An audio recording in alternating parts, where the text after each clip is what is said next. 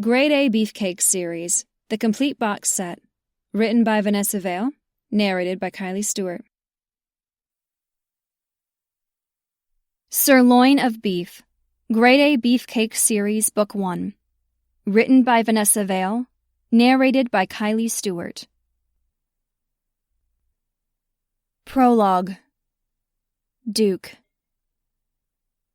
My father always told me the minute I saw the woman for me, I'd know. Just like that. From 1 second to the next, I'd be hers. From single to irrevocably taken. As Jed had been my best friend since kindergarten, he'd heard it all from him too. And from that day forward, we always thought we'd find the same woman. The one for both of us. That probably wasn't what my dad had meant, but it had stuck. As kids, we'd smile and nod, humoring him and his words. As teenagers, we'd roll our eyes when he continued to remind us. We'd seen lots of girls, we'd done some hardcore looking, and we had yet to want to keep any one of them. Fuck 'em definitely, but nothing more. The older I got, the more his words sank in. He hadn't been feeding me a line to keep me a virgin until my wedding night. That hadn't worked on me, Jed, or my brothers. The way my parents loved each other and showed it on a daily basis was proof of his statement. There was no question she ruled his world, that everything he did revolved around her happiness. And now at 32, I wanted that for myself. I believed my dad, didn't eye roll any longer. Instead, I waited. Jed too. Until the one night that changed my life. They might call me Sirloin of Beef, but when I saw her for the first time, stick a fork in me, I was done. Chapter 1. Duke.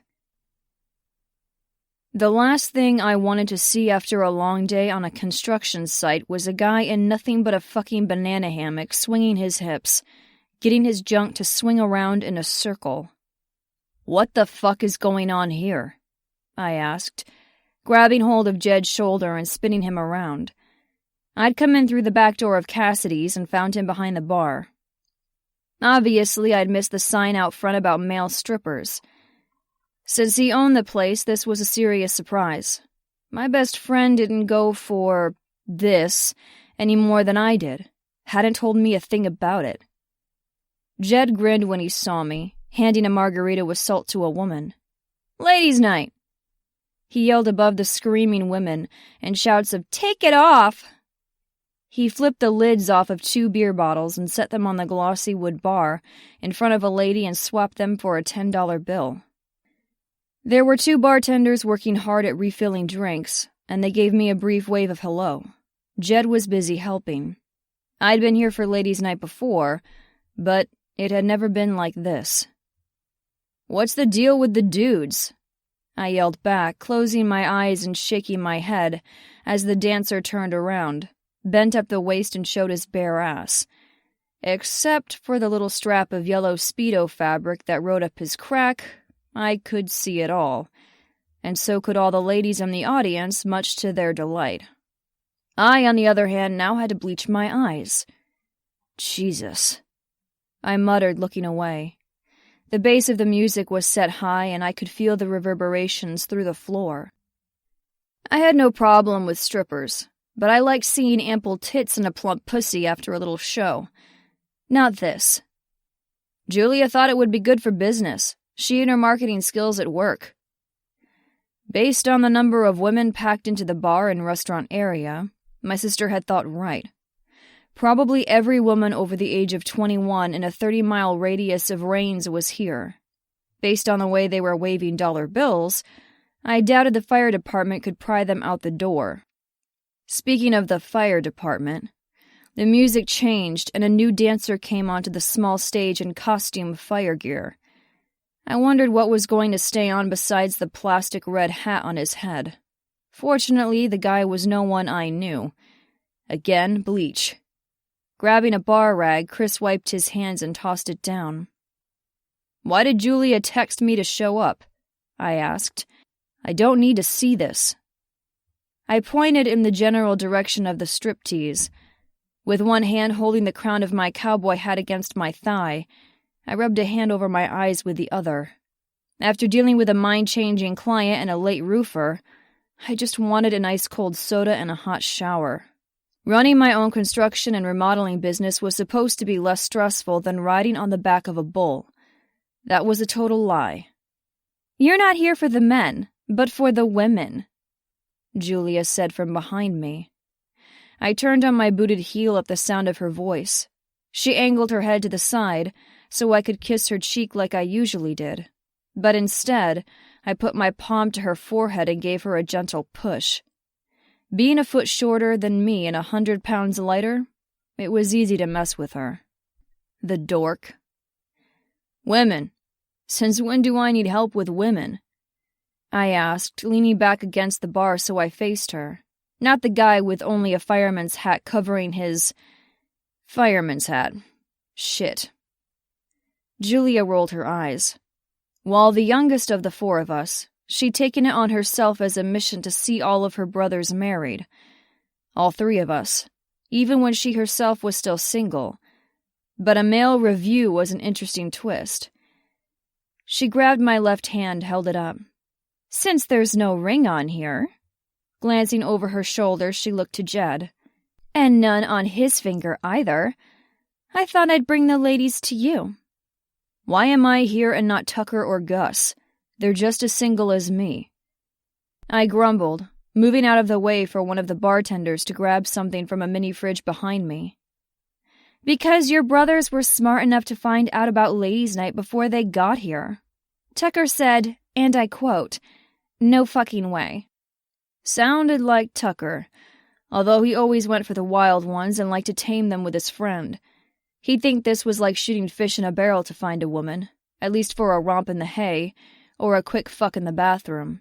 And these women were primed for dick, especially the one who just tossed her panties at the feet of the latest dancer.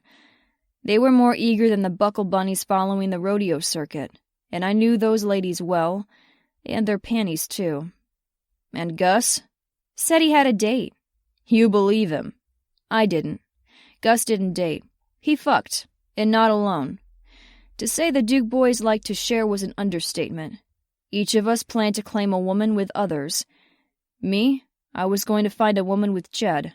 We'd ruin her for all other men, mark her with our cum and make her ours. Yeah, mine and Jed's. We'd shared everything since we were 5. Claiming a woman together just made complete sense. Julia shrugged. 1 out of 3 of you showing up is pretty decent odds. I sighed. So you want me to do what exactly? I paused, held up my hand. Wait, you're not expecting me, either of us, to... I thumbed over my shoulder toward the stage. She eyed me up and down, took in my black t-shirt, faded jeans, and boots. Typical clothes for a day on the job. Now that you mention it, got a hard hat in your truck? One of those neon safety vests? No way. I took 1 step toward the exit and she put a hand on my chest. Jed just glanced at us as he scooped ice into a glass and laughed. I was kidding, she shouted over the beat of a new song blasting from the speakers, then grinned. I have no idea how you walk around with such a big ego. The weight of it must be oppressive. Ego? Hell no. It was the size of my balls. They were impressive. And right about now filled with too much cum. It had been too long since I'd fucked, and I ached to feel the right woman until I was empty. Mark her, get my scent all over so everyone knew she was mine. Then I'd let Jed have a turn. Julia kept talking. Just because you're reasonably good-looking, plus being famous and all, doesn't mean women want to see your junk. And you have 0 rhythm. You can't dance to save your life. Even mostly naked. I decided to skip the dig on my dancing abilities because it was true. Not only was I bad at it, I hated it. Jed had some moves on the dance floor, but I didn't see Julia trying to bust his chops to get out there and strip. And he was like a 4th brother to her. I'm not that modest, but I'm a one-woman kind of guy, I told her. And I was looking for a 2-guy woman. Not... I glanced toward the crowd and inwardly shuddered. 200. I loved women, all shapes and sizes. I revered everything from pert little breasts to lush handfuls, slim and willowy figures to thick and plenty to hold on to. I didn't discriminate, not when it came to pussy. I loved pussy. The feel, the scent, the taste, my mouth watering, wanting some. But I didn't need my sister picking out pussy for me and Jed. We could pick out our own. Julia thought we had women flinging their panties at us left and right, and that had been the case when we were on the pro-rodeo circuit. Not now. Getting injured, quitting, and returning home to settle down made me see what I'd been missing, and Jed had followed me not long after. And it wasn't accessible pussy we were wanting. No, it was the pussy, the one we'd been looking for and had yet to find. I was looking for commitment, long-term, picket fences and all that. To settle down with the perfect woman, the perfect pussy, and never look back. But it wasn't like I was going to tell my sister that. Otherwise, I'd be set up on blind dates left and right. Jed, too. This bar visiting would be nothing compared to what she'd put us through. And as for Tucker and Gus, if they thought we had a different woman in bed every night, I wasn't going to correct them. They'd pester the shit out of me if they learned the truth. Tell me my dick would fall off if it didn't get wet every once in a while. Same with Jed. Then you two need to pick one. I arched a brow at Julia's statement. She'd known we'd share a woman since forever. Same with her other brothers. And her too, although I avoided thinking about her with one man, let alone two. I'm not going out there. I might not come back alive or with clothes on. It was like being sent out to fend for myself against a bunch of she-wolves. You say that like it's a bad thing. I bet you'd get lots of money slipped into your boxers. Jed laughed as he walked by, grabbing a few limes. I reached out, dropped my cowboy hat on Julia's head. With her fingers, she pushed the front up so she could look at me. I just stared at her in return, not amused. Fine. Stay back here and help Jed with drinks then. The bar should be a big enough wall to keep you safe until you find the one who might suit your fancy. She patted me on the chest and walked away, taking my hat with her. Suit my fancy? She sounded like our grandmother Nana Jean. When did she become so bossy? I asked Jed. He grinned again as he sliced a lime on a small cutting board. Birth, I think. I'm not one to talk. Her marketing ideas are making me a killing. Definitely true based on the size of the crowd, especially for a Thursday night. I could just leave, go home and have that shower and relax, but Jed and the other bartenders were busting their asses. They really did need some help keeping up with the drink requests, at least until things died down a little. Cassidy's was Jed's livelihood now that he was off the circuit, and it did well. Locals came for food or drinks, tourists stopped in on their way to Glacier National Park, and women came for the male strippers. I just had to wonder how Julia had wrangled up the strippers in the first place, and that thought was where I didn't want to go, so I grabbed a bar rag, tossed it over my shoulder, and got to work. A few women recognized me, chatted me up. One had slipped me her panties, which a few years ago would have been really hot, but now all I thought of was how unhygienic it was over a bar. Another had asked for an autograph on a napkin, which I'd been more willing to oblige, and another wanted a selfie with the famous rodeo champion. Fortunately, the dancers were a distraction and thankfully more appealing than me. No one lingered at the bar when there were G-string-clad men on the other side of the room. A side of the room I tried to avoid looking at by mixing some margaritas with more vigor than necessary. "What can I get you?" Jed said, working beside me. With the four of us behind the bar, we'd gone zone defense to keep from running into each other, and I'd gotten the far end. "Can I get a picture of draft and a phone number?" A woman replied. "I'm flattered, sweetheart." "Not yours. His." I wasn't paying them much attention until Jed nudged me. I looked up from the shots I was pouring and followed his chin tilt and grin to the woman in front of him. We might have been in rural Montana, but she was all gleamed up from a night out in the big city.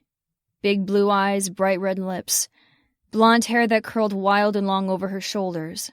Bare shoulders because she had on some kind of top that was sleeveless and tied at the back of her neck. And it had sequins. In fact, it was all sequins.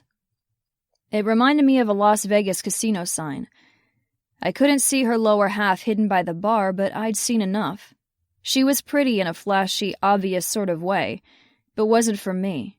Maybe the 22-year-old me would have been tugging her into the back hallway by now for a quickie, but no longer. No, she didn't make my dick rise, but her wingman did. Yeah, her. Holy shit. Her. Chapter 2. Duke. Behind the bar, I kicked Jed in the shin to get his attention, but when I tore my gaze away long enough to look at him, I saw his focus was dead on with mine. Her. She stood a little behind the flashy woman, but it was obvious in that women stick together sort of way that they were here together. She was shy, quiet maybe? Definitely not as forward as her friend. She wasn't the forward type. And the way she'd rolled her eyes, I knew I wasn't the first guy her friend had hit on. And once I turned her friend down, I probably wouldn't be the last. The music changed again, which had her glancing over her shoulder at the latest stripper. Jesus. A cowboy with chaps, red Speedo, and nothing else, then looked back. She wasn't frowning, but she wasn't into the strip fest either. She looked amused instead of aroused, and hot in that prim librarian sort of way.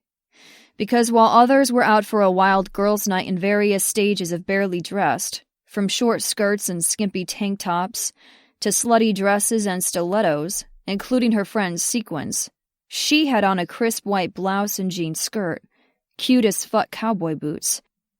I didn't know of any woman besides a grandma or a waitress who wore a button-up white shirt, and she was no grandma. No, she had to be in her mid-20s, and the only button-up I wanted to see her in was one of mine after a night of wild sex and nothing else. Maybe a few love bites of mine marking her skin, a mix of Jed's cum and mine coating her pussy and inner thighs. We'd see that and know she was ours.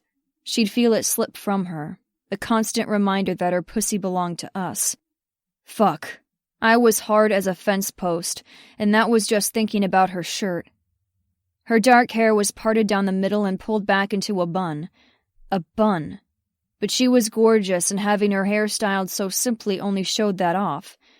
Big dark eyes, pert nose, and full pouty lips that weren't slicked with red but with some kind of clear gloss. So fucking kissable, and I ached to see them stretched wide as I watched her take Jed's cock nice and deep. She wasn't trying like her friend. Hell, she didn't need to. Not with me. Not with the way Jed was ready to jump over the bar to get to her. Any guy who wasn't blind could see how beautiful she was. If these male dancers didn't make her pussy wet, I wanted the chance to do so. No, more than a chance. I wanted it all with her, and she hadn't even said a word. I wanted to tug that bun loose, unbutton that modest blouse, and see what kind of sexy confection covered those full breasts. Yeah, they couldn't be hidden behind a simple top no matter how prim it was. She'd be more than a handful. And those nipples? Plump, pink, and perfect. And the thing about her that made my dick even harder? Glasses. Fuck yes. Who knew I had a thing for a woman with glasses? Maybe I hadn't had one before because it had never been her. Until now. I smiled at Miss Sequins, sure to pack it full of charm. What's your name? She rolled her shoulders back, which thrust her ample tits out. Her grin showed off perfect white teeth. Ava. I angled my head to the side. And your friend's name? Ava pulled her arm around her shoulder and pulled her up next to her. My BFF? Caitlin. Caitlin. Pretty name for a pretty woman. Caitlin glanced at me, then Jed. Her cheeks flushed, a pretty pink I was sure was the same shade as her pussy, and said, Hey there. Soft and melodic. Perfect. Yeah, I'd gone insane, but I fucking wanted her. I wanted to know everything about her. Was she really a librarian, or did she just give off that vibe? What kind of jelly did she like? Was she a morning person? God, if she was, then we could have a hot quickie before work every morning. Maybe even shower together, and between me and Jed, we'd make her filthy dirty before we got her all clean again. Ava reached out and turned my head back with a finger on my cheek so my eyes were on her again, not hot little Caitlin. "So, about that phone number, sir," she mewled. "I just have to wonder if your beef is as big as they say." Of course she knew who I was, knew the nickname the tabloids had given me. I'd quit the circuit 2 years ago, but the name still stuck.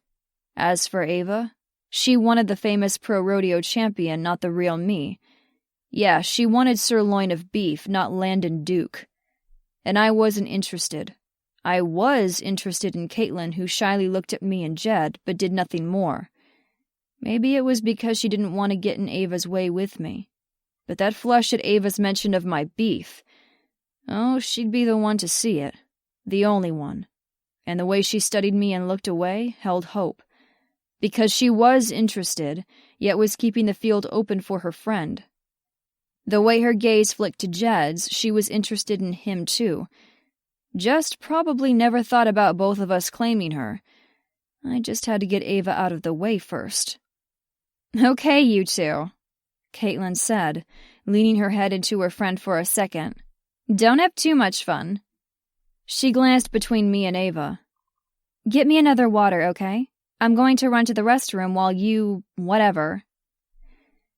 Ava didn't take her eyes off me as she nodded, and while Caitlin walked off, I was able to get a good look at her ass, big and round in her jean skirt. It came to just above her knees, but her full figure couldn't be disguised. Oh yeah, I wanted to spank it, grip it as I fucked her from behind, all kinds of dirty things. And when she looked over her shoulder at me with nothing but those glasses on, I'd blow my load. Hell, I was halfway there just thinking about it. And wearing that skirt with a pair of cowboy boots? Shit. Good thing the fucking bar hid the way my dick bulged in my jeans, otherwise Ava would learn firsthand how big my beef really was. I tucked my tongue back in my mouth and said to Ava, "Sorry, sugar." I gave her a grin, which hopefully softened the rejection since I wasn't an asshole, and also because Ava was Caitlin's BFF, and I wasn't going to have the best friend of my woman thinking me a dick, then wiped my hands on a cloth. Ava was gorgeous, flirtatious, and looked fun. Perfect maybe for Tucker, but I had my sights set somewhere else. "Interested in Caitlin?" I glanced the direction she'd gone. Definitely. Ava, fortunately, was a good sport and a cool BFF. She gave me a playful pout and said, "Lucky girl."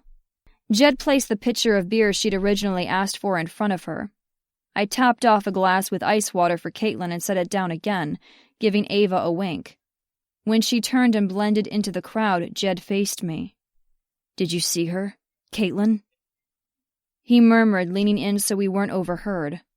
Not that it was really possible with the level of the music and women cheering the latest stripper. Holy shit. No fucking kidding. I replied, licking my lips with an eagerness to get her, touch her, taste her. She's the one. Who knew she'd come with a pair of glasses, a perfect handful of tits, and a heart-shaped ass? Her outfit left a lot to the imagination, and I'm imagining, he said. It was sexy as hell, I countered. Someone smacked me on the arm. I turned around, found Julia. Her chin was tipped up since we were both so much taller. "You two look like you've been kicked by a wild bronc. What gives?" I grinned but also shifted so she wouldn't see the way my dick was straining in my pants. "We found the perfect woman and all that," Jed said, thumbing over his shoulder toward the crowd. Gone was his quick grin, replaced by an unusual sense of seriousness. Both of us had given up on helping the bartenders, and we moved out of the way so they could deal with the crowd on their own. Julia's eyes widened at that because while she knew we weren't monks, we'd never once said we'd found the one. And it hadn't been long since I'd shown up and she'd been poking fun at me. She knew about Dad's tale of love at first sight and was waiting for a man. No, men of her own. I pitied any who tried to get past her brothers and Jed, and a smile spread across her face. "Really? Where is she?" She went up on her tiptoes and hunted, as if she could pick Caitlin out of the crowd. With her long curly red hair pulled back into a ponytail, Julia's green eyes and freckles couldn't be missed, even in the dim bar lighting. Her coloring had always been a mystery since no one else in the family, at least in recent memory, had genes like hers. My brothers and I always joked that she'd been adopted. Now it was cute that she was so eager for us to find the one. "She doesn't have a sign on her, you idiot," I told her. She dropped back onto her heels, frowned. "I was the one who got you here, remember?" She grumbled. When we just stared at her, she went on. "Fine, what'd she look like?" "Dark hair in a bun," Jed began. "About your height. Wearing a white button-up shirt and little skirt." Julia scanned the crowd. And at the same time, Jed and I glanced at each other and added, "Glasses." "About my height with curves I'd kill for?" she asked, glancing at us over her shoulder. "Cowboy boots?" I thought of those curves and how I wanted to get my hands on them. "Definitely." "Is that her on stage about to get a lap dance from Mr. Sexy Cowboy?" We whipped our heads to where Julia was pointing. Sure enough, there was Caitlin being led by the hand to an empty chair set in the center of the stage. The stripper, dressed up like a cowboy, barely in just a pair of leather chaps and a red thong, a cowboy hat on his head, waited until she was seated before he straddled her legs. And it wasn't dancing he was doing right in front of her face. "What the fuck?" Jed growled, picking Julia up and lifting her out of his way. "Fuck no," I added. "If she's going to have a dick in her face, it's going to be mine." "Or mine," Jed added. Without a backwards glance at my sister, we stormed the stage. Chapter 3.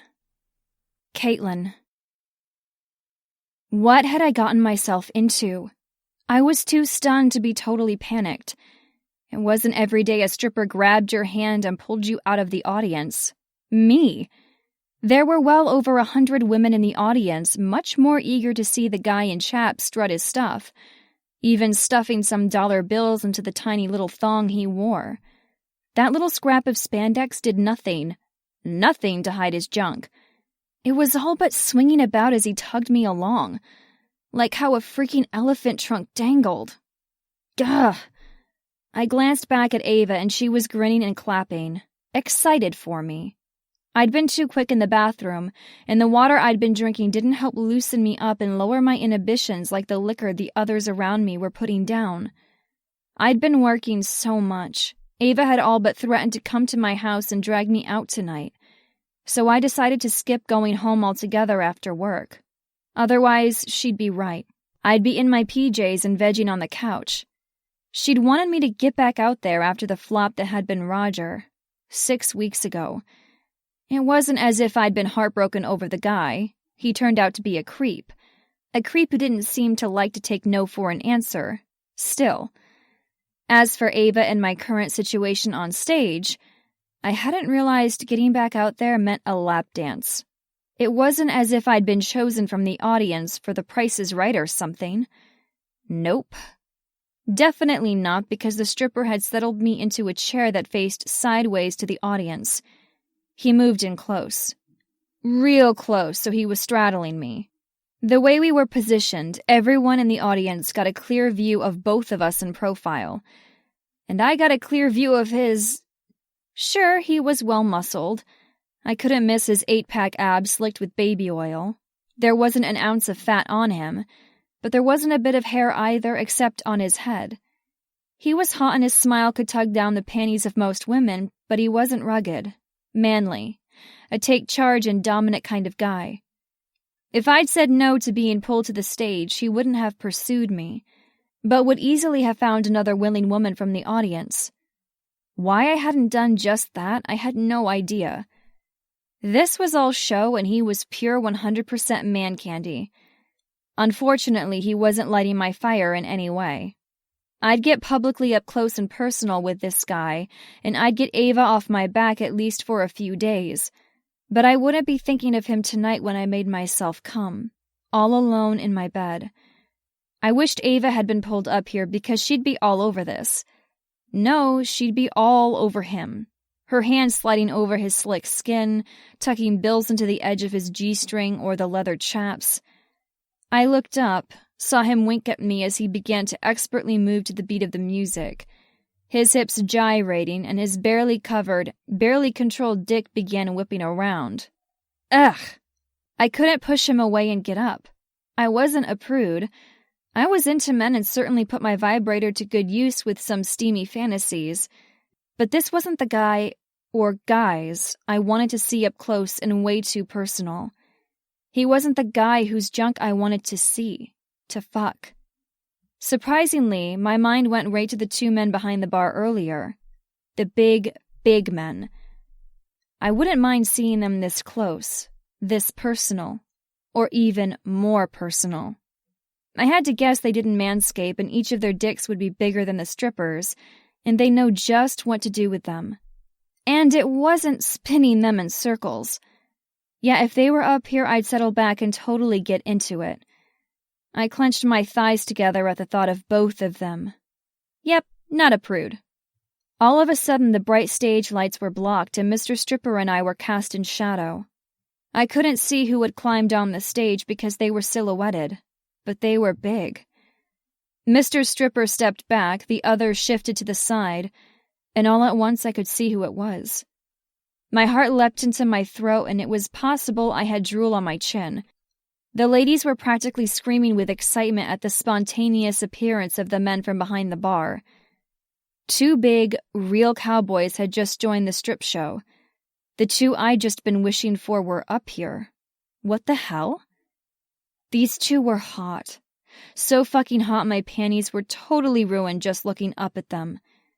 The light showcased their height, their broad shoulders, the rippling, well-defined muscles, and they were wearing clothes.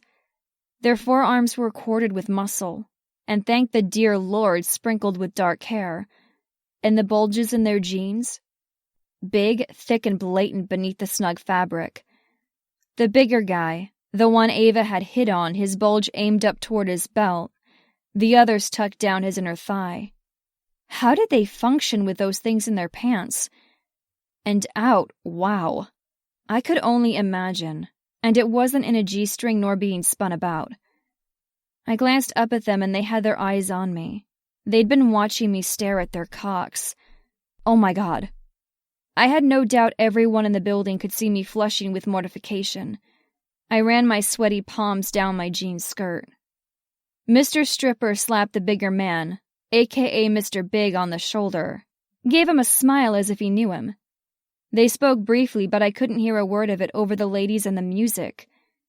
Mr. Stripper grinned and held up his hands as if he were being arrested, then stepped back a little more, holding one arm out signaling for Mr. Big to take his place in front of me. He was going to do a striptease? Now? Here? With me? I licked my lips at the thought, hoping his hands would go to his big belt buckle and undo it, slide down the zipper and pull that monster out. I wanted to see it, and definitely up close and personal. He literally oozed masculinity, and I had no doubt I was getting drunk off the pheromones pumping out of him. And his friend. The other man who'd been behind the bar most of the night, slinging drinks. Well, he was no slouch.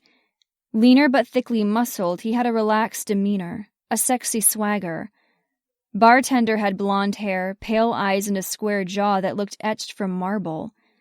He only nodded a greeting at the stripper, then kept his eyes on me, his hands on his lean hips.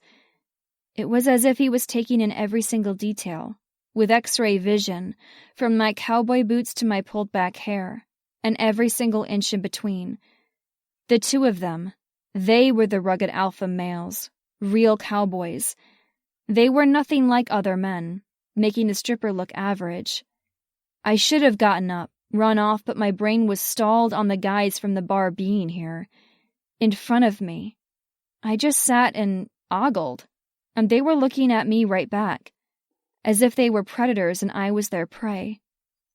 I started to stand, but bartender put a hand on my shoulder to keep me in place, walked around to the back of my chair and leaned down. "Easy, baby," he murmured, his breath fanning my neck. Were the stage lights making it hot in here? No. It was the sizzle of the simple touch, the rough timbre of his deep voice, and baby. That should have raised every red flag in my female arsenal. Instead, it made me shiver. You didn't want that guy all over you, did you? Bartender asked, his finger sliding back and forth over my shoulder. I shook my head, stared up, way up at Mr. Big, who stepped right in front of me. I gulped at the way he looked at me. Eyes dark, heated, jaw clenched, and every line of his body tense, intent. He dropped to his knees before me so we were eye level. The audience clapped and screamed, clearly pleased with the way things were going, but I barely heard them. I barely heard the music, the thump of bass. I only felt Bartender's hand on my shoulder, held my breath in anticipation of what the other would do. When Mr. Big gripped my ankles and began to slowly widen them, I didn't resist. Not even when the motion parted my legs, making my jean skirt slide higher and higher up my thighs.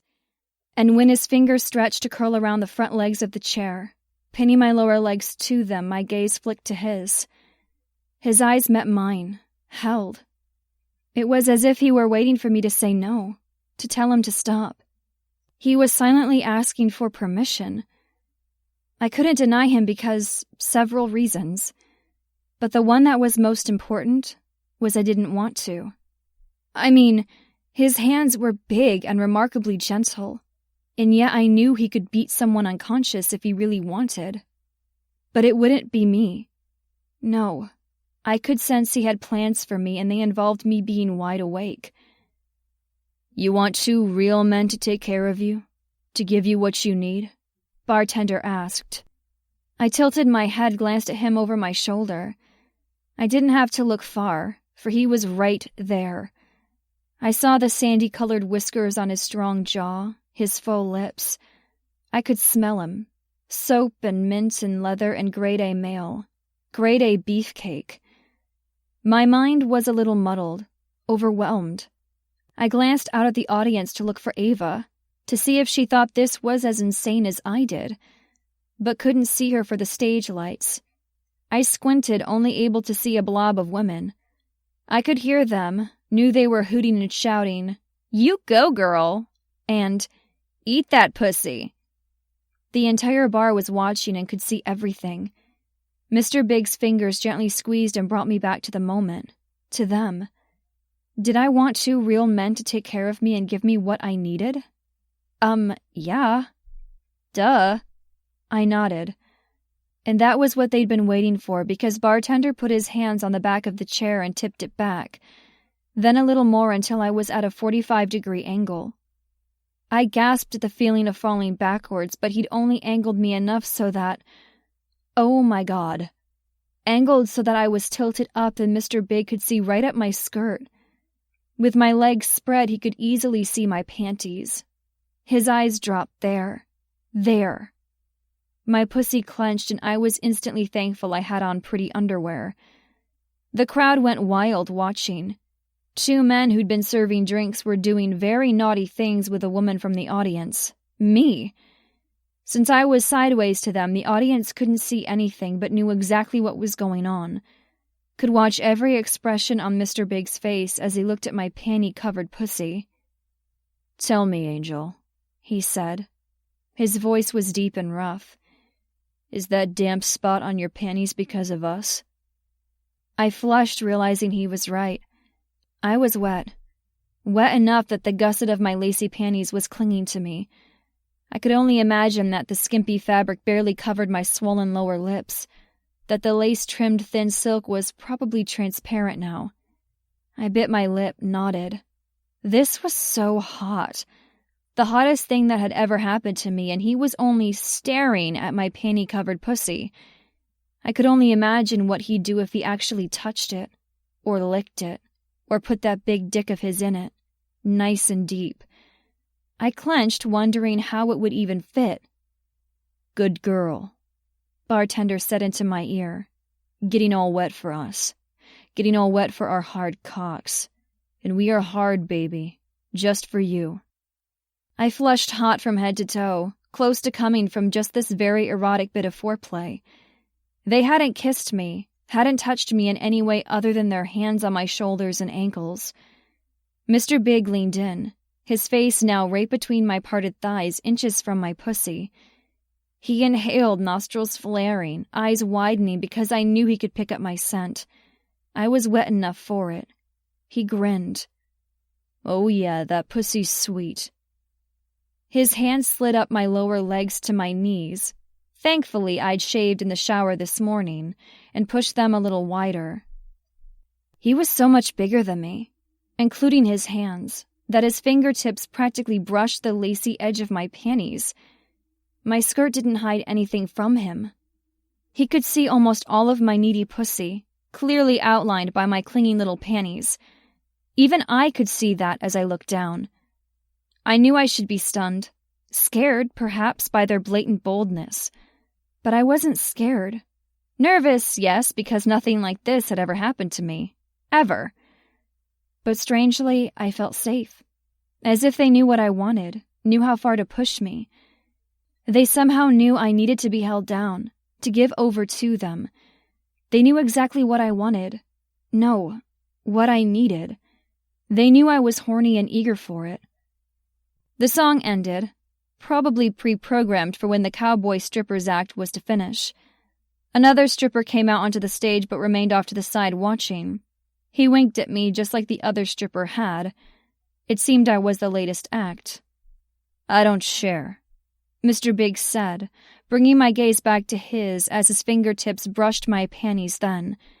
The heat of it, the feel of him being right there, but not touching my clit or slipping inside had me gasp, lift my hips.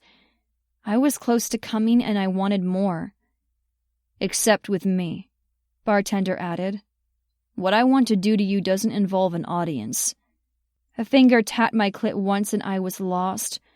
I'd do whatever they said, whatever they wanted, even if it were here on stage as long as they made me come. "Okay," I said instantly. From 1 second to the next, Mr. Big had me up out of the chair and tossed over his shoulder. I grabbed hold of my glasses before they clattered to the floor. The lady screamed in excitement, clearly happy with the change in the show lineup and thrilled someone from the audience was being carted off by not one, but 2 hot men. All I saw was a tight ass beneath a pair of snug jeans. Felt a hand on my upper thigh, beneath my jeans skirt, fingers once again very close to my pussy. And all I could think was, more. Ava had wanted me to get back out there. I'd say I had. Chapter 4. Jed. "You know what I thought when I saw you at the bar?" I asked when Duke carefully lowered Caitlin to her feet. Her jean skirt had ridden up as he'd carried her off the stage, down the back hall and into my office. I closed and locked the door behind us. The music was only a dull vibration here, the air cooler. What mattered was that we were alone. Leaning against the door, I enjoyed watching the way she tugged her skirt down over her lush ass and shapely thighs in a somewhat shy gesture, considering Duke had had her spread wide on a fucking stage. From my view over her shoulder, I'd seen the way the lips of her pussy had been outlined by the wet, clingy silk of her panties, meaning she was into us. Only that tiny scrap of material had kept us from seeing how eager and swollen she was, and now she was covering herself up, as if we'd ever forget what was beneath the skirt. The prim little thing had a liking for sexy underwear, and an inner fucking vixen she kept all buttoned up. I wanted to let her out. All the way out. Fuck, she was perfect. While it would have been amazing to be the 2 men to take her sweet cherry, she wasn't a virgin. No, she didn't give off that vibe. Oh, she still had an innocence about her. But she'd had a man sniff around her before. There was no way in hell he had satisfied her the way Duke and I would. We'd ruin her. Give her so much pleasure she'd crave it. Stretch that tight little pussy, open it up and shape it for our big dicks. Mark it with our cum over and over until our scent clung to her, so that every man she got near could tell she belonged to 2 real men. And she was eager for that. The way her nipples were hard, clearly visible through her prim blouse, was a good sign.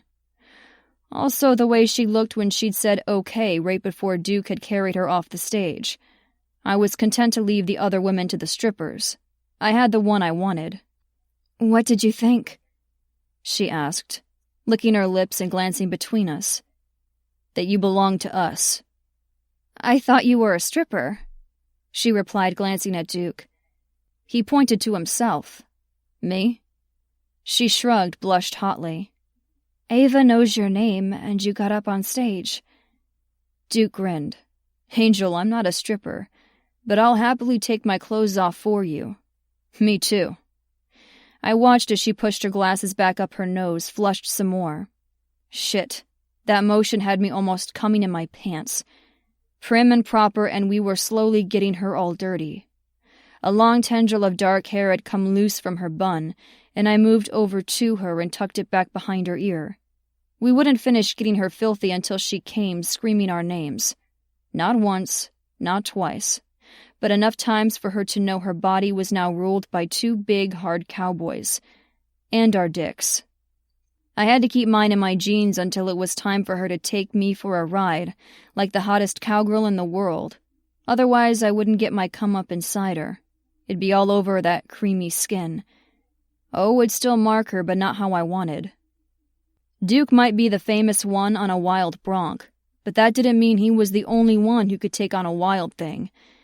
I, too, could use a rope and ride for longer than 8 seconds, and this little filly was going to learn that soon enough. Hell, the way I was feeling right now, I could go all night. I doubted my dick was going to go down any time soon, and the way my balls felt, I had enough cum to fill her right up. Leaning down, I kissed her. There was no way I could wait any longer. I heard her little gasp, felt her startle, then relax, kissed me back, opened for me. Oh yeah, she was just as sweet as I'd imagined. And in the short time since I'd first laid eyes on her, I'd imagined a lot.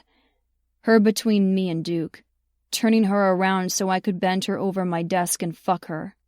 Settle her into my chair, tuck her legs up over each arm, fall to my knees and eat that sweet pussy until she came, screamed.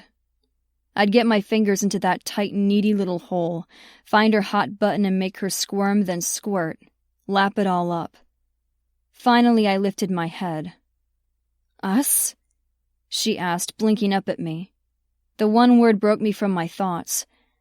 I grinned, licked the flavor of her from my lips, and Duke stepped close. "We share. Everything," I added, as Duke turned her so we could have his turn kissing her. We'd been best friends since I punched Neil Kirkland on the playground in kindergarten for fucking with Duke over his G.I. Joe lunchbox. Sure, Duke had 2 huge brothers to have his back now, but back then, one had been in diapers, the other preschool. So it had been up to me to stand up to that front tooth missing little fucker. Ever since we'd been sent to the principal's office, we'd been inseparable. His parents had gotten used to me being on the ranch, loading me in one of the big station wagons with the 4 Duke kids whenever they went out. It wasn't as if my parents had really cared.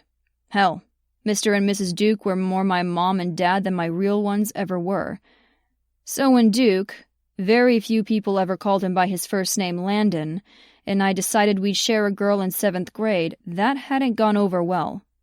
Mr. Duke had been smart and recognized how it was going to be with us, had told us to hold off until at least college before we did that. And we had. We'd practiced with a whole string of women, especially once we got our degrees and then hit the pro rodeo circuit. And all those women, all that easy pussy had been practiced for right now, for Caitlin. Duke and I would share her, no one else. The thought of any guys seeing her gorgeous body, even her fucking panties, made me want to poke their eyes out. We were possessive fuckers, and Caitlin would quickly discover that. Possessive with our kisses, our hands, mouths, dicks. They belonged to her now. We'd left the pro rodeo circuit 2 years ago. I'd walked away, but Duke had been carried off on a stretcher with a broken leg. While we weren't fucking old, we weren't young bucks anymore either. The travel, the wear and tear of hanging onto the back of a bucking bronco, or hopping off a galloping horse to wrangle a calf wasn't easy to recover from any longer. The buckle bunnies had once been great to soothe all the aches and pains away, but even that had gotten old. We'd returned to Montana and Rains, the town we'd grown up in, for Duke to heal and to settle. I'd bought the bar from a man who'd wanted to move to California to be closer to his grandkids. Duke had started a construction business. We had jobs to keep us from going insane with boredom, plenty of prize money from years on the circuit, a big family, well, Duke's family. But we didn't have our woman, kids of our own, the whole fucking picket fence. Until now. Now this was our last fucking first kiss. Our last first time. And it would be Caitlin's too. She just didn't know it yet. We told her how it was with us, that we shared, up front. If she wasn't into it, then we'd slow down until she could get to know us, see what it would be like as a part of a threesome. But she melted into Duke's kiss after having her mouth on mine, her hands curling into his shirt and holding on, which meant she was right there with us, wanted us. Fuck yes.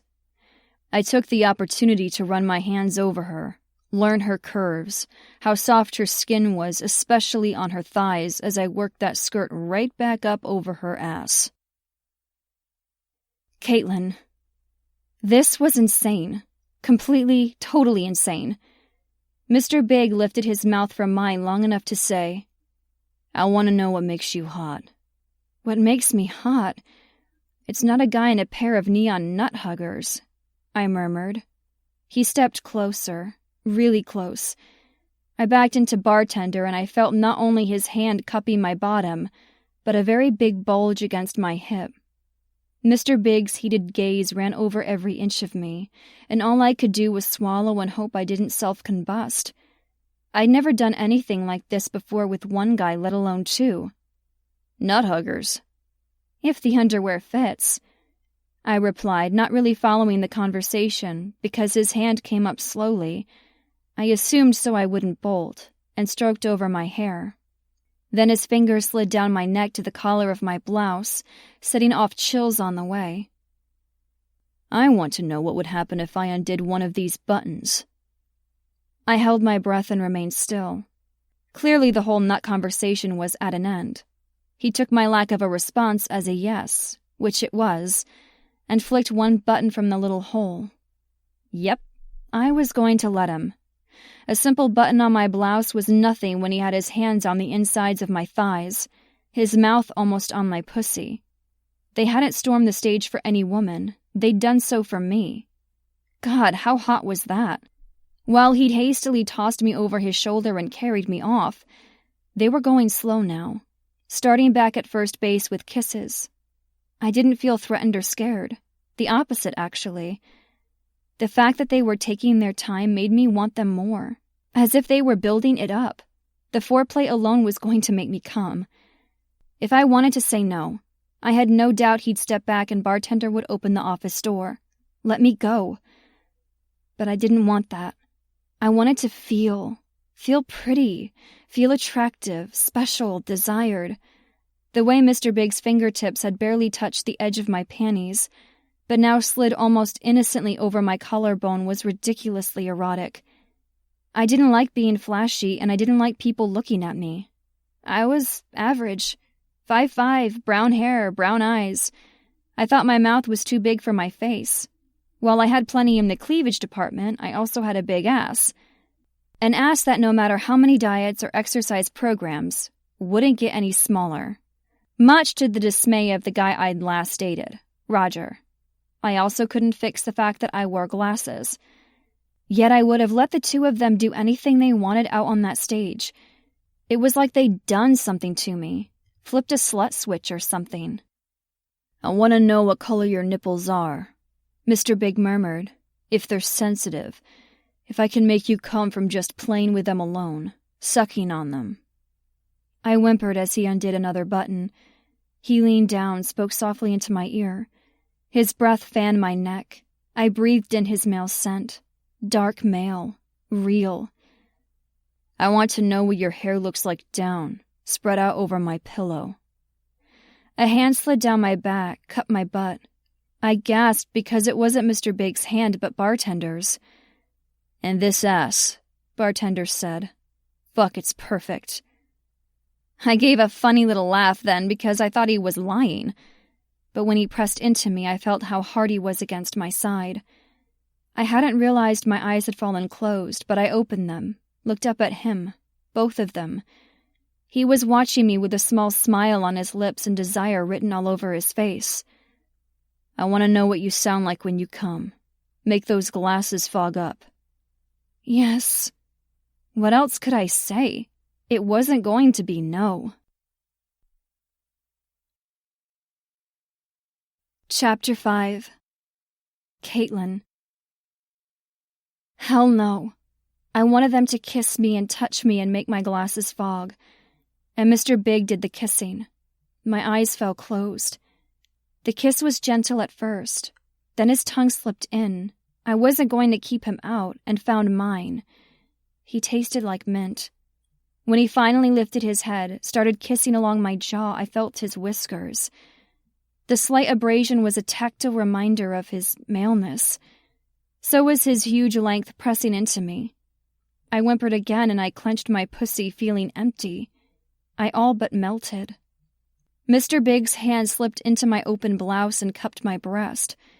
He lifted his head enough to meet my eyes, gave a dark smile. Lace and satin, just like your panties. What else are you hiding underneath your prim exterior? I stiffened at that. Angel, that's not an insult. He continued as his thumb absently stroked over my hardened nipple. I like unwrapping presents, and you're the sweetest gift, I'm sure. Besides, I like knowing you're covered for other men, and yet you allow the two of us to see you. One button at a time. Bartender just grunted as his finger slipped under the back of my panties. I like lingerie. They were pleased, surprised even by my sexy undies. I might be staid on the outside, but beneath I loved to wear pretty panties and bras. There wasn't much splurge money in my budget, but I was always on the lookout for a good sale. It had been a while since a man had seen them, and even though Roger had only kissed me, he'd thought I needed to lose weight, clearly too fat to wear sexy things. These guys seemed the opposite. They seemed to like everything they saw, kissed, and/or touched. Bartender had said I belonged to them. I didn't even know their names. I wasn't going to ask right now.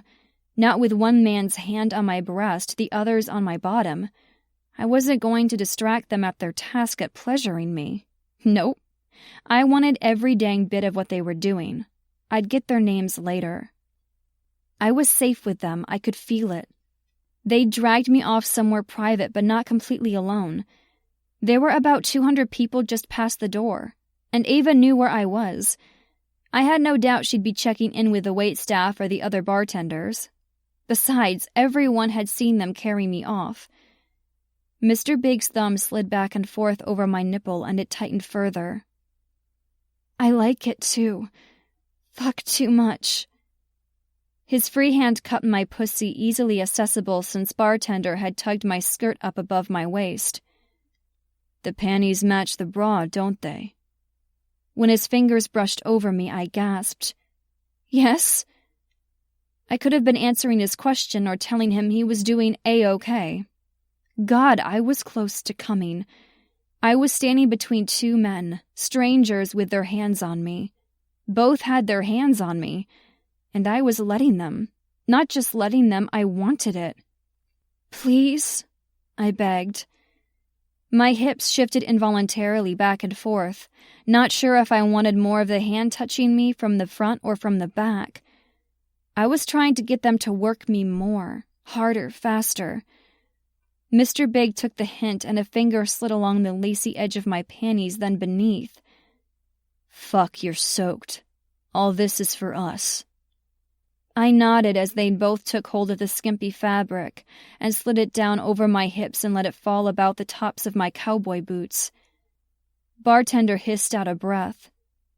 Oh, we're going to have fun with this ass. Mr. Big stepped back, looked down at me, bare from the waist down. Oh, Angel, you're so perfect. Unerringly, his hand moved back between my thighs and found my clit. Circled it, then moved to my entrance, and one finger slipped inside. Look how your pussy takes my finger. I can't wait to watch as my dick disappears inside you. It's going to pull back out coated in all your sticky honey. He began to work me as he talked, fucking me with his finger as his thumb. Oh God, found my clit again, brushed it with expert precision to get me close to coming. I cried out, my hands going to his shirt and holding on. Bartender's teeth nipped at my ear. I was hot all over, lost, wild, needy. I'd never felt like this before, so aroused from just what they'd done, and it hadn't been all that much. And at the same time, it was more erotic than anything I'd ever experienced. They were so good and still fully clothed. Shifting his hand, Mr. Big circled my clit with his thumb some more and slipped a second finger to join the first in my pussy. The wet sound of it filled the room, and I went up onto my tiptoes. He continued the movement of his thumb and found a spot inside of me that had me gasp. "I'm going to come," I said in a rush, surprising myself at the swiftness of it, of how ready I'd been. "Yes, you are." Mr. Big pinched my nipple, and the little bite of pain was intense. Surprising, since I really, really liked it. "And we're going to watch." They pushed me over, knowing they were doing this to me, would watch me and see their swift success. "Shh," he murmured when I started to cry out. "Those sounds are just for us, Angel." I bit my lip as I came, my inner walls clenching down on his fingers. I could feel how wet I was, and I knew I'd coat his palm. My hips bucked, my muscles tightened with the most amazing orgasm of my life. His fingers slowed, then stilled before he pulled his hand free. Bartender's hand stroked up and down my back, gently soothing. I leaned my forehead against Mr. Big's chest, and I caught my breath, smiled. It couldn't be helped. I felt so good. Finally, I looked up at him, but he was all blurry. "My glasses did fog," I commented. They were quickly clearing in the cool air. "Like I said, just a taste." Lifting his slick fingers to his mouth, Mr. Big licked off all my arousal. "One more, Angel," he said. "But you didn't... both of you didn't... Don't you want..." "Baby, this is all about you," Bartender said. "What we just did was a little fast. Hell yeah. But seeing what you look like when you come, knowing we're the ones who put that dazed look in your eyes, the flush in your cheeks, sweet cream all over my hand," Duke added, licking his fingers some more, "was the hottest thing I've ever fucking seen. No matter what my dick thinks, we, Duke clarified. "We have no intention of fucking you tonight. Not in my office. I want you in my bed where I can get you between us and go at it all night." "All night?" I squirmed, feeling how slick my thighs were, how empty I felt. I turned so one was on either side of me. I looked down, glanced at the clear bulges in their jeans. Still feeling the effects of my orgasm, I reached out with both hands and put my palms on them. Huge, thick, long. I felt both their dicks grow as I rubbed through their jeans. Neither stopped me, and Bartender worked open his belt buckle. "You want to get your hands on a nice big dick, baby?" I licked my lips, eager to feel him. "Yes." I pulled my hand back and watched as he opened his jeans, reached in and pulled out... God. He was big, with a pulsing vein running up the long length.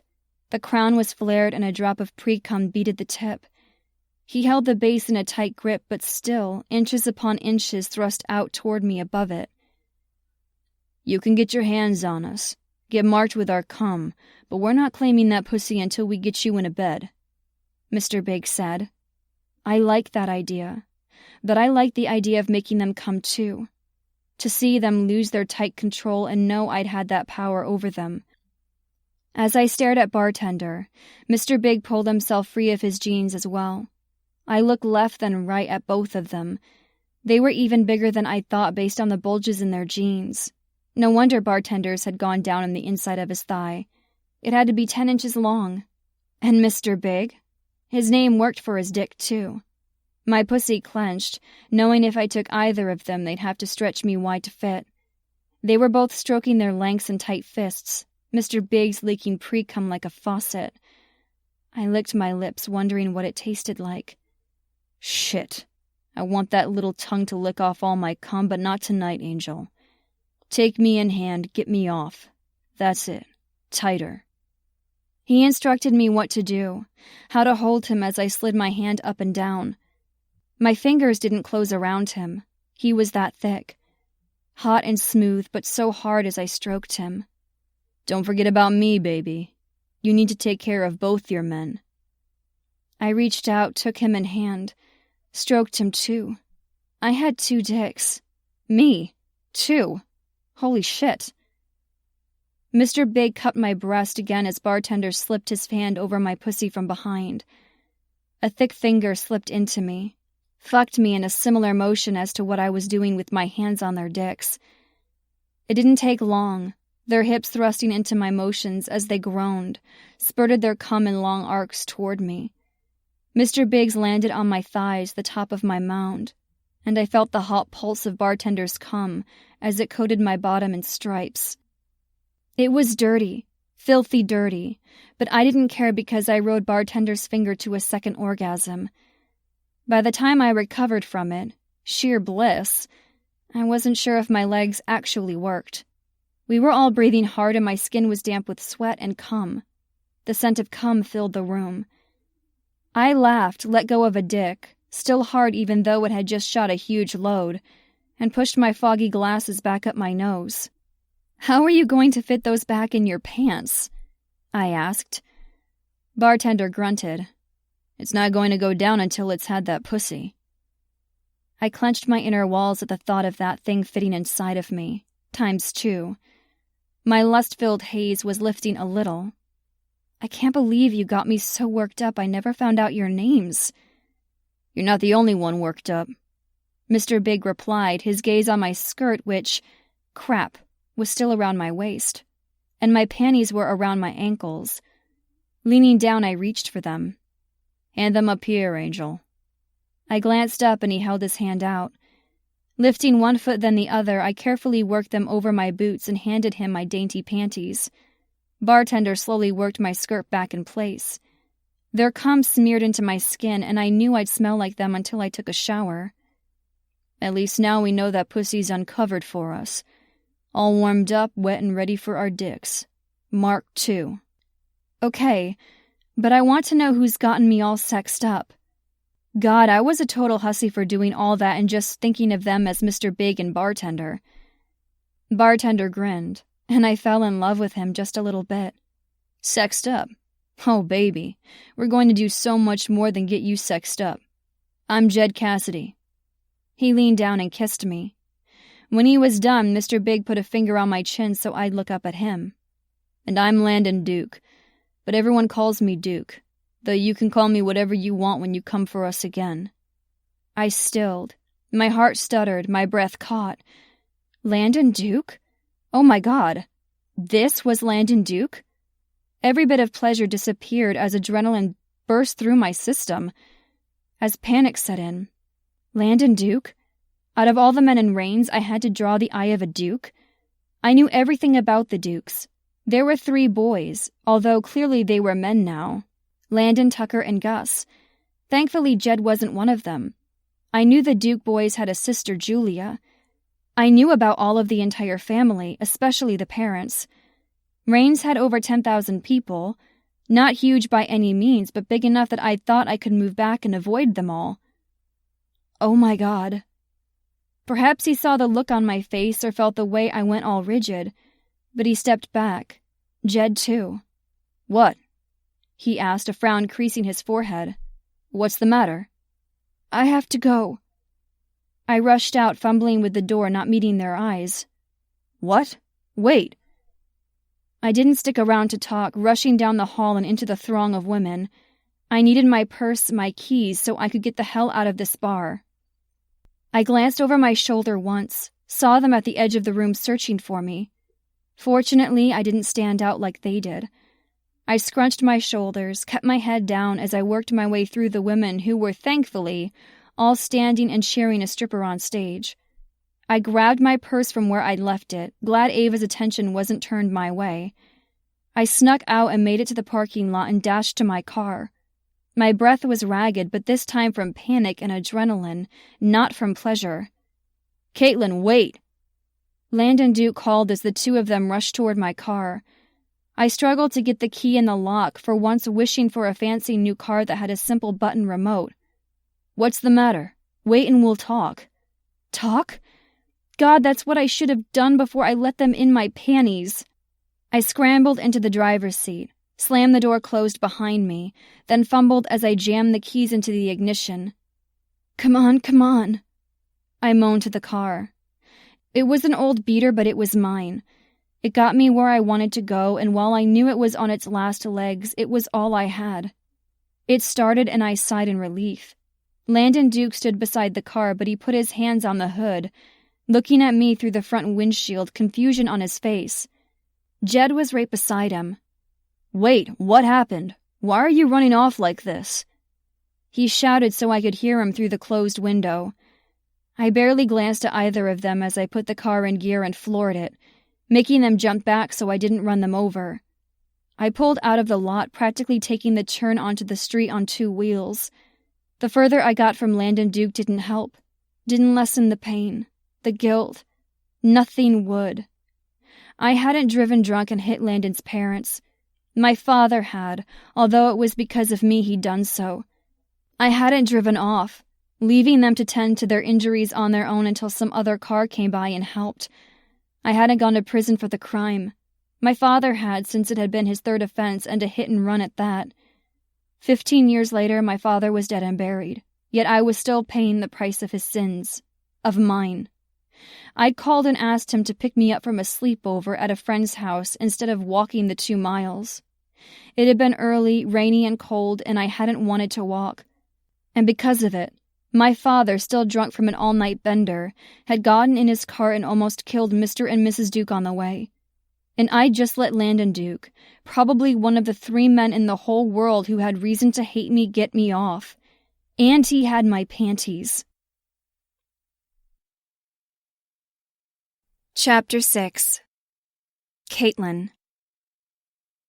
At 6 the next morning, I was standing in front of the coffee maker waiting for it to finish brewing. I had on my well-worn pajama pants with little ducks all over them and a black tank top.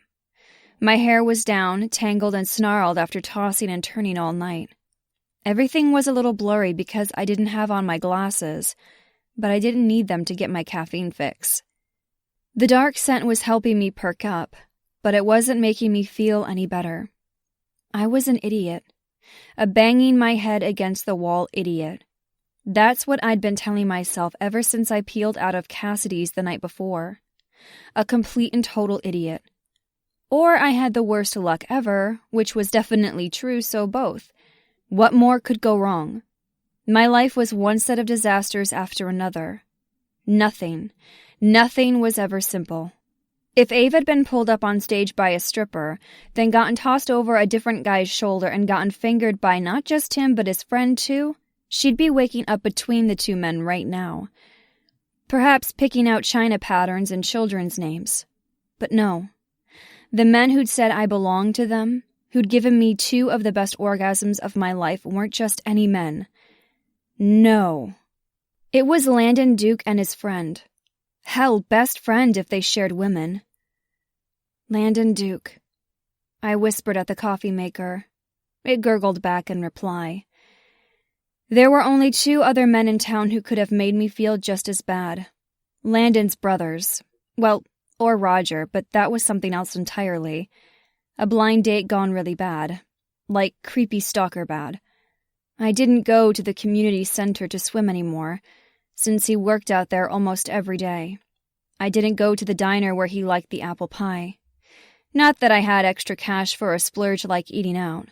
I didn't even go to the grocery store in town, instead buying my groceries in Clayton when I worked part-time at the hotel to avoid him.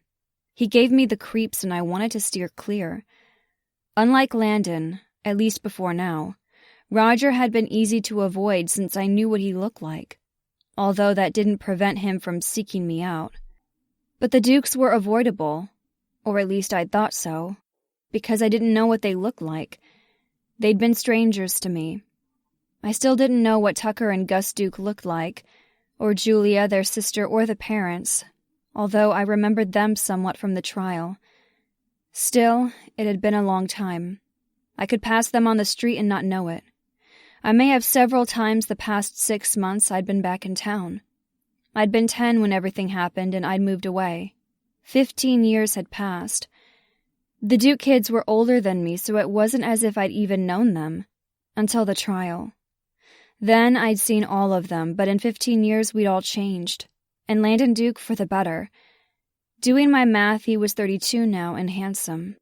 Handsome enough for me to let him do more than slip his hands in my panties and find me wet. Every woman in 3 countries would have ruined panties just getting a glimpse of him, and he'd made me come with just his fingers alone. He was skilled, very skilled. I'd also been horny. It had been a long, long time since I'd had a man-induced orgasm. The vibrator in my bedside stand needed new batteries, with a frequency too great to even consider. I was fixated on Landon, not giving much thought to Jed Cassidy, which was ridiculous. He was just as hot, just as sexy. I'd been just as eager for him to get his hands on me, too. In me. I'd been a slut for both of them. But his parents hadn't been almost killed by my father. I'd be having Landon Duke and Jed Cassidy fantasies for the rest of my life. And only fantasies. Because while the chemistry between us had been off the charts, and I felt strangely safe and protected in their arms, it wasn't going to happen again. No way. Opening up my cabinet, I grabbed my favorite mug and thunked it down on the counter. Stupid, I muttered. Vixen, my cat, circled my legs. I should feel good that she was there to comfort me, but she wasn't the think-of-others sort. No, she was just hungry. You're going to have to wait, I told her. I'm not done wallowing yet. I grabbed the milk from the fridge, sniffed it, then groaned. It was bad. Going to the sink, I poured the last of it down the drain, turning on the faucet to let the water wash it away. After tossing the container in the recycling, I grabbed the vanilla ice cream from the freezer, scooped some into my coffee, stirred it, and went to take a shower. With my coffee. Besides the wallowing, I thought about Landon's mouth on mine, his hand on my breast, the way my nipple hardened instantly beneath his fingers. Jed's finger as it slowly fucked me from behind, the feel of his cock in my tight grip. God, the way he'd come. Thick ropes of his pleasure had coated my skin. It still did. Landon's too. A sticky and physical reminder of what we'd done.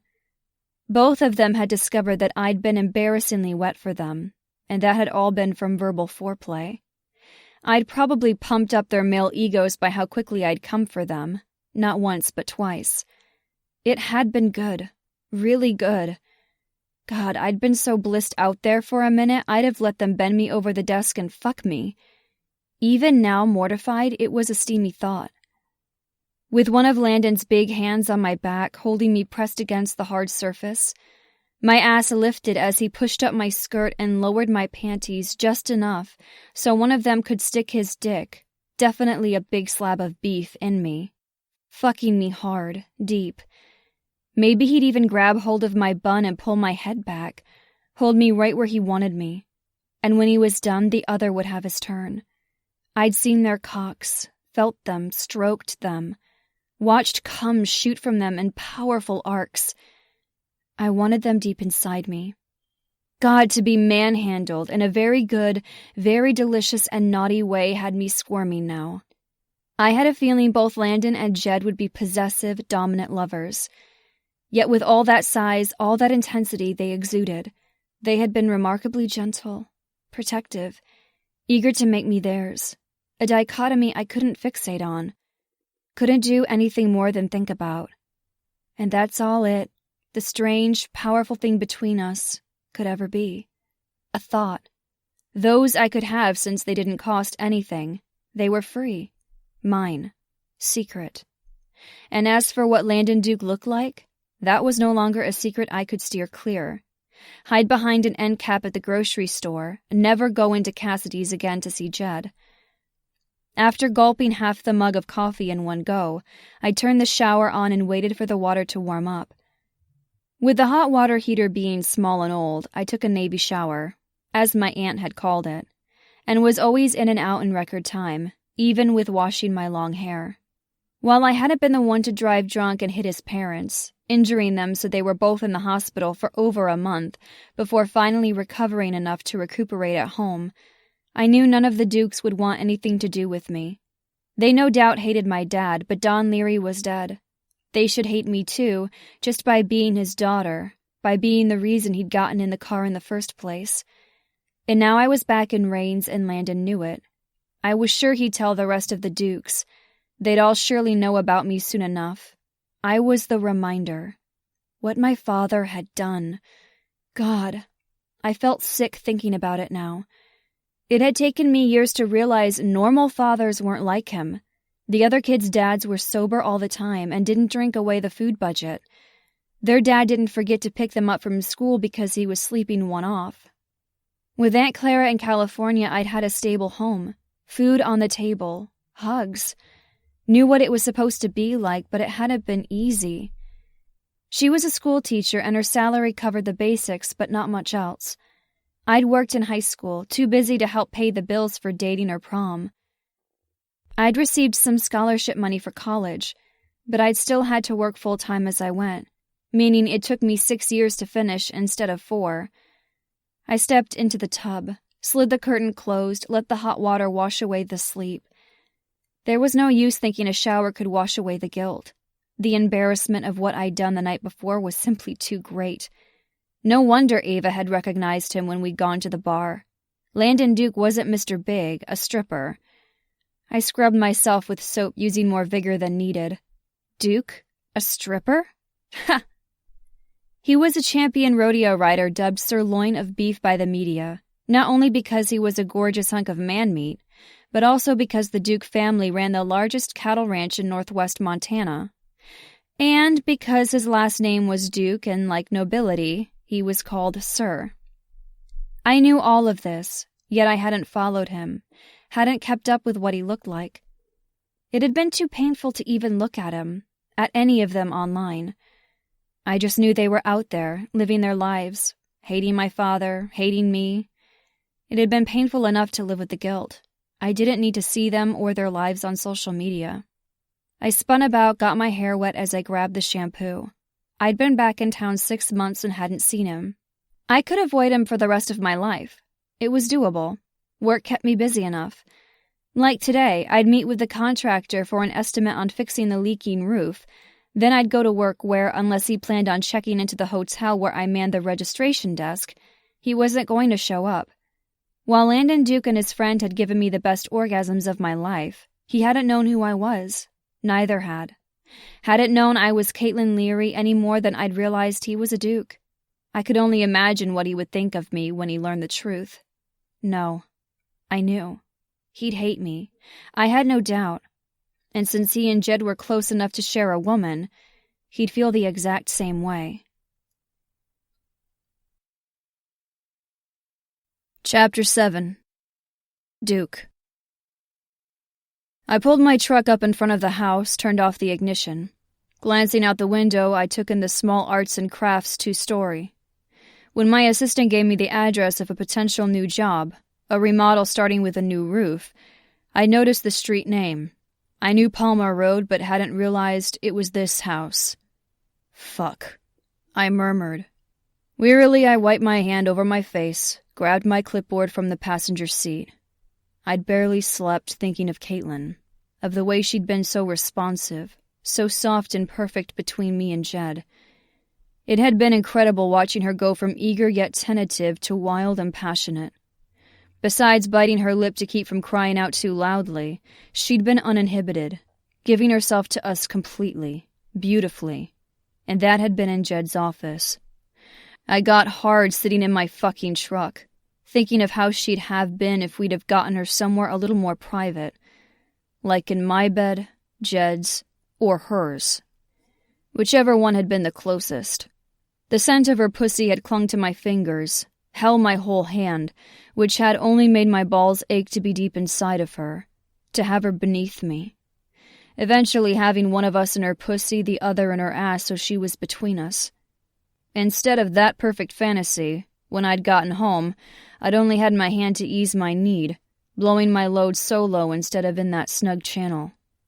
I knew how her wet heat squeezed and pulsed around my fingers, how tight she was, how hot and dripping with need she'd be surrounding my dick. The connection, while she'd been a little skittish at first, had been real. The chemistry had been explosive, and we'd only known her first name. Unlike her friend Ava, we'd been into Caitlin from the start, from the first glimpse of her. I still was, and I had no idea how to even find her.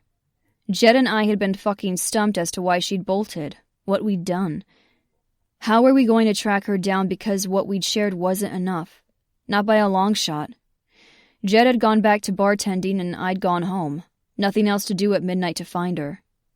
Caitlin, friend of Ava. That was all we knew about the woman of our dreams.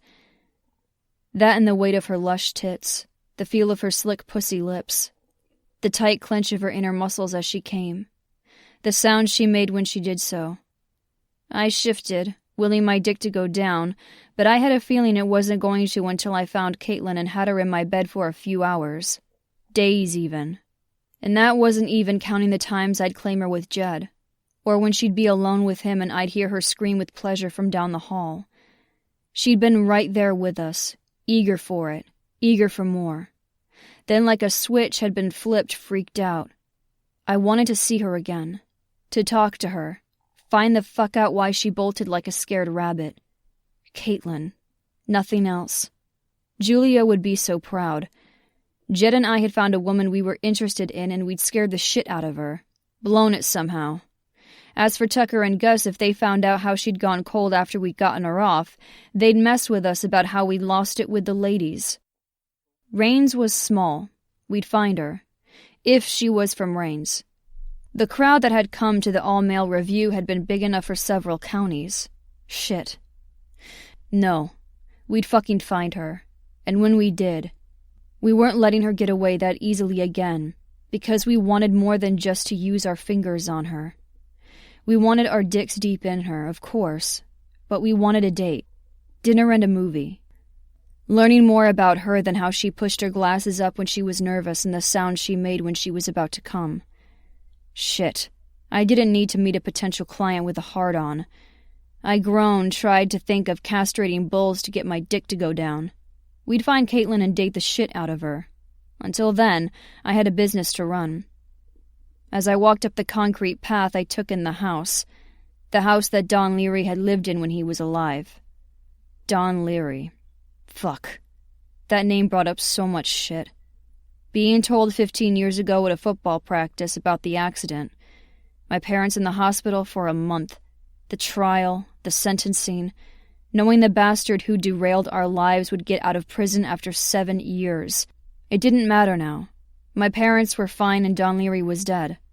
I couldn't say I was heartbroken over it. He'd been a waste of a man. Drunk, lazy, mean. Yeah, he'd done his time for the crime he'd committed, but that didn't mean I would ever forgive him. The one thing we Duke kids learned from the whole fucking mess, one of many, was drinking and driving.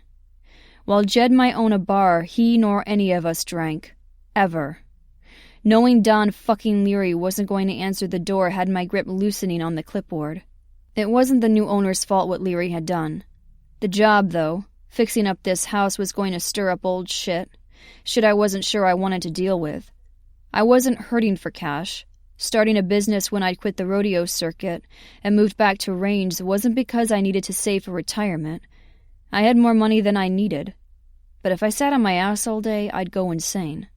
But if I worked on this house, I might just do that anyway. Lose my fucking mind.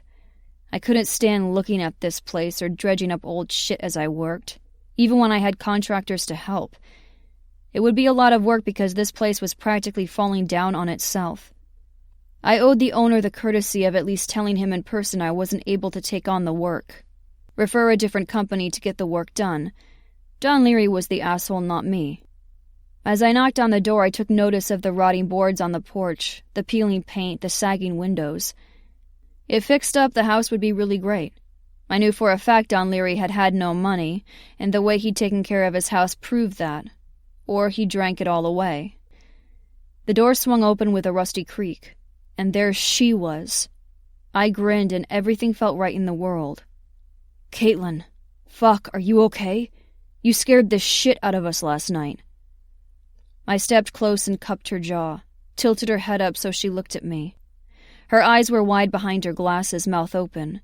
I took the moment of surprise to lean down and kiss her. Fuck yes. Her soft scent swirled around us, and she tasted like minty toothpaste and sweet Caitlin. "Landon?" She murmured against my mouth. "I know, Angel." I was lost in her, in this. My other head, the one pressing painfully against my jeans, took over. "No, Landon, God," she murmured as I kissed along her jaw. Her hands were on my chest, curled into my shirt, but I realized she was trying to push me back. She'd said no. Instantly I stepped back, looked down at her. While her breathing was as ragged as mine and her lips were glistening and red from the kiss, all color had drained from her face. She stared at me, wide-eyed from behind glasses. Not the look I was hoping for with her. "Landon, what are you doing here?" I couldn't resist touching her, feeling how soft her skin was, so I ran my knuckles down her cheek. She flinched and I dropped my hand back to my side. Not the reaction I wanted. "I own Compass Construction. You called for an estimate." "Jesus, what's the matter? What happened last night? Are you sick or something?" I took in every detail of her, things I'd missed in the darkness the night before. Freckles, a tiny mole on her neck just beneath her ear, the whiskey color of her eyes, and her hair sure as fuck hadn't been down and wild like it was now. It was long and I wanted to run the tips of my fingers through it, fist it. She stepped back. "I'm sorry. God, I'm so sorry. I didn't plan to meet you, really." I frowned. "What the hell does that mean?" "I didn't know who you were." I relaxed, a little relieved. "That's good, Angel. I'd rather not be known as the rodeo champion. The stupid nickname Sirloin of Beef. I want to strangle those stupid papers who'd come up with it. That's not me anymore. I can just be Duke to you. Or Landon." She shook her head, her dark hair sliding over her shoulders. This morning she wore jeans that showed off her thick curves, but her shirt was a knit top in pink. The color looked good on her, and the cut, well, it framed her full breasts really well. She had a name tag pinned to it with her first name and Rain's library above. Fuck, she really was a librarian. I itched to lift my hand and cup her plump tit again, feel the weight of it. Get her eyes to go all blurry behind her glasses. Hell, at least get some color back in her cheeks and get rid of the miserable look on her face. Slowly she shook her head. "You don't understand." "If this is about the fact that you thought I was a stripper, I told you I'm flattered." "It's not that." "Then let me come in and tell me over coffee. Hell, I'd be happy to strip down and finish what we started. I want nothing more than to watch you come again. This time I want my mouth on that pussy. I bet it's as sweet as can be." Bright spots of color blossomed on her cheeks, and I loved seeing how I could rile her up, that she had an innocence to her. She lifted her hand, put it on my chest. "No." I took a deep breath, let it out. It was best to change topics so I didn't scare her off any more than I already had. "How am I going to give you a quote for work if I don't see the house?"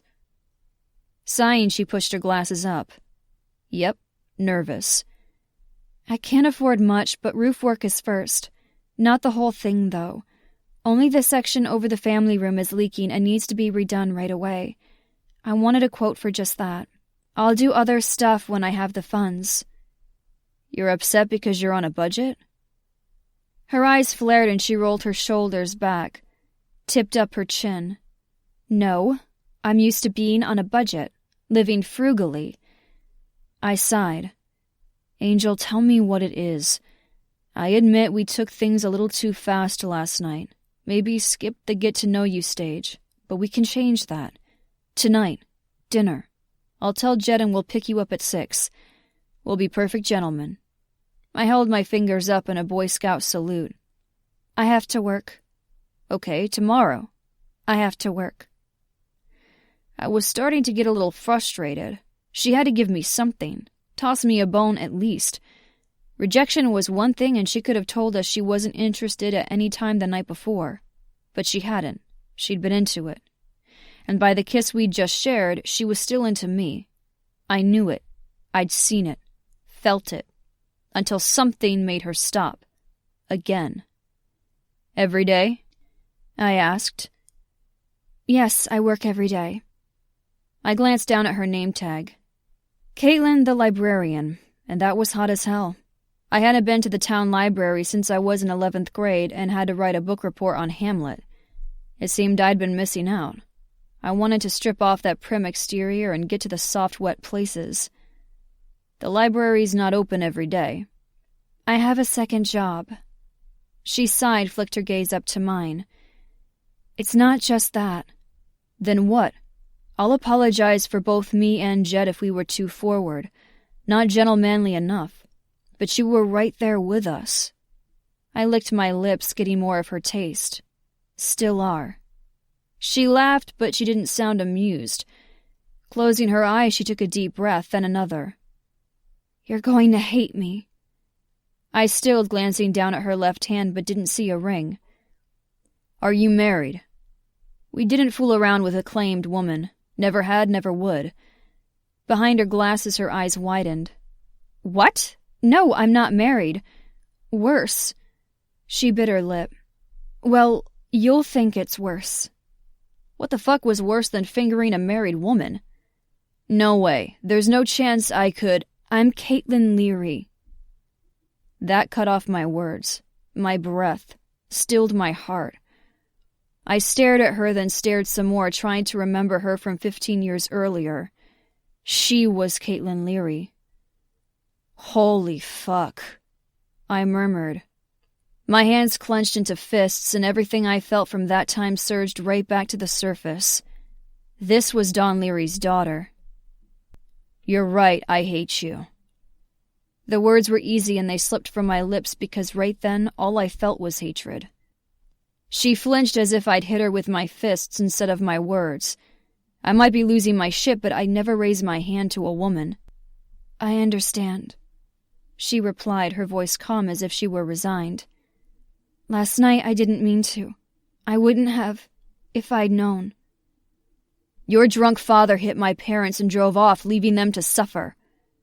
She lifted her chin, met my eyes, held. I know. He spent 7 years in jail, just 7. Then he got out and got to live his life again with my parents across town. I know. He was a drunk. I gritted out through clenched teeth. An asshole. Scum. She took a deep breath but didn't shift her eyes from mine. I know. Do you have any idea what he did to my family? What he did to me? When I got pissed, my voice went all quiet, full of steel. It was a week before my 17th birthday. I know, she said again. I knew your parents had recovered. I saw them at the trial. My aunt had kept me up to date on how they were doing. I'm so glad they're better. Like you give a shit. I wiped the back of my hand over my mouth as I stepped back, heard the porch creak under my feet, pointed at her. Stay the fuck away from Cassidy's. The fuck away from my family, from me. I understand. I'm sorry. She nodded, looked down at the scuffed wood floor just inside the entry, then stepped back and closed the door. Jesus, I could pick 'em. I walked back to the truck, kicking a loose bit of concrete from the walkway and sent it flying into the patchy grass. The only woman I'd been into in years, and she was fucking Don Leary's daughter. Chapter 8. Caitlin. I made it through my shift at the library, trying not to think of Landon and our confrontation. It had gone as I'd expected. Well, not really. I hadn't expected him to show up on my doorstep. God, had that been a surprise. I hadn't expected him to kiss me. I hadn't expected it to be so hard to push him away. But I had, and after what he'd said, I was glad for it. Oh, I'd wanted to sink into it. into his arms, into the protective nature he'd shown when I'd first opened the door. He'd been worried about me, thinking I'd been sick even.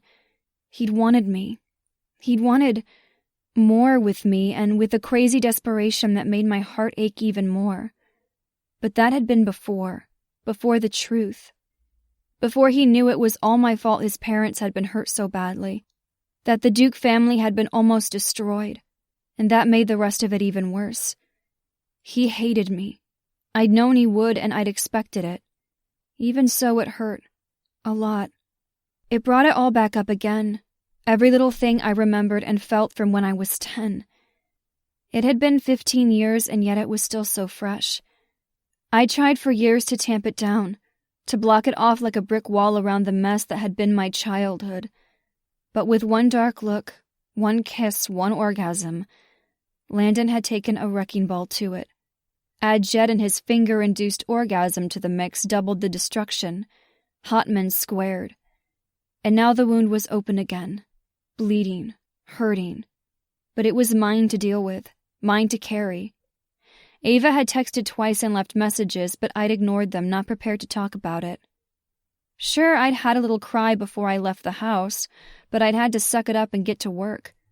With the story hour for preschoolers on the schedule, the morning had gone quickly. But the incident wasn't far from my mind. Especially when I drove the 20 miles out to the highway in my second job at the hotel. At least I'd be there only for a few hours, doubling up on the front desk for the Friday afternoon registration rush. Then I could go home, climb in bed, and toss the covers over my head. Forget the outside world, at least until the morning when I had to do it all over again. Work some more, sleep. That wouldn't change. 2 great guys had been temporary. Very temporary. The damaged roof was going to be a little less temporary. I'd have to call another contractor, get a quote. In the meantime, I'd stop at the hardware store, buy a cheap tarp, pull out the rickety ladder, and cover the damaged section. I had to hope it didn't rain too much. But because of the delay in the repair, I'd hopefully have a little extra money saved up by the time they did get to the project, and maybe they could fix a slightly bigger section. In the hotel's parking lot, I removed the library name tag and grabbed the other one from the armrest compartment, pinned it in place. Working was good. Working kept me distracted in front of people where I had to smile, be positive. It kept me busy. It made me thankful for what I did have, right? Hey, Melanie. I called to the woman behind the registration desk when the entry door slid closed behind me. She'd had the morning shift and I was replacing her. With the library closing early on Fridays, I was able to work both jobs and was thankful my boss was so accommodating. Thanks for filling in for me yesterday afternoon, she said, giving me a warm smile. In her 30s, she had twin boys who'd been in a summer camp talent show. I had a meager bank account that needed an infusion of extra cash. After working at the library yesterday, I'd been able to come over and cover for her before I went to meet Ava at Cassidy's. 24 hours and 2 orgasms later, it felt like everything had changed. And yet nothing had. Not really. Okay, it had, but I needed to let it go. The Dukes hated me and always would. When Landon told Jet who I really was, he'd agree. A makeout session wasn't going to change that. One thing I learned from my dad was that you couldn't go back in time. I couldn't take away the kisses or the orgasms, not any of it. Not that I really wanted to, because while Landon hated me because of who I was, there had been a moment when we, all 3 of us, had been anonymous strangers who'd had a connection. Lust. Pure and simple desire and nothing more. Life hadn't gotten in the way of our instant attraction. It had been real. For the briefest of moments, absolutely perfect. And while totally slutty and hot, it was exactly what I'd always dreamed of. And I'd never want to change that. I told you yesterday, it was no problem. I went around the counter into the back office to clock in and put my purse in my locker. Cassidy's must have been fun last night, she said, coming to stand in the doorway, watching me but ready to return to the counter if someone came in. Meet someone cute, I hope? Oh, I asked, my heart lurching. At the same time, I was completely confused how she knew about Landon and Jed. She hadn't been there. I wasn't sure what to say. Saying too much would be dangerous, and I was on the verge of crying already. I could lose my job if I were a blubbering mess. She pointed to the small desk where we ate our meals at break time. "Those flowers are for you." I glanced at the dozen red roses. They were lovely, and for a second I had a burst of hope they might be from Landon and or Jed. Going over to the bouquet, I found the card, opened the little envelope. "Tell me about him. Is he cute?" She waggled her eyebrows as she grinned. Happily married, she was eager to see me with a man too, and one who gave flowers. Not Landon or Jed. Of course they weren't. No guy gave flowers to a woman he hated. Roger had sent the flowers. Instantly I felt sick. "We aren't done." That was all the card said, but I knew it was him. Landon, Jed, and I were so done. That couldn't be any more obvious. But I knew for a fact Roger didn't think we were finished. I'd dated him twice. I'd gotten a weird feeling the first night, the way he'd ordered for me, told me when our second date was instead of asking. I'd agreed to a second because a friend from work had made the connection, wanting to give him another chance before I ruled him out completely. A lunch date. What could happen on a lunch date? Over sandwiches at the deli down the street from the library, he'd expressed that I was the one. That we'd get married as soon as I lost 25 pounds so I'd look good on his arm. As a dentist in town, he'd felt it important his wife make a good impression. That I wasn't going to find anyone better since I was Don Leary's daughter. Whatever, and what an asshole. I told him it wasn't going to work out, thanks but no thanks. I'd put money on the table for lunch, then left. When we'd first met, I thought he was handsome, but in a plastic sort of way. Sleek hair with more hair product than I used, a perfect smile with bleached teeth, a perk of being a dentist. I should have known from the tick in his jaw and the way his cheeks turned a mottled red at my breakup that he didn't like to be turned down, that he had a darker side, that there was more to his controlling nature than just his issue with my weight. If he wanted someone better, someone not a Leary, he should have just gone for her. But no, he was sticking with me, and that had been 6 weeks ago. Since then, besides the flowers, I'd received texts, a note on my front door, and a visit to the library. Fortunately, it had been a busy Saturday morning when he showed up, and there'd been a large group of children in the room for story and sing-along time. He left, and that was the last I'd seen of him. I was fearful of him, and with these flowers was more freaked out than ever. I'd even told the police, but they'd said unless he'd committed a crime, there was nothing they could do. And he hadn't done anything illegal, just overstepped. And they too remembered the Leary name all too well. And these flowers proved he wasn't done. I just didn't understand why he'd even want me if he didn't like the way I looked. That I wasn't good enough for him as I was. It made no sense. "Roger," I told Melanie, who'd been waiting. Her eagerness slipped away. "Oh, you need to tell that man off and find yourself a real man." A real man. The first thing that popped into my head was Landon Duke. Now he was a real man. Seriously. Rugged, rough, dominating yet protective and surprisingly gentle. Then there was Jed. Laid back, demanding, ripped. Neither were anything like Roger. I had to give Landon credit. I knew exactly where I stood with him. I knew he liked my curves, liked my glasses. He made me feel pretty. Jed, too. How would I ever thought Roger the least bit handsome after seeing, kissing, touching Landon Duke and Jed Cassidy? How had I ever thought I'd be lucky enough to be with 2 men, not just one? I had a feeling, even though it was clear what Landon thought of me, I was truly ruined for other men just from our brief time together. Roger had been right. What man would want a Leary? While I had zero interest in settling for a creep like Roger, just because he'd have me, maybe I was doomed in reins. I sighed. "I'll work on that. Go home, I've got things here." She looked as if she would say more about Roger but changed her mind. "You let me know if he bothers you. Peter won't stand for this kind of stuff and he'll deal with him." Her husband, Peter, was definitely an alpha male, but I didn't want him any more involved with the whole Roger mess than I did Melanie. They had children and didn't need to take on someone like him.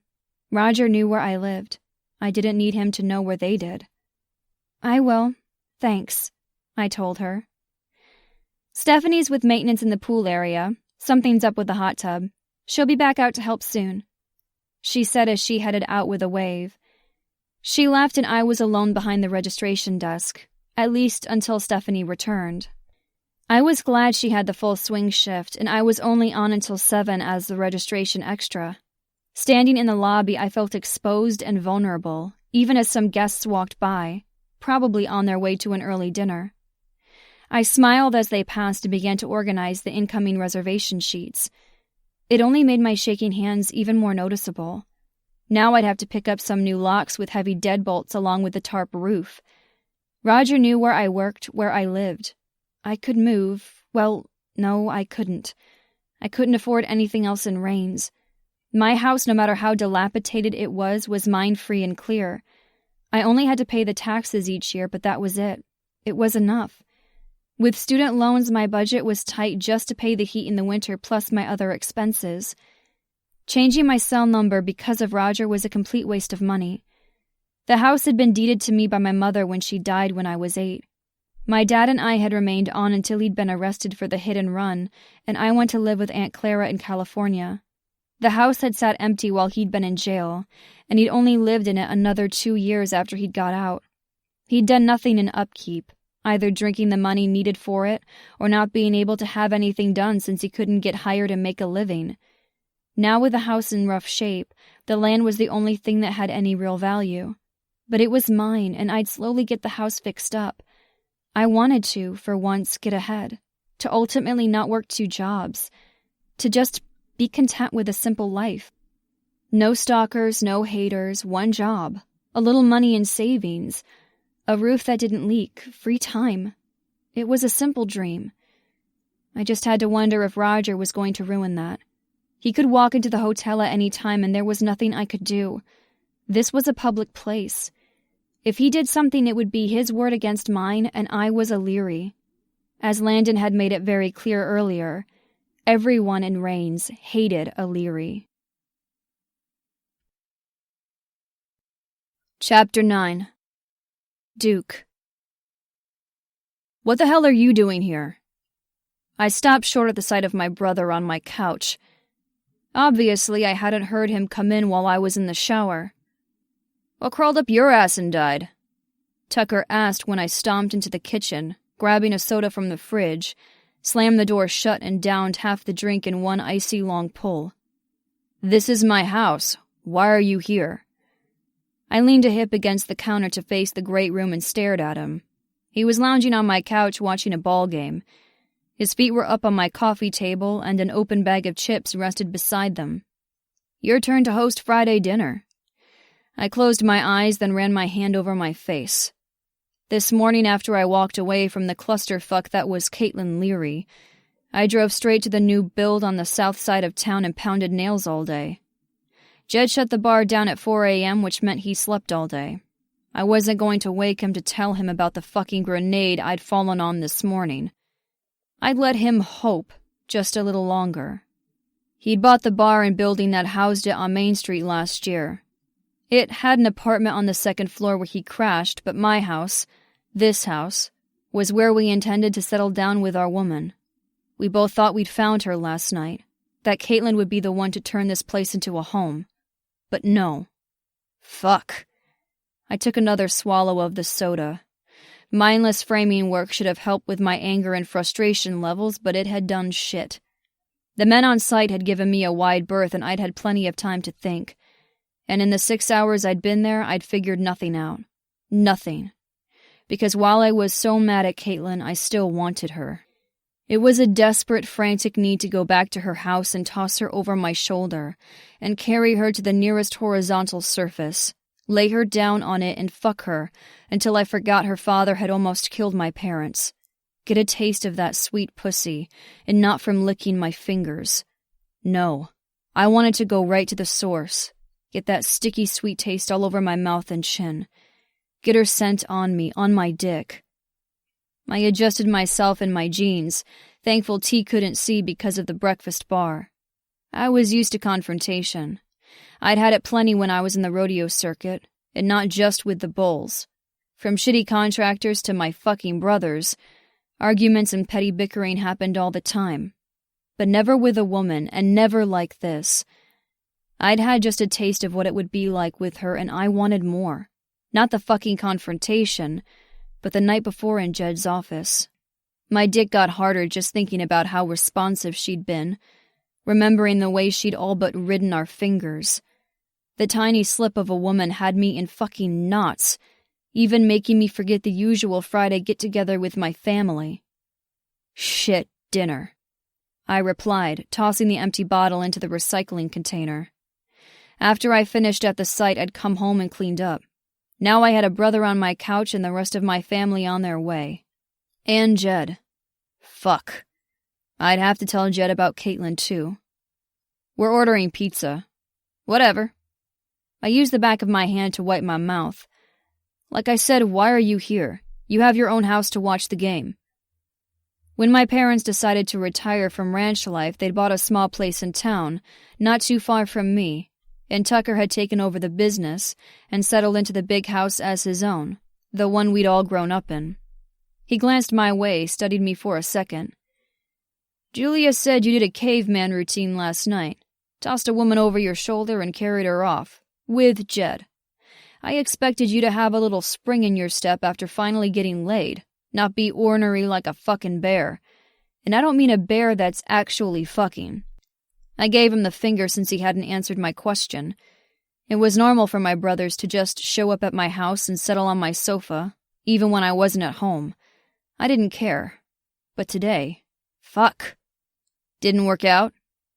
I glanced out the big windows, studied the mountains in the distance. The sun was working its way down to them. Didn't work out. You could say that. I wasn't going to get into the fact that he shouldn't listen to our sister, who was the worst sort of gossip. What was she? A clinger? Liked two dicks too much? Texted you 30 times so far today? Fuck no. I had to assume that had happened to him if he was bringing it up as a possibility. Tucker was 2 years younger than me, the Duke wild child and the one to make my mother's hair go gray. He liked the ladies and liked them wild, especially with his buddy, and they liked him in return. A lot. He took after our father with his blonde hair and lean body. I was built more like a brick shithouse, easily weighing 40 pounds more and was an inch taller. Julia had called all three of us, adding Gus to the mix, her beefcake brothers. Again the damned cattle ranch analogy. Tucker, or T for short, had a relaxed nature to him. He was more easygoing, more approachable in comparison to me. Perhaps that was why he looked all relaxed and sated like he'd gotten fucked the night before and again this morning. Women didn't call him T-bone for the family steaks. Jesus, say you used a condom. What the fuck, T? I asked, going around the counter to drop myself down into my chair, the big recliner that was perfectly aligned to face the fireplace, and the big screen TV just the way I liked. While my brothers often dropped in, they knew never to sit in my chair. I've never gone bare, Jed either. We're saving that shit just like you are. We'd agreed when we were teenagers, after our father scared the shit out of us with the ways going without a condom could ruin our lives, that we'd only go bare once each of us found the woman we wanted to claim. Then you didn't get laid. That's the problem. Will you lay off? I all but growled. He raised one fair brow and just waited because his answer was obviously no. His blue eyes met mine, held. I sighed. I met Don Leary's daughter. Pulling his feet from the coffee table, he sat up, leaned forward and rested his elbows on his knees, stared at me with a rare seriousness. I thought she'd moved away when her dad went to jail. I thought so too, but she's obviously back now. What did she want? Want? Nothing. I was the one to toss her over my shoulder. He frowned. Why the fuck would you do that? I didn't know who she was at the time. I wouldn't know what she looked like either. She was what? He did the mental math. Around 12 back then? I'd had all day to think about how old she'd been when her father hit my parents' car. Tried to remember what she'd looked like. I only had vague memories of a quiet girl with brown hair sitting in the courthouse, alone. 10, I think. And now? I thought of her lush little body, how tight and wet her pussy was, and shifted in my chair. Now she's around 25 and hot as fuck. The front door slammed and Gus came in the room. "Who's hot as fuck?" he asked, settling his hands on his hips, grinning. He was a vet and shared a practice with 2 others, but I had no idea if he'd come from the animal clinic or if he had the day off. He wore the same thing, jeans, plaid shirt, and boots, whether he was working or not. And if there was a hint of a pretty woman, he wanted to know about it. The idea of Gus getting his hands on Caitlin had me clenching my jaw, my molars ready to crack. She was too innocent for the kind of kinky shit he did with his 2 buddies. He might be the youngest of the 3 of us, but he was the biggest, an inch taller even than me. I had the bulk, but he was pure lean muscle. "Oh," said T in response, glancing Gus's way. Suddenly his head whipped around to me, eyes full of awareness. "Oh." I rolled my eyes. "Yeah, oh." "Who?" Gus asked again. "Caitlin Leary," I said, my voice lacking the enthusiasm his had. "Caitlin Leary? Oh, shit." Gus's arms fell to his sides, his quick grin slipping. He'd expected a tale of a wild night, but realized he wasn't going to get it. "So you fucked her?" She commented with a shrug, then settled back into the couch. "Fine, then you got that pussy out of your system. Not the smartest lay, but if you didn't know who she was..." I stood up so I loomed over him, my hands going into fists. "Don't say that shit about her, and I didn't fuck her." I wouldn't have. Not then. Not in Jed's office. I'd wanted to make her feel good, to have her come so she knew what it would be like between us. Just a taste of it. I'd had no plan to let my dick out of my pants because I'd wanted more from her than a quick fuck. But then she'd pressed her palms against our dicks, and we'd been powerless to say no to her sexy handjob. Chapter 10. Duke. Gus stepped in front of me, thinking I was going to jump T. I wouldn't if he stopped talking shit about Caitlin, but I looked around Gus and glared anyway. T held his hands up in front of him. "Whoa, you like her? I mean, really like her?" "I've never heard you say that before," Gus added, his voice quiet perhaps because he was within punching distance and didn't want to rile me. "We'd beaten each other up before, more times than any of us could count. We were too big, too strong now, and we'd all end up with concussions, broken noses, or worse. And we weren't dumb enough to fight it out right before my mother showed up. Where's Jed in all this?" "He was right there with me. As for today, sleeping like usual. Dad was right," I said on a sigh. "I saw her, and I thought she was the one. It was like I'd been hit by a fucking 2x4. Jed, too." They smiled at me. Grinned like idiots, actually. "That's great," Gus said, slapping me on the shoulder. "Not great," I countered, dropping back in my chair. "She's Caitlin Leary. Her father almost killed Mom and Dad." Duh," T countered. Gus sat on the coffee table, remaining between the 2 of us. "Doesn't that bother you?" I was surprised I had to ask. "Jesus, Duke, you know I hate that man." T stood, went into the kitchen, and grabbed a soda. Or 3, as I saw he had one for each of us when he came back. "Me too," Gus murmured, taking 2 of them and handing one to me. He twisted off the top of his and took a swig. "But you don't have the hots for that asshole." "Wait a second," T said, holding up his hand. "You said you didn't know who she was when you met her last night. But you do now, meaning you saw her again. You're leaving stuff out." Gus nodded in agreement. "Fine, it's like this." I told them about following her to her car, leaving out the finer details of what we did with her in Jed's office, and how she'd freaked out and bolted. "At the time, she didn't know who you were either," Gus said, taking another slug of soda. "Are you kidding? She thought I was part of the Mail Review." I replied, smiling as I remembered how surprised I'd been. They stared at me for a second, then started laughing. "She thought you were a stripper? Classic," T commented, grinning. Yeah, she had no fucking idea who you were. What? I could pull it off. I countered, only slightly offended. That only made them laugh louder. I rolled my eyes. Anyway, when I told her my name, it was like I told her I had leprosy or something. I replied, moving away from the idea of me as a stripper. She bolted faster than a fucking rabbit. So you were all clueless, just into each other. She had the hots for you, a guy whose name she didn't even know, if you had a little high school makeout session, and she got it on with you both, you and Jed. Then she either wanted a wild time or truly was hot for a threesome. T had toned down his words about what we'd done. Hell, we'd share details about the women we'd been with in the past, but Caitlin was different, and T seemed to realize that now.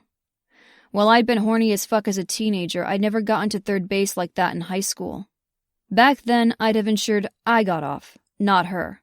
I hadn't been selfish, just clueless. And while Jed and I agreed we'd claim a woman together, we hadn't spent the night with one together until college.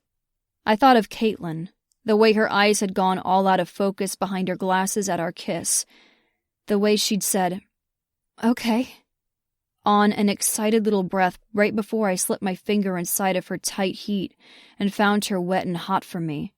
Yeah, not quite high school, but she'd been right there with us, like I said, until I told her my name. I expected both of them to make some stupid-ass comment, but none came. After that, you still didn't know who she was? I shook my head. She didn't say before she bolted. I was up half the night wondering what the fuck happened and how I was going to see her again. Jed was so pissed he had to keep slinging drinks. Gus sat his soda down on the table by his hip. But you figured it out. I offered them a tired smile. Turns out she was my remodel appointment this morning. She's living in her old house. Oh shit, T muttered. Exactly. Just pulling up to that place made me want to puke. I thought someone had bought it, planned to fix it up, and I'd intended to tell them I couldn't take the job, would refer them to someone else. Instead, Caitlin answered the door. She told me the truth of why she ran off the night before. Because she's a Leary and because you're a Duke.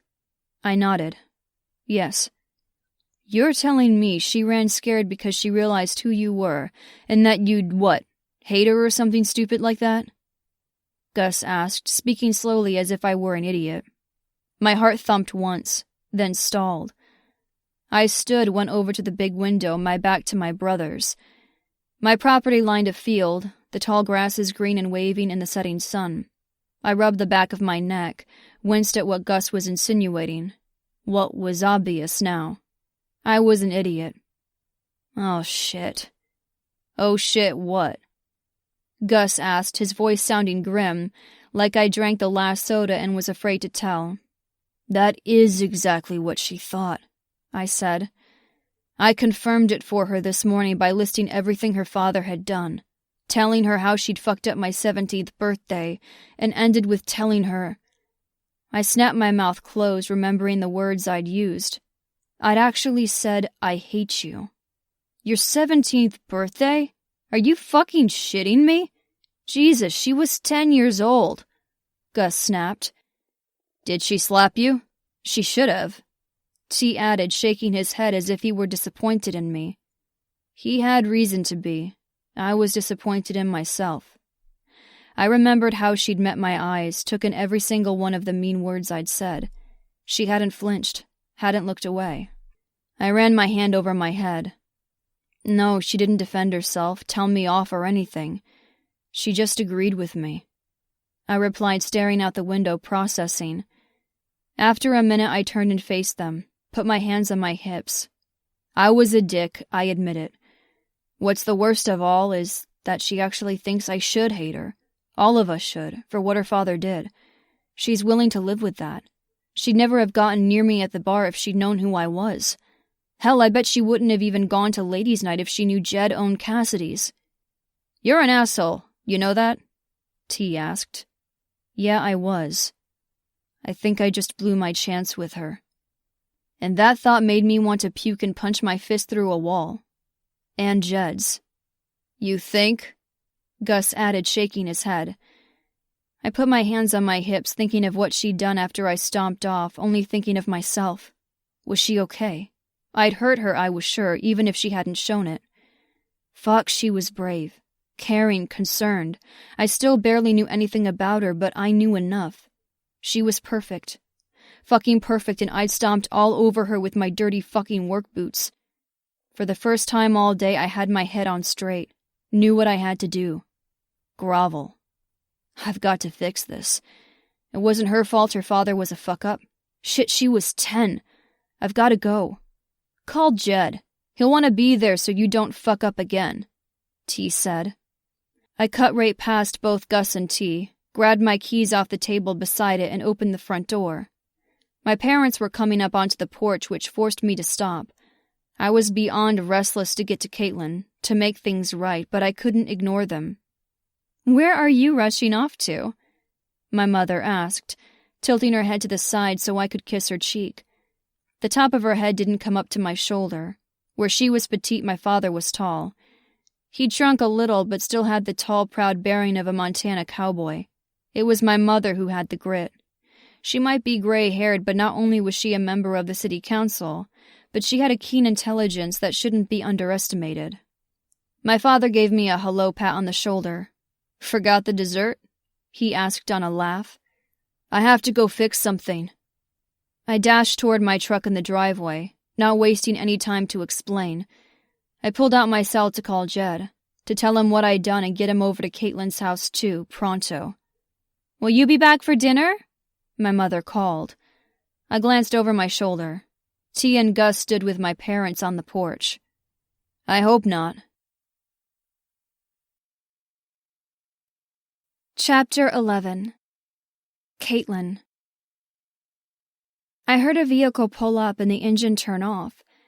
From my perch on the roof, one corner of the blue tarp held in place beneath my knee, staple gun in hand, I saw that it was Landon. I couldn't miss the big pickup truck, the words Compass Construction and the company logo on the side, or the big man who climbed out. My heart lurched at the sight of him, all broad shoulders, thick muscles, and long legs. He settled his cowboy hat on his head. He hadn't seen me, and I took my time taking him in. I remembered the way he'd kissed me, the way his hands, God, his hands were like magic, had touched me, coaxed an orgasm out of me in less than a minute. I even remembered the scent of him. A second pickup drove up, parked behind Landon's, and shut off. Jed climbed out so fast he didn't even close his door. He approached Landon at a fast clip, settled his hands at his hips. From this far I could tell by their stances alone they were both tense. Nothing like the loose, muscled way they'd been last night, after I'd gripped their cocks and stroked them off. I remembered the feel of their hot cum as it had landed on my skin, the scent of sex, even though we hadn't actually done the deed, thick in Jed's office. I could hear them talking, but was too far away to pick up the words. Jed looked pissed, and the way he ran a hand over his face, it might have been Landon who'd made him feel that way. While I hadn't moved, hadn't even breathed since they'd pulled up, Jed somehow saw me, did a double take. "What are you doing up there?" He shouted from the street, hands on hips. Landon whipped his head around, eyes widening at the sight of me kneeling on the roof. I hadn't thought to see them again, especially not here at the house. Maybe in passing on Main Street or something, but not like this. Their arrival was intentional. It was clear Jed had learned the truth of who I was, of what had happened this morning. Was Jed here to yell at me too? While I deserved anything he wanted to say, I didn't like to be yelled at. Who did? But if Jed wanted his turn, I'd let him have it, and then hopefully they'd go away for good. Leave me alone in peace or some semblance of it. Setting the staple gun down on the corner of the tarp, I stood, made my way over to the ladder. "Be careful up there!" Jed shouted, practically running toward me, Landon hot on his heels. By the time I got to the top of the wooden ladder, Jed had already climbed it, standing a few rungs from the top, and we were almost eye level. He was right there with his hand out, the hand that so skillfully worked me to climax the night before. "Careful, baby. I don't want you to fall. What are you doing up here?" I glanced over my shoulder at the tarp. "Covering the leaking part of the roof?" Jed looked down at Landon, Call your roofer and get his ass over here in the morning to fix this fucking roof." To me, his tone softened. He said, "You shouldn't have to do this." I pursed my lips. "I can take care of myself. I have for years. This is just a simple roofing issue and the tarp's temporary until I can get a contractor to do the repair."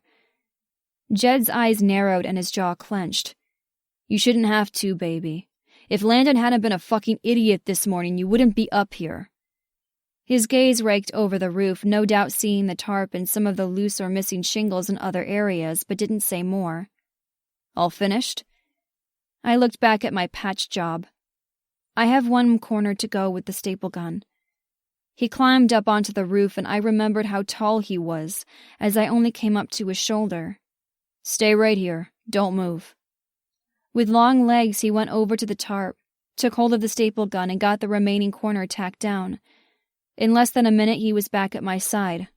"Landon, get your ass up here," he called. Peeking over the edge, I saw Landon putting his cell away, watching me.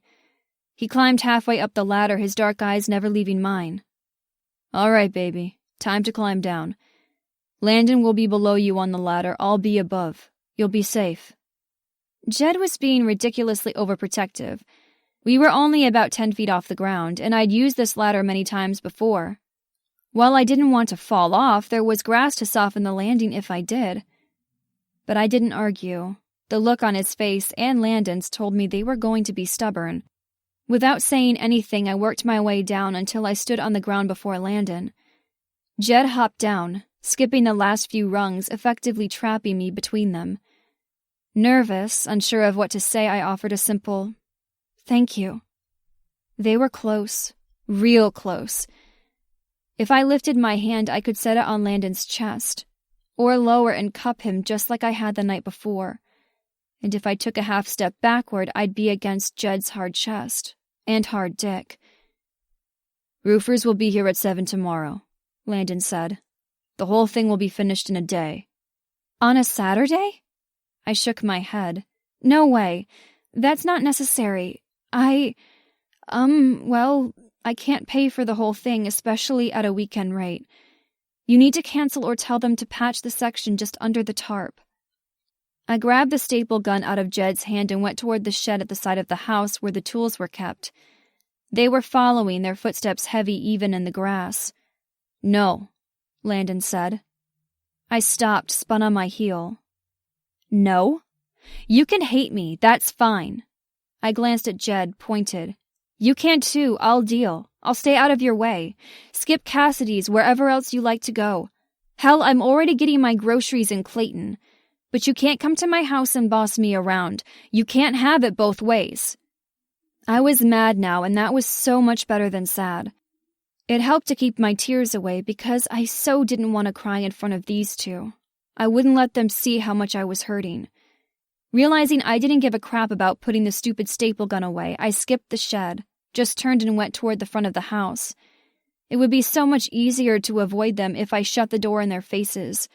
But my legs were much shorter than theirs, and even at a hustle they easily kept up, although stayed a step or two behind. Maybe they thought I was dangerous with the staple gun in my hand. "You're right," Landon called. I was right? I made it up the porch steps, turned. We were eye to eye, both of them before me. Jed's blue eyes were calm, level on me. Landon took off his hat and I could clearly see his dark ones held no anger, but something else. Something torn. "I'm right?" "About being bossed around," Landon admitted. "But I like to be bossy." Jed rolled his eyes, punched Landon in the shoulder. "Duke is an asshole and he treated you like shit this morning. He said things he didn't mean, right?"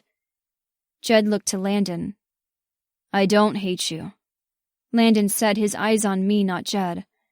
"Shit, not at all. I shouldn't have said that. It was mean, hurtful, and a total lie." I frowned. "Why don't you hate me?" "You want me to hate you?" he asked, his eyes wide. "I don't want you to hate me," I refuted. "Of course not. I expect it, though." At my shrug, the two of them stared at me as if I'd said I was a space alien. "You expect it? Because of this morning or last night?" Because of what my father did. What your father did, not you, Jed added. I gave a slight shrug. Same difference. Landon put his hand on my upper arm, then let it drop, as if he felt he didn't have the right to touch me. Not the same at all. You don't know anything about me, I countered. I know what color panties you wear, he replied, his gaze raking down my body. I know what you sound like when you come, what you look like, how your little hand feels gripping my cock. I know how to make you feel. I flushed while he had no qualms about talking dirty. A one-night stand. Both of them shook their heads. We meant it when we said you belonged to us, Jed said, his eyes lowering to settle on my mouth. And you think he's bossy? I asked him. He grinned then, wicked, dark, dangerous to the wall around my heart. When I saw you last night, I was done for. One look and I became yours. Landon began. It was so good, so right. And that was when we knew nothing about each other, not even our names. It proves this connection we share, that it's real on an elemental level. All three of us share, Jed clarified. When you and your friend came up to the bar, seeing you for the first time was as if Landon had hit me in the gut with one of his 2x4s. He rubbed a hand over his very flat belly. I'm sorry, Landon said to me, finally taking my hand. I felt the rough calluses on his palm, how his skin was warm, his touch gentle. So fucking sorry. I have serious anger issues when it comes to your dad, but I put them on you. That wasn't fair and I was wrong. If you'll let me, us, Jed cut in. Us try again, then we'll show you. Prove to you how it can be between us, for the rest of our fucking lives. A car pulled up then, another right behind it. Jed and Landon turned and we watched as people piled out. 1, 2, 5. Oh God, it was the rest of the Duke family. 2 big men who looked strikingly similar to Landon, a woman with red hair who looked nothing like them, Julia Duke. I remembered her hair color from when I was 10, that I thought she looked like the girl in Anne of Green Gables, a book I'd read about a red-haired orphan. Then there were Mr. and Mrs. Duke. I remembered them now, although they were a touch grayer than they'd been in the courtroom. Mrs. Duke led everyone up the walk. Then they fanned out about 10 feet away from us. They were like a wall, either keeping Landon and Jed where they were, or lined up to take their turn to yell at me. What are you all doing here? Landon asked. Making sure you don't mess this up, Mr. Duke said, staring pointedly at Landon. Did you tell this nice young lady that you hate her? Mrs. Duke added, hands on her hips. She was a tiny woman, but clearly formidable. Out of the entire family, even the supersized Duke boys, she was the one I feared the most. In her jeans and pale blue blouse, gray hair styled into a chin-length bob, she looked like a Sunday school teacher, yet strong and determined enough to raise 3 boys, and Julia. Tucker is such a tattletale, Landon grumbled. What are the rest of you doing here? He asked, eyeing his siblings. Tucker, or maybe it was Gus, grinned. Watching you grovel, big brother. Julia rolled her eyes. He's not doing a very good job. He's not on his knees. I should take you over my knee like you were 4, Mrs. Duke scolded. Jed pinched his lips together and I could see he was trying to stifle a laugh. Groveling or not, apologizing aside, there was more going on here than me just forgiving Landon. I understood why he'd lashed out, why he'd been so mad this morning. I'd felt a similar anger toward my father for years and years. I'd recognized the feeling. Even if there was chemistry between me and Landon, ridiculous, hot, sexy chemistry, that wasn't enough. This morning proved that there was unresolved anger. Strong emotions when it came to the accident. It didn't matter that Mr. and Mrs. Duke were fine, completely recovered from their injuries. That was physical. Emotional wounds extended beyond the 2 whom had been actually hurt. Landon had issues, and I could assume the others did as well, especially where I was concerned. Telling Landon that I forgave him and that we could try again wasn't enough. I had 5 other reasons to walk away standing on my front lawn. Landon, I said, placing my hand on his arm. He turned back to look at me. I could feel his warmth even through the sleeve of his shirt, the hard muscles too. Even if I said I forgive you, there's the rest of your family who hate me. I won't come between you and them. I won't tear you all apart. I've done that enough already. What? Landon asked. So did Mrs. Duke and even Julia. They all started talking at once and argued. I just looked at Jed, who'd remained silent, and gave him a look that said, "See?" A sharp whistle pierced the air. Everyone went quiet and looked to Mrs. Duke. She lowered her hand from her mouth. It seemed power whistling was a required skill and well used for this family. "Now then, boys, move out of the way." She walked toward me, and Landon and Jed stepped back. Boys they were not, yet even being over a foot taller, they did exactly what she said. After 15 years, I was facing Mrs. Duke. I took a deep breath, let it out. I got hot all over, and it wasn't from the setting sun, and my heart was pounding in my ears. "Why do you think you would tear my family apart?" she asked. "Because of the accident," I replied, licking my lips. "I expect a simple answer like that from my sons, the big idiots, not you." "Hey, don't lump me in with Duke. He's the one named after a slab of beef," Gus called out. "Yeah, tri-tip," Tucker countered. "T-bone," Gus grumbled back. It seemed they all had weird meat nicknames and behaved like children. Without siblings of my own, I found their banter endearing. Another reason not to mess with them. Mrs. Duke didn't turn around to look at her two youngest sons, only rolled her eyes. "See? But you're much too smart for that." "Thank you, ma'am." What else could I say? "Do you want me to repeat the question?" "No, ma'am." I sighed, remembering what she'd asked all too well. "While Landon might be willing to forgive me for what I did to your family, I don't think he speaks for all of you. I don't want the rest of you to continue to hate me while he has a relationship with me." Relationship wasn't what I'd call what we did the night before, but I wasn't going to share that I'd gripped his dick and stroked Landon off so his cum splashed on my bare pussy and thighs. He might be a man in his 30s, and his mother most likely knew he wasn't a virgin, but she didn't need to know the intimate details. This would never work, and I'd never ask him to choose between his family and me. I continued. "What did you do to my family?" she asked. My mouth fell open. "Out of everything I said, that's what you focus on?" She only raised one gray eyebrow in response.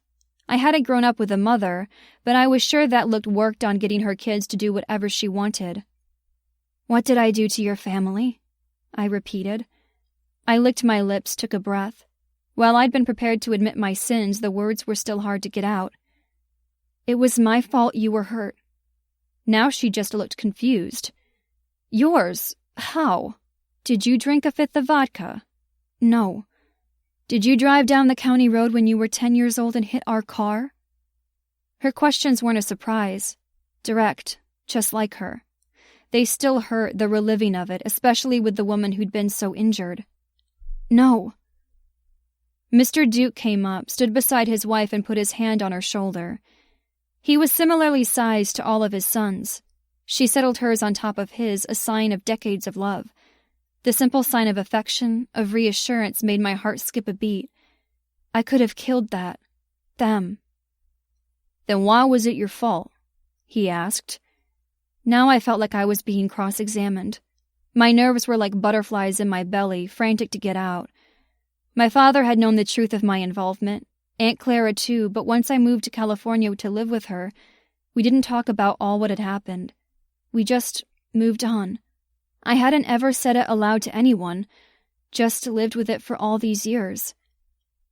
I was at my friend's house for a sleepover. I cleared my throat, put a hand over my stomach. It was raining and cold, and I didn't want to walk home, so I called my dad and asked him to pick me up. It was hard to talk past the huge lump in my throat. "That's when he hit you. He never came, and I ended up walking home anyway. I didn't know he was drunk." "Oh, you sweet girl." Mrs. Duke pulled me into her arms and hugged me, fiercely. At first I was startled, completely at a loss for the surprise embrace, then realized it felt good. comfortable. She was a good hugger, soft and her arms snug. She even smelled good. But the feelings I was getting from the hold weren't for me. I pushed back, stepped away, put the room between us again. Please, no. You shouldn't be making me feel better. I'm the one who's sorry. The dam of tears broke free of my throat, filled my eyes. I'm sorry. So sorry for you and Mr. Duke. I looked up at him but couldn't see much because my glasses had slid down my nose and he was blurry. An arm wrapped around me from behind pulled me into a tight hold. Landon. I knew the feel of him, the scent of him. Angel, he said. Only the one word, but the sound of it. The anguish in the tone had me setting my head back against his chest. You were not at fault, Mrs. Duke said. We don't blame you, Mr. Duke added. We never have. Not for 1 second did we think you were responsible for anything that happened. But It wasn't your fault, Landon said fiercely. I pushed my glasses up my nose, looked to Gus, Tucker, and Julia. Nope, Julia replied. Tucker and Gus just shook their heads. I stared at them all, not saying a word. Landon spun me about, tipped my chin up so I met his dark eyes. It wasn't your fault. I can't fucking believe you felt that all this time. I called him. If I'd walked home, it wouldn't have happened. If he hadn't been drinking all night, it wouldn't have happened either, he countered. The weather was awful that day, Mrs. Duke added. The fact that your father expected you to walk in that is a sign of his failure as a parent, not yours. But he said... Landon's thumb slid over my cheek and he brushed a tear away, as if he really didn't think it was my fault, that he cared. When I saw him in the courtroom, he told me if I hadn't been so lazy, so needy, the Dukes wouldn't have been injured, that while he would go to jail anyway, I got off scot-free. Chapter 12. Jed. Caitlin was crying, hard, jagged sobs against Duke's chest. Thankfully, the shit she'd kept in all this time must have been festering. Like Duke's angry outburst, he hadn't realized how fucking pissed he'd been at her dad. How it still lingered. But this was something else. I met his gaze head on, saw the dark gleam, the way his jaw was clenched tight enough to crack molars. Yeah, I felt the same fucking way. So pissed that if Don Leary wasn't already dead, I'd fucking kill him all over again. This was our woman and someone had hurt her. Not just someone, but her father. No, he wasn't a fucking father. He'd been a sperm donor who had kept Caitlin alive. Nothing else. I was familiar with parents like that because I'd had them myself. My father had been a deadbeat, ending up doing 20 in prison. My mother had gotten hooked on meth and went downhill fast. A different man in her life every week, strangers coming in and out, selling drugs, losing our house and moving into a trailer on the far side of the tracks. By the time I was 17, I'd lived with the Dukes, although in the bunkhouse. Still, it had been safe, clean, and I'd had 3 square meals a day. My mother hadn't even noticed I was gone. There hadn't been any rainbows and unicorns, but I'd had family. The Dukes. They'd shown me what sane, loving parents were like, what a real family should be. But Caitlin? She'd only had her dad. How dare he put his crimes on the shoulders of a 10-year-old child? The fact that Caitlin still believed his words to be true 15 years later was literally gut-wrenching. Her tears were practically killing me. Mr. and Mrs. Duke didn't look much happier, but as parents, I could tell they wanted to wrap Caitlin into hugs of their own. Stuff her with cookies and love. It wasn't as if she'd gotten many of either of those things in her life. Tucker and Gus were talking in low voices with Julia, none of them ready for Disney World either. Mrs. Duke looked to me. She didn't have to say a word as the minutes ticked by. I knew what she was thinking. She'd take care of Caitlin, but was giving me and Duke the chance to do so ourselves. She'd obviously heard from Tucker and Gus about what Duke had done, but she was no dummy and could easily see how it was for us. That she was the one. That while Duke was a fucking dumbass, he'd make it right. I'd make sure of it. I'd also make sure she was taken care of, that we'd prove to her, no matter what it took, that we wanted her for her. Caitlin Leary, no matter who her father was or what he did. I nodded to her in reply. From now on, we take care of her. She was under our protection. While I wanted to fuck her 6 ways to Sunday, I also wanted to love her, cherish her, keep her safe. Seemingly content, Mrs. Duke took her husband's hand and they walked back to their car. The others followed, giving us one last glance. She didn't need all of them to comfort her, to change her mind about something that was so ingrained. I had no doubt they'd be pulling Caitlin into the family now. Dinners, shopping with the girls, whatever. They'd show her what a family was. And right now, Duke and I would show her what having men in her life was. How we were strong enough to carry her burdens too. "Come here, baby," I murmured when the worst of her tears had been shed, carefully pulling her from Duke's hold. Wrapping her in my arms, I kissed the top of her head. She was warm and soft, and it felt so damned good to hold her. She was right where I wanted her to be, where I knew she was safe and soon happy. If Duke and I had any fucking say about it, we'd spend the rest of our lives keeping this woman happy. Shh. Everything's okay now. We're here. We're not going anywhere. Let's go inside. Wiping her eyes, she nodded and let me lead her into the house, one hand wrapped around her waist. The place was small. Paint was faded on the walls, the wood floors scuffed. I could see into the kitchen, to the vintage linoleum and countertops, old but serviceable furniture in the living room. No matter that it needed some serious work, the place was immaculate. The scent of cinnamon like holidays and baking filled the air. I stopped in the middle of the living room, tipped her chin up, and then stroked back her hair with my palms. I got a good look at her. Dark yet red-rimmed eyes, freckles across her pert nose, full lips I remembered kissing. Fuck, she was gorgeous. Her hair was a wild tangle like silk between my fingers. "We mean it, Caitlin Leary. You're the one for us." "I don't understand how you can be so sure," she said, her voice a little husky from crying. I wanted to change that, make it sound like that for a completely different reason. Soon, but not yet. "Have you ever felt like this with anyone else?" I asked. She nibbled on her lower lip for a second, then shook her head. Relief coursed through me, and I couldn't help but smile. "Me neither," I admitted. "It's insane, but I want to kiss you, hold you, make all your sadness go away. I hope we've helped you get rid of the guilt." She blushed and glanced at Landon. He'd followed us in, waited quietly as if worried he'd fuck up even more. "Seeing Mr. and Mrs. Duke helped. I'm so glad they're okay." "Angel." Landon all but groaned. He came over, stood at her side, and settled a hand on her lower back. "This morning I was telling you all the things I wanted to say to your dad but never had the chance. How I felt and shit. I've had so much anger I had stored up for him. When he went to trial and to jail, my parents were still recuperating. When he got out, my parents made us all promise we wouldn't go after him, wouldn't get near him, and I didn't. I remembered that, and Mrs. Duke had made me promise as well. I'd have killed the man for the Dukes, buried the body where no one could find it if it made them happy. But it didn't. It wouldn't. While I doubted they liked Don Leary, they were too nice to wish anyone dead.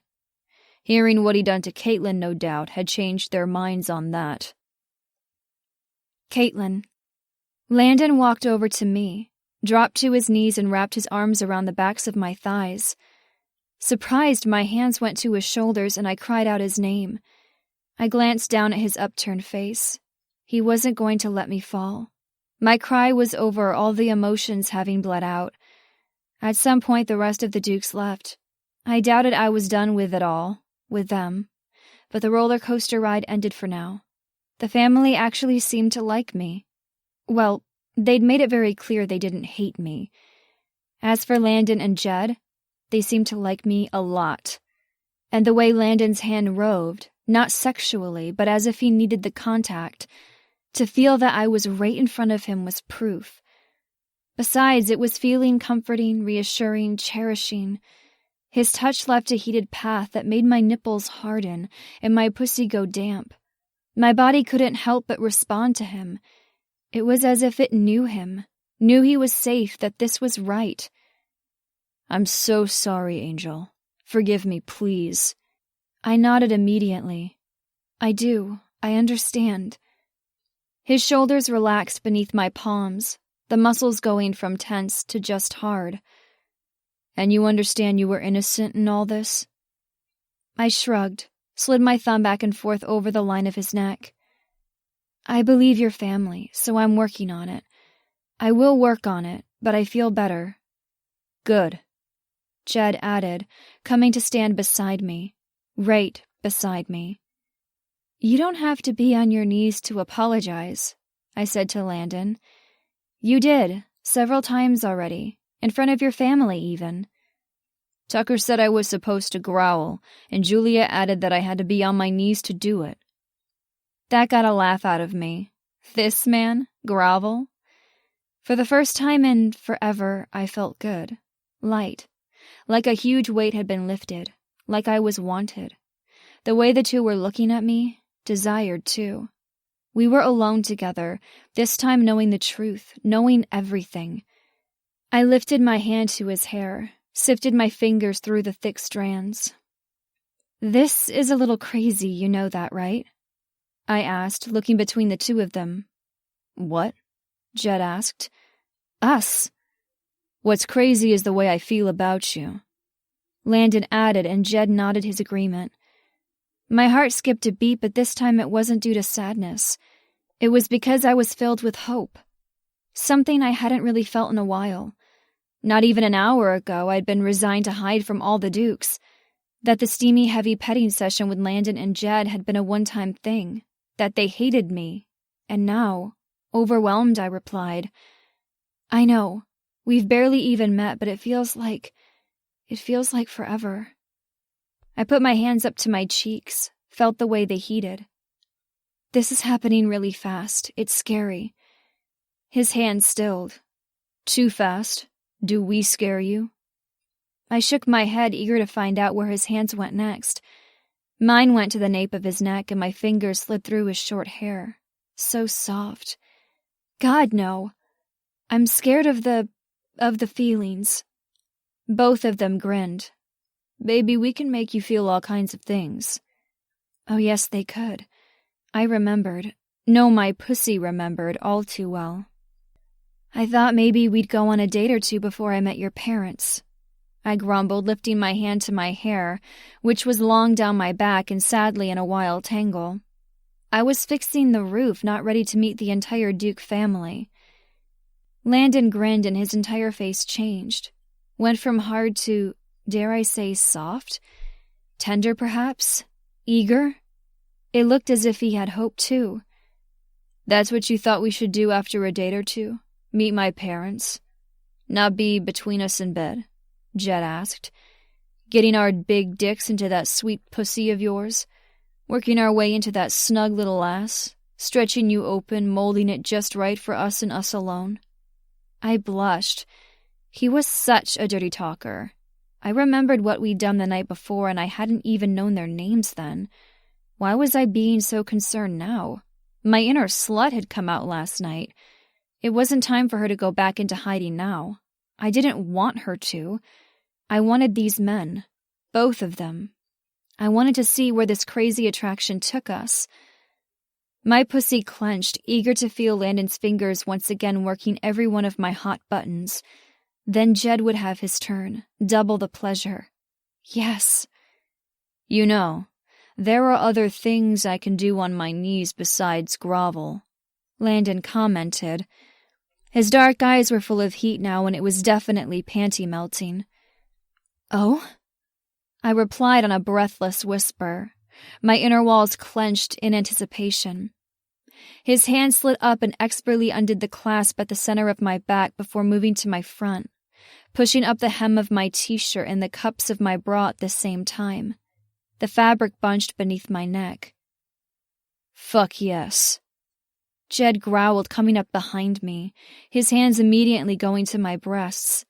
A groan escaped Landon as he looked his fill at what was right in front of him.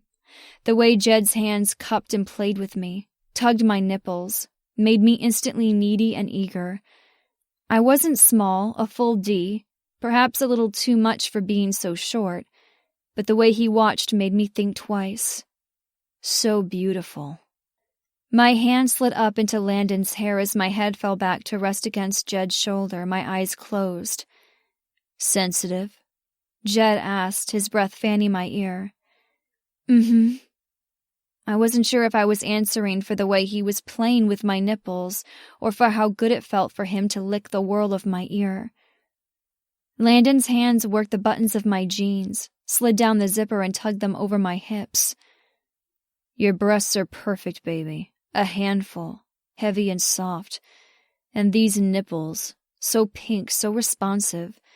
I want to suck them into my mouth, nibble on those little berries, and see if you can come from nipple play alone. I whimpered, wiggling my hips at Jed's dirty talk. Our girl is eager for her men, Landon said, slipping off my shoes and working my jeans down and tossing them aside. Lavender, he commented, staring at my panties. My new favorite color. A finger slid over the silky fabric and it zeroed right in on my clit. My eyes flew open to see him glancing up at me. Seeing him on his knees before me, Jed's big tanned hands cupping my breasts in my view, I bucked my hips, trying to get more friction, more contact, just more. I felt like they were teasing me, taunting me because I knew what they could do with just their fingers. I wasn't sure if I could handle the pleasure from more. Landon tugged my skimpy underwear down and off. I'm keeping these too. He held them up for all of us to see. A nice big wet patch. I couldn't miss that either, felt the slickness between my thighs. I love how your pussy's getting nice and ready for our big dicks. Nice and ready? I didn't remember ever being wetter. Oh yeah, last night. The panties were tucked into his shirt pocket as Jed reached down, hooked a hand behind one knee and lifted. Opened me up, spreading me wide for Landon. Landon groaned as he got the first good glimpse of me. No, he commented, licking his lips. Pink is my favorite color. Chapter 13. Caitlin. With Jed holding me securely, Landon leaned in so his nose practically touched my pussy and breathed deep. I love your scent. All hot and eager to fuck, aren't you? You're dripping down to your thighs. I'm going to lick that all up. Get your honey-sweet taste on my tongue again. Landon did just what he said, lapping up every bit of arousal from one inner thigh then the other, my pussy all but aching for him to do the same there. Rolling my hips, I begged him without words to put his mouth on me.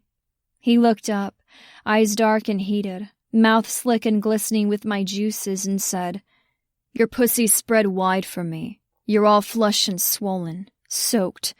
Your clit's a hard little nub. His tongue flicked out, circled that sensitive tip. Landon? I cried, close to coming from that alone. I lifted my arms over my head, hooked them around the back of Jed's neck. Landon didn't say anything, just gave me one last look of male triumph and put his mouth back on me. Not 1 inch of my pussy was left unexplored. When he slipped one finger, then two, nice and deep, my head tilted back and I moaned. I hadn't even known I had a G-spot until these men. Now it was like a button that he pushed and practically sent me right into orgasm. Jed tipped my mouth toward his and kissed me, drinking in my cries. Deep and drugging, I couldn't think of anything but Jed and Landon. Of their mouths on me, their hands. Jed plucked and tugged at my nipples, pinched them, adding a sharp bite of pain to the pleasure. Landon zeroed in on my clit, sucked on it and flicked his tongue over it mercilessly until I came. When I opened my eyes again, Landon was sitting back on his heels, using the back of his hand to wipe his mouth. He looked almost smug with his ability to get me off. He crooked a finger. Bend forward, Angel. Let Jed have his turn. I was too sated to question and leaned forward, placing my hands on Landon's shoulders. He kissed me and I couldn't miss the sweet tang of my arousal. He was right. He did have the taste of me on his tongue. With a thump, Jed dropped to his knees behind me, tugged on my hips to have me bent over more, bottom out. I stared over my shoulder and Jed just grinned. My turn for a taste. He ate me out with ruthless precision. While Landon had explored every inch of me, licked up my cum right from the source, Jed went straight for my clit. It was as if Landon had primed me to come. I was now easily orgasmic, almost coming within half a minute. My fingers dug into Landon's shoulders. "Ever had your tight little ass fucked?" Landon asked. I focused on his face, right in front of me, and his words. Shaking my head, I whimpered a no. "We're going to take such good care of you. Fill every one of your holes." I glanced down at Landon's lap, at the outline of his dick, thick and long as it disappeared under his belt. I licked my lips, wanting it in my mouth, desperate to taste him, but wondering how I was going to get such a monster down my throat. Landon must have sensed my interest, for he undid his belt, opened his jeans, and pulled out his monster dick. "While Jed trains that ass, I'll get into that hot mouth." It was as big as I remembered. A ruddy shade of pink, there was a vein that pulsed the entire length, and the crown was so broad, I would have to stretch my mouth wide to get it past my lips. As I watched pre-cum drip from the little slit and slid down. "Lick it up, Angel, then take me deep." I did as he said, the tangy flavor of his cum hitting my tongue, although it was hard to concentrate with Jed's mouth on my clit. "Fuck." Landon growled and his hips bucked. The knowledge I had such control over him made me bold, and I opened my mouth, wide, wider still, to take him in. A thumb dipped into my pussy, getting it nice and wet, then slid backward to my... I gasped, but the sound was muffled by Landon's meat. God, he did have a big piece of beef, and I was taking it as deep as it could go. My mind went blank, and all I could do was feel, to try and get Landon to come just as quickly and easily as he'd done for me. His fingers tangled in my hair, tightened. "That's right, Angel. Suck my dick as Jed works that ass. Just his thumb for now. Open for him." He groaned as I sucked in my cheeks, slid him closer to the back of my throat. The palm of Jed's hand rested on the base of my spine, his thumb settled between my parted cheeks, the tip of it pressing into me. "Relax and let me in, baby." Jed lifted his head to speak, but the warmth of his breath fanned my tender flesh. "I promise you'll go off like a fucking 4th of July firework when you do. You should feel her mouth like a fucking Hoover. And you should see her tits like this," Landon commented, although Jed was too busy sucking on my clit again to do it. "Like dangling fruit ready to be plucked. Fuck." He growled as I swirled my tongue in a way he seemed to like, so I did it again. Landon tugged gently on my nipple. We were all working each other, a circle of pleasure. Jed's thumb breached my untried tight hole, and I groaned at the stretching, the unusual feel. Just like he said, though, I came. I backed off of Landon's dick and screamed. I shivered. I was wild with it. 2 men and I was between them.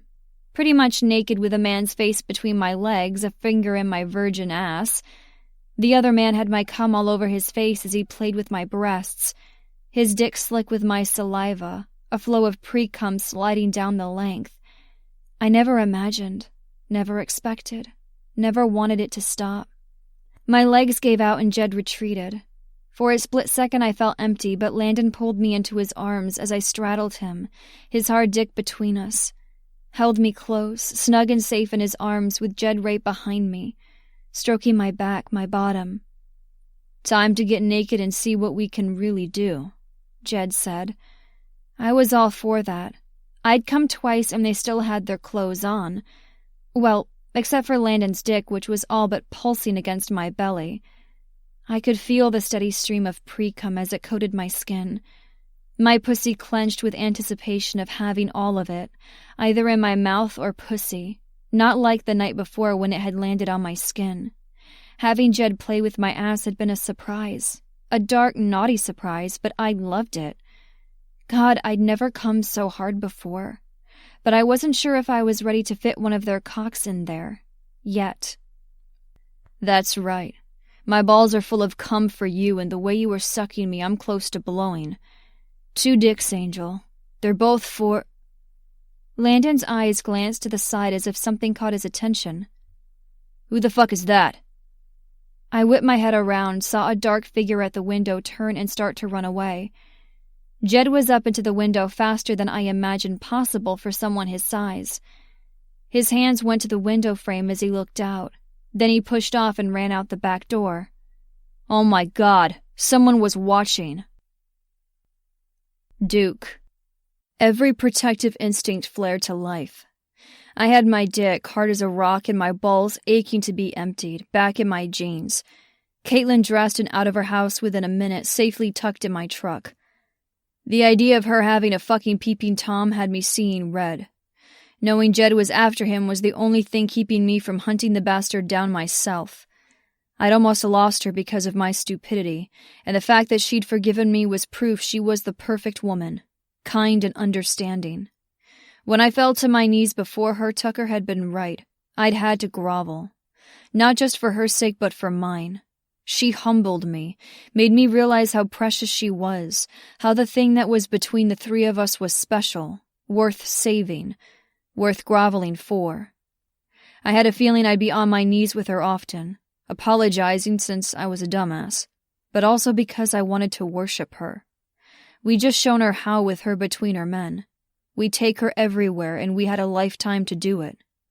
I'd share her with Jed, but no one else. Not the asshole who'd been watching. Not with Jed eating her pussy from behind, thumb buried deep in her ass as she sucked my dick. Caitlin's body, the sight of her aroused, lost the passion we built. Her cries of pleasure, her screams as she came. All of that belonged to us. No one else. I still tasted her. I knew the feel of her silky soft, slick pussy. The way it gripped and clenched. The color of it. Fuck, it was the prettiest thing I'd ever seen.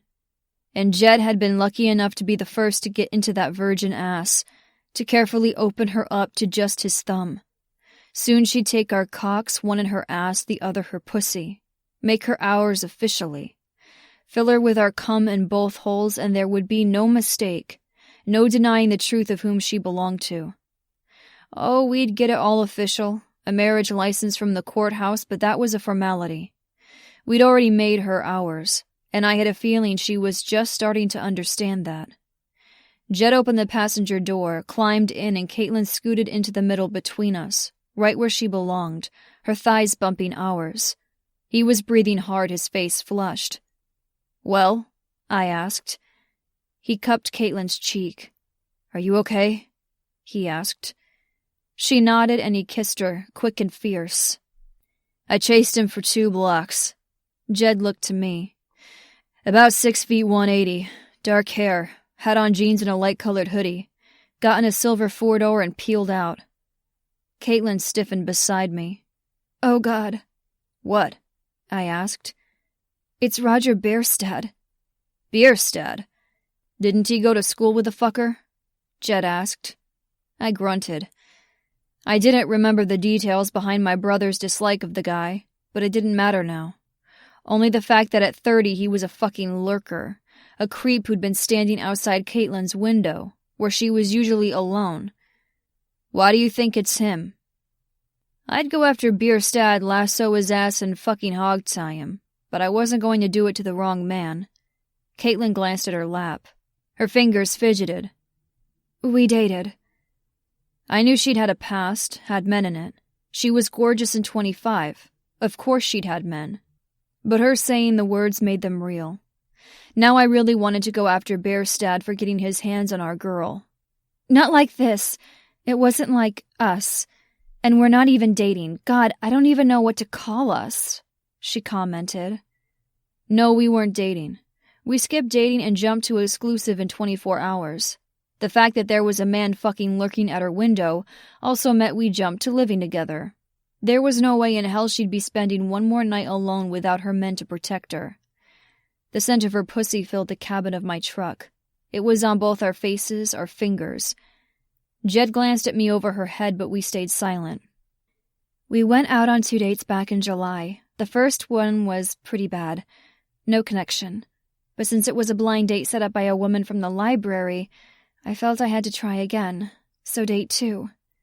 She sighed. What the fuck happened on date 2? Jed asked. Tell us, baby. I promise this guy won't get near you again. She pushed her glasses up her nose. He said I was the one. I swore. No wonder you freaked with us in Jed's office. Looking up at me, she shook her head. No, it's not the same. So not the same. Yeah, it should be just as creepy with how fast this is going and how ridiculously possessive you are, but it's not. What else? That can't be it if he's showing up and snooping around your house almost 2 months later. There were conditions. I had to lose weight to be the perfect wife for him. He judged, criticized, nitpicked. I told him no, that I wasn't interested, but he told me I wouldn't find another man. Not being a Leary. No one would want me. Shit. No wonder she'd been so upset. I'd only reinforced what Bierstadt had told her. I'd spend the rest of my life making it up to her. It was just a lunch date. I even paid. I relaxed then. Lunch? It wasn't a real date. Yes, at the deli by the library. What else, baby? Jed repeated. He didn't seem to like that I told him I wasn't interested. He showed up at the library. I saw him on the street, and not just by coincidence. He watched me. And he sent flowers to the hotel where I worked. A note, but he didn't sign his name. And now this. Like Jed said, he won't bother you again.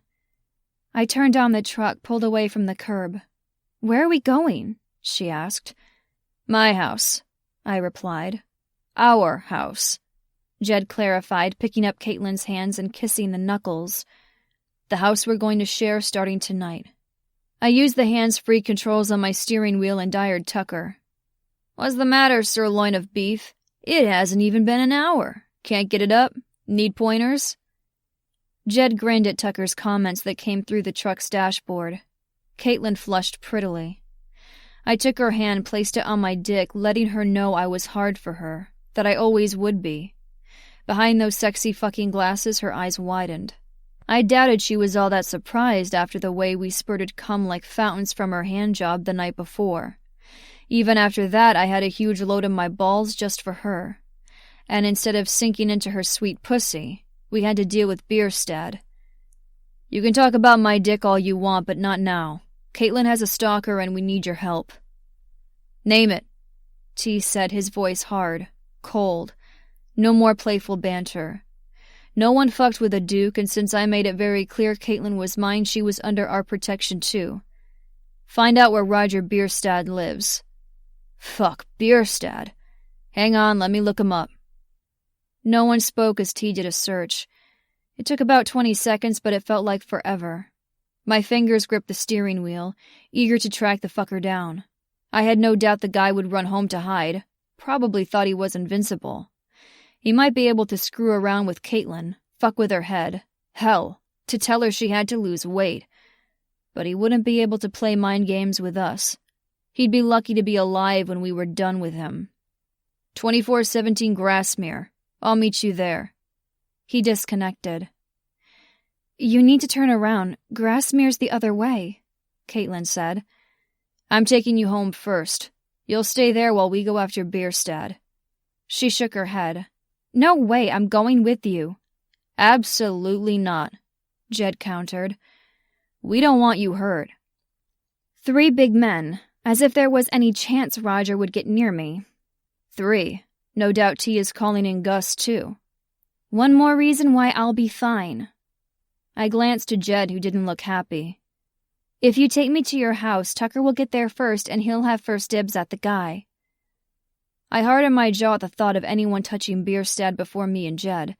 He was fucking with our woman, so we had first punches. Fine, but you stay in the truck, I said, making a U-turn at the next intersection. She gave me a smile, and I knew then I was truly whipped. You get out of this truck, baby, Jed warned, and your ass will be spanked so hard you won't sit down for a week. Damned straight. We wanted that ass, but not for spanking. And after we took care of Bierstadt, we'd have it. Chapter 14. Caitlin. I can't wait any longer. I already know you've got on a pretty lavender bra and no panties. Strip, Angel. We want to see every inch of you.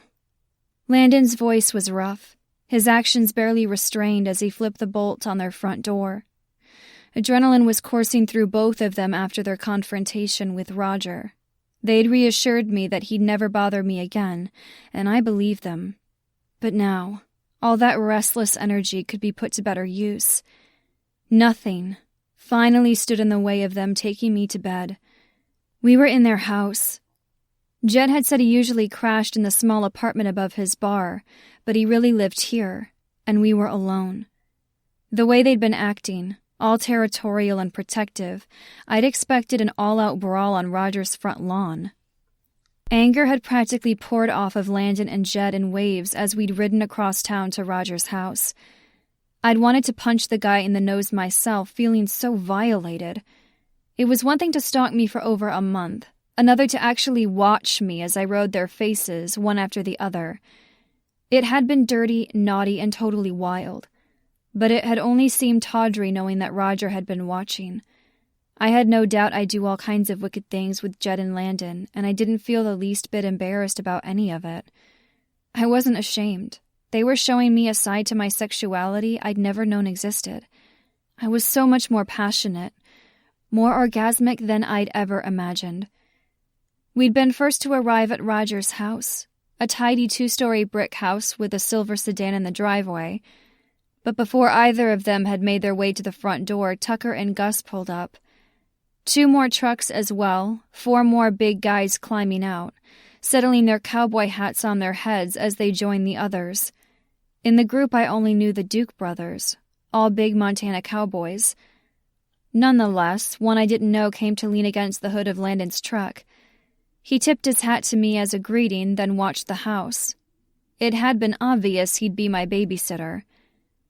I should have been upset that my men— yes, I thought of Landon and Jed as my men— thought I needed watching. But just being near Roger made me nervous, and I was glad for the man's presence. He'd been unnecessary protection, though. For 5 men on Roger's front porch, 2 had gone around the house, I assumed, to cover the back door in case Roger decided to slip out was a poor match. I couldn't see much through the wall of big men, but Roger had opened the door. Landon had pushed him back and they'd gone into the house, shutting the door behind them. I could see little through the front window, just lots of big Montana cowboys. Not much else.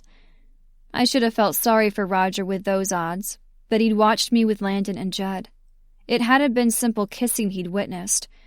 He'd seen Landon eat me out, then Jed had bent me over and put his mouth on me from behind, while sticking a thumb in my ass. Within 2 minutes they'd come back out. Landon and Jed had shaken the other men's hands before they'd headed off to their trucks again, then pulled away. The only thing Landon or Jed had said in the truck as we drove to their house was, "It's over." Their clothes hadn't been torn, no black eyes, no bloody noses or lips, not even a cracked knuckle. I doubted they simply talked to Roger, but it didn't appear as if they'd laid a hand on him either. I hadn't questioned, though. Oh, I'd wanted to, but for once, just in my life, I was content with someone else taking care of my problems for me, knowing it was resolved, trusting them. I'd only had myself for so long that it felt strange. Good. It only made me fall for Landon and Jed even more. They'd proven that they'd take care of me, that my burdens were theirs. So I'd put my hands on each of their hard muscular thighs and squeezed.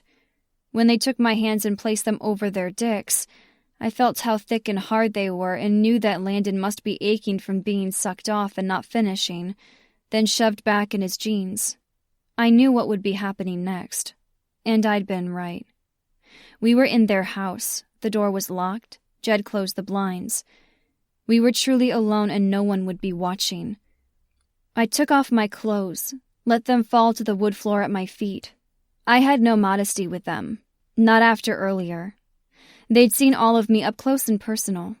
While I'd had 2 orgasms only an hour earlier, I was ready for more. I had never been so horny, so eager for dick. And 2 of them. They looked me over, every inch of me. Get in the bedroom, Angel. I want to fuck you on a nice soft bed. I don't know where it is, I admitted. Landon took the 2 steps that separated us, tossed me over his shoulder. Again, I grabbed my glasses. Landon, I can walk. He carried me down the hall and dropped me on a big bed. Jed followed behind and flipped on the light. Tan-colored walls, thick cream carpet on the floor. A king-sized bed with a wooden headboard, matching nightstands and dresser.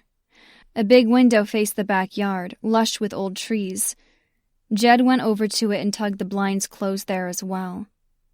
I want to see you too, I said, glancing between them, settling my glasses back on my nose. In their jeans, plaid shirts, and boots, they screamed hot hunk of cowboy. I wanted to see the rest of them. It didn't take them long to get naked, and I came up on my knees to get a better look. They stepped to the foot of the bed so I could touch them. You two could be strippers, I commented, running my palms over their chests, matted slightly with hair, Jed fair and Landon dark, and lowered to their chiseled abs, and their dicks. They made the strippers from the all-male review seem lacking now. While I didn't want to see either man swing them around, I certainly wanted to know what they could do with them. If Landon was sirloin of beef, Jed was most definitely a prime cut too. Are you still wet for us, baby? Jed asked. Boldly, I reached down, ran my fingers over my pussy, collected my arousal and held it up for them to see. Landon grabbed hold, took my fingers into his mouth, sucked. I love getting this right from the source, but I don't think my dick can wait another minute to be inside you. Walking around the bed, he lay down, grabbed hold of my hips and pulled me on top of him. He kissed me, slow and deep with lots of tongue.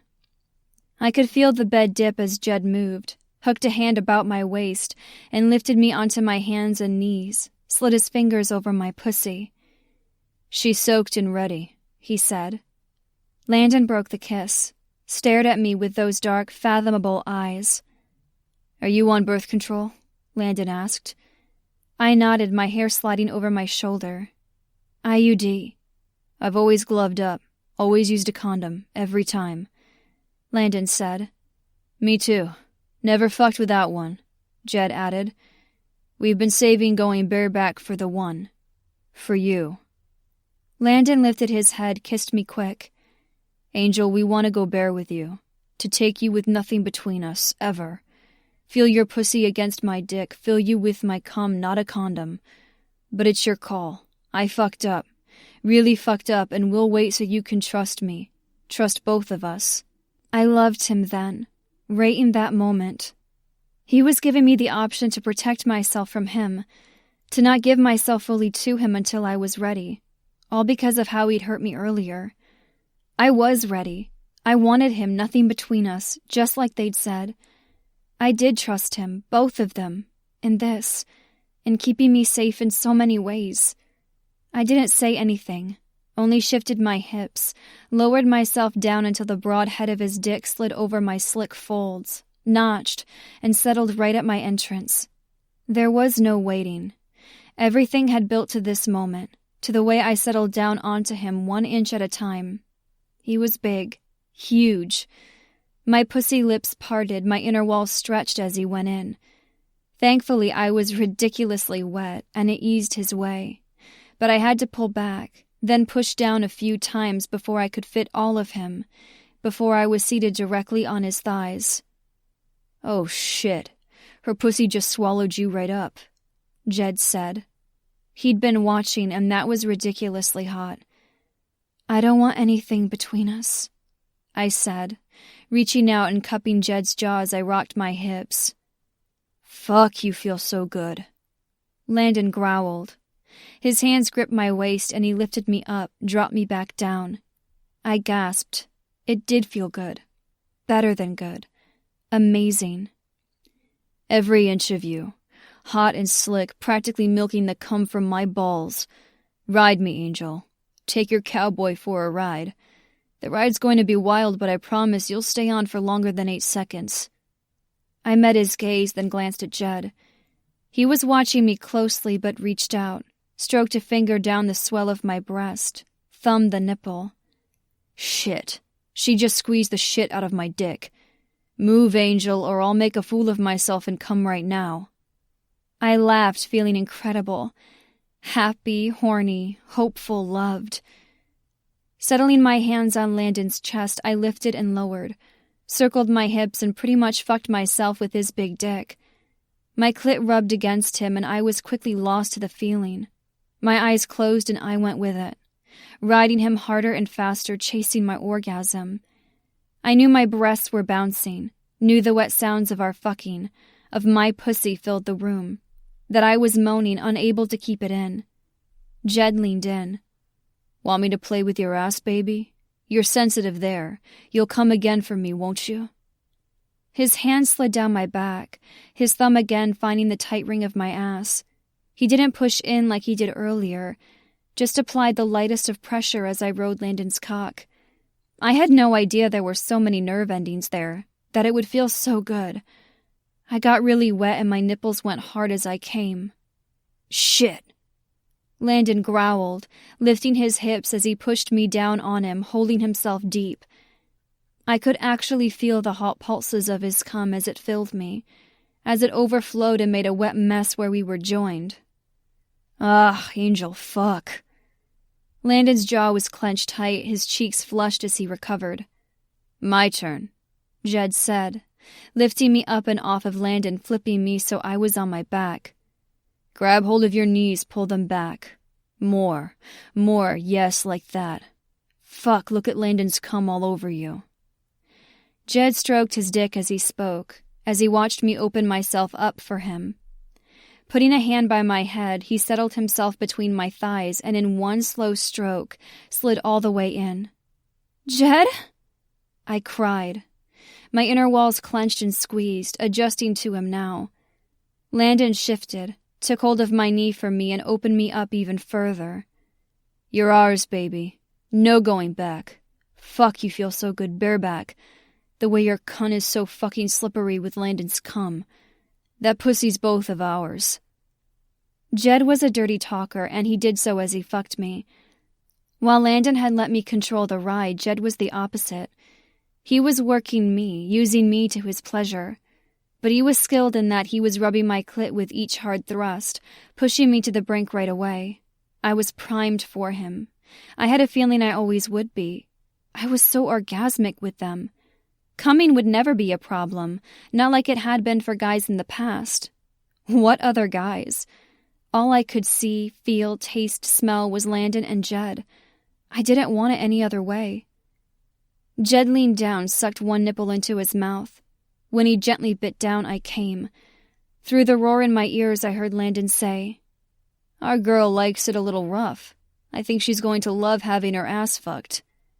Now, Jed said in response, pulling from me. I want that virginity now. I whimpered, my orgasm not done, my inner walls clamping down on nothing. Jed grabbed my leg and crossed it over my body. Landon took hold of both my ankles and lifted. It was a good thing I liked yoga. My bottom was lifted off of the mattress as Jed reached into the bedside table, pulling out a bottle of lube. No condoms, but lube? As if reading my mind, Landon said, Angel, I coated my hand with it last night after you ran out of Jed's office. I had to unload all that cum I'd made for you. Rubbing one out was nothing like the real thing. As Landon spoke, Jed squirted a line down his dick and coated it thoroughly, although it was slick already with my arousal and Landon's cum. Time to open up that ass. Chapter 15. Jed. Sweet fucking baby Jesus, she was tight. I pressed against the tight little hole until her body gave in to the inevitable, to my big dick. It finally accepted that it wanted, that it needed me to be balls deep inside her, that it knew I'd make it good for her. And now with my thighs pressing against her upturned ass deep inside her as I could possibly go, I was going to blow like a fucking teenager.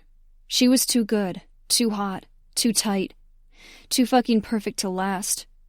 I had to think about baseball and taxes to hold my load, for while I was taking her virgin ass, she'd given it to me.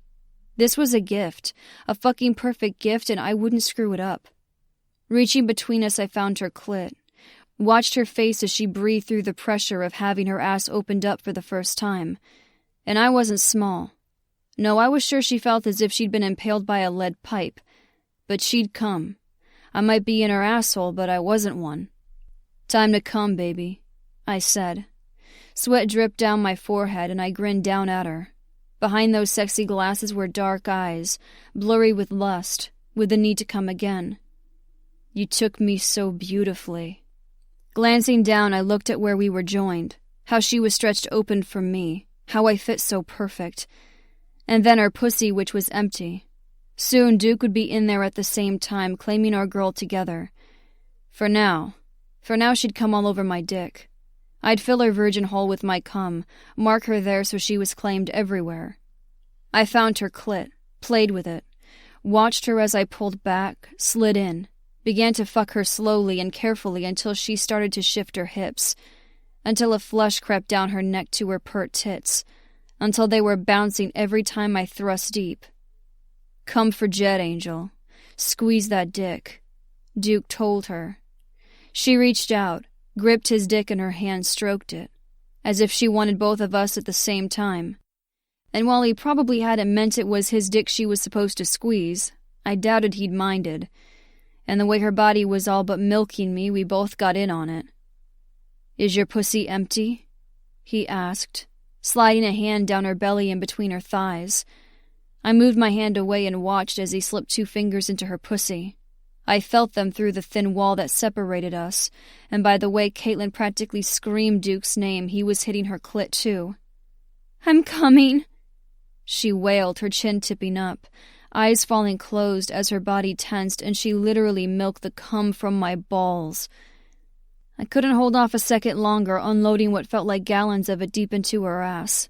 It was possible I went blind from the pleasure, that my bones all but dissolved. I carefully pulled from her, noticed how her pussy and ass were completely covered in our cum before I dropped onto the bed beside her, pulling her into my arms. Duke settled on her other side, and I passed out, happy as fuck. We'd found the one and made her ours.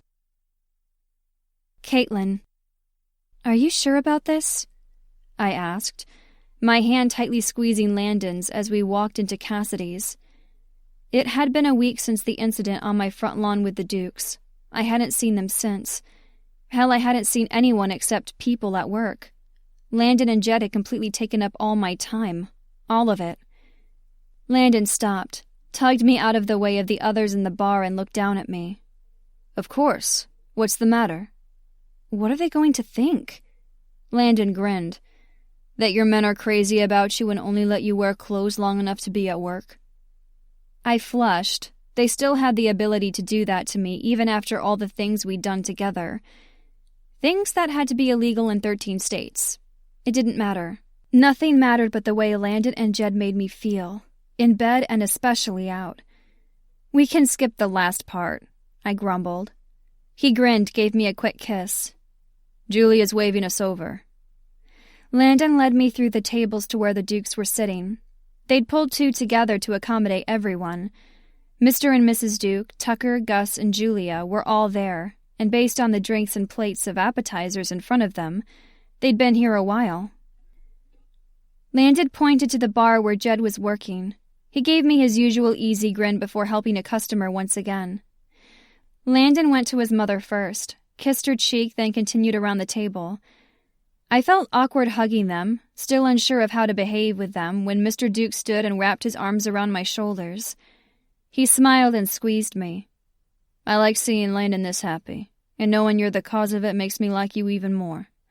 Come sit and tell us about your work, your friends, everything. We have a lot to learn." "Caitlin!" I recognized Ava's voice and turned. I hadn't seen her since the stripper night, but we texted. Hugging her, I introduced her to the Dukes. When I got to Tucker, her eyes widened, and she didn't even give Gus, who was the last person I was going to point out, any attention. Tucker offered her a wicked grin in return and invited her to sit beside him. She abandoned me and went around to the table to his side, where he'd pulled an extra chair from a different table and held it for her as she sat down. Landon found chairs for us as well, and conversation picked up in 2s or 3s. I was between Mr. Duke and Landon, and I told the older Duke about my time in school for library science and how I enjoyed my work at the local library. I hoped to continue there, but eventually dropped the second job at the hotel. You've worked hard and achieved so much. O'Leary won't amount to much. 2 jobs, just like your father. I should run you off the road just like you did to the Dukes. The table quieted at the voice. Looking up, there stood Roger. He looked the same as usual, sleek dark hair and overly pressed clothes. The only addition was the purple and yellow bruising around his eye. Clearly, there'd been more to the visit the Duke men and backup had had with him last week. Landon stood, making Roger appear small. Mr. Duke stood as well, so did Gus and Tucker. While I doubted any of them wanted a fight in Jed's bar, it seemed they were ready for it. Didn't you get the hint you're to stay away from Caitlin? Yeah, leave my friend alone, Ava said, standing, ready to storm around the table and beat up Roger. Tucker hooked an arm about her waist and pulled her back into him, held her tightly. Easy, Tiger. Everyone around us took notice and quieted. Watched. I don't want her now. Sloppy seconds of not just one man but 2. Think the city council will be eager to hear how our librarian is fucking 2 guys? I stood then. While a bit embarrassed that what I chose to do with my men was being openly discussed, I wouldn't let him talk bad about Landon or Jed. Wouldn't even think of what he'd watched when he'd stood outside my window. I stepped close to him and he smirked. Clenching my fist, I punched that evil little smile off his face. You bitch! He hissed, bringing a hand up to his bleeding lip. Landon grabbed me, pulled me back. Nice shot, slugger, he whispered. Mrs. Duke stood, walked around the table to stand beside her husband. I'm on the city council, if you'll remember, Roger. Her voice was loud and clear, carrying across the big room. We don't have issue with anyone finding love and happiness. I'm sure everyone in this bar knows not only Jed Cassidy and my son Landon Duke, but the entire Duke family. I'm sure they remember the accident and our connection to the Learys. We still have a connection. A new one. A better one. A happy one. Caitlin is welcome and loved. That's more than we can say about you. Roger shook his head, not contrite in the slightest. Trash, all of you. Mrs. Duke lifted her chin but remained unflappable. Call us what you want, but everyone in this place knows your true measure now, and I'm sure Dr. Lamont will be seeing quite a bit more business after this. No one wants to get their teeth cleaned by an asshole. Cheers broke out around the room. I had to wonder if Mrs. Duke had ever used a bad word before. She was incredible, like a fierce lioness protecting her cubs. And I was one. I was stunned by the reaction of how the town rallied around the Dukes, around me. For the first time since I'd returned to Rains, I felt like I belonged, like I was no longer an outsider. Jed came over to the table. After he gave me a quick wink, he put his hand on Roger's shoulder. You're not welcome here, Bierstadt. You've got over 50 witnesses to your threats against Caitlin. Your stalking days are over. If Caitlin so much as frowns, you're going to jail. Let's go. I'll help, Landon said. No, we've got this, Gus said. Stay with your girl. Tucker followed and pushed Roger toward the door. Baby, are you okay? Jed asked, settling right in front of me. He lifted my hand, kissed my sore knuckles. I'd had no idea how much it hurt to punch someone, but it had been so worth it. Yeah, I am. I really am. And I was. People had my back. Lots of them. Roger wasn't going anywhere, but I wasn't scared of him anymore. Do you need anything? Landon asked, his gaze roving over my face as if waiting for me to burst into tears or something. Ice for that hand? I didn't need ice. In fact, I didn't feel sad or upset or angry. I felt horny. Going up on my tiptoes, I whispered in his ear, I need you. Now. His eyes flared wide and his gaze instantly heated. Now? He repeated. I bit my lip, nodded. Glancing down, I took in the way his dick swelled in his pants. The media might have called him sirloin of beef, but I was the one who knew it was true. knew that every inch of his beef was all mine. Jed piped in but kept his voice low. My office. You bent over my desk. God, I loved his big slab of beef too. Wanted it. Needed it. Now. My panties were ruined from only a few words. Soon they'd discover that. Jed bent at the waist, tossed me over his shoulder. Jed! I squealed, grabbing my glasses as I was carried away from the Dukes, who I could hear shouting goodbyes and laughing, and down the back hallway. Obviously, they didn't mind we would be missing the weekly dinner. Baby, everyone knows your hours, and now they'll know we keep you happy. They did. I'd never been so happy as I was with Landon and Jed. It had only been a week, but I was ready to spend the rest of my life with them. But first, I'd give them my wet panties, and they'd give me a good fucking. Every day for the rest of our lives. Just like we all wanted. This has been Sirloin of Beef, Grade A Beefcake Series Book 1. Written by Vanessa Vale, narrated by Kylie Stewart. Copyright 2018 by Vanessa Vale. Production copyright 2018 by Vanessa Vale. T-Bone, Book 2 in the Grade A Beefcake series. Written by Vanessa Vale, narrated by Kylie Stewart. Prologue. Tucker. I was in lust, in love, in over my fucking head, pussy-whipped even, by the owner of the Seed and Feed. Oh yeah. Every luscious high-maintenance inch of her. And that saucy mouth? Well, I had something to keep it quiet. Ava was everything I'd always wanted but never knew. Not until the night we had our weekly Duke dinner at Cassidy's, and then wham! A fucking 2x4 to the heart. Being BFFs, my big brother's girl had Ava joining us. It had been almost impossible to keep my hands off her. I thought her all prissy in her blinged-out jeans, high heels, blonde hair perfectly styled, and lips painted a fuck-me red. But when she turned fierce to protect Caitlin from the little fucker Roger, holy hell. My dick went instantly hard for the tiger. I'd hooked her about the waist and held her back, felt every soft curve of her, even with her claws out. And those claws? I wanted them scratching me. I wanted her wild as I watched Colton take her as we claimed her together. Because one thing I learned that night between one heartbeat and the next, she belonged to us. She just didn't know it yet. She would, though. We'd make sure of it. Chapter 1. Tucker. Nobody smiles like that when ordering pig feed.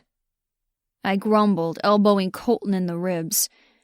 We were in the Rains' Seed and Feed, standing beside the scarred wood table that used to hold old copies of agricultural magazines, but now held a fancy coffee machine, one of the many additions made by the new owner since she bought the place last winter, Ava Carter. He looked up from the sugar he was pouring in his coffee. He pulled his cup from the fancy machine that used the little pods. The first time I'd seen it, I'd thought it a little ridiculous for a small-town ag store, especially situated between the salt licks and deworming solution. But now, well, it was a great addition. Keeping her customers caffeinated was pretty fucking smart. But I didn't give a shit about coffee. Not today.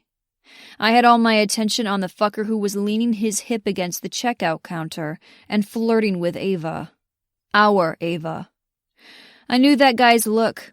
I'd used it before myself. Roscoe Barnes was laying on the charm.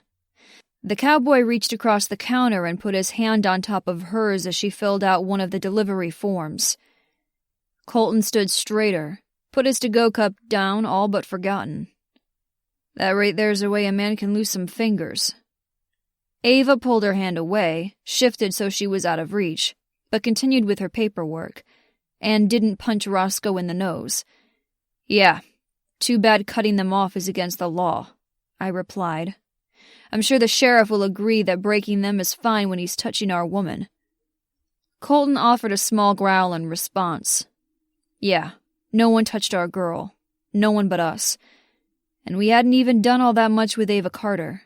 Yet. We stopped into her store every day. One of us or both of us together, like this morning, to check on her. To buy something we didn't really need. To make sure no man crossed the line like Roscoe was right now. To let her know we were around, that we weren't going anywhere. Ever. The first time I ever laid eyes on Ava, the woman we would marry, was a month ago at Cassidy's. Caitlin Leary had been bothered by a guy she'd dated, Roger Bierstad. The little fucker had stopped by our table and talked trash about my older brother's woman. And since Ava was Caitlin's BFF, she had been ready to rip Roger's eyes out. Fuck. I loved a feisty woman. I'd had the good fortune of holding Ava back while Duke and Jed took care of Caitlin. With my arm around Ava's narrow waist and her pulled back against me, I'd felt how soft she was. Every fucking inch of her. My forearm had been tucked beneath lush tits, and her delectable ass had been pulled tight against my dick. I'd gone instantly hard, and the thick pipe had settled between her cheeks, right where it wanted to be. She hadn't pushed me away. In fact, she'd wiggled those wide hips and looked at me over her shoulder, wide-eyed and interested. I'd bet the ranch she'd been wet for me. Oh yeah. It had been perfect except we'd been in a room full of people, and we'd had our clothes on. She'd known right then and there I wanted her, knew my dick rose for her, that I had her in my sights. I told Colton all about her, and the next day he'd skipped out on morning chores at the ranch and headed right to the seed and feed. One look and he'd agreed. Ava Carter would be our woman. All this time we'd been waiting for her. And the kicker was she'd been in town for months. Months! And we hadn't even known she was the one. We'd heard about the city slicker woman who'd bought the store but hadn't expected Ava. Hell no. Time we could have been eating her pussy had been wasted. I licked my lips, eager for the taste of her. I now got hard from the scent of strawberries. It had to have been her shampoo that night, because she'd smelled good enough to eat. I just knew she was sweet all over, and we'd find out. We'd get between those thick thighs with our mouths, our fingers, our dicks, and she'd be screaming our names. That's right. Everyone in town would hear her and know the truth. Her pussy belonged to me and Colton. While she might smell and taste sweet, her temperament was anything but. She was a little wildcat, my tiger. I loved it when she showed her claws. I was eager to have all that energy, all that wildness taking my dick for a ride. I wasn't called T-Bone because I ran a cattle ranch. Hell no. My dick was 100% grade A prime me, and she was going to love it. Every single inch. As for Colton, she wouldn't find him lacking either. She went to the far side of the counter and got on the phone, back to us, most likely to confirm with her delivery driver about Roscoe's order. We'd been in enough to know how she ran her business, leaving the fucker on his own. We walked up to him, settled on either side of Roscoe. He paid no attention to us. No, his eyes were square on Ava's ass. She looked fucking hot in her jeans, showing off every inch of her perfection. While I enjoyed the view, that didn't mean I wanted the fucker to enjoy it at all. I wanted to toss a grain sack over Ava's head so no one could see what Colton and I did every time we looked at her. But fuck, it would be no use. A sack would do shit to hide her beauty.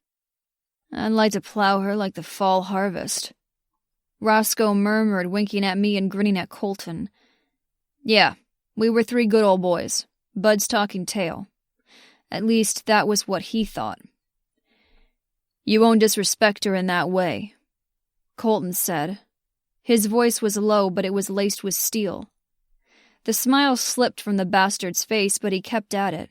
He had no fucking idea he was about to lose his teeth. Oh, come on. My dick never got hard for Pete when he ran the place. I consider it a perk of getting supplies for the ranch. I'll have to go rub one out before I head home. You mean head back to your wife? How are Rachel and the kids? Colton asked, right before he gripped Roscoe's hand and wrenched it behind his back. I watched as Colton easily escorted the fucker out the front door, funny sounds of pain coming from Roscoe's throat as his fingers were close to being broken. Tucker Duke, what is Colton doing with my customer? Ava asked. Her eyes were fixed on Roscoe being escorted out of the store's entrance. I turned so I could face her, winked. Taking out the trash, Tiger. Her eyes widened then narrowed. Oh yeah, here came the claws. He's a customer. You can't just manhandle people in here as the two of you see fit. He touched you, I countered. If Roscoe wasn't being taken care of by Colton, I wouldn't be so calm. If he ever came in the store again, Roscoe would be showing Ava and his wife some respect, or he'd be buried in the back 40. You think that's the first man who's done that? I can take care of myself. She crossed her arms over her chest. The flannel-plaid button-up did nothing to hide her generous curves. While I longed for the day when she wore only my shirt and nothing else, this one had a trim women's cut to it, showing off her pretty curves. This was good because if it were another man's besides Colton's, I'd have dragged her into the office and stripped it off her, covered her with mine. Her outfit was fashionable, as sassy as she was. To me, she always looked perfect. Blonde hair styled and makeup on, even when taking orders for pig feed. Fire engine red nail polish coated her fingernails. Small diamond studs sparkled at her ears. While her clothes bordered on the ridiculous for a small Montana town, and as the owner of a feed and seed store, I loved the way she looked. As if she never got her hands dirty a day in her life. That was how it should be. Ava with two men taking care of her doing all the dirty work. Well, maybe not all the dirty work. We'd get nice and dirty. Filthy, even. Together. Why she'd bought the seed and feed from Pete, I had no idea, and I damned well wanted to find out, but she was doing a good job. With the amount of time I'd spent in the store the past month, I'd say she had a whole slew of customers, which had me wondering. Who else has touched you? Worse? She gave a small shrug of her dainty shoulder. When she came up to my chin, I knew she had on some kind of heels. I'd never seen her without them. Again, impractical, but I loved a good fuck-me heel on a woman. Colton walked up then, propped his hip against the counter. Well, sugar, any other man we should know about? Roscoe Barnes ordered 4 months' worth of feed, she said, pointing toward the door. I can't have him shopping for it in Clayton. I have a business to run. I nodded. You do, but you don't need men pawing all over you. So you're going to what? Continue to come in every day to make sure no one does? Colton shifted, put his hands on the counter and leaned in. Roscoe will be a perfect gentleman from now on, I promise you that. But to answer your question, yes, if that's what it takes. We protect what's ours. Her mouth fell open at that. I imagined it open a whole lot wider as my dick worked its way inside. Ours? I leaned in, too, so both of us were close, so the two of us blocked out everything else. You need a man touching you? Men, Colton corrected. You've got us right here, Tiger. I pointed between Colton and myself. The blue of her eyes went darker, her cheeks flushed, and her hand crumpled the order form. We watched as she took a moment to pull herself together, to fortify that fucking wall she put around her emotions. Inwardly, I grinned, for we were getting to her, slowly but surely. She licked her lips, looked between the two of us. Every day you stop in, every day you ask me to go out with you and I say no. Don't you take no for an answer? If you really mean it, Colton said seriously. Neither of us would force our intentions on a woman, but we knew the signs of when a woman wasn't interested, and Ava hadn't shown any one of them. Ava was just scared. I didn't blame her. We were bossy men, intense. We wanted everything from her, but we would give her the same in return. We wouldn't treat her half-assed like Roscoe did his wife. Hell, I hadn't even glanced at another woman since I laid eyes on Ava. Only thought of her. Those fiery eyes, thought of her tiny hands trying to wrap themselves around my dick, wondering if her pussy was bare or if she had a little strip of hair pointing the way to heaven. When I rubbed one out in the shower. Every fucking day. We love her completely. Fuck her completely. Cherish her. Sugar, a woman's nipples don't go all hard for men she doesn't want. She glanced down and sure enough 2 hard points poked against her flannel. Instantly she crossed her arms, blushed prettily. As if that was going to keep me from thinking about the color of those tight tips, how they'd feel in my mouth. Colton reached out, brushed a knuckle down the side of her neck. A woman's pulse doesn't race for men who don't make her hot. We're patient men, Ava, I told her. We'll wait for you to switch your no to a yes. I could smell strawberries, and of course that meant I was hard as a fence post in the middle of the seed and feed. Again. Fuck. Realizing she was sinking into us, she stepped back, tilted up her chin, fortified those defenses. In the meantime, you'll continue to kick men out of my store? I don't need a bodyguard. We know what you need. Those words lit the fire in her eyes just like I wanted. Yeah, I sounded bossy as fuck, but I had a feeling, deep down, she liked her men in charge, at least in the bedroom. Do you always argue and bicker with the woman you want? She asked. I glanced at Colton and turned to look at Ava again, grinned. Sugar, this isn't bickering. The bell above the entrance jingled, signaling we were no longer alone. Oh? What is it then? Foreplay. Chapter 2. Ava. Bossy men. They were everywhere. My father was the king of that annoying universe. I'd left Denver and his powerful thumb behind, like I was going to go for an arranged marriage. I huffed out a laugh at the thought. Smile, nod, and say I do, just because that was what Daddy wanted? Yeah, right. And to be stuck with Casper Johnston III, or Perry for short, for the rest of my life? Fuck no. We dated. No. He'd escorted me to functions, parties, tennis matches. People had thought we were together. Hell, he had too, and so had my father. Absolutely not. Fuck no. He might be my father's right-hand man, powerful and rich in his own right, but I didn't care about any of that. The fancy house, country club, private schools for little Perrys. I didn't want to marry a corporate VP, for that's what I'd get with Perry. Married to the executive position, I'd be Mrs. VP. What I wanted was to marry a man, not a title. A real man. A man who saw me as more than a trophy. More than a broodmare who gave him the heir and the spare while he'd have a whole string of mistresses. My pussy would grow cobwebs, and that was not going to happen. Besides, I would bet Perry's dick was as limp as his handshake. He might be loaded, but not where it counted. My cell rang, the distinctive ringtone of I Will Survive that was set for my mother.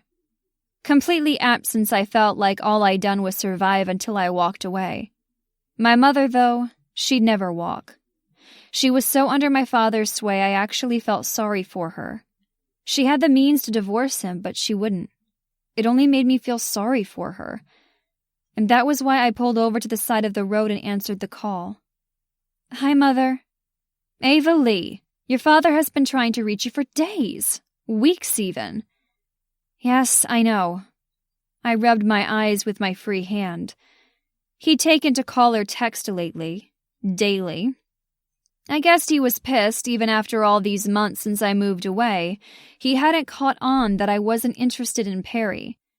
He'd been pretty quiet for a while, especially since he figured cutting me off would have had me running right back into the cushy lifestyle. But lately he'd started in again. I'd blocked his number. What was the point of talking with him if all he wanted to do was talk about himself and about how I was being a terrible daughter? He kept getting my new cell numbers. My third since I moved to Montana. Being a billionaire made it easy to get info out of a phone company. Now he tried another tactic. My mother. He could have been dead and you wouldn't have known. She replied, her voice going shrill. It wasn't 5 o'clock yet, but no doubt she had a Manhattan extra dry in her hand. It was cocktail hour somewhere. His demise would have been all over the news. I countered. Having your photo on the cover of Forbes a few times put him in the famous category, at least in the business world. And if he died, then there would be a shakeup in one of the biggest wealth management companies, so yeah. Ava Lee Marie Carter, I raised you to be more respectful than that. Calling me by my full name used to make me feel shamed. Now I just rolled my eyes. He's the one who said I was cut off, no longer his daughter, Mother. I'm just respecting his wishes. She sighed. Call him. I sighed, already tired of this conversation. She didn't ask how I was. what I'd been doing these past few months. If I had a job, a boyfriend, been abducted by space aliens. She didn't ask because she didn't care. All she cared about was keeping my father happy. Why? I glanced out at the prairie, the tall grass waving in the soft breeze. It was so pretty here, so quiet and peaceful, but my mother's shrill voice was ruining it. I don't know exactly, but he wants to talk with you about something. I sighed again. Yes, I figured that. If this is about Perry, he's a perfect match for you. Handsome, attentive, smart. I thought of Perry, then my mind shifted to Colton and Tucker. They were handsome, attentive too. Smart as well, but our conversations had been limited. I wanted to talk with them, to learn more. As for Perry, I was all done talking with him. All he talked about was himself, how he'd be an asset to me. As fucking if. How many times do I have to tell you I'm not interested in Perry? You don't have to be interested to marry the man, she replied. I pulled myself from my ear and stared at it. I couldn't believe my mother's words and wondered once again if I'd been adopted. There was no love in my parents' marriage, but there sure as shit would be in mine. I have to go. I've got to work. Goodbye, Mother. I hung up on her, tossed the phone onto the other seat. It instantly chimed with a text. I picked it up, saw a number with a Colorado area code, knew immediately it was my father. He must have been sitting right beside her the whole time, probably listening in. All it said was, "Call me." Asshole. I muttered, annoyed, tossing the phone again. A song I hated came on the radio, and I pushed the button to switch it with a little more force than necessary, then steered the huge-ass pickup back onto the road. I'd gotten pretty good about mentally shoving my father in a drawer, but it took a few minutes to calm down from my father's side attack through my mother. It was a waste of time to let them rile me. I had what I wanted, a business of my own, friends, a paycheck I earned from hard work. And now I had better, taller, broader, sexier things to think about. Tucker Duke and Colton Ridge. And they were why I was doing this delivery. After spending an hour debating and making sure I'd shaved and buffed and that my hair and makeup was just right, I was headed to the Duke Ranch. Technically, the load in the back was a piece of equipment that I was dropping off, but it was more myself. I was delivering myself to Tucker and Colton. I licked my lips, thought of the duo, squirmed on the bench seat. A woman had needs, serious needs that Perry would never be able to fulfill. Needs the likes of Colton Ridge and Tucker Duke could certainly handle. We know what you need. Tucker had said that the other day. At the time, it had pissed me off, not because he was all annoyingly sure of himself, which he definitely was, but because he'd probably been right. They'd been hounding me for weeks, ever since I'd first met Tucker at Cassidy's last month. The Dukes had had a family dinner there. Since the oldest, Landon Duke, had taken one look at my BFF Caitlin and fallen in love, I'd been invited to join them. So had Jed Cassidy. Fallen in love with Caitlin, that was. Both of them had claimed her. Yeah, it sounded a little old-fashioned, but watching them together only proved Caitlin had really been claimed. Heart and body. I'd never seen her so happy, so content, so well fucked. God, those two were hot. I'd even asked for Duke's number once, but he'd only had eyes for Caitlin. I was thrilled for them completely. Duke wasn't for me. Well, not Landon Duke. It seemed Tucker Duke was the one to melt my butter, and Colton Ridge, too. Was there something in the water that had me and Caitlin being greedy enough to want two men each? I hadn't had much success with one so far, and now I wanted two. I did. I wanted them, no matter how much I behaved otherwise. But it seemed both Tucker and Colton wanted me in return. They'd said it, shown it by practically stalking me, for a month. If Perry had done the same thing, I'd have had him arrested. But with the two big hot cowboys? Totally hot. Every single visit was foreplay. Not that I was going to tell them that. If I gave them an inch, they'd run roughshod over me. And there was no way I'd let them do that, My father had done that enough. I might look high maintenance, but I could hold my own when it came to the wild, wild west. You couldn't tell it by my dressier-than-required clothes, but I'd been able to ride a horse and lasso a calf, castrate a bull, and fix fence posts by the time I was 15. Beneath my designer denim and heels, I was all cowgirl. It was my father's own fault, shipping me off to the family ranch in the Colorado Rockies each summer to get me out of his hair. It had been pretty boring, at first, but the people who ran the place had taken me under their wing, taught me everything they knew. Then I never wanted to leave. I'd felt more at home, felt more like I'd belonged than anywhere else.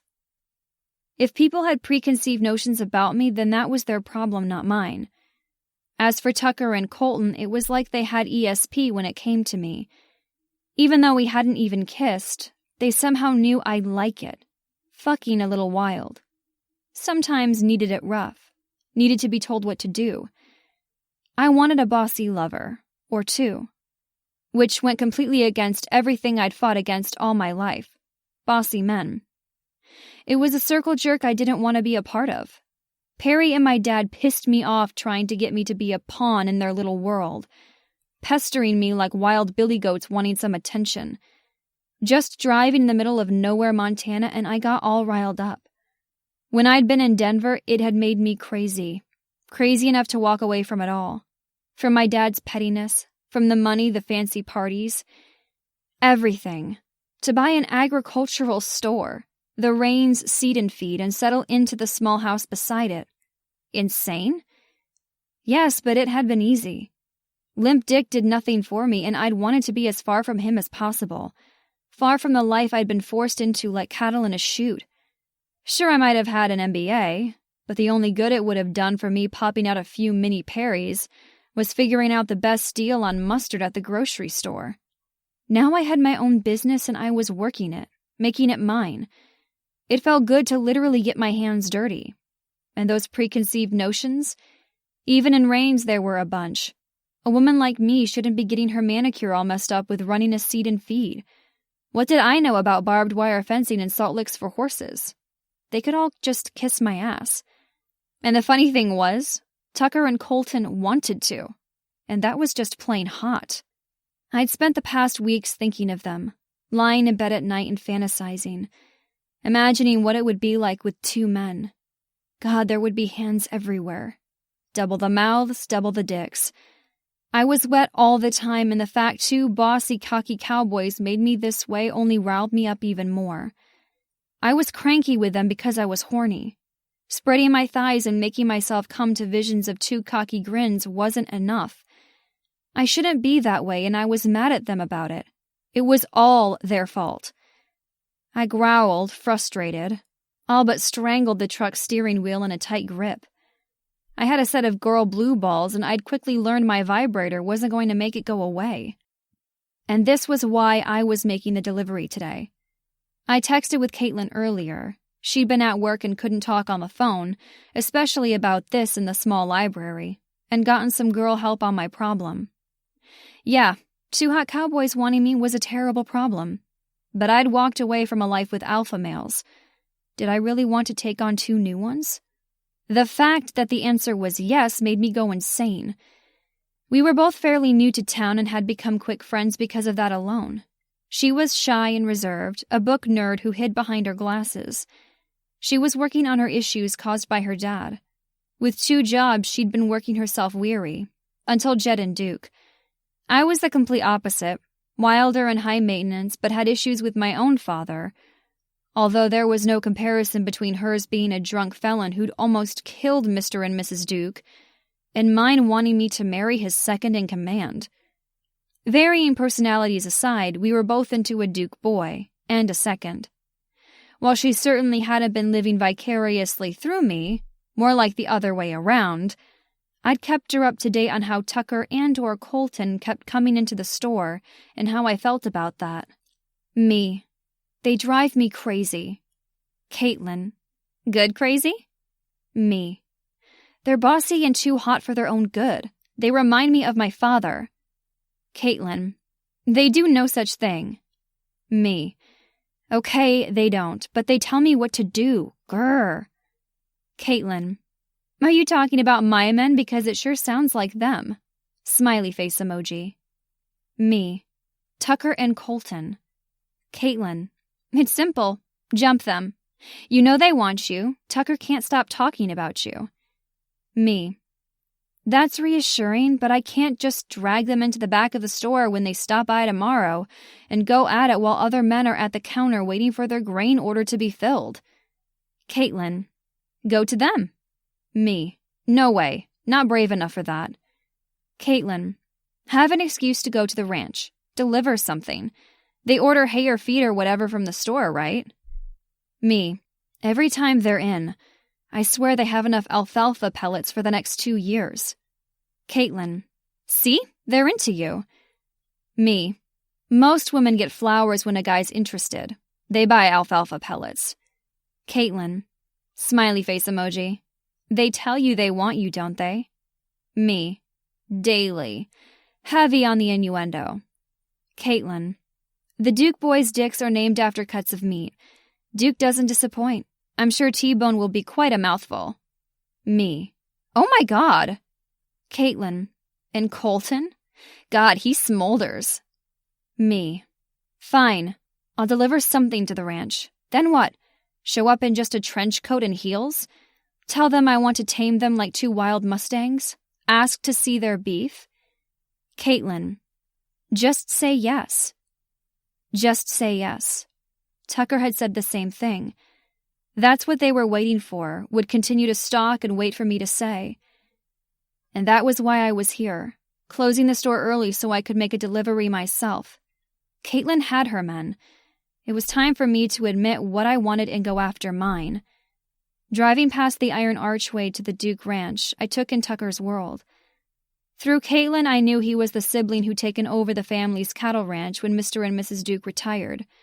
When they'd been hurt in the accident, all the Duke kids had been teenagers and had worked the ranch. The kids had kept it going as the parents recovered. They knew ranching inside and out. But Tucker seemed to have it in his blood. I passed a house, a 2-story stone and white clapboard behemoth. It had to be, considering they'd had 4 kids. The roof was metal, the steep angle allowing for the piles of snow rains got each year to slide off. The setting was lovely. A creek lined with old cottonwoods meandered along the back. The drive followed the creek toward the ranch buildings in the distance, and I bumped along slowly in that direction. A barn, which was where I was headed, and several other structures were set further back. I'd guessed they were a stable and a bunkhouse at a minimum. While my father's ranch dealt in thoroughbred horses, it was familiar, like going home in a sense. I felt comfortable on a ranch, welcomed even from the setting alone. Colton had stopped in the other day to do his usual stalking and had ordered an open-sweep cattle tub. Yeah, one of those fence things that cattle ranchers needed to get their livestock lined up for, well, branding, ear tagging, and even immunizations. Ranchers might know what one looked like, but everyone else in the world would look in the trailer and see lots of metal fencing. Since it was thousands of dollars, I assumed it was something the ranch really needed, and I used that big piece of equipment as my excuse to drop by and say yes to Colton and Tucker. While I couldn't load the trailer myself or take the parts out because they were ridiculously heavy and required brawn from several big men, I could deliver it. Especially since my usual driver was taking pig feed to the Barnes property. I was disgusted by Roscoe for flirting with me since he was married. I didn't know his wife, but I didn't want to be that woman. So Hank was dealing with all the pigs. I huffed out a laugh.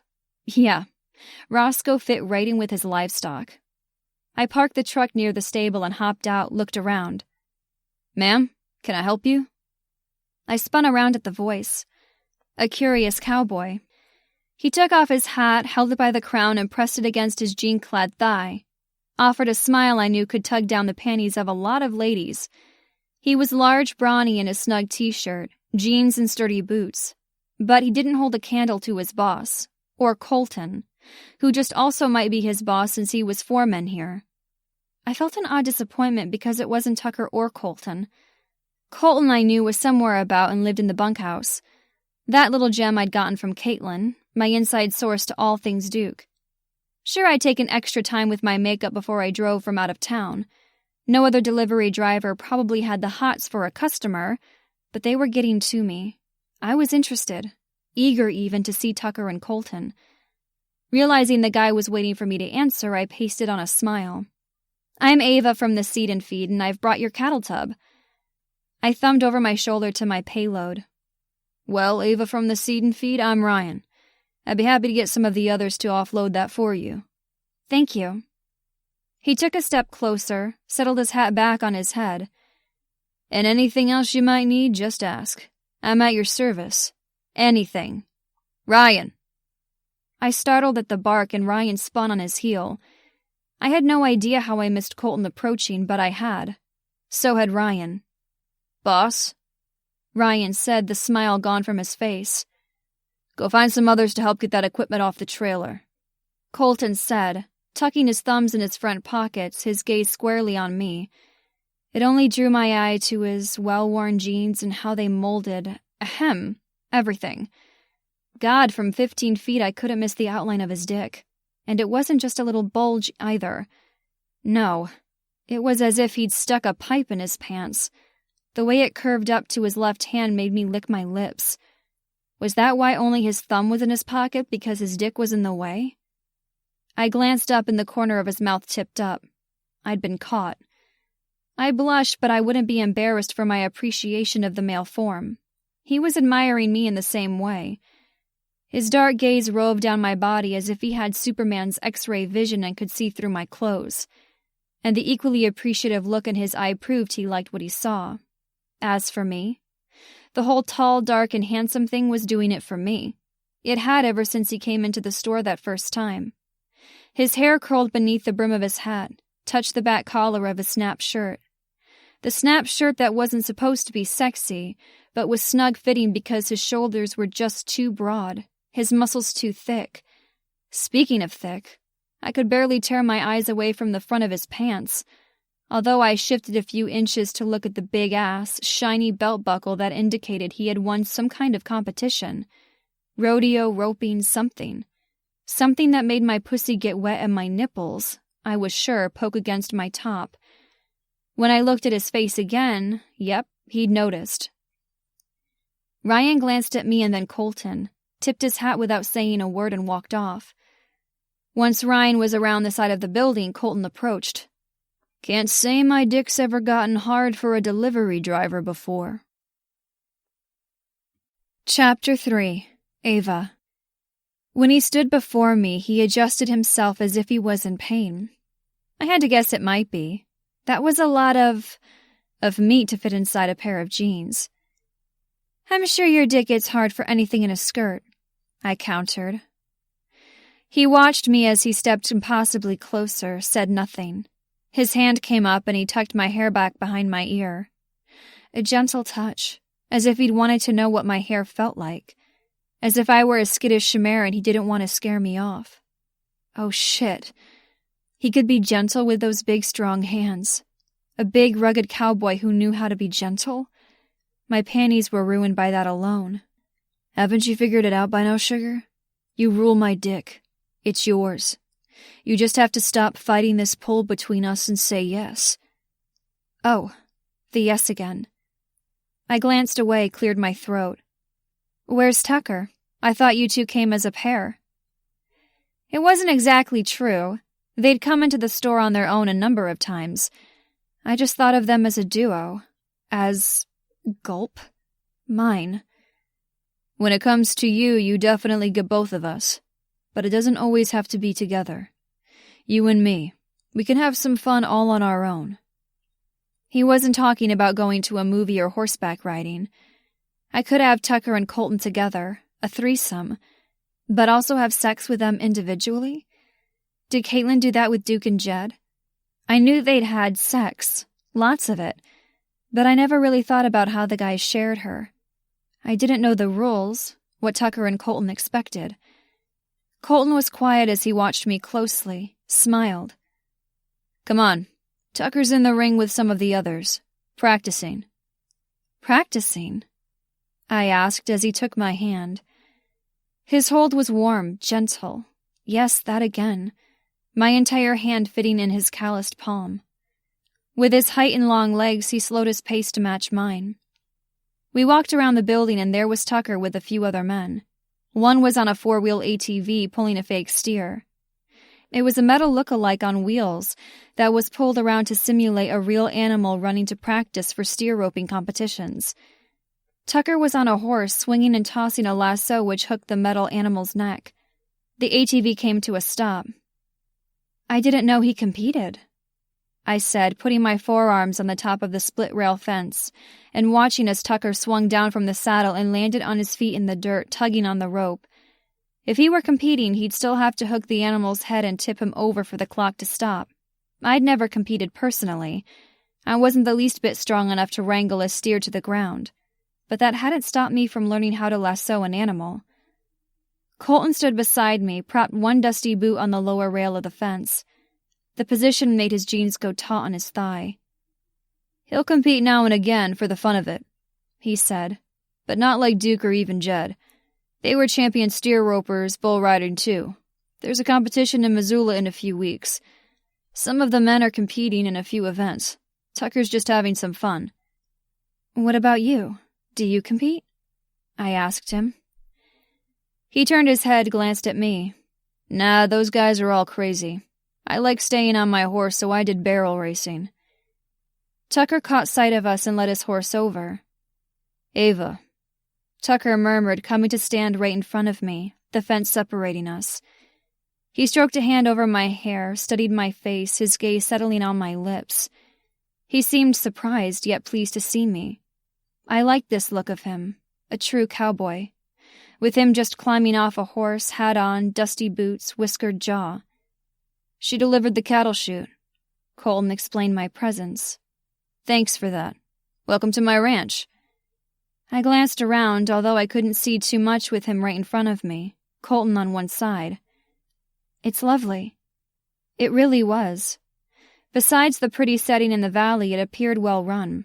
I knew from the seed and feed gossip mill, standing behind the counter had me learning quite a bit. The Duke Ranch was one of the largest in the area, their Hereford cattle all grass-fed and considered prime. "I'm glad you like it. Your opinion matters." Before I could even get my mind around that, he asked, "Ever ridden a horse before?" I bit my lip, then said, "Sure." "Want to try out Simon?" Tucker angled his head toward the quarter horse. "He'll give you a gentle ride." He followed that with a wink. "I don't like a gentle ride. I prefer a long, hard one, where we're breathing hard and all sweaty when I'm done," I replied. The words came out with my usual dry humor, but they hung in the air. All of a sudden, I was nervous. Had I read them wrong? Was I too bold? Until now, they'd been playing the game all by themselves, riling me up. I felt like fighting back this time, tit for tat. Or tit for dick, perhaps? They'd been tossing innuendos and blatant statements about their interests in me for weeks. It wasn't as if they were going to jump me here in the practice ring with a bunch of ranch hands around. The one thing I knew about Colton and Tucker was that while they weren't shy about what they wanted with me, they were possessive and had no intention of sharing anything we did. Tucker's nostrils flared right before his eyes narrowed, heated as if he thought about my words, what we'd be like after a sweaty bout of wild fucking. "Like I told you, Colton, our tiger's got some claws." Inwardly, I grinned. 1 point Ava. Good, they were right there with me. My boldness had worked, although it made me even wetter, especially with Tucker standing so close I could breathe in his clean, dark scent. The idea of what it would be like had me all worked up, too. I wasn't immune to either of them. They drew me in. "Sugar," Colton growled. He moved to stand directly behind me, a hand settling on my waist. I felt the hard line of his cock pressing into my lower back. The wild ride wouldn't be with just one stallion, but two. "What do you want, then?" The heat of him seeped into me, and all I wanted to do was lean back against him, feel every hard inch of him, give over, rub against him from behind, perhaps reach down into my jeans beneath my panties and play with myself. But no. They'd been working at this, at me, for a long time. I wasn't going to just give in now. Oh, I was going to give in, and soon. Caitlin was right. I should jump them. While I hadn't exactly admitted it to myself before, I'd always really known. Their ongoing, stalking, proved they really were interested and not just for a quick fun romp. Guys like Roscoe Barnes could try, but I wasn't one to easily fall into bed with anyone. Sure, a woman could have a one-night stand if she wanted one. Sweet and mild Caitlin had had one without even knowing Duke or Jed's names, but that had turned into forever. A quickie in a bar bathroom or even in a random guy's bed? That wasn't me. It also wasn't Tucker or Colton. At least it seemed with me. Distracted by Colton's closeness, I stumbled out. Right now, I'm more interested in lassoing that fake steer. I needed room, air, a little more time before I said the one word they'd been waiting for. Yes. Just one syllable and I'd be theirs. Tucker looked over his shoulder, watched as one of the men was practicing his lasso work as he stood in the center of the ring. All right, climb on over and I'll show you how it's done. I knew exactly how it was done, but I wasn't going to tell him that.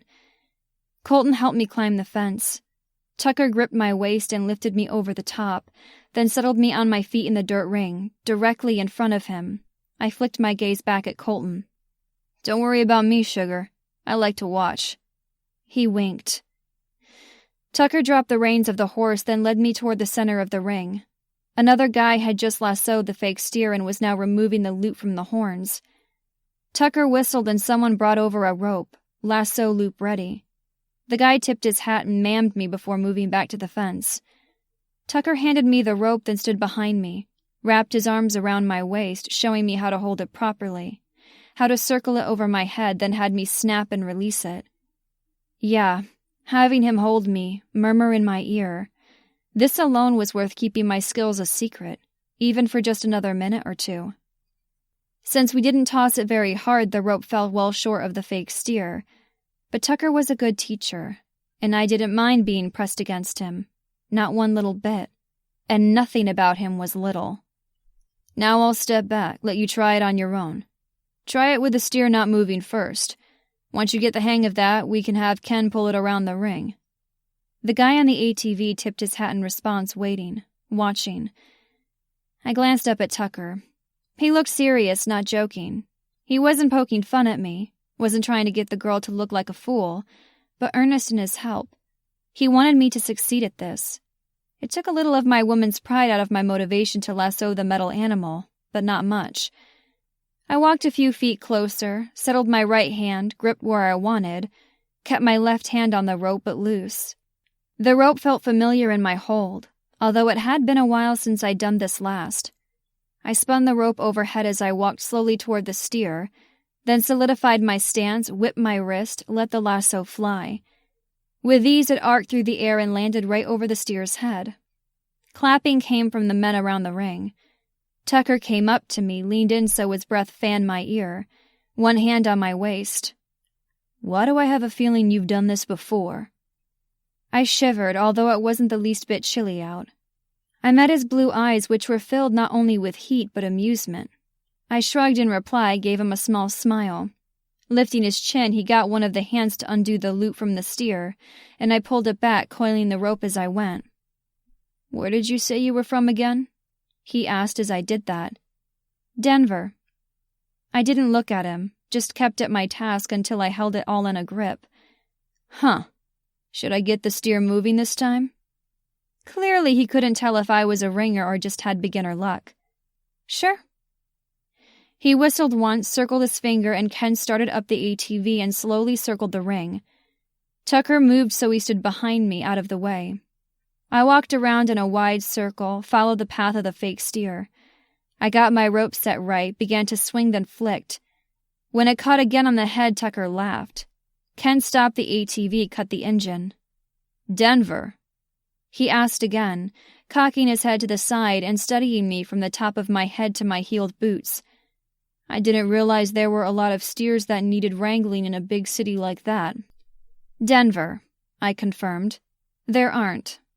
But I spent my summers on a family ranch in the mountains. Lots of steer to wrangle and no parents around to tell me I had to be ladylike.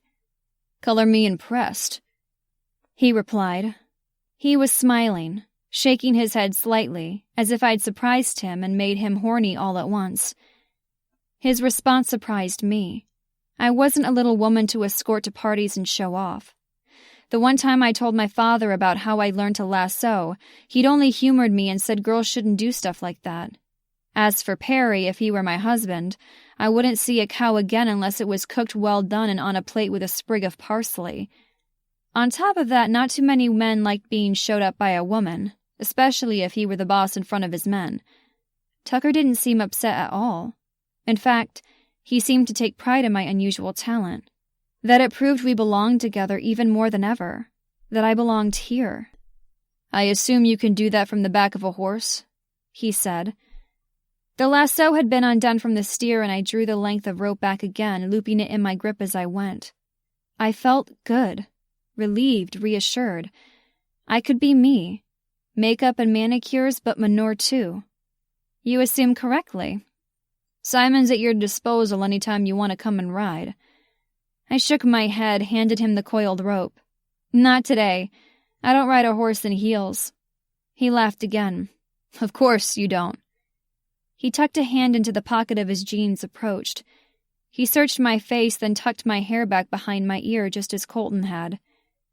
You only wear heels to put a guy in his place? I'd certainly done that with him and all the others around the ring. Slowly I shook my head. Took a deep breath. Nope. Going up on my tiptoes, I whispered in his ear.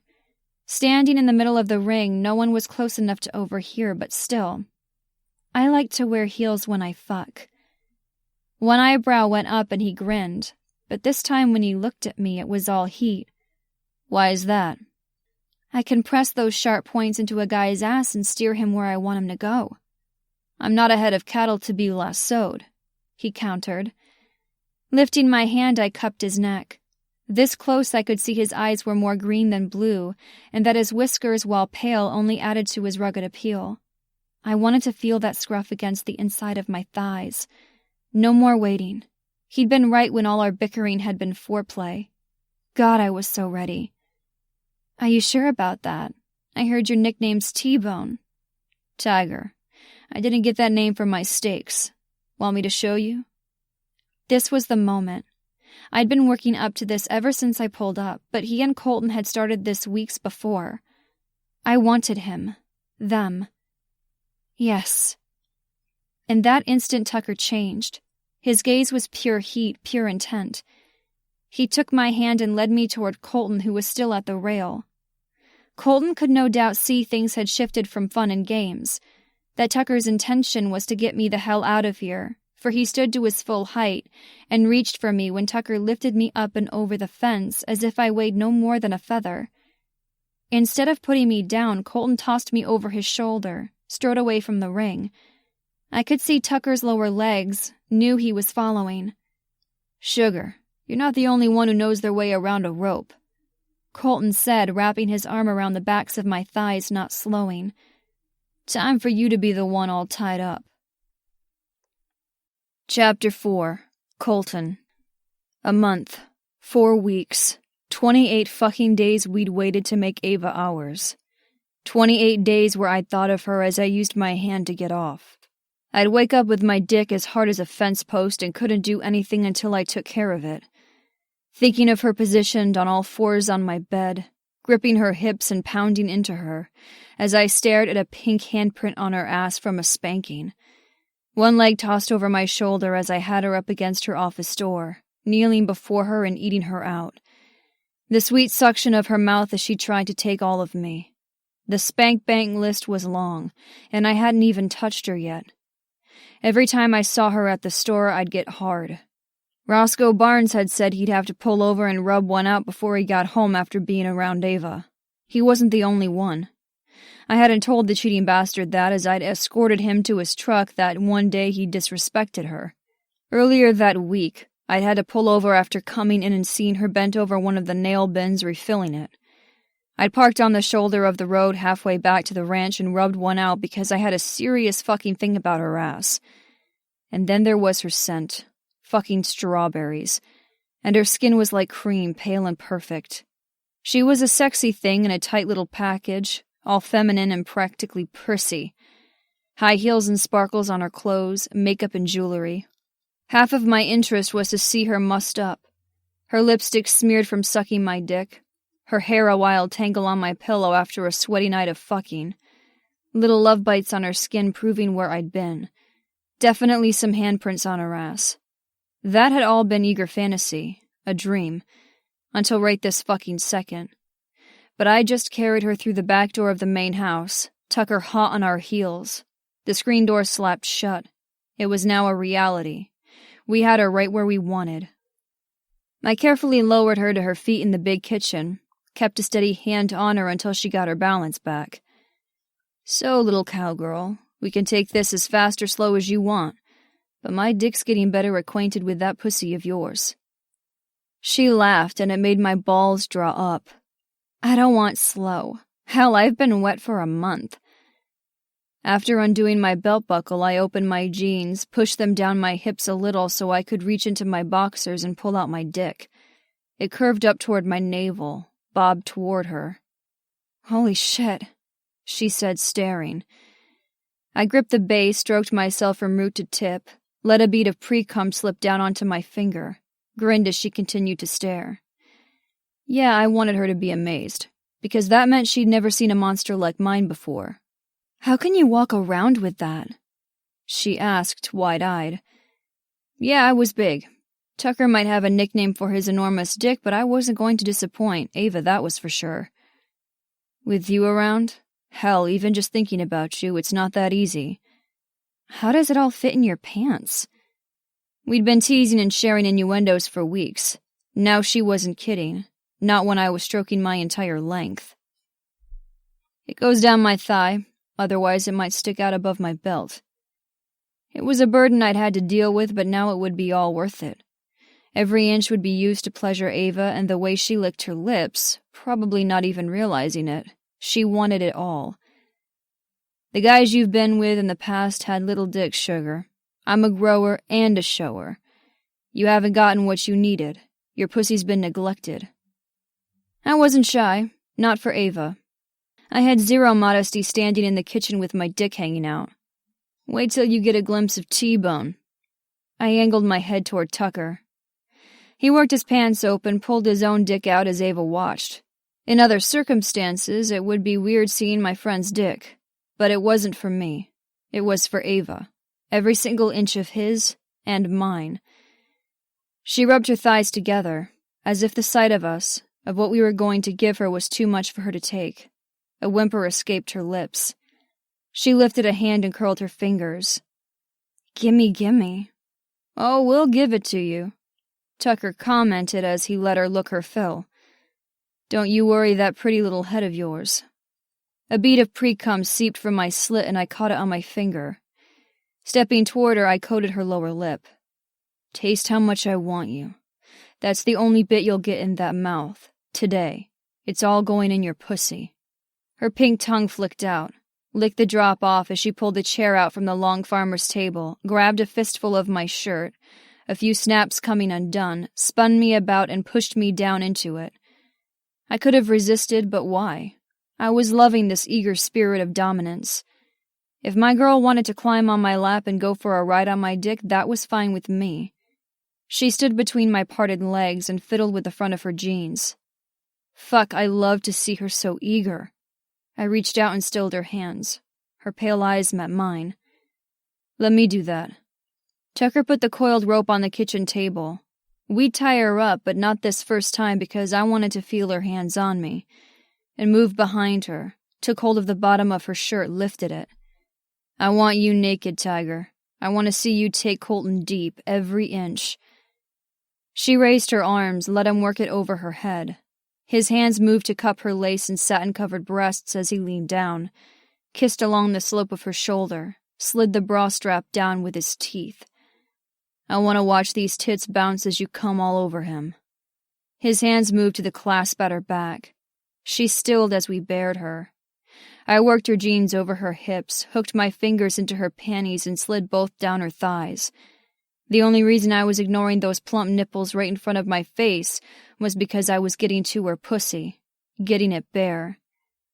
It took me a minute to strip off her boots and jeans until all she wore were a pair of bright red knee-high socks.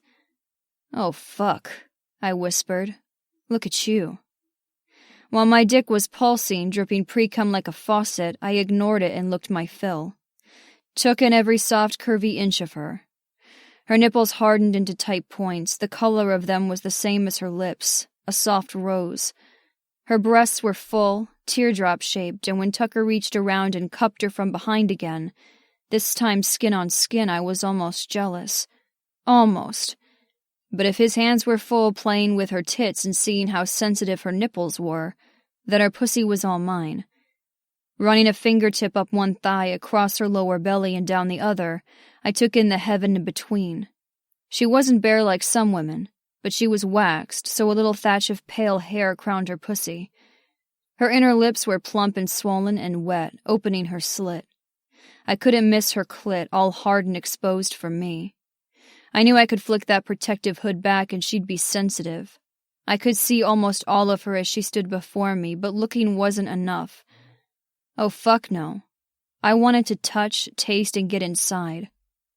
When I looked up at her, her head was on Tucker's shoulder, eyes closed as he had her nipples between his fingers and thumbs, tugging, pinching. I met his gaze and he nodded. Yeah, she wanted this. She was ready. "Let's see how wet you are, sugar." I cupped her pussy and her hips bucked, my fingers getting coated from the motion. Soaked. No one could miss the wet sounds. "Oh yeah," Tucker growled. "Look at Colton's hand all covered in your pussy juice. Is that all for us?" She glanced down at me, her blue eyes dark and stormy and so very blurry. As I slid my fingers over her, parting her, finding her entrance, then easily sliding a finger in nice and deep, she began to hump my fingers. "Yes, oh God, I need that," she groaned. She was tight, hot, clenching. My dick dripped more pre-cum, angry at not being the thing making her writhe and moan. I pulled out immediately and she gasped. "No!" "Your poor pussy. If you're going to ride something, sugar, it's going to be my dick." "Please," she begged. "I need it." Yeah, she did. "You on the pill, sugar?" "Yes," she breathed. "I'm clean. Got the papers to prove it. Now I'll get up and get them, a whole box of condoms if that's what you want. But know this. I've never gone bare before. Never gone without suiting up." "Me either," Tucker said. "We vowed we'd only fuck raw with the woman we're keeping. That's you, sugar." I watched her face as I said those words. We'd been telling her as much all month long, but now it was serious. We'd wear condoms for as long as she wanted, until she was as sure as we were. I'd be patient, but it'd be hard. Like me, especially now that I'd gotten my fingers in that sweet pussy. Knew what it felt like, what it would be like with nothing between us. "Or," I continued, "you can climb on right now and you can fuck me bare. Get my dick all coated in all that sweet, sticky honey." Tucker's hand slid down over her belly and between her thighs. She gasped as he felt how wet she was. "Oh yeah, I can't wait to get my dick in all that. Make you mine." "No condom. Now, please," she said, reaching out and taking hold of my shoulder. Tucker moved his hand away, and with a frantic need about her, she climbed up on my lap, her soft tits bumping my face as she hovered over my dick, wiggled her hips until I settled at her entrance, then lowered herself down. We groaned together as I felt her stretch and open for me. The feel of her was the most incredible thing in the whole fucking world. Hot and wet and so tight. Going bare was incredible, and I wasn't all the way in. I was too much for her to fit on her first trying without help. Settling my hands around her narrow waist, I shifted her. "Lean back, sugar. That's it. Good. See, you took a little bit more of me. Another few inches." A whimper escaped as she tried to get my massive cock up in her. I was cramming her full, and she wasn't done yet.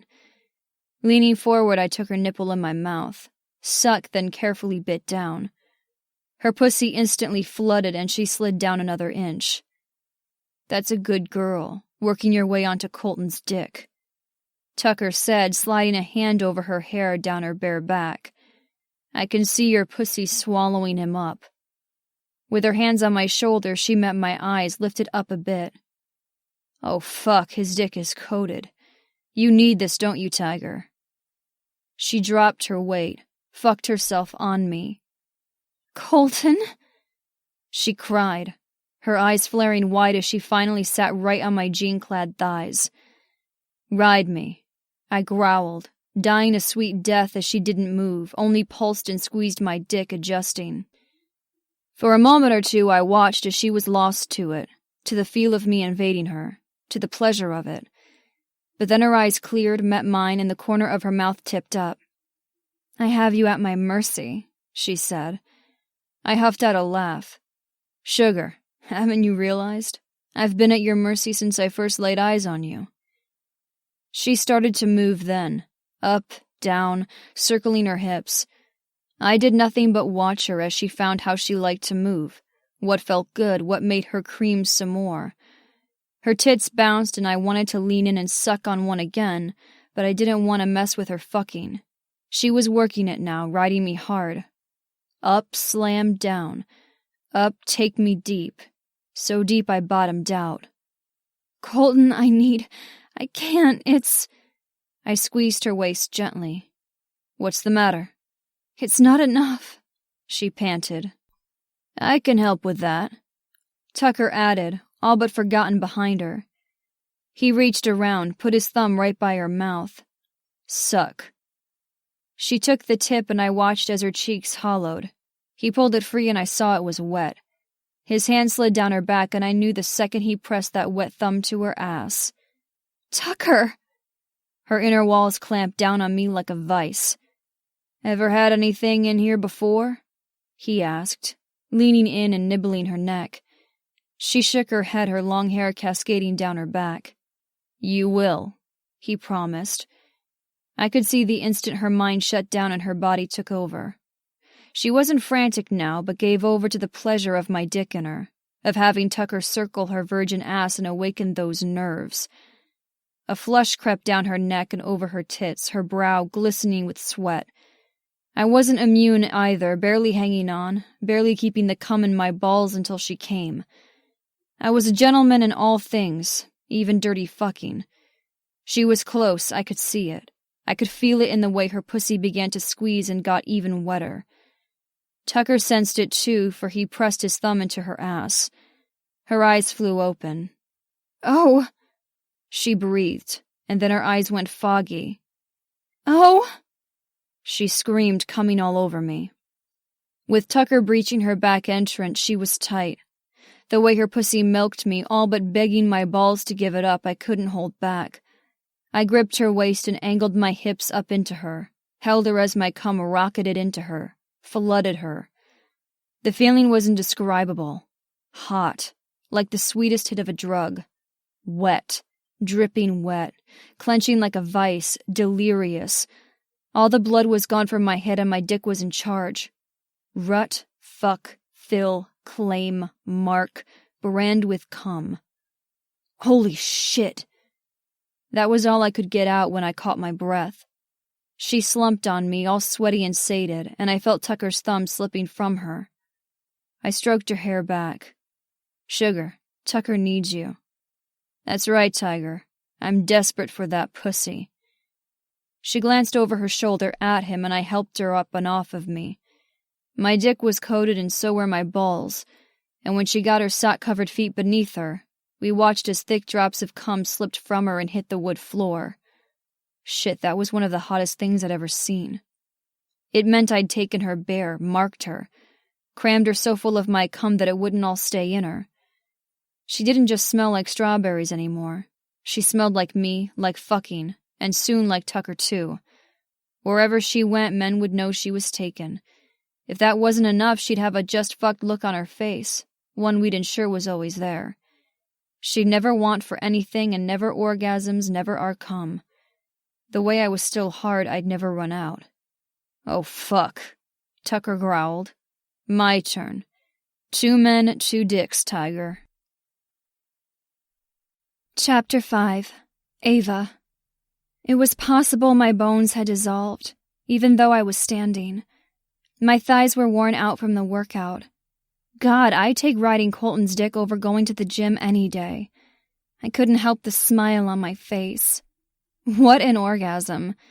I was pretty sure I screamed when I came. Groaned, perhaps even grunted. I had no recollection. Just went blind there for a little bit. I usually touched myself, rubbed my clit to come when I was with a guy. I'd never gotten enough stimulation, or perhaps maybe not the right kind, to push me over. With Colton, it had been amazing. Riding him had gotten me right to the brink, but it had been too much. I couldn't describe it even in my head. But when Tucker put his thumb on me there, God, it had sharpened my focus, and the feelings became so intense my body couldn't hold off. It was like pressing my ass was a magical orgasm button. Who knew? Tucker, of course. I might have come harder than I'd ever had in my life, taken the biggest cock I'd ever seen besides Tucker, but I wasn't done. Nope, it was time to take the T-bone. My inner walls clenched, equal parts empty and needy and equal parts tender. But one orgasm wasn't enough. I wanted more. I craved it. Colton had been amazing, but I also wanted Tucker. He had no doubts I was ready, that I was wet. Colton's cum was dripping from me, and neither of them missed the little puddle that was forming on the floor. I should be embarrassed by it, but they weren't. No. Colton's cock pulsed as if it were proud of what it had done and wanted to do it again. Tucker growled and hooked his arms about my waist, tugged my butt back. My hands were still on Colton's shoulders, but now I was bent over and looking at Colton straight in the eye. He grinned. The very satisfied look on his face made me feel powerful. I'd done that to him, and his dick. Ready, Tiger? This is going to be hard and fast. You have no idea how hot it is to see you fucking my best friend. His grip about me tightened as he took a step closer, lined up with my entrance, and slid into me in one long, slow, thick stroke. I went up on my toes as Colton grinned. That's it, sugar. Take him. Oh, this was hot. 2 men. And Tucker? Yeah, he lived up to his nickname. He might not have been as long as Colton, but he felt wider, as if I were stretched even more to take him. But the cum filling me eased his way, and so did this position. I loved it from behind. When he spanked me, my right butt cheek flaring with instant heat, I gasped. I'd never been spanked before. Hell, everything we'd done so far, I'd never done. Sure, I'd been on top or done it from behind, but not with Colton or Tucker. Not with porn star dicks. Not without condoms. This was intense. Skin on skin. Intimate in the dirtiest of ways. That's for keeping secrets, little Miss Rodeo Champ. Tucker said as he fucked me, slow and steady. That's right, sugar. Colton added, brushing my hair back from my face. His gaze dropped to my breasts, which I knew swung a little every time Tucker bottomed out. Were you trying to show off? I shook my head and Tucker spanked me again, this time on the other side. It made me proud to see you out there. Made my dick hard, too. I wanted to get you just like this, bent over one of the fences, taking you hard. I clenched down at the idea of it. I'm more than a pretty face. I don't like being bossed around, I said, my breath coming out in pants. Tucker's free hand came around my hip and his fingers played over my clit. Let it settle between 2 of them. Who's in charge now? Tucker asked, and I realized he was literally servicing me like a stallion. I was bent over being fucked, wild and hard until he'd spent deep inside me. The difference was, and it wasn't the size of his dick, that he was making me come first, just like Colton. I'm so close, I told them. So beautiful. You like this, all naked and letting your men get you all dirty. Colton talked as Tucker fucked. You're a dirty girl, aren't you? Taking what we give you. Yes. I breathed. My eyes slipped closed. I couldn't look at Colton any longer. Too hot, too male, especially with his dick still hard, more cum slipping from it. He was still fully clothed except for the most essential bits for fucking. And I was naked, between them. Tucker behind me, his dick sliding in and out, the back door open for anyone to come across us. I was sure if someone even got near the back porch, they could hear the slap of wet flesh on flesh. That it was hard and rough, and I wanted it that way. That I was going to come. Right now. I screamed Tucker's name, clawed at Colton's shoulders. I threw my head back, made strange orgasm sounds as I milked his cock. As he didn't stop but kept right on taking me. Hard. Harder. I'd have bruises along with the pink handprints. The swollen pussy, the cum dripping from me for days. Ava. Tucker groaned as he held himself deep and filled me up. I could feel his dick pulse, emptying his balls deep inside me. Tucker pulled out and his hand went to my pussy. I hissed, so sensitive there. Feel that? All swollen and well used.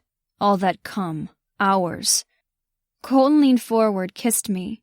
Gently. Sweetly even. Our first kiss. I stared at him as he cupped the back of my head. You might be our dirty girl, but you sure are sweet. He winked and I smiled. He pulled me down on his lap, completely not caring that I'd be getting his jeans all wet with our combined cum. Tucker tugged off his shirt, held it open for me. I slipped one arm in, then leaned so I could do the other. Colton did up the snaps as if I were a child. The simple gesture was endearing, as if I was more than just a fuck buddy, but something cherished. What's this about being just a pretty face? He asked. I ducked my chin, but he lifted it with his finger so I couldn't look away. My father is a bossy man. He's always told me what to do, ran my life, and not just while I was a kid. He'd arranged for me to marry the vice president of his company. Arranged? Tucker asked as he tucked himself back into his jeans, but didn't do up the zipper or button. I'd never seen him without a shirt before. A smattering of hair was between his flat nipples, but it tapered down to his navel, then further to the darker curls, glistening from getting wet fucking at the base of his cock. Yep. Is that why it took you so long to say yes? Because we're bossy? I shrugged. Definitely, but it also makes me hot. Your bossiness is different, and I'd rather not talk about my father while I've got your cum all over me.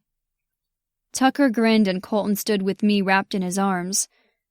We don't have to talk about him at all, Colton said. Let's get you cleaned up in the shower. Yeah, so we can get you all dirty again. Tucker, what's so important I had to track you down in the canned goods section? I asked, approaching Duke, who stood before a half-full grocery cart. He glanced up from the 2 cans he was holding. He'd said he wanted to catch up with me, but not on the phone, as if we were spies and worried over a tapped line. Since I was headed to town to meet Ava, I figured I could get to him first. It wasn't quite closing time for the seed and feed. I'd been too eager to see her again and left too early, and decided to track down Duke first. Once I got into town, he texted his location, and this was where I found him. Grocery shopping. Do you know the difference between crushed tomatoes and tomato sauce? He asked. Crushed is better for a marinara, sauce is better for recipes like beef stew. He turned his head and studied me. At this time of day, the store was fairly empty, but the canned music that hadn't changed since I was a kid and had to shop with my mother never went away. When did you become Italian? I shrugged. College fling whose mother was right off the boat. Best lasagna I ever had, with crushed tomatoes in the sauce. He picked one of the cans, tossed it in his cart, grabbed 2 more just like it from the shelf, then started walking further down the aisle. Caitlin's making lasagna. Dinner's at 7. You 3 are invited. We didn't look all that alike. He was 2 years older, had the competitive demeanor perfect for his years on the pro rodeo circuit. Where he was calm, I was considered the wild one. He was dark where I was fair. Ever since he and Jed had hooked up with Caitlin Leary, he always had a smile on his face. Yeah, he got some every night. What's going on? I asked, impatient to get things moving. I had a woman to see. Ava had left my bed early this morning. While I had wanted to keep her between us for 2, maybe 3 days, it wouldn't have worked. Colton and I had a ranch to run. Cattle didn't give a shit for our love life, and the seed and feed opened at 8. Those who thought Ava wasn't a good choice to run an ag store needed to see her lasso the shit out of a steer. Colton and I may have been the only ones in town to see her without makeup or her hair done. When she woke up between us, her hair was a wild blonde tangle. Those who judged her by her looks needed to get a fucking life. I'd maybe judged her a little, assumed she'd never worked a rope before. That didn't mean I hadn't thought she'd be able to do so, just that she hadn't before. There weren't all that many out there who could swing a rope like she did. We'd never mentioned competitions, but I was pretty confident she could clean up. While Duke had 100 pounds on her, she could probably hold her own with his skill. Oh, he'd be able to drop the steer to the ground without being crushed, but she'd have the animal on her rope, every fucking time. If she wanted to run the seed and feed and that made her happy, then I was happy. Same went for Colton. We wanted our woman to have a life, something that made her want to get up in the morning, to feel accomplished. And at night she'd come home to us, every fucking night. The only thing we changed about her was her address. The little house she lived in beside the store was fine and all, but it was too far away. Hell, anything out of arm's reach was too far away when it came to sleeping. She spent her nights in my arms or Colton's. Period. "Where the fuck did you go just now?" Duke asked, staring at me. Shit. I'd spaced out. Realized I was staring at a shelf full of dry noodles. Ava. I couldn't help but grin, remembering all we'd done, how she'd walked, perhaps even a little bow-legged to her truck this morning. The corner of his mouth tipped up. "That's why I wanted to see you. We couldn't have talked about her on the phone?" A woman with a toddler sitting in the cart walked by. She smiled and we tipped our hats, waited for her to go around the end cap. "If we talked on the phone, we'd have sounded like teenage girls," he said. "Caitlin said Ava finally got up the nerve to take you two on." I ran my hand over my face. "Jesus, you do sound like a teenage girl. Caitlin said? What is this, gossip hour?" "I just wanted to see you in person." He grabbed 2 packages of lasagna noodles, dropped them in his cart and moved on. "What the hell does that mean?" I asked, following along behind him. He eyed me. "It means I only have to look at you to know Caitlin was right. You look like a man who totally got laid." I stepped up to him, got in his face. "You might be bigger, but I can still lay you out." He grinned fully then. "Yeah, not a good idea. Word of the Duke boys wrestling in the grocery store will get back to Mom. Again. The last time it happened I was 12. Exactly. It would probably be worse now. She might give us chores as punishment and they still wouldn't be fun. But I wouldn't mind being grounded. Not with Caitlin there." Yeah, I could totally relate. We hadn't even started on the ways I wanted to fuck Ava. My cell beeped and I pulled it from my back pocket. Swiped the screen, saw a text from Ava. Yeah, I was a total teenage girl since my heart gave a little jump at the sight of her name. She sent me a photo. It took me a second to get an idea of what I was looking at. Pale skin, pink lace. Something else that was very pink. Holy fuck. I murmured, going instantly hard. "What?" Duke asked, suddenly serious. "Something wrong?" No fucking way was I letting my brother see the photo Ava had taken. Her ass was upturned and I could see the tips of her fingers as they held her thong to the side so she could share her pussy, all swollen and wet. Fuck, was that our cum still slipping from her? We'd filled her up with enough of it. Not once, not twice, but fuck, I'd lost track. Each of us had turned to her in the night, taking her over and over, and again before she left this morning. I stepped back, shoved the phone back in my jeans pocket. "Nope, all good." I practically growled. Yeah, I doubted he missed the way my dick got hard, and it wasn't from the variety of noodles in front of us. "Welcome to the club," Duke said. I arched a brow. "Club?" He slapped me on the shoulder, started walking away. "The Pussy Whipped Duke boys. Remember, dinner's at 7. Speaking of pussies, I had one to go track down.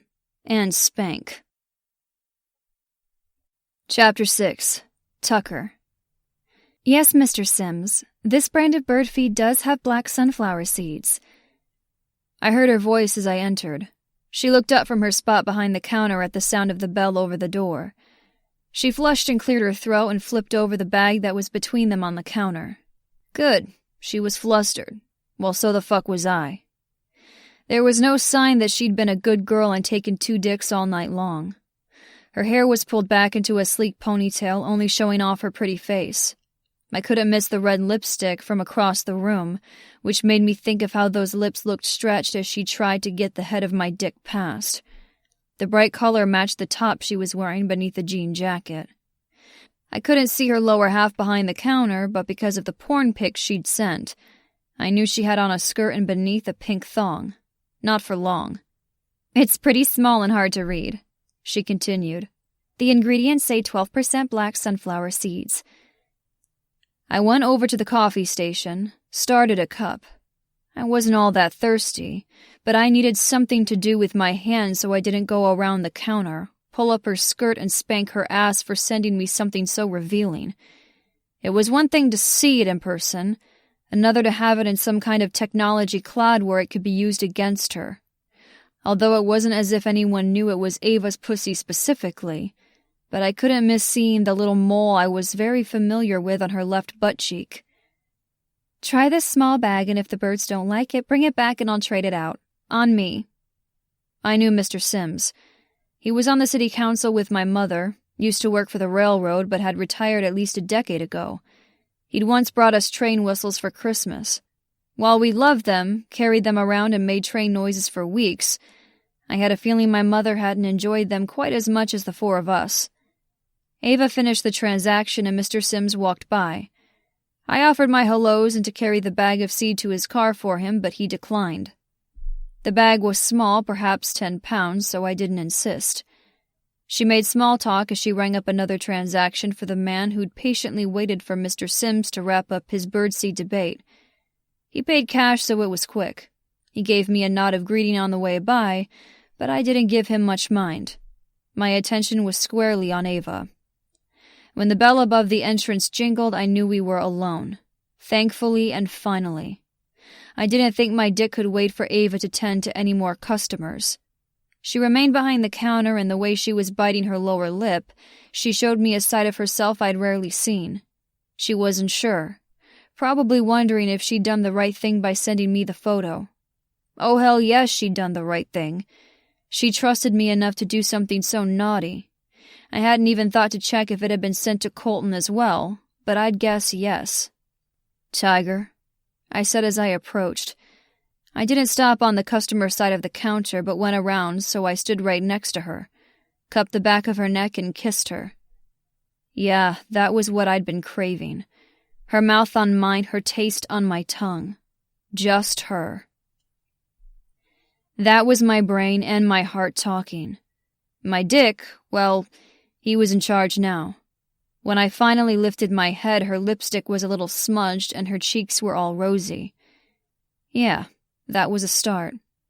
You're not mad? She asked. What, that you were a naughty girl and sent me a filthy photo?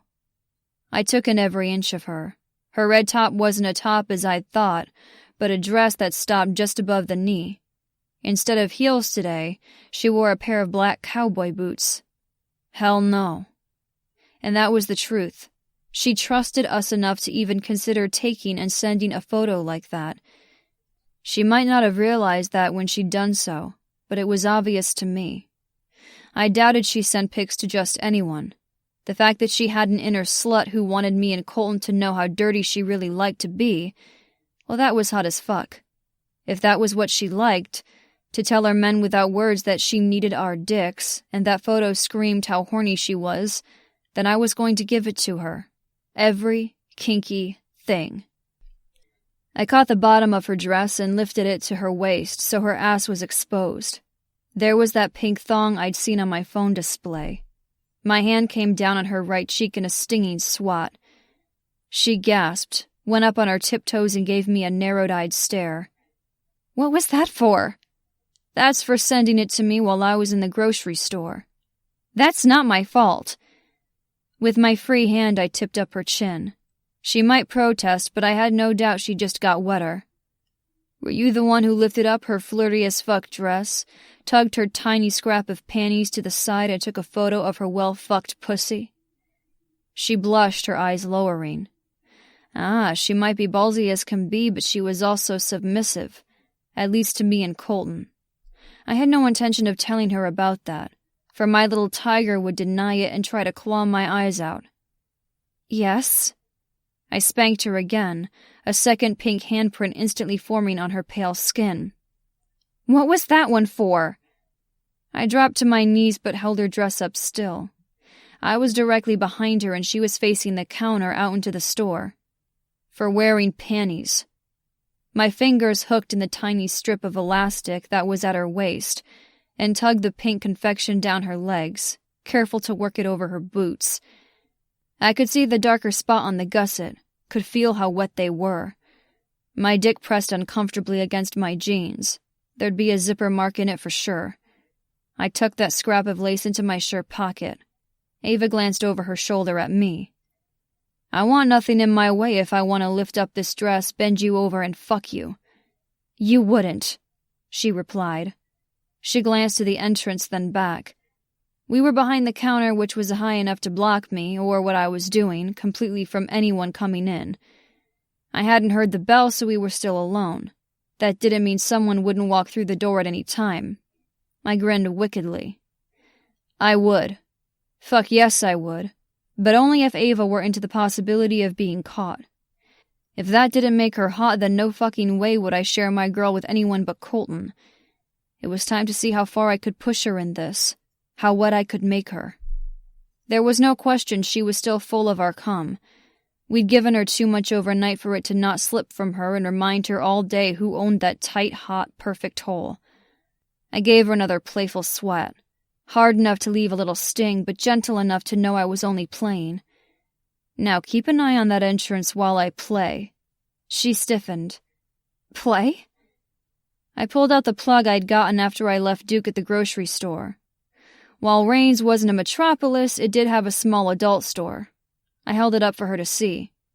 Your photo was missing something. You like a little bling, don't you? I held up the shiny metal plug with the jeweled base.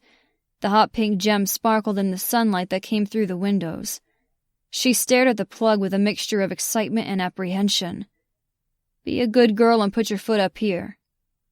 I patted the wood shelf beneath the counter that held extra cash register tape, pens and markers, and other office supplies. When she did as instructed, I caressed her ass, feeling the heat of my handprints. Good girl. Step wider, yes? A little wider. Perfect. Now you're nice and open. I couldn't miss a thing this way, every pink inch of her. She was completely exposed, nothing hidden. Give me your phone, Tiger. Leaning forward, she grabbed it off the counter and handed it to me. Hold up your dress. I took a photo of her just like this, open, bare. Her lower lips were parted, her clit hard and poking out as if begging to be touched. Both of her holes were exposed and empty. Beautiful, I murmured. Tucker? She breathed, glancing down at me. Her cheeks were flushed with embarrassment, but she wasn't stopping. If she didn't want this, I'd kiss her, keep her panties, and wait for the shop to close. Then I'd fuck her in the back room, quick and dirty. Maybe I'd still do that, but I wanted to fulfill every one of her fantasies, which seemed to run to exhibitionism, or at least the thrill of possibly being caught. I set the phone on the floor. The plug needed to be nice and wet to fit in her virgin asshole. I didn't have lube, but I didn't need it. Not this time. Oh, when it was time for my dick to take her ass cherry, I'd get tons of lube all up and in her first. Coat my dick so it was glistening. I wouldn't hurt her. Ever. She was wet. So wet a mixture of her arousal and Colton's and my cum coated every inch of her.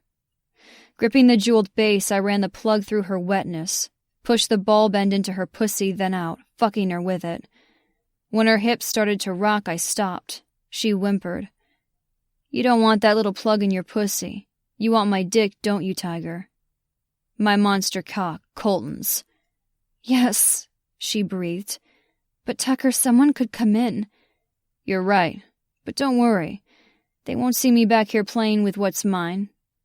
As I put the slicked-up plug to her back entrance and began to work it in, I kept talking to her, making her hotter and wetter, making her forget about being filled there for the first time. Thank fuck for the bell on the entry door. I'd know immediately if we had company.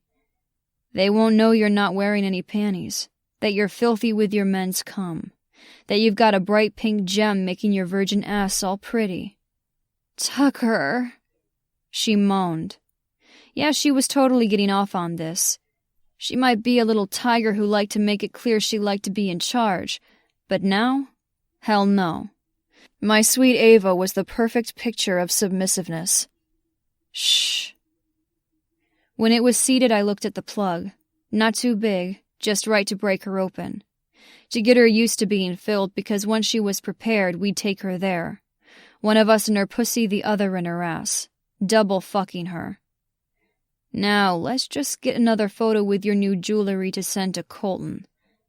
I stood, stepped back so the camera took in the full effect of her so lewdly and perfectly displaying herself in her store. She reached back, felt the beveled jewel, then squirmed. Like that? I asked. Her body was relaxed, her eyes hazy with need, her fingers more curious than interested in pulling it out. She liked it. She didn't have to respond, but she nodded her head. I dropped to my knees behind her again for what I wanted to do to her. I slid my finger through her parted slit, collected all her juices. Yeah, you do. I took another picture, this time up close with the added decoration. Then I worked a finger easily into her tight pussy and got another photo. With my finger still deep inside her wet heat, I handed her the phone. Send those to Colton, Tiger. As I finger-fucked her, feeling the hard plug as I did so, she did as told. Tucker, please, I need to come. I know you do. I slid out of her and she thrust her hips back, wanting more. Stick that ass out and I'll take care of you. Lowering to her forearms on the counter, it pushed her ass toward me, the gem winking. Watch that door and let me know if anyone comes in. I hooked my hand around her thigh, leaned in and ate her out. Licked up all her juices, tasted how sweet she was mixed with the tang of our cum. Even more cum seeped from my dick, eager to add to the load we'd put in her. But this was about Ava. My dick could wait. It didn't take long. Not after I flicked her clit with my tongue, slipped 2 fingers into her pussy and found her G-spot. She was practically humping my face at that point, but what pushed her over was when I tugged and pressed on the new plug. There was no scream, not like she had the night before when we'd made her come. This was a low moan, as if she were biting her lip and stifling the sound. I couldn't see her face. I was too busy coating mine in her sticky cum. It was all over my mouth and chin. I stood and felt a wicked sense of male pride as I looked at her. She didn't even realize her fingers still held up the hem of her dress, her ass with my fading handprints and sparkly gem upturned. Her head hung down between her arms as she caught her breath. I helped her stand and turn to face me. In her post-orgasmic haze, I easily slipped my coated fingers past her lips. Taste us. That's right, I said when her tongue started to swirl and lick. Her gaze lifted, met mine. Get all that pussy juice and cum off my fingers. Such a dirty, dirty girl. After I pulled them free, I leaned a hip against the counter, wiped my mouth with the back of my hand. I've got to get back to the ranch. What about you? She asked, glancing down at the way my dick made my jeans tight. I'll get in you later, don't you worry. You leave that pretty plug in until Colton gets here, you hear? You think he'll come? She asked, licking her lips. I grinned. He texted me within 5 minutes of receiving the sexy text and had told me he was on his way in town to spank her ass, then fuck her. Or spank her while he was fucking her. I wasn't quite sure which. He wouldn't be long now, I was sure. It was time for him to have a little fun with our girl. Oh, he'll come all right. Buried in that pussy. I have no doubt he'll leave the plug in when he does it. Chapter 7. Ava. You did what? Caitlin asked, her eyes wide behind her glasses. We were in her kitchen in the house she shared with Duke and Jed. Sense of lasagna and garlic bread made me hungry. I bit my lower lip. She'd heard me. I didn't need to repeat it. Even now I flushed at how bold I'd been. It wasn't like I'd ever done something like that before. Maybe I should have started with a photo of my cleavage, or maybe just my boobs. But no. I'd felt their cum slip from me all morning while I'd been working, and my mind kept turning to them, to what we'd done last night. They'd made me so hot and horny and eager for them that I'd thought turnabout was fair play. I'd wanted to tempt them, get them all riled up just as I'd been. So I'd taken a racy photo, sent it. I went to the Granite Peninsula and peeked into the other room, where the men were settled on the couches in front of an early-season football game. They had beers, were kicked back and content until it was time to eat. We weren't the little women resigned to the kitchen. No. Caitlin had been settled on Jed's lap, but I'd pulled her out of the room under the pretense of checking the lasagna. Taking hold of my wrist, she dragged me down the hall into the bathroom. She shut the door, leaned back against it with no escape for me. She curled her fingers at me in a gimme gesture. What? She arched a dark brow. You want to see?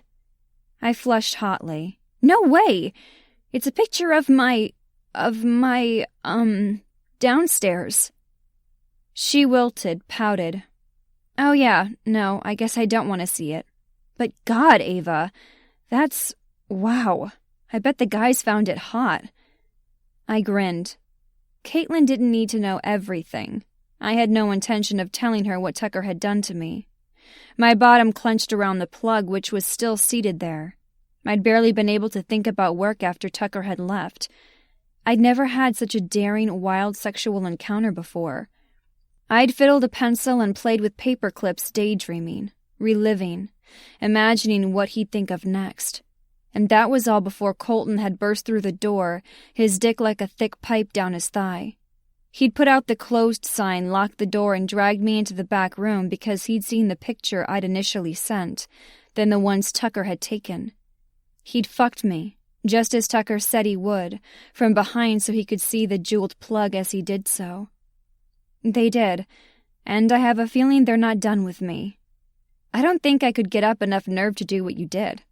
You're sleeping with 2 men, sweetie. You're not a prude. She laughed, pushed her glasses up her nose. I know, but what you did is just so...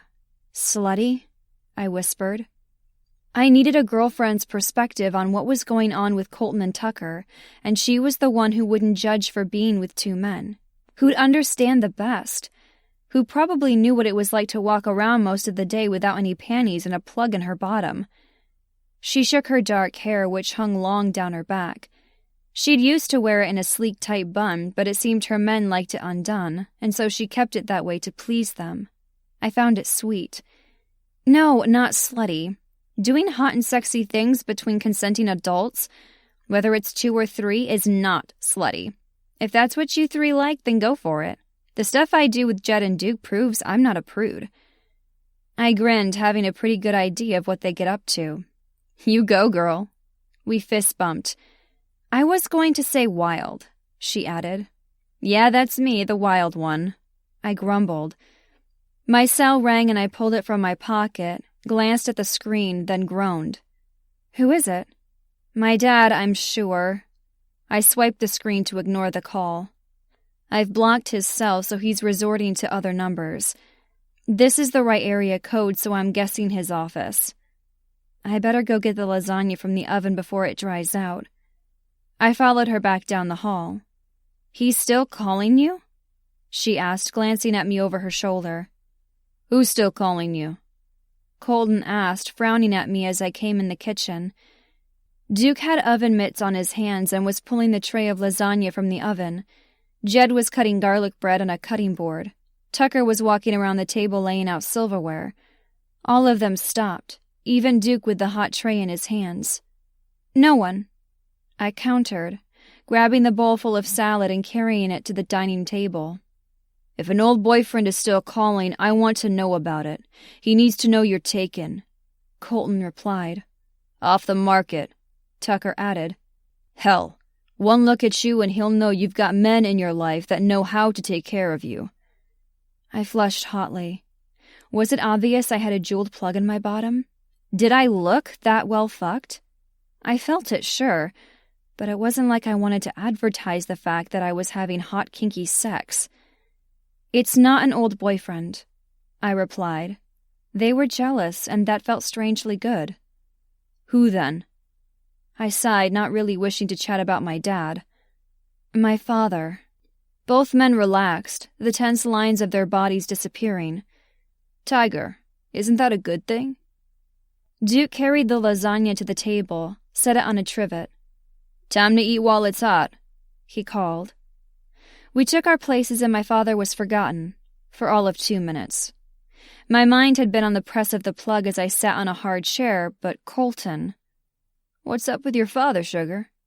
Colton asked, placing his hand on mine. I sighed. They weren't going to stop with this one, just like I had a feeling they'd be about anything else. Being in my life meant being in my life. I wasn't used to that. My father is bossy like you, I began. Pretty much controlled my life. Are you saying we're controlling? Tucker asked, a deep frown forming in his brow. No one was eating, just waiting for me to answer. You're bossy, I repeated. All men in this town are. Caitlin laughed. She's right. You like it when we're bossy.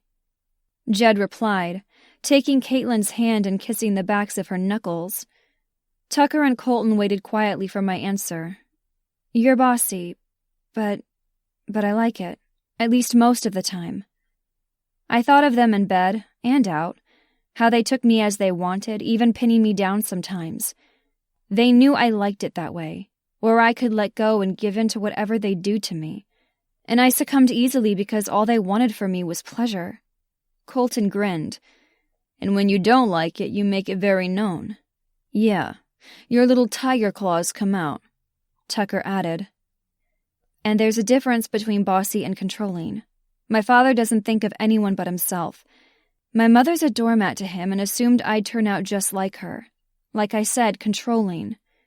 Doormat? You? Colton asked, grinning. He was teasing me, and it was obvious. I smiled at his playful tone. I had to play piano, take ballet. He chose the private schools I went to, even my major in college. My friends, my activities. My schedule was always full of some enriching activity. The only time I was really free as a kid was the summers, when I was sent to the ranch to be out of his hair. Ava here's quite the cowgirl, Tucker said. I could hear the satisfaction in his voice. We might have to have our own little Duke rodeo one of these days. Colton told Duke, Jed, and Caitlin about my lassoing, how I was a total ringer. Jed whistled low. Didn't you say your dad sold his ranch? Tucker asked. I looked down at my plate, nodded. Instead of doing a summer internship at his company as I was getting my MBA, I decided to go to the ranch, to relax for the summer. Hell, lasso some steers. As his way of saying no to that kind of behavior. It had been fine when I was 10, but not at 22. And forcing me into the family business, he sold it. Family business? Colton asked. Yeah, Carter Financial Group. I poked my fork in the lasagna on my plate as everyone remained silent. I didn't share that I was rich, like Midas kind of rich. I believed money couldn't buy happiness, and I'd walked away from it to find just that. I'd done so in Rains, a simple ag store, a simple life, and now 2 men. The Duke Ranch was large and successful. The land alone was quite valuable. The family wasn't poor. From the mineral and oil reserves that had to be on their land meant none of the Duke family had to work. As for Colton, I didn't know the size of his bank account. I didn't care. I just wanted him. God, Caitlin, I said, filling the silence. This conversation is depressing and ruining your delicious lasagna. Your family owns Carter Financial Group, Tucker asked, not paying any mind to my change of subject. That's not a family business. That was in the New York Times last week. Clearly he was well read. Yeah, one I don't want to run when my father retires, or at least co-run. I added, not saying he'd wanted me to run it beside Perry. Side by side in corporate life and married life, too. I had a feeling as soon as I popped out a kid, I'd be co-CEO in name only. Can you pass me the garlic bread? Caitlin passed the platter to me and I took a deliciously greasy slice. Tucker and Colton continued to stare. I sighed. I didn't intentionally not tell you about my family, but I didn't really want to bring it up either. We don't get along, to put it mildly. I was tired of being told what to do and I wanted out. They threatened to cut me off if I didn't toe the line. I walked away, bought a little store in Montana. They cut me off like they said. It's not that complicated. The Carters are nothing like the Dukes. God, your parents are so cool. I took a sip of my iced tea. Being a Carter doesn't define me. The hell it doesn't, Tucker countered. I bristled at that. He stroked his hand down the side of my face when he noticed. Easy, Tiger. Let me finish. Your family, the huge oil company, all of that, it does define you. If it's as bad as you say, it makes you see what you don't want to be like. It shows you what's really valuable. Tucker's and Duke's lives were shaped by what my dad did. Mine too. Caitlin took a sip of her iced tea. But we don't let him or what happened affect us any longer. That's right, Duke added, leaning over to kiss Caitlin who sat beside him. We want to know everything about you, Colton said, taking my hand and settling it on his thigh beneath the table. His hold was gentle, but his thigh was hard, well-muscled. It reminded me he was many things, strong and tender, yet strong enough to handle my heaviest burdens. Good stuff, bad stuff, all of it. I nodded, blinking back surprising tears. Sure, they'd been trying to get in my pants for the past month. They'd been hot for me. But I'd missed the fact that they really were interested in so much more. They'd said as much. Practically hit me over the head with it like a big cartoon anvil. But now, I understood. This was the long haul for them, and the way my heart opened, for me too. Chapter 8. Colton. Answer it, I said to Ava. Her phone rang again from the bedside table. I had my head propped up on my elbow, my hand on Ava's hip as she lay naked between us. It had been 2 days since we'd had dinner with Caitlin and her men. 2 days since we'd learned that Ava was a billionaire. Well, she had been, until she gave it all up. Every penny. Her life must have been pretty fucking bad for her to walk away from cash like that.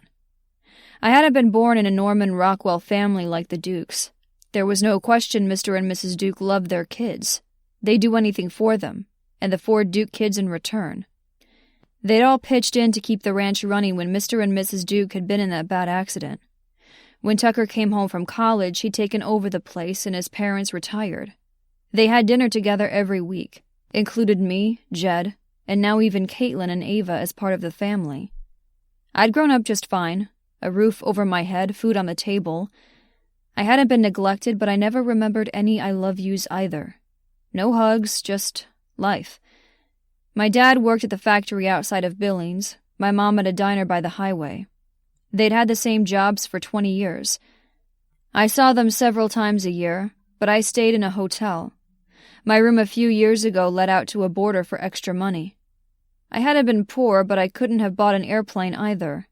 No doubt Ava had several at her disposal. Yet somehow the 3 of us, from 3 different kinds of families, had come together, hopefully to become a new one, to forge our own home, a unit. My life was content on the Duke Ranch working alongside Tucker. We'd met in college, been friends ever since. More than friends since we wanted to share a woman. And while it had been a dream to run my own ranch, being foreman for Tucker worked, especially now with Ava. If we had our way, she'd be spending every night in one of our beds. The past 3 nights she'd stayed at the ranch, between both of us. I'd skip the bunkhouse without a second thought. I'd take one of the other bedrooms in the big house as my own and Ava would float between. The Duke Ranch house would be our home, where we'd raise the handful of kids we'd make with Ava. Someday. Now, we were just enjoying the hell out of practice. We were all greedy and didn't want to be apart at night, so we fucked ourselves into exhaustion with our woman in the middle, right where she belonged. I don't want to talk with my father, she replied with a little groan. Or my mother, if he tries to use her again to get to me. It was a rainy day. While Tucker and I had gotten up early to tend to chores, we'd returned and awakened our lovely Ava in the best way. I'd shrugged my clothes, tugged back the covers, and settled between her thighs. Tucker had played with her plump nipples, making them all hard like tight little raspberries, and then fucked her until she didn't know her own name. And now we were lazing the afternoon away, content to nap and fuck some more, make out like teenagers, and start all over again.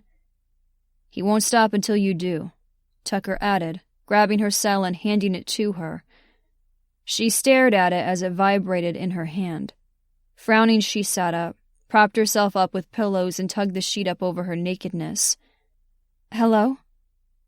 I could hear a deep voice over the phone, but the words weren't clear. I glanced at Tucker, who didn't seem thrilled to have our time with Ava interrupted, especially with something that bothered her. I climbed from the bed, tugged on my jeans I found on the floor, but didn't do the zipper. "Yes, Father," Ava said. She gripped the sheet up by her neck, but didn't even notice that one of her tits was showing. I ran my hand through my hair, sat on the edge of the bed. "No, this isn't a phase." Pause. "No, I haven't gotten this bout of rebellion out of my system." I wanted to kill her father just for the hurt and angry sound of her voice. "We're done talking." She hung up, tossed the phone on the bed, a scowl firmly in place. We stayed quiet, waiting to hear what she was going to say. By looking at her, she was more pissed than sad. I didn't blame her. While my father had never gone to my Little League games like T's had, hell, he'd been the damn team coach, he hadn't shamed me either. She glanced at both of us. "The little bout of rebellion he was talking about? You two." She grumbled. "Rebellion? Yeah, he said you guys were a fling," she countered. "That I was just going wild. Whatever." "Tiger, this isn't a fling," Tucker replied, keeping his tone even. How the fuck did her father know about me and T? We hadn't been secretive in our interest, and every guy in Rains knew to steer clear of Ava. Based on the terse phone call, she hadn't gabbed about us to him. Her mother? It didn't sound like she spoke to either of her parents. Denver was 2 states away. I couldn't imagine her father spending a minute here in Rains to check on his daughter. So that meant someone working for him was. Ava crawled down the length of the bed and away from us. Tucker hooked an ankle to stop her. Glancing over her shoulder, she gave a look that should have shriveled his balls. "You think it's a fling?" he asked.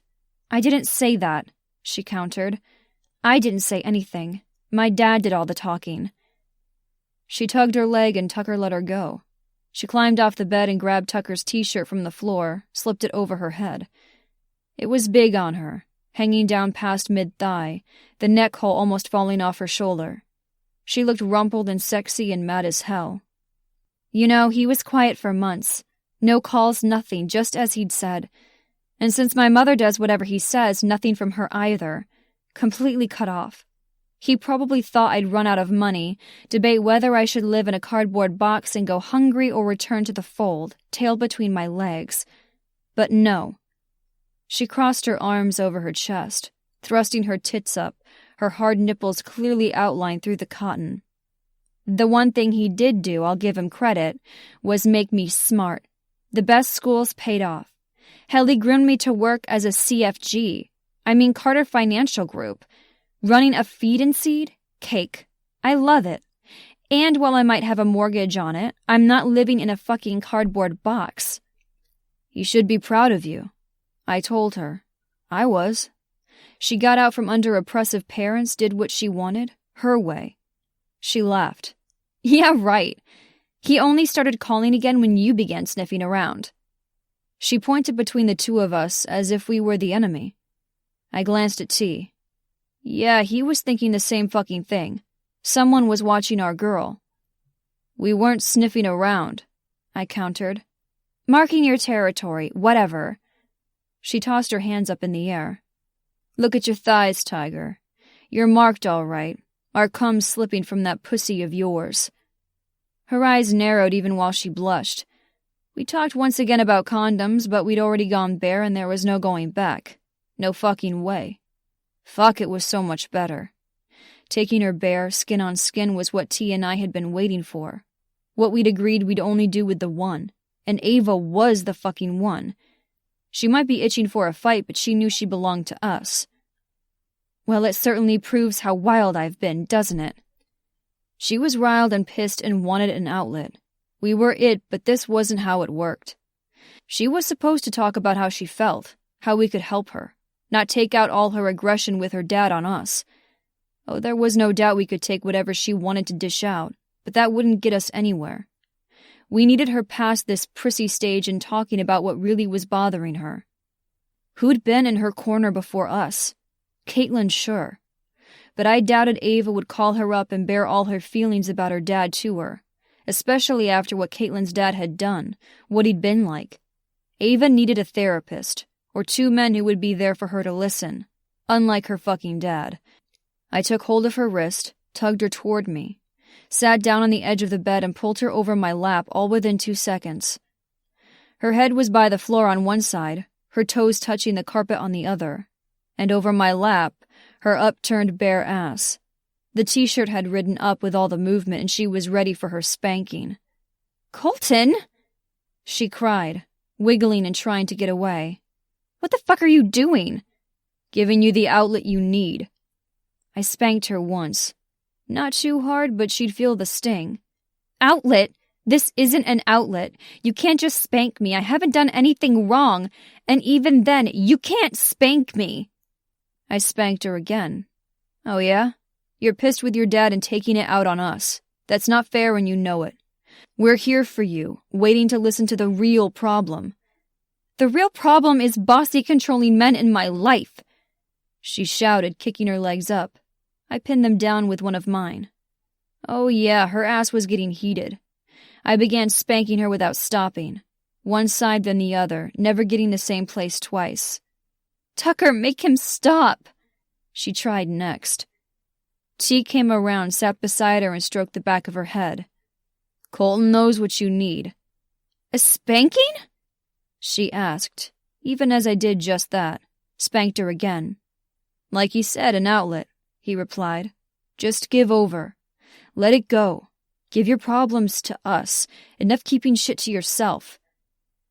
She didn't get it for a minute, so I kept right on spanking as she wiggled and fought. Her ass was a fiery shade of pink, but I didn't, and wouldn't spank hard enough to bruise or mar. Just sting for a little while. Then all at once she relaxed, slumped into my lap, and cried. Glancing at T, I gave her one last gentle swat, then stopped. Ran my palm over heated flesh. "Shh, that's it. Cry." I crooned. I lifted her up, tucked her into my lap, and I stroked my hand up and down her back as she let it all out. "We're big enough to carry your burdens." And that made her cry even harder, my chest getting damp, but I didn't give a shit. I had to wonder if our tough-as-nails woman ever cried. Ava. I had no idea how long I was snuggled up on Colton's lap. All I knew was that they were talking to me and I couldn't understand a thing they were saying. I was crying too hard. But then it stopped. I let all the anger and frustration, the sadness at having parents who didn't even really care about me out. Oh, I'd known pretty much my whole life I was just a thing to them. Of course they'd have a child. But what they did with the child, other than to pose within a few family photos for public relations pieces and holiday cards, no one cared about. I wasn't neglected, far from it. But my life had never been my own, not until I'd finally said enough. And then it was completely mine. It was all or nothing with my parents. After hoping I was something, they'd proved I was nothing to them. That hurt. I just kept it bottled up, glad to just be free, content in that alone, but it had festered. Obviously. I was a blubbering mess. My ass stung. "I'm sorry," I said, sniffing. Tucker tilted my chin up so I met his gaze. He offered me a soft smile that shone in his eyes. This wasn't the heated look of a lover. No, it was the tender offering of a man who considered me his. "It's okay for my tiger to be a kitten sometimes," he replied. "You're ours now, which means you have to share." I nodded, glanced up at Colton. He kissed my forehead. "Tell us, baby." I sighed and did just that. Told him about growing up, being molded to run the company, To be paired off with Perry as business leaders and in marriage. How I didn't want Perry, all of it. Your parents cut you out of their life because you wouldn't take the job or the husband they assigned you? Colton asked. I shrugged, remembered I was still in his lap, and tried to wiggle out. He tightened his hold, having none of it, so I relented. Pretty much. And he cut you off for months, then started calling? Yes. He wants something from you. I agreed again. This time when I wanted to get up, Colton let me. I paced in front of them as I thought. I have a small trust fund from my grandmother which my parents can't touch. It's not a lot of money, at least by their standards, so it was never an issue. I used a little of it for the down payment for the seed and feed, but it's been sitting there untouched otherwise. He can't want that. I have nothing else of value to him. He doesn't want the store, that's for sure. You're what he wants, baby, Tucker replied. You have value to him. You always did. Perhaps that's why he threatened you with being disowned so you'd stay, do what he's always planned for you. I laughed, thinking of Perry. Yeah, that's not happening. I'm not marrying Perry. I want to punch this Perry guy, Colton said. I can see why he'd go along with what your father wants because, hell, he'd get you out of the deal. But a guy who needs a fucking deal to get a wife? Total douche, Tucker added. He's a non-issue. What I'm worried about is what you said on your call. I frowned, thinking about the short, one-sided conversation. They'd heard even less of it than me. What? He knew you were fucking us, Colton answered. I stilled, stared at the carpet, then looked to them. Holy shit. Both guys looked grim. He's having me watched. Chapter 9. Ava. My father may want something from me, might even be having me watched, but he wasn't in much of a rush.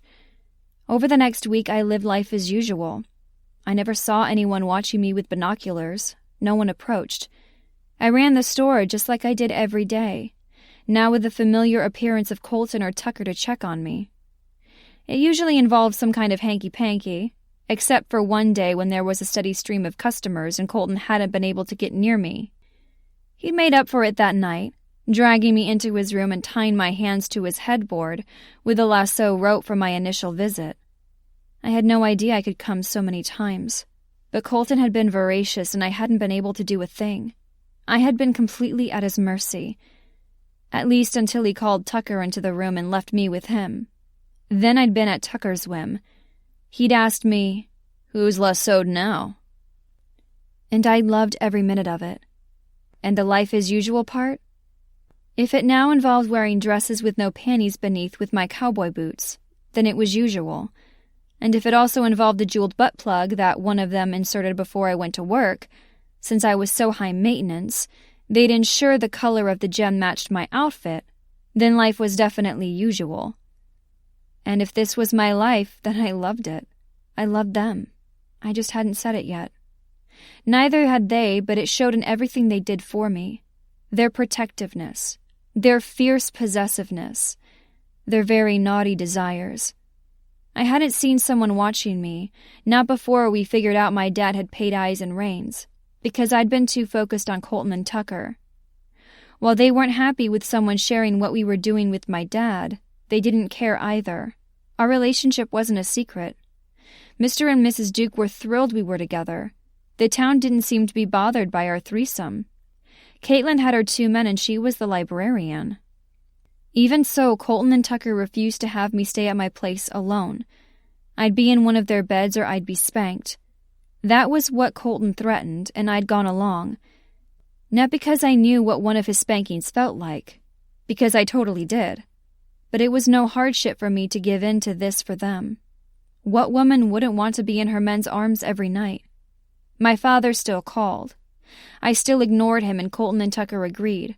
If that's all he was doing, and the guy he had checking on me kept himself scarce, we let him do all the work.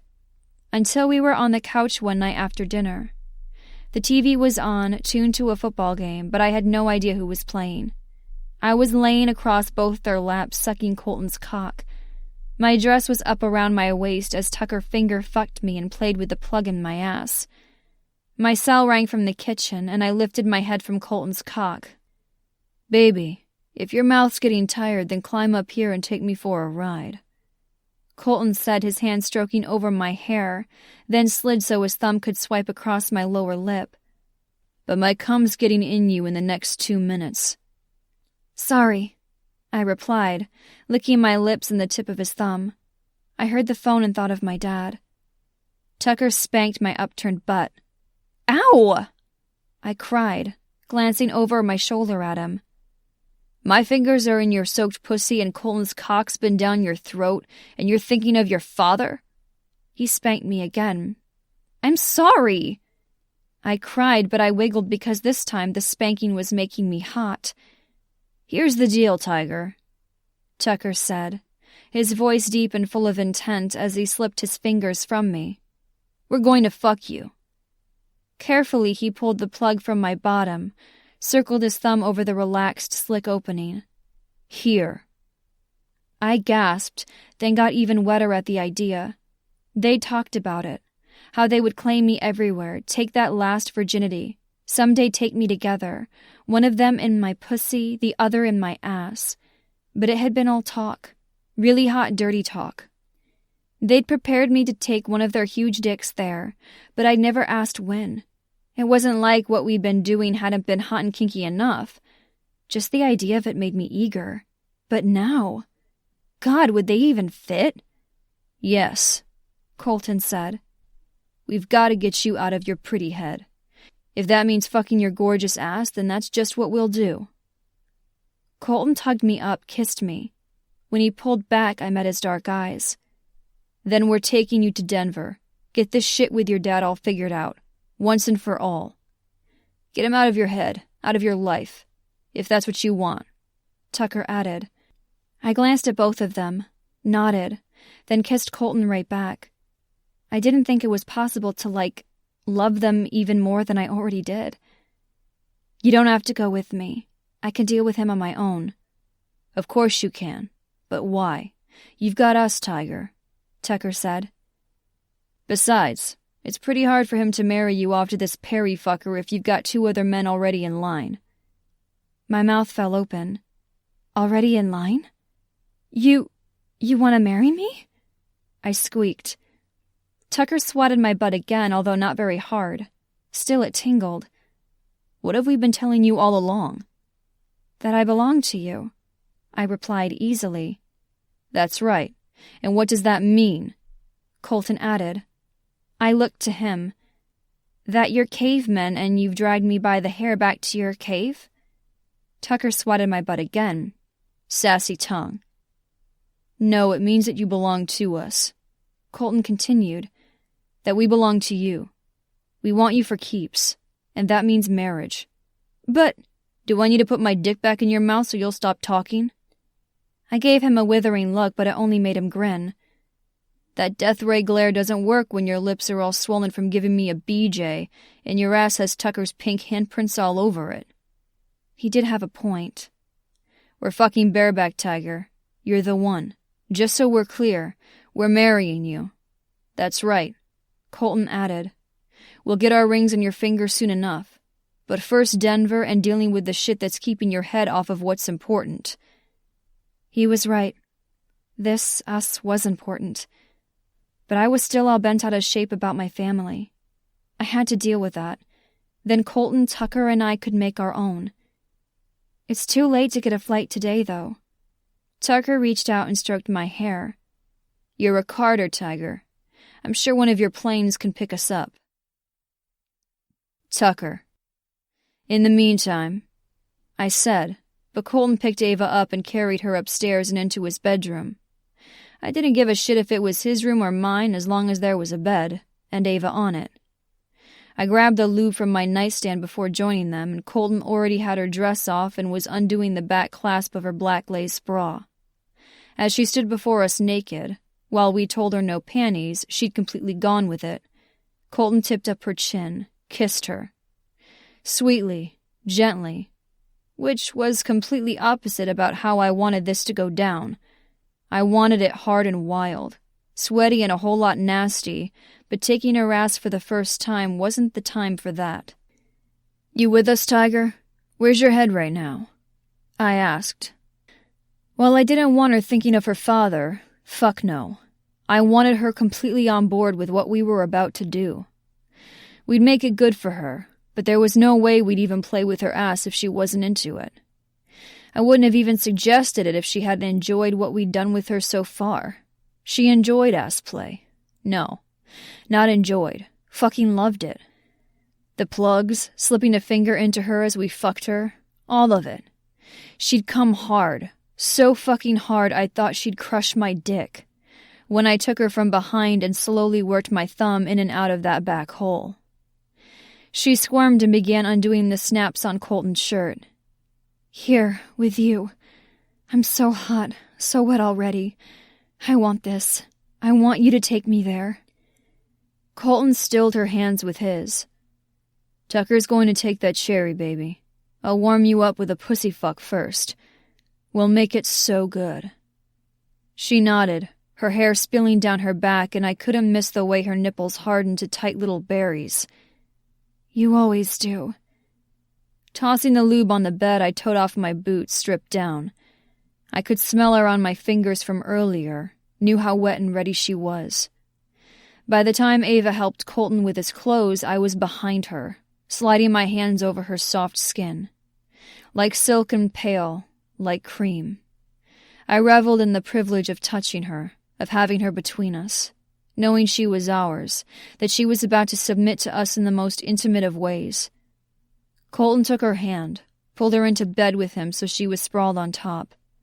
I sat on the side of the bed and watched, one hand stroking my dick to ease the impatience I had to be inside her, the other sliding over the long line of her spine, over the full swell of her ass, even teased her by slipping a finger between. But this was Colton's time with her. I'd get mine. While Colton was taking his time, Ava was having none of it. My play on the couch had her engines revved. As they kissed, Colton's hands cupped her breasts, and I couldn't miss the way his fingers tugged and pulled on her nipples. She moaned and shifted so his cock was at her entrance. Then fuck. I watched as every inch of him disappeared into her. Colton broke the kiss, pressed his head back into the pillow and closed his eyes. Oh yeah, I knew that sweet pleasure. The feel of Ava's pussy as it greedily took a dick. Her hands went to his bare chest as she began to ride him. Up, down, circling her hips. She was lost to it. She'd forgotten I was even watching. Colton gripped her hips and took over, his eyes open now, watching. It was impossible not to stare at her, to see her like this, lost to her pleasure, the passion we'd brought about in her. Colton was giving it to her, and she was taking it, greedily. "I'm going to come," she cried as she went down on her forearms and fucked him harder, faster. Shallow, quick thrusts as she ground her clit against him. Fuck, I was going to come and I hadn't even gotten in her. I grabbed the lube, flipped open the top, and squirted some onto my cock, smeared it all over so it was liberally coated. She cried out and my cock spurted pre-cum at the glorious sight of her as she came. Colton groaned, stiffened, and I knew he was filling her right up. Colton lifted her off of him and moved to the side so she was on her stomach. She shivered and I knew the pleasure hadn't diminished yet. It was time. I moved to her side and Colton took hold of a thigh and spread her open. I pressed a slick finger to her ass, circled and spread the lube about. We'd been playing with plugs for just this moment, stretching her, preparing her for our dicks. She was tight, but she opened for my finger and I slid it into the first knuckle. I moved on top of her. "Just like this, Tiger." I pressed my dick at her entrance, began to press in. Nice and relaxed. "Good, I'll get in you just like this. Then I'll lift you up and fuck you. Good girl. Oh, fuck, see? I went right in." It was hard to talk through gritted teeth, for she felt too fucking good to barely breathe. She was so tight here, impossibly so, and it wasn't easy for her to take me, but she did. The ring of muscle didn't give too much of a fight and the head of my dick was in. Oh shit, I was going to come just like this. Okay, Tiger? She nodded, her hands tangled in the sheets. Her breathing was deep as she clenched and squeezed, slowly adjusted. Look at you, baby, Colton said, his voice soft with praise. Fuck, I'm getting hard again just seeing Tucker in your ass. She whimpered. Should we take a picture? Colton asked, reaching to get his cell from his pants. Add it to our collection? She turned her head, looked at him as he waited for her consent. I was focusing on not moving, on not drilling her into the bed. Yes, she breathed. Fuck, you're perfect. I murmured, stroking a hand down her back as Colton moved to get a XXX shot of us.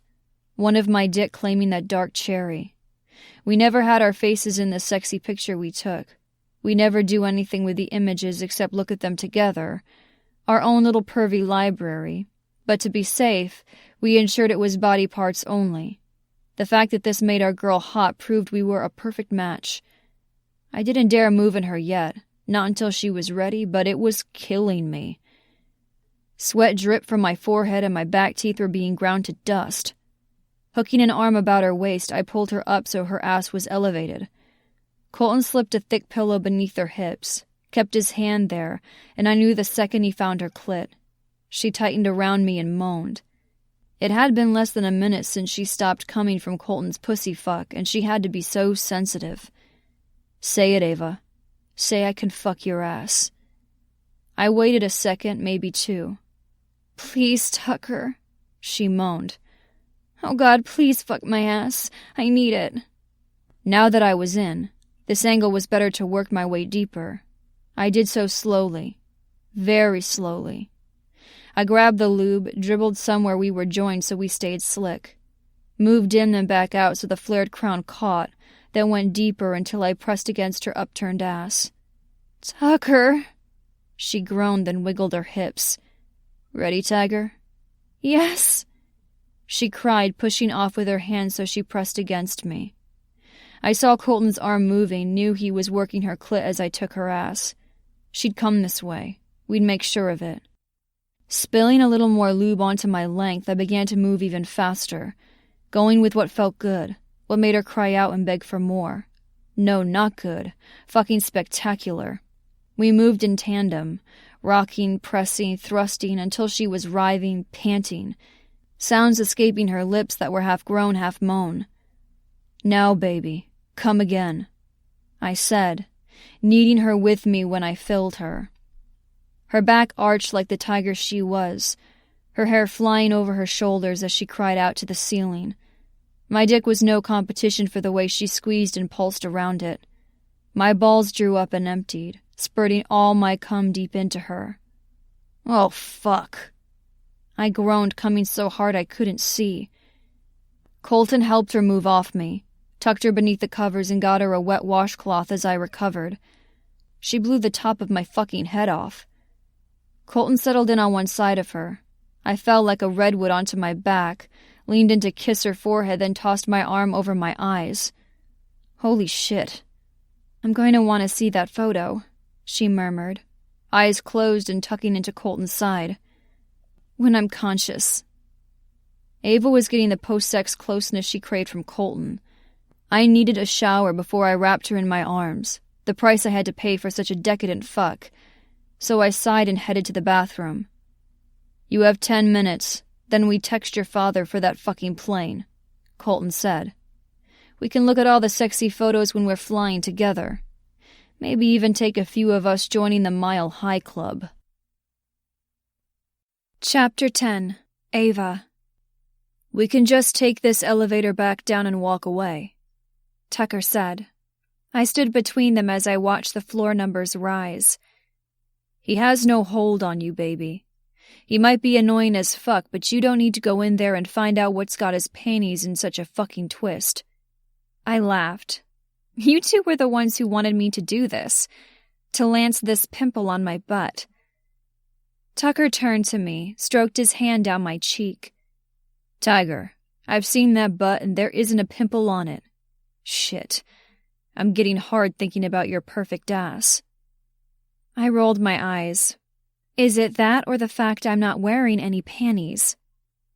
Both of them looked me over, from my black patent heels to the tailored dress to the styled hair and perfect makeup. I looked like the Ava Carter MBA, not the Ava Carter seed and feed owner. But my outfit fortified me, was like my armor in doing battle with my dad. He wouldn't find fault in my appearance, that was for fucking sure.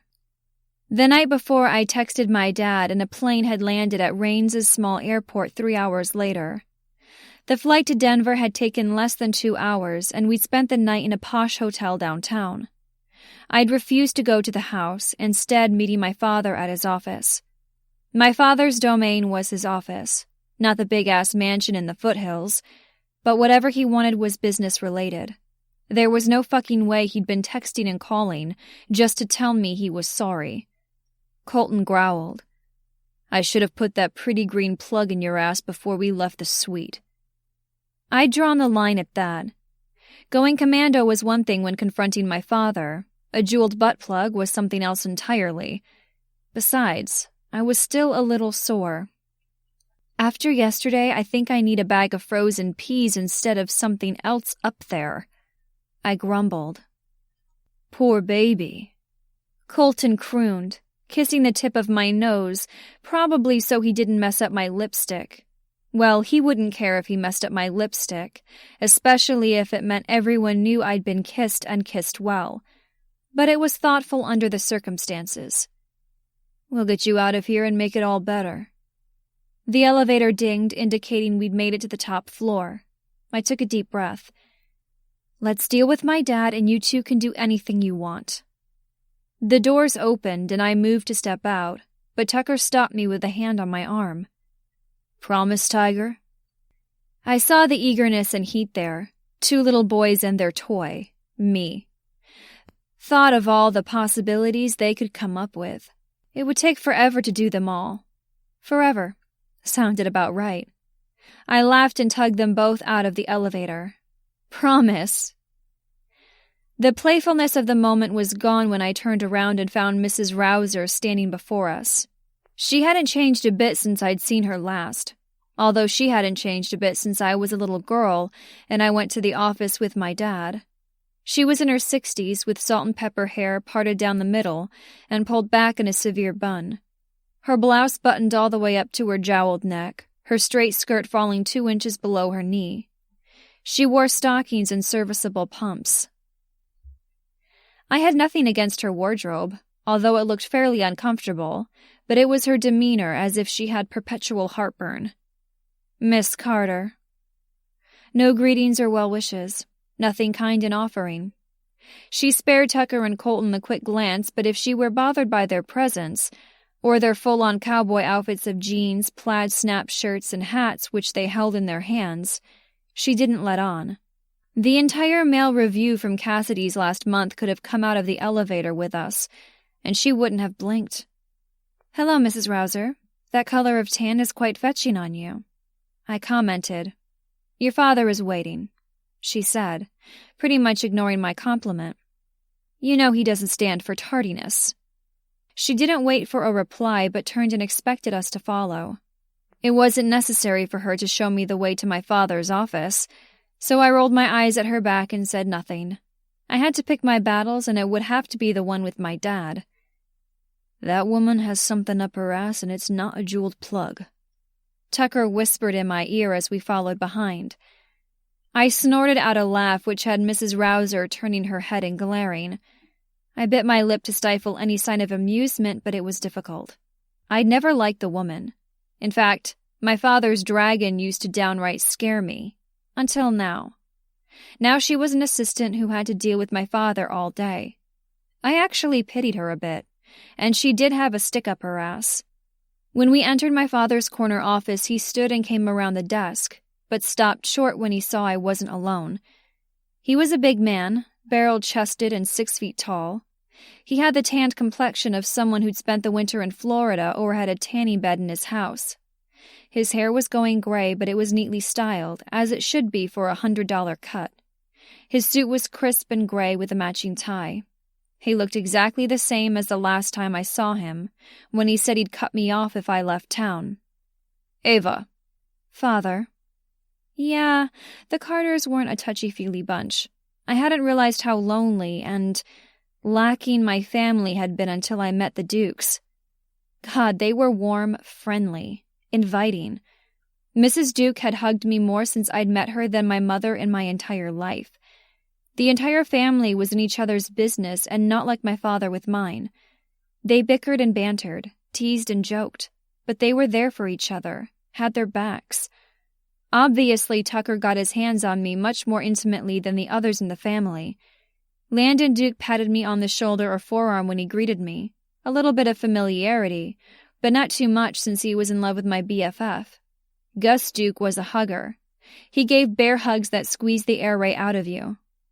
While he was single now, I knew whomever he found, along with the other two vets in their joint practice, would not feel the least bit neglected.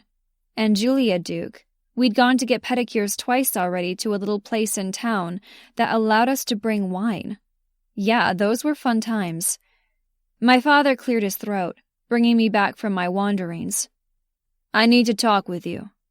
Yes, I gathered, I said. I felt silly with all four of us just standing there, so I went to one of the chairs that faced my father's desk and sat down.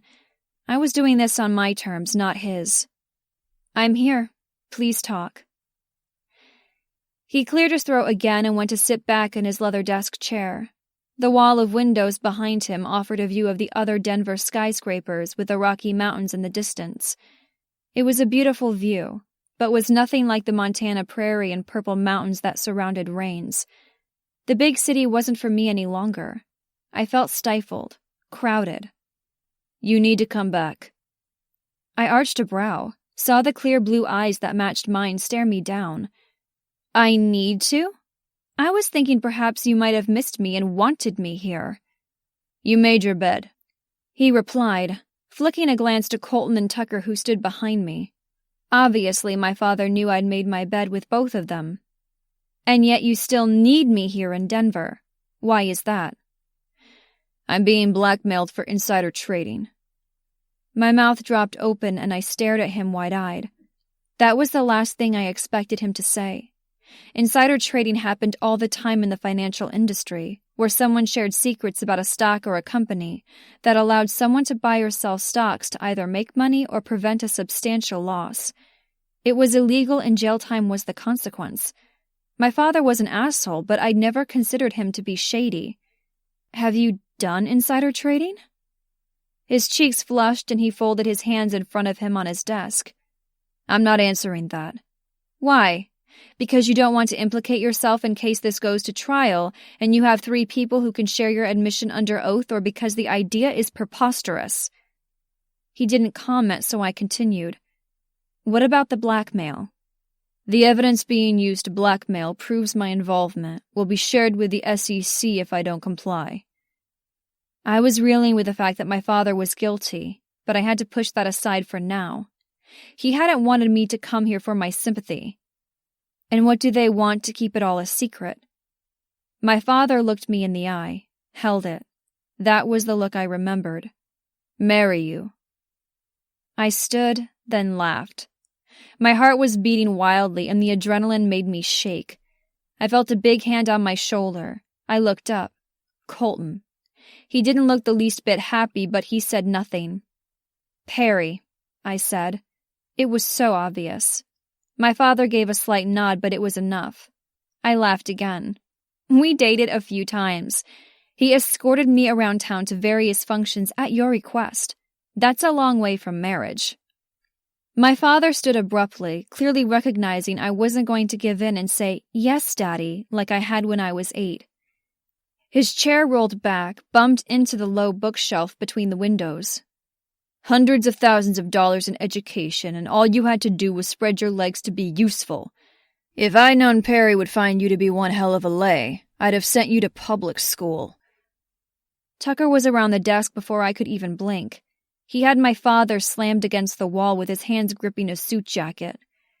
You will apologize to your daughter, now, Tucker hissed. Colton's hand on my shoulder tightened, but he didn't move. She has to marry him or I'll be ruined. He'll take over the company. My dad replied instead, breathing hard.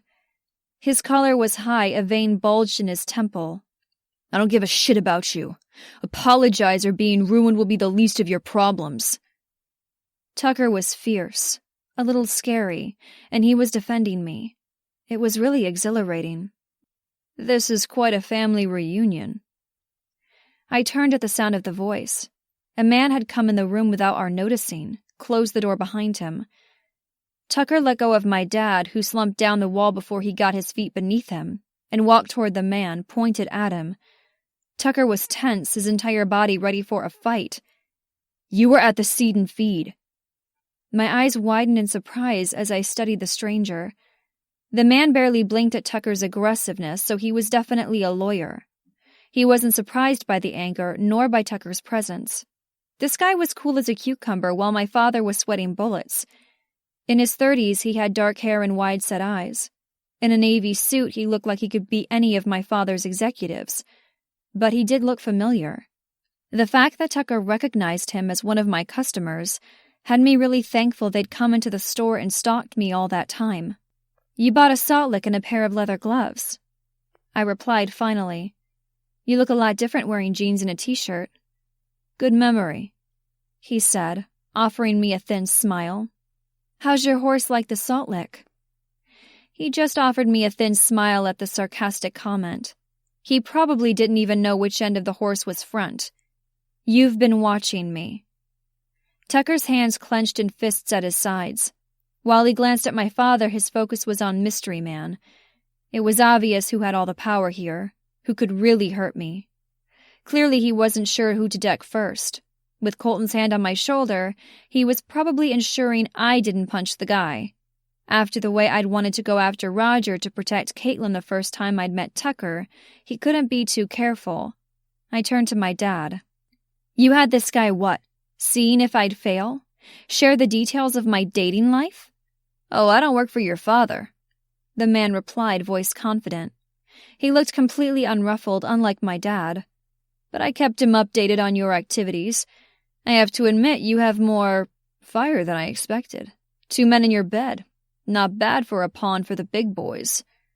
The big boys, I assumed, were Perry, my father, and every other executive who'd assumed I was just a dumb piece of arm candy. And as for being a pawn, that was why I'd walked away. I just didn't realize how much they planned to use me for their own gain. A country club wife was one thing, but extortion and blackmail? You work for Perry, Colton said. He never laid eyes on Perry, never even seen a picture, but he had him pretty well figured out. Oh shit, I whispered. The man gave a slight nod. Impressive, Mr. Ridge. Colton smiled coldly at the man. Oh, us rednecks sometimes can rub 2 thoughts together and come up with an idea. Why does Perry want Ava so much? And if he wants her, where the fuck is he? Tucker asked. I stepped closer to the mystery man who hadn't offered his name. It was irrelevant to me. I can answer that. Please correct me if I'm wrong. The guy nodded once again. I crossed my arms over my chest, tapped my toe on the carpet. The evidence against my father will send him to jail and most likely shut down the CFG. At least hurt its reputation enough where business will go elsewhere. I assume the elsewhere is a company Perry started somewhere across town. He doesn't just want to ruin my father's business. He wants to ruin my father. By marrying me, he also gets the Carter fortune. Very good, Miss Carter. Perry said you were smarter than you looked. I bristled at that, but didn't let it show. It wasn't the first time I'd heard something similar, but knowing Perry wanted to marry me and felt that way. If I say no, will Perry blackmail me next? I asked. You are fucking 2 men. I glanced back at Colton and Tucker, who were silent, waiting. I wasn't in any kind of physical danger, so they probably wanted to hear how this was all going to shake out before they made any kind of move. It didn't make any sense to knock a guy unconscious when he had information you wanted. Still, he'd insulted me, so I was surprised they were holding back. You've been keeping an eye on me, know what my life is like now. No jets, no fancy cars, I countered. I've been cut off. I'm no value to Perry. But not written out of the will, he clarified. You're still the sole heir to the Carter money, and that goes back generations. Just because you chose to drive an old pickup truck and play store owner doesn't mean you aren't a billionaire. Oh yes, my life in Montana was like elementary school recess until I decided to return to the grown-up world. I was well aware of the Carter money and how it became so plentiful. It won't take much to ruin your reputation, he added, as if he were trying to turn the screw on in my acquiescence a little tighter. If your father goes down, so do you. You're a Carter too. Not for long, Colton said. She'll be Ava Ridge soon. I looked up at Colton and saw he was staring right at me. Not in anger, but in want. He didn't need fists to protect me. He could just give me his name. But I didn't want it just because I had to be married to someone else so Perry couldn't have me or the Carter money. I wanted Colton and Tucker because they wanted me. And Colton didn't need to say a thing about that. While it might have sounded like a bluff to Mystery Man, it wasn't to me. They'd proved they wanted me.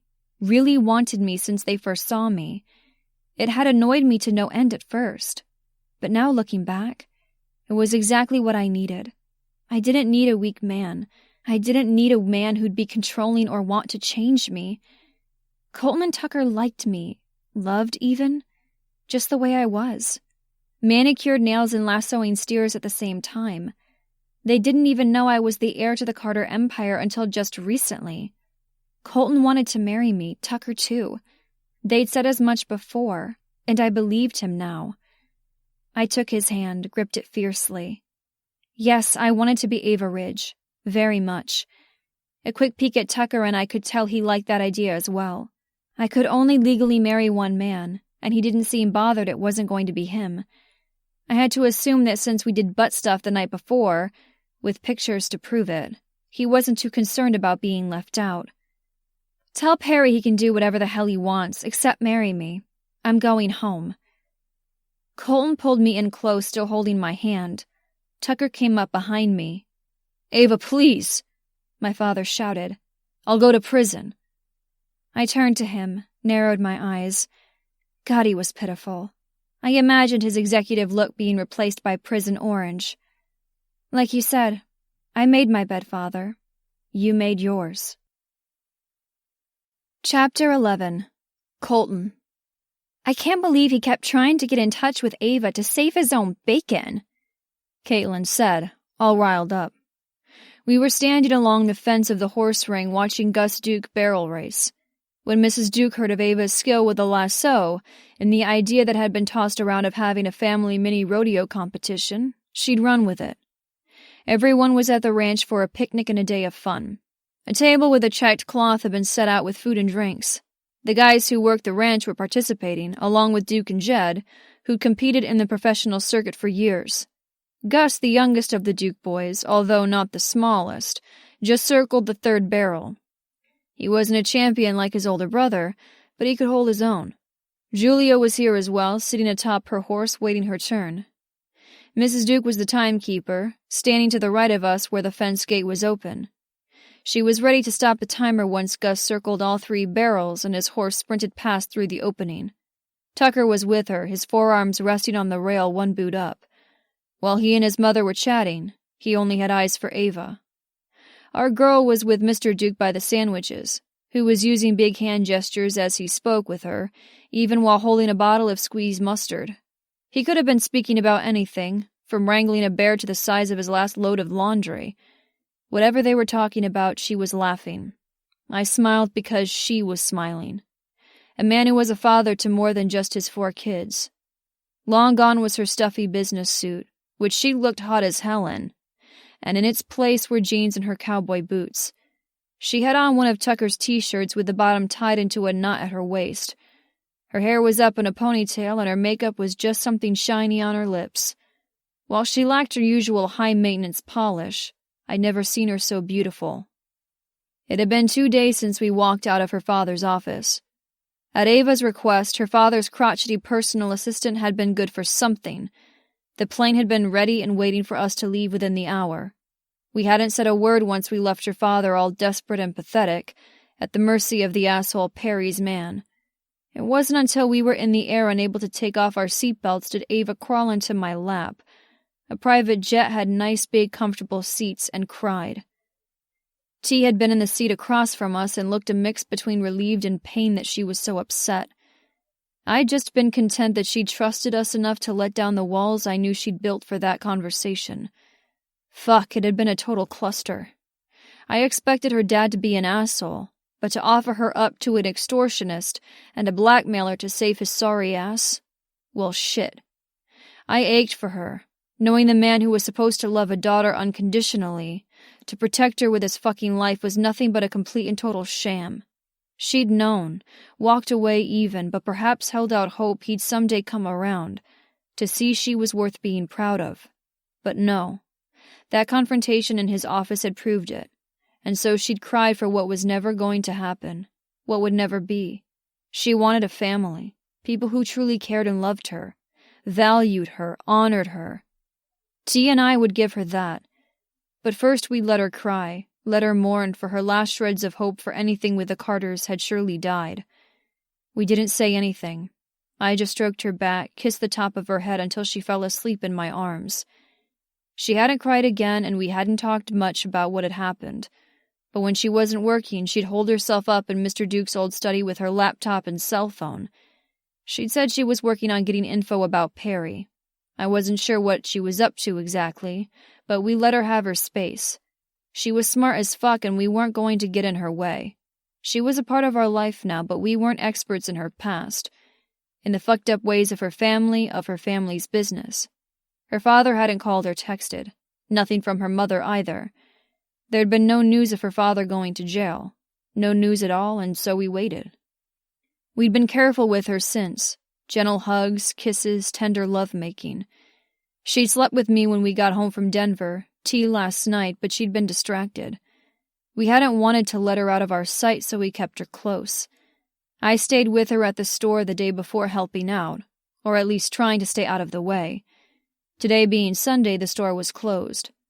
Her sexy promise in the elevator to let us do whatever we wanted would happen. I hadn't forgotten about it, and I was sure T hadn't either.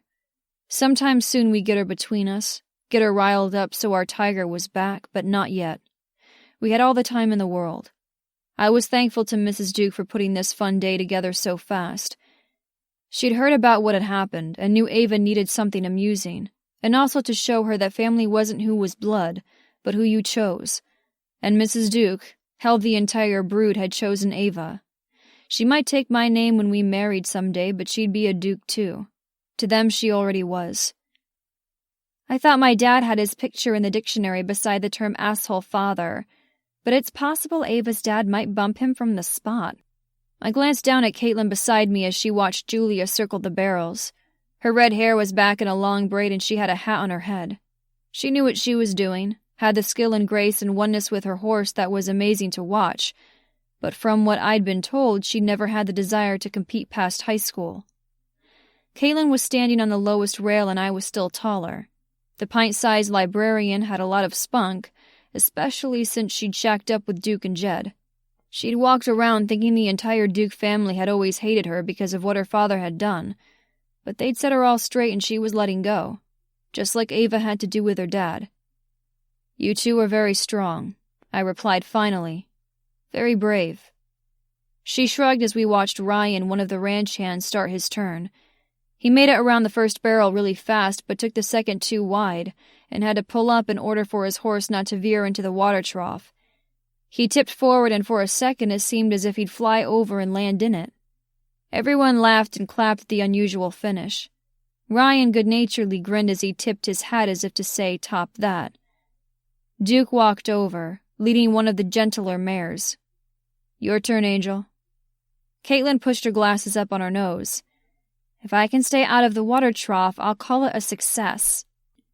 She gave me a backward glance as she took Duke's hand. They headed toward Mrs. Duke and Tucker, and he gave her a boost up. Her men took to bringing her to the ranch to ride at least once a week. She'd never be a barrel racer, but she could have some fun. Everyone clapped and whistled, but she cantered around the barrels, slow but steady. Both Duke and Jed were waiting for her when she crossed back out of the ring, and all but fell into Jed's arms beaming. Mrs. Duke, dressed like a cowgirl herself in boots, jeans, and a plaid blouse, walked to the center of the ring, and I moved to stand next to T. When she put 2 fingers in her mouth and gave an ear-splitting whistle, everyone went quiet and paid attention. She held up 3 candy bars.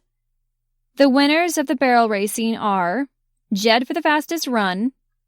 Everyone clapped and he went up and received his prize, offering Mrs. Duke a peck on the cheek in trade. Ryan for the best performance. Hooting and hollering followed him to Mrs. Duke, and he waved his candy bar in the air as if it were Olympic gold. And Caitlin, if the goal of the event was to have the slowest time, she'd have the Guinness World Record. Blushing, she went up and received her prize and a hug from Mrs. Duke. Steer roping's up next. She called and walked toward her husband, who was waving a sandwich in the air. I wasn't sure if he was offering it to her or cheering with it. Our girl competing in this one? I asked when Tucker came over. Ryan had retrieved the ATV that towed the metal steer and drove it just inside the ring. She is. Tucker grinned, probably remembering the way she'd stunned us the other day with her mad skills. Ryan and the others have been taking bets on who'll win. Odds are in her favor over both Jed and Duke. I couldn't help but laugh at that. From the way she'd handled the rope before with a cool ease, Ava could definitely hold her own. I had yet to see her do it while riding a horse, but I had no doubt she could pull it off. And I had no doubt I'd get hard as a fucking rock watching. So this is the life she chose. We turned at the voice. I leaned against the rail, arm bent and resting on the top rail. Tucker tipped his hat back and stared at Perry. There was no question the fucker standing 10 feet from us was him. I imagined him in a crisp suit like the asshole he'd had watching Ava. Instead, he wore jeans that clearly had been ironed, perhaps by the snooty Mrs. Rouser, and a white dress shirt. The sleeves were rolled up to look casual, but there was no way he'd blend in.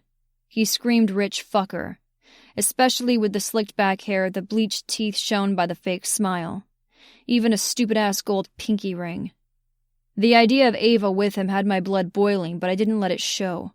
Every bit of her fire would be smothered out by his power complex. He might be smart enough to take down her father, but there was no fucking way he was going to mess with our girl. Cowpokes and cow patties. Tucker replied, seemingly calm. Perry's dark eyes raked over the 2 of us, clearly sizing up the competition. He couldn't beat us up, tell us to get the fuck away from Ava. That wasn't going to work. We both had 6 inches and at least 20 pounds on the guy. Not only did we have backup with a whole slew of Duke boys and ranch hands, but this was our turf. No doubt he realized we could make him disappear. I expected more from her. To be your trophy wife? Tucker asked. The corner of his mouth tipped up. She's more than that. Right, I added. $1 billion or so. Based on the property you've got here, doesn't look like you need it.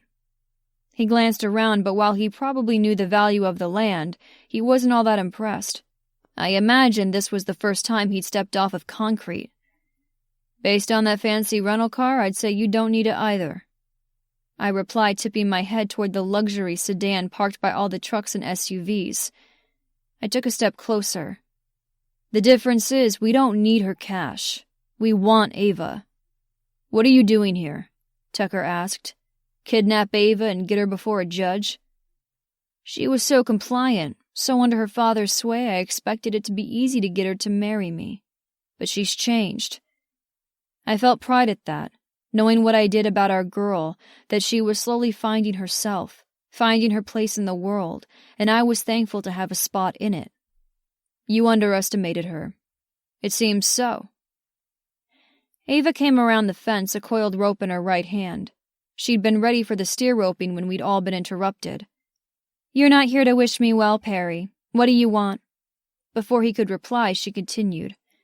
And if I don't give it to you, are you going to extort money out of me as well? Perry turned to face her. We were forgotten.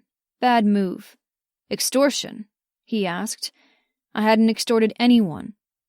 I heard the others come up to the fence behind us, but stayed quiet. Right. Extortion only applies to money. I'm just an object you were trying to gain. He shrugged his shoulder. When you put it that way, it sounds so callous. I prefer wife. Ava arched a pale brow and waited. We'd have been good together. Our bed would have been a little crowded with you, me, and my money. Perry tipped his head toward me and Tucker. Seems you like a crowded bed. While Ava flushed, she held her ground, kept her chin tipped up. She wasn't ashamed of us, of what we shared. Your father's going to jail, he told her, with what the SEC has on him. That I'm sure you helped them find, she added. He held up his hands in surrender. It can all go away. You're saying you can make the evidence against my dad disappear. Because why, Perry? Because it's fake or because you did everything and have it pinned on him? Yeah, she was right on target. His jaw clenched, and besides him being a slimy bastard, the look he shot Ava was downright mean. I had no involvement in the sale of Investicorp stock. Really? Because the meeting you had with the company's CEO last month at the country club was just a golf game? Everyone was watching the back and forth like a tennis match. Quiet, perhaps, even holding their breath, to see what would happen. What do you know of that? She shrugged, fiddled with the rope in her hands.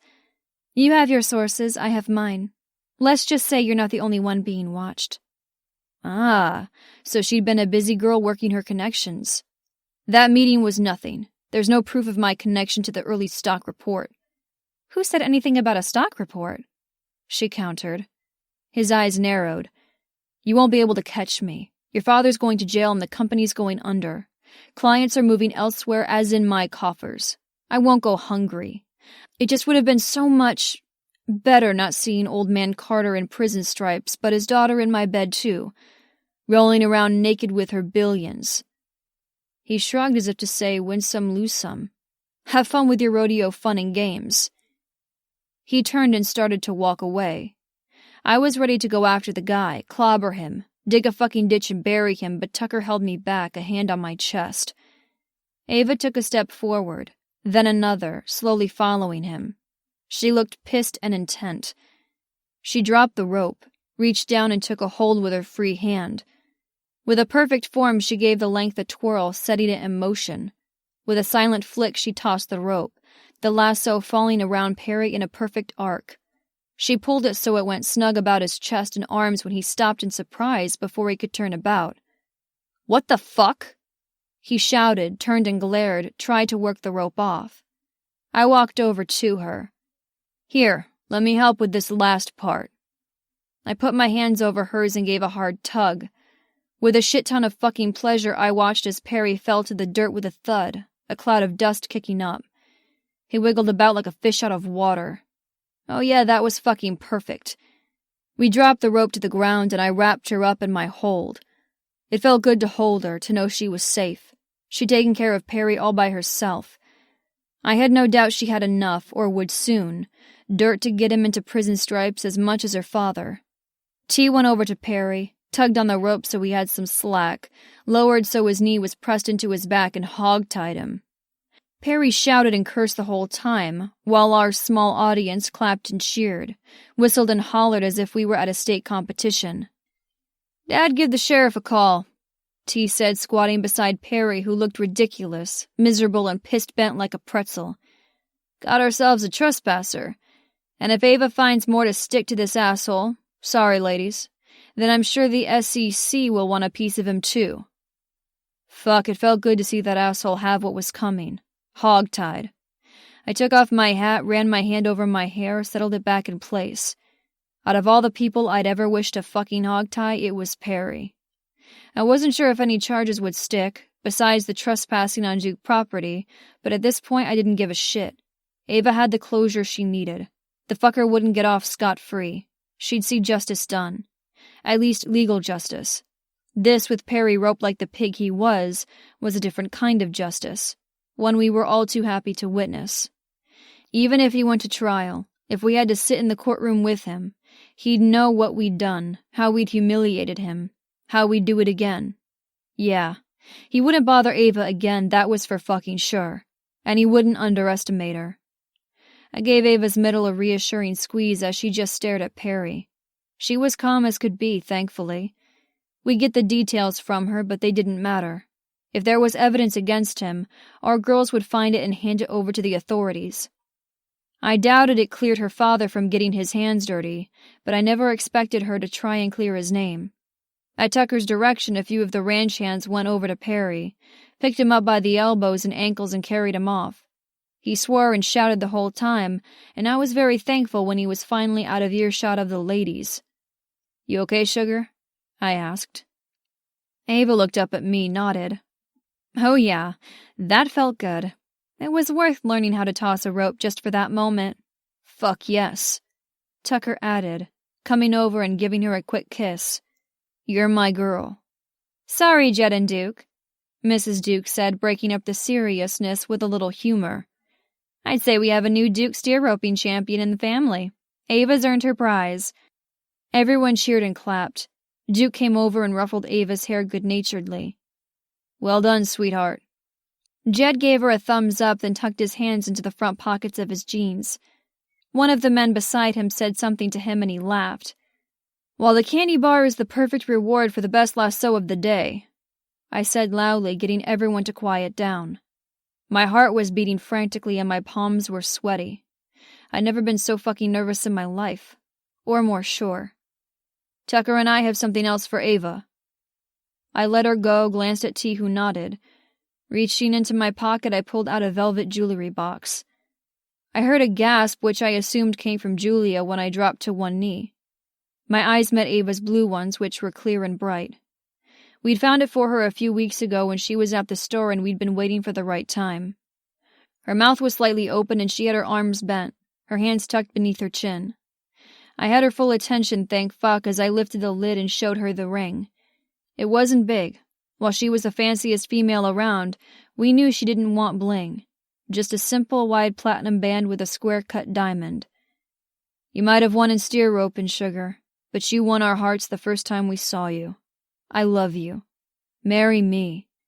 Tucker dropped to one knee beside me, reached up and took hold of her wrists, then slid her hands in his. "You lassoed my heart that night in Cassidy's, and I've been trying to make you see that ever since. You're our prize, Tiger. I love you, want you, need you. Marry me too. Take Colton's name. Be ours." I heard the wind blow, the whinny of a horse out in the pasture, the blood roaring in my ears. Waited. So did everyone around us, but I paid them no mind. "Yes!" she cried, and I let out a breath I hadn't realized I'd been holding. I felt, relieved, incredible, happy, fucking deliriously happy. This was what I wanted, Ava, as ours. By the time I got the ring on her finger, everyone was applauding and had made a tight circle around us. I pulled her down so she was sitting on my bent knee. "I love you," she murmured in my ear right before she kissed my cheek, cut my face with her hand. I turned my head and kissed her mouth. Home. Fuck, this was home. When I lifted my head, Tucker tilted her back so he could kiss her too. "Look up here," Julia called.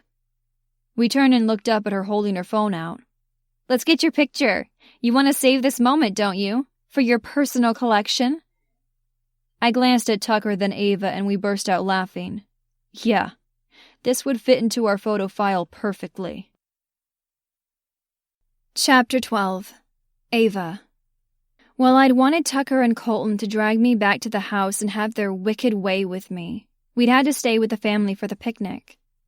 Everyone wanted to see the ring, to celebrate. I'd been a little overwhelmed, a little stunned. They'd surprised me. I knew we'd marry, someday, but God, I loved them and I wanted the whole world to know it. The shit with my dad was a big deal, but it wasn't important. Tucker and Colton were important.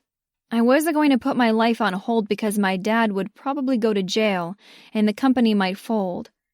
I'd spent hours with my connections, including Mrs. Rouser.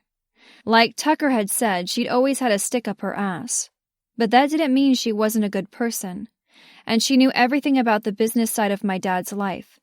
Everything. She might not be too thrilled I was marrying two men, but she was even less thrilled about the bad and illegal shit happening at the office. My dad would go to jail, but so would Perry.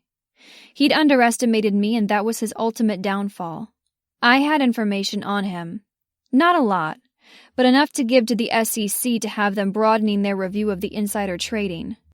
God, it had felt so good to take down Perry, to see him in the dirt, and when Tucker had hogtied him, a highlight of my life. I wouldn't soon forget that. While it was just Perry who'd been all tied up, he represented everything I'd walked away from. I was giving that past a middle finger salute. Being me, being a cowgirl who liked pretty things was enough. Tucker and Colton thought so. I didn't need the money. I had everything I'd ever wanted standing right in front of me. "Happy, sugar?" Colton asked, kissing my neck as Tucker opened the front door of the ranch house. I lifted my hand, saw the sparkle of the ring. It was so pretty, stunning, simple, and I'd be able to wear it even at work. I nodded, then turned and wrapped my arms around his neck. His hands went to my butt and he lifted me up so I could put my legs about his waist. He carried me inside as we kissed. I squirmed in his hold, eager for more. "Easy, sugar. We'll get you there. We've got all night." I shook my head, knocked his hat off his head. "I want it now," I breathed. I saw his dark eyes, watched them heat, felt his hands tighten on my butt. "You've been through a lot. We don't want to. I want you to," I said, cutting him off. "I so want you to." Tucker came over, stroked his hand over my ponytail. "What do you want, Tiger?" Both of my men. Right here, with me, wanting me, asking me what I wanted. "You gave me a ring to show the whole world I'm taken." "Damn straight," Colton murmured. I kissed him again. "Now I want you to take me." Tucker arched a brow, remained quiet. "Together." I blushed and glanced away, suddenly nervous. "I want to belong to both of you." Tucker took hold of my chin, made me keep his gaze. "Oh, don't turn into a kitten now. You're the one who boldly sent us a picture of your well-fucked pussy. Say the words, Tiger." "In Denver, I promised you could do anything you want." "We want to take you together," Colton said. While I was still in his arms, he didn't even seem bothered by my weight. "I want in that gorgeous ass. And I want in that perfect pussy," Tucker said. "At the same time," I added. "Please." "Bed," Colton said instead of yes, but I took it for the same thing. He carried me up the steps and to his room. He put me down and his hands went to my shirt. Tucker went around behind me and worked on my pants. My clothes were quickly a pile on the floor. "Our girl dressed in just our ring," Colton commented, eyeing me. "Fuck, you're perfect." Tucker added, brushing his knuckles gently over one of my nipples. "I want to see you too." I liked the added level of dominance when they took me fully clothed while I was bare. The idea that they were too eager to do more than just nudge down their pants and boxers was thrilling. But I wanted to touch them, to feel their heat, their skin, to know there was nothing between us, that once they were deep inside me, we'd be connected. I'd be marked, theirs. They didn't hesitate, but shook their clothes in record time. I took in their amazing bodies. Colton's dark complexion, the equally dark hair on his chest, that narrowed to a thin line to the thatch at the base of his impressive cock. It was so big I doubted I'd ever get used to seeing it. Pre-cum already slid down the flared crown. His balls hung heavy and large beneath, and I remembered how much cum he filled me with. He'd cram me full, then fill me up. Too much that it slipped from me all day long. He'd stop me, reach beneath my dress or skirt and slide his fingers over my pussy. Feeling his cum, knowing he'd put it there. He reveled in my being marked by him.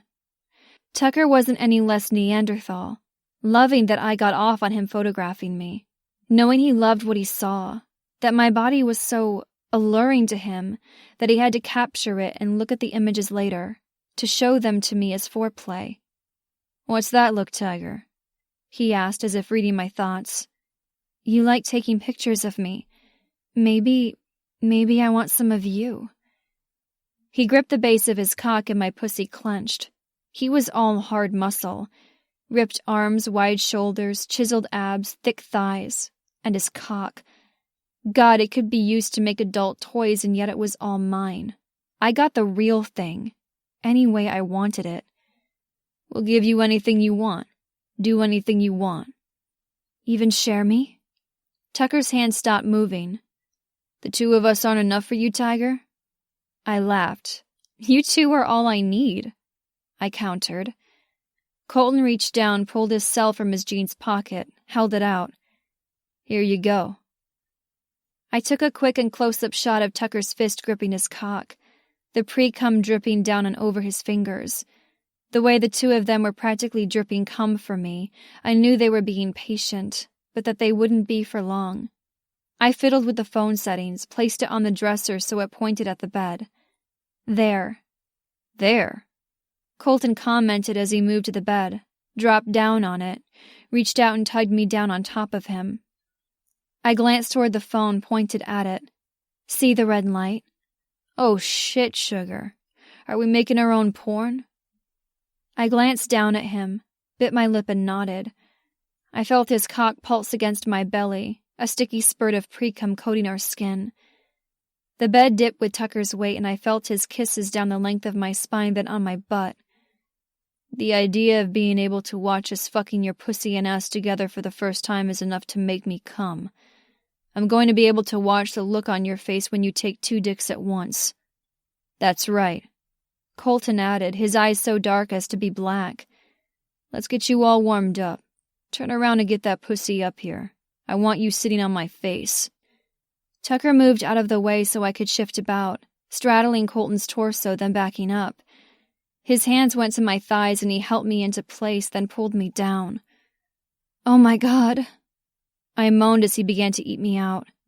He was voracious, as if he'd never tasted me before. He found my entrance, fucked into me as far as his tongue would go, then moved up my slit to flick my clit. I went from aroused to insane from one soft slide of his tongue to the next. His dick stood straight up right between my chin and I took him into my mouth. His hips bucked at the intimate suction I applied. He growled and I felt the vibrations all along my pussy. 2 men, 2 dicks, Tiger. Tucker reminded me. I lifted my head and there was his cock. I flicked my tongue out, slicked off the drop of pre-cum, then took him in. Sucked, swirled my tongue. I alternated between the 2 dicks as best I could, but Colton's mouth was ruthless. That's it. Give the camera a good show. Be a good little cocksucker for your men, Tucker said. His dirty words only amped up my need. I dove at his dick, used one hand for balance on the bed, the other to grip him and slide up and down. There was no way I could take all of him, so I hoped this would feel like I could. Colton slipped a finger into my pussy and curled. The instant touch on my G-spot and I came, moaning around Tucker's dick. I writhed and bucked, whimpered and shook, but Colton kept me in place and Tucker's fingers tangled in my hair. I pulled back and caught my breath as Tucker pulled me up and off of Colton and into his arms. I could eat your pussy all day, sugar, Colton said.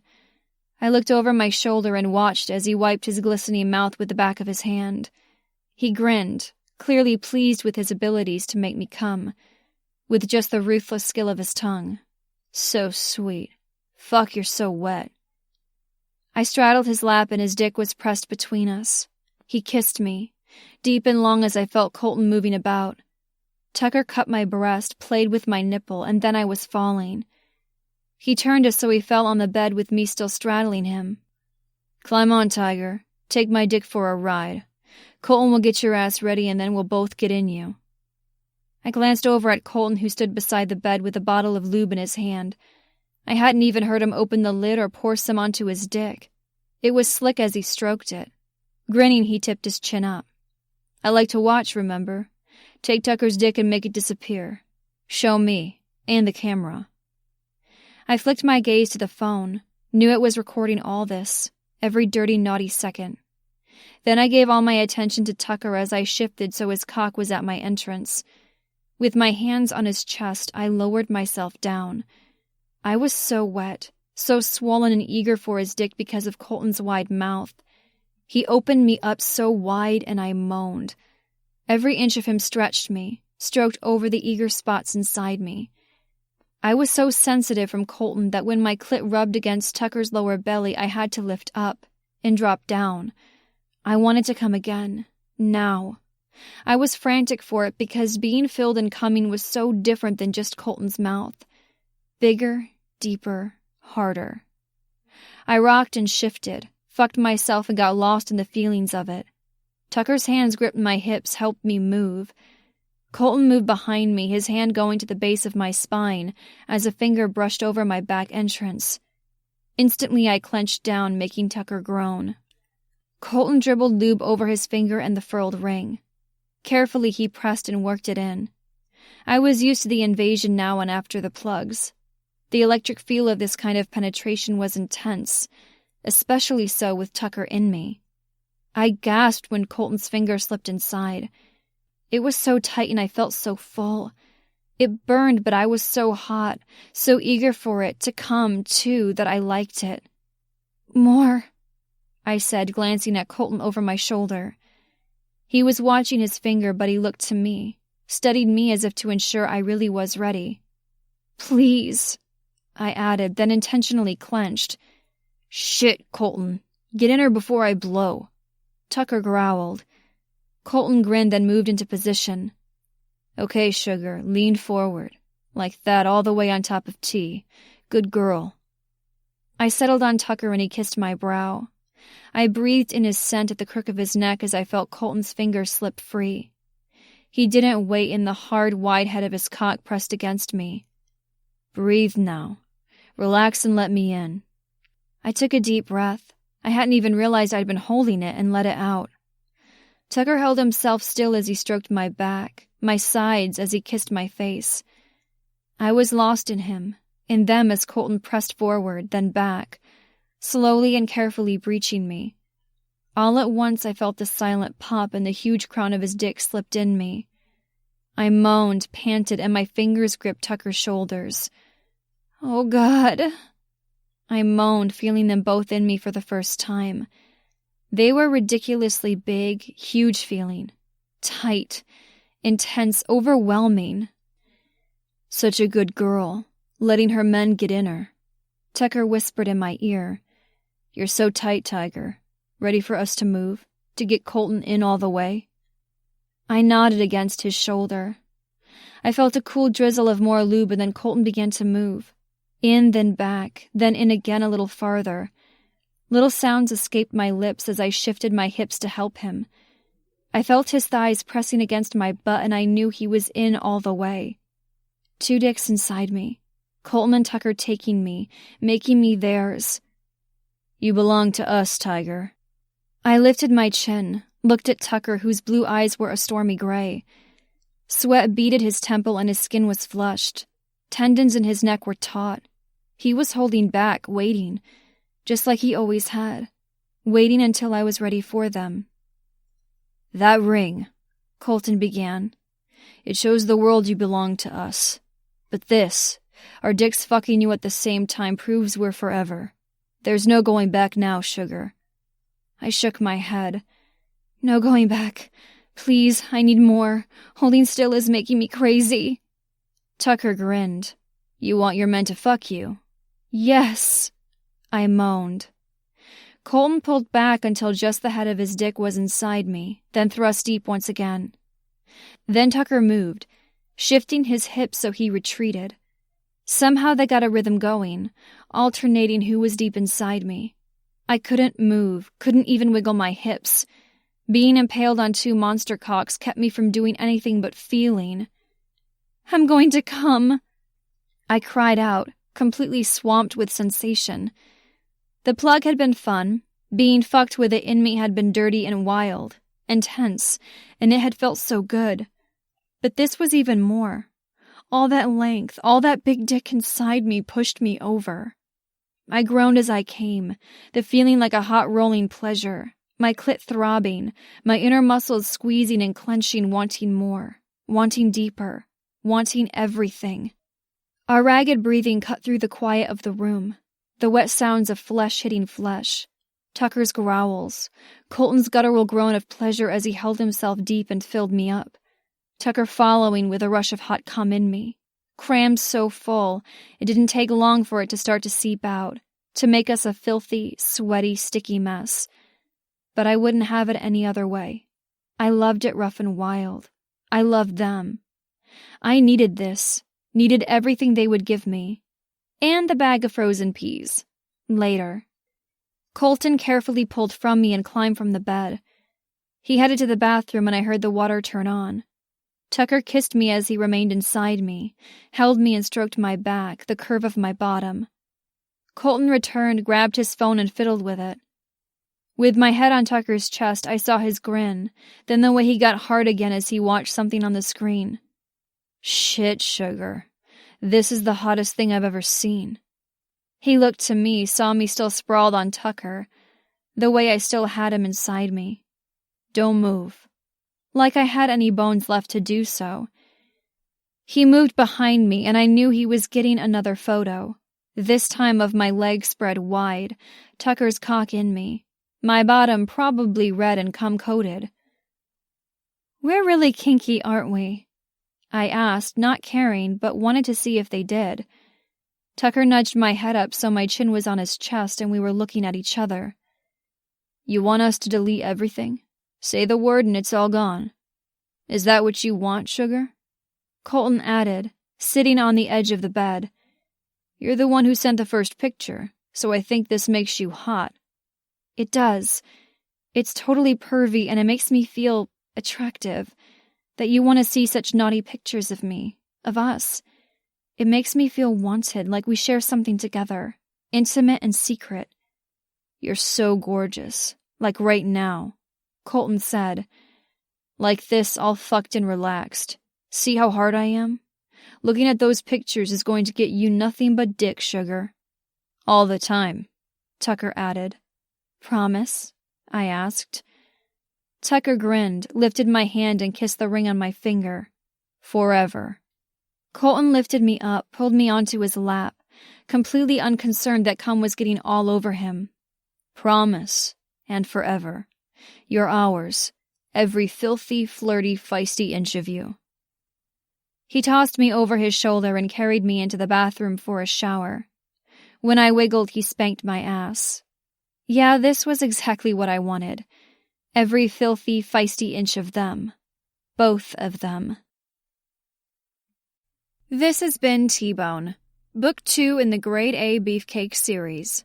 Written by Vanessa Vale, narrated by Kylie Stewart. Copyright 2019 by Vanessa Vale. Production copyright 2019 by Vanessa Vale. Tri-Tip, Grade A Beefcakes Book 3. Written by Vanessa Vale, narrated by Kylie Stewart. Prologue. I was happy for Duke and T. Fucking happy they'd found their women. Duke and Jed doted on Caitlin like she was a piece of fragile china. Tucker and Colton were given a run for their money with Ava. Instant, insane love. Just like our dad had told us would happen. That didn't mean I wasn't jealous. If those fuckers could get a woman to not only like them, but fall in love with them, then they knew better than to let her go. Except I wasn't going to claim a woman with just one best friend. No. I had the twisted need to share her with two. I'd assumed the her would never appear. What chick would want to deal with 3 guys? If she were out there, I'd never seen her before. Or so I'd thought. Chapter 1. Parker. Easy, boy. I won't hurt you, I murmured, trying my gentlest voice. I stared down some kind of brown mutt who looked like he was about to bolt. There was nowhere for him to go out on the prairie like this. Just open fields, and then beyond those, even more empty expanses. He seemed like a nice dog and was probably hungry. Glancing around, I wondered where he could get water. A creek? There were cottonwood trees in the distance, which meant water, but still. Some loser must have dumped him on the side of the road. His brown eyes met mine, his body still, muscles tense and quivering. You want a sandwich? I'll share. I backed up slowly so he wouldn't run off. I couldn't leave him out here, and I didn't want to chase after him, and pulled out my wrapped ham sandwich from the center console. Taking out half, I tossed it toward him. He jumped back, then sniffed. I went back to the back door of the cruiser and opened it up, tossing the other half on the plastic seat. He wasn't a prisoner, but he needed a bath before he sat up front. I leaned against the side of the SUV and looked away so I didn't spook him. Out of the corner of my eye, I saw him debating before tiptoeing, if dogs did that, toward the sandwich on the ground and gobbling it down. Lifting his head, he sniffed the air. He was no dummy and knew exactly where the other half was. I just had to hope he was smart enough to climb in to get it. He was. He hopped into the back to get the rest of his snack.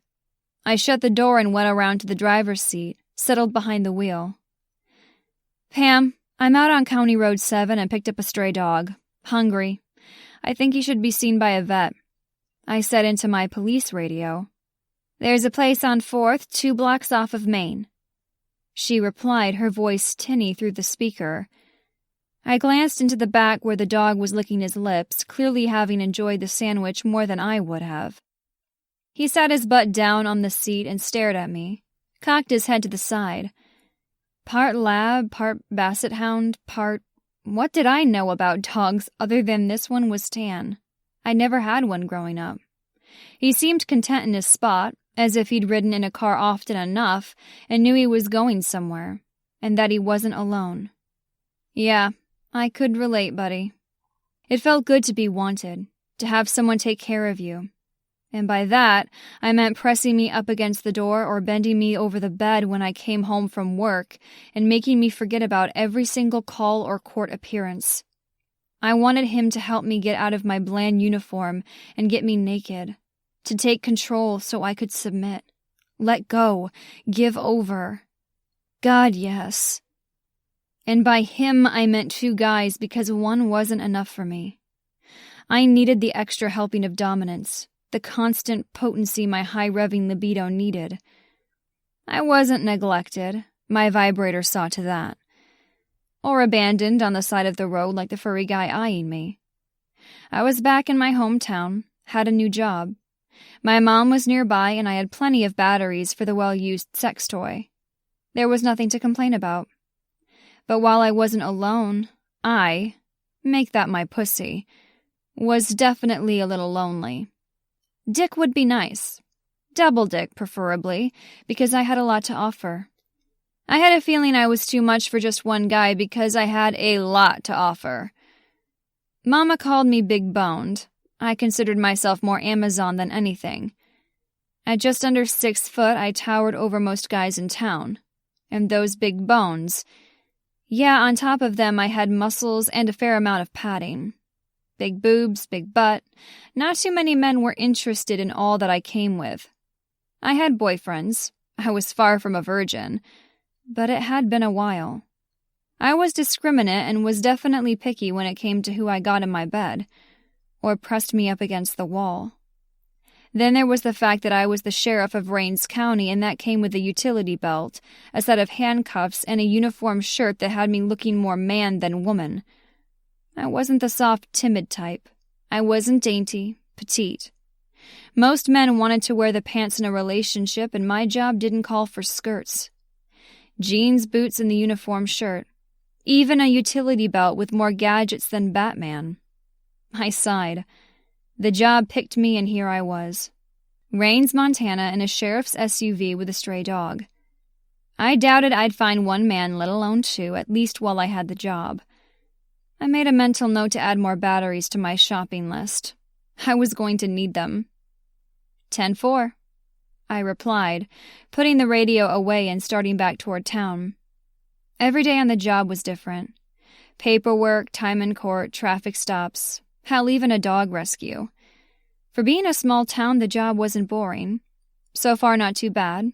Back in law school, I never would have imagined myself back in my hometown. Gone 10 years, back 2 months. I glanced in the rearview mirror and eyed the dog. I wanted to go and track down the fucker who'd abandoned him, but parked in front of the small vet office instead.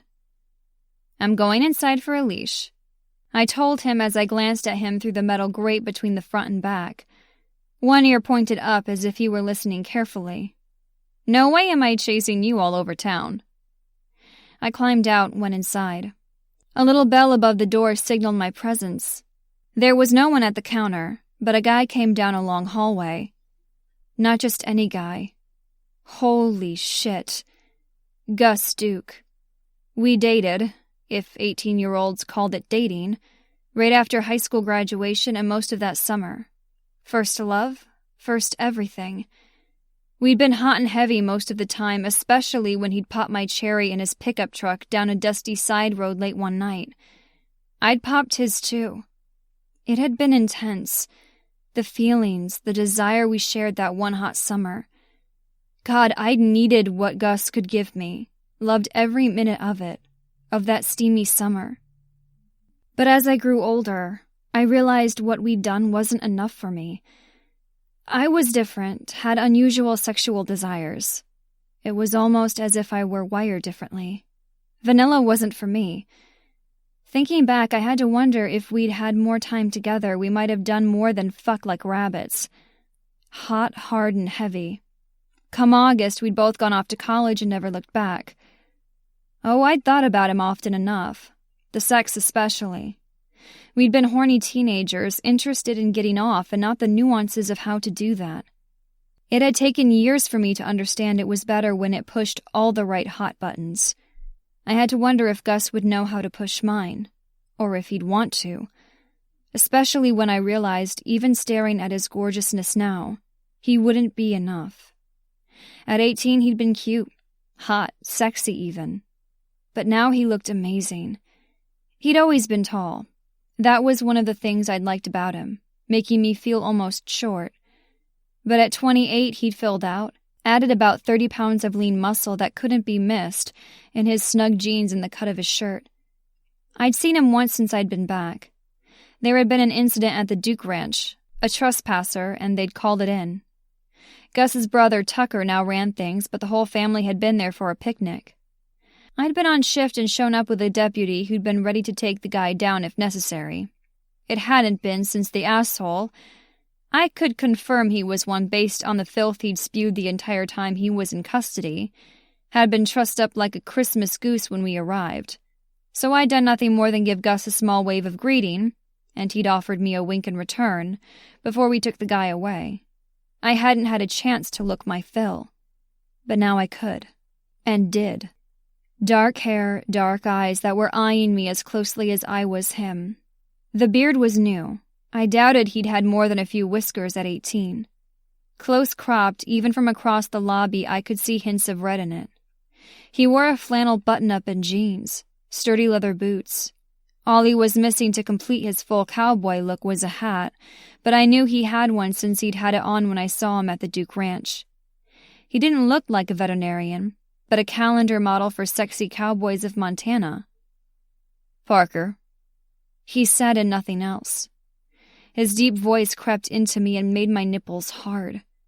God, one word and I was in trouble here. 10 years just fell away and I was that girl who had it bad. Really bad for the sexy Duke boy. There was a decade worth of things to say, but I had no idea how to start. Want to pick up where we left off? If I remembered correctly, I was naked and in the back of your pickup and you'd been happily between my parted thighs. Maybe a bed this time? And bring a friend? That was my pussy thinking, and she wasn't in charge. At least not right now, so I thumbed over my shoulder. Gus, I, found a stray dog. Got him in my car. Thought maybe you could take a look at him? He went over to a hook on the wall with a few rope leashes and took one down. Sure, let's go get him. He escorted me out of the clinic, leaving the door open behind him. The weather was dry and warm, considering we were sliding into fall. I went to the SUV and he followed. When I opened the back door, I spied him eyeing my ass. He grinned, not the least bit ashamed at being caught. Yeah, he hadn't changed all that much. Before Gus could get the leash on him, the dog jumped out, trotted up the walk to a small shrub, peed beside it, then continued right inside the vet office. Gus watched and gave a little headshake. Guess she's not going to be a difficult patient. She? I asked, staring into the vet clinic as if I could still see the dog. I thought she was a he. He glanced at me, the smile still on his full lips. The lips I remembered kissing me oh so well, and arched one dark brow. She squatted to pee. Didn't lift a leg. That made sense. I didn't take time to check out her undercarriage. The dark brow went up higher and his full lip curled in that sexy way I remembered so fondly. I remember your undercarriage. He took a step closer and I could smell him. Soap and outdoors and that familiar scent that was pure Gus. Tell me, Pixie, still got that little mole on the inside of your right thigh? Right up by those pretty pussy lips? Chapter 2. Gus. Parker reached out and put a hand over my mouth, and I smiled against her palm. Her cheeks flushed a bright red, and the way her dark eyes flared not just with fire, but with heat. I had no doubt her pussy was soaking wet. Yeah, the first few words I said to her after a decade were about the little birthmark I'd seen up close and very, very personal. That summer I'd spent a lot of time with my head between her parted thighs. I'd been the first to get them open, and I never forgot that sweet spot, kissing the little mark, then her juicy slit, a little to the right. It had been easy between us. Sure, we'd messed around and made fools of ourselves. Getting naked with someone the first time had been more fumbling than fucking. I doubted I'd lasted a minute after getting inside Parker, but she'd opened for me again and again, until I lasted a whole hell of a lot longer, and I'd made her scream my name. I smiled now, even thinking about how passionate she was. Like a little firecracker going off with the slightest bit of heat. I lit that fire, made her so fucking hot, I'd pretty much been ruined for anyone else. But the summer had been short, and life got in the way. College for both of us. Vet school for me, law school for Parker. We were driven people, pushing for what we wanted, working hard and getting it. But she was the one who got away. No fucking doubt about it. But she was back now. One glimpse of her at the ranch the week before had had me itching to see her again. To pick up where we left off all those years ago. Me balls deep and this time without any fumbling at all. And she'd meet me halfway, no question about it. I wouldn't have to coax her legs open. She'd fall back on my bed and spread them wide, eager for a wild ride. Parker wasn't a meek little thing. Hell no. I had to look down to have our eyes meet, but not by much. I wanted a woman who could hold her own, but wanted to submit, to give over her control. Parker was smart as fuck, had a career, could stand on her own 2 feet without a man. But that didn't mean I didn't want to be the one in her life, or one of the ones. Looking back, it was obvious she'd been into every kinky thing we tried after high school. But we'd been 18, virgins. We'd known practically nothing, including what kind of sex we liked, other than straight fucking. Now I liked it hard, wild, and often. I wanted it with Parker. And hopefully she'd like it the same way, and with Kemp and Poe. I just had to find out how interested she was in being with 3 men. Seeing interest, at least in me, plainly on her face was one thing. Having her say the words was another, and crucial. I loved the feel of her hand on my mouth. Soft, warm. I could smell her clean scent. No perfume for Parker. Just fresh air, sunshine, and something perfectly her. I started talking and she pulled her hand away. You remember my undercarriage, I'm sure. It's pretty unforgettable. I patted my chest and grinned. I grew some since I was 18. Everywhere. Oh my God, she said, shaking her head and rolling her eyes. I couldn't help but smile because there was the playful Parker I remembered. God, I missed her. My dick swelled just having her near. I wanted to get her out of that uniform and naked. Those handcuffs on her waist might come in handy for the things we could do together. I didn't need to go for subtle, no candlelight dinner and sweet seduction. Parker didn't need it, or if I knew her as well as I thought I did, want it. Remember that time I bent you over the back tailgate of my truck? It was the perfect height for me to fuck you. If I remember correctly, I slid my thumb in your ass. Her mouth fell open and I could tell she remembered. Good. Are you like this with all your clients? Since you got back to town, Pixie? I asked, looking her over. I was blatant about it, too. I wanted her to know I liked what I saw, that I'd noticed the way she'd filled out even more since 18. If she did a thorough pass of me, she'd see just how hard I was for her. Only you. She flushed even more at that, like the young schoolgirl I remembered. She was tall and had curves that went on for miles. She was lush, more than a handful of tits and ass, thick thighs and fuck. I ached to be between them again. Her straight hair was pulled back into a ponytail at the nape of her neck, simple and plain, but it only showed off how beautiful she was. High cheekbones, fair skin that blushed so prettily, and full lips I remembered wrapping around my dick. Her eyes lowered and I said nothing, giving her the opportunity to look me over. I wasn't small anywhere. As I'd said, I'd grown everywhere since I was 18. I'd been big back then, baby arm big if I remembered her words the first time she laid eyes on my dick, but now I had to tuck it down along the inside of my thigh in order to walk comfortably. And at this moment it was turning into a lead pipe. When her eyes widened, I grinned. Yeah, she'd seen it. I put my hand on it, pressed down, hoping to hold off any pre-cum from spurting out. It would all be for Parker and I wasn't ashamed, but I wanted her to see I had a little more control than I'd had as a teenager. Although with her perhaps not so much until I'd had her a few times. Her eyes settled on my left hand. That's right, Pixie. No wedding ring. I wouldn't flirt with her or any woman if I were taken. Hell, I was taken. By Parker. She just didn't know it yet. She licked her lips. I remember you. How it was. How could I forget? But that was a long time ago. I'm sure you've improved your technique a bit. I know I have mine. Improved? Probably. Refined? Definitely. The idea that she's been with other guys made me want to track each one of them down and rip their heads off. But I'd had other women, and I never expected her to sit at home and pine for me, her pussy all neglected. But once I got back inside her, those other guys would all be forgotten. That was for fucking sure. But if she got any better at sex, she'd probably kill me. Her pussy had been magic before. But now... Oh, Pixie, it's been too long. My voice went all soft and quiet as I used the old nickname I had for her. She was the farthest thing from a pixie. Our conversation changed from playful banter to something intimate.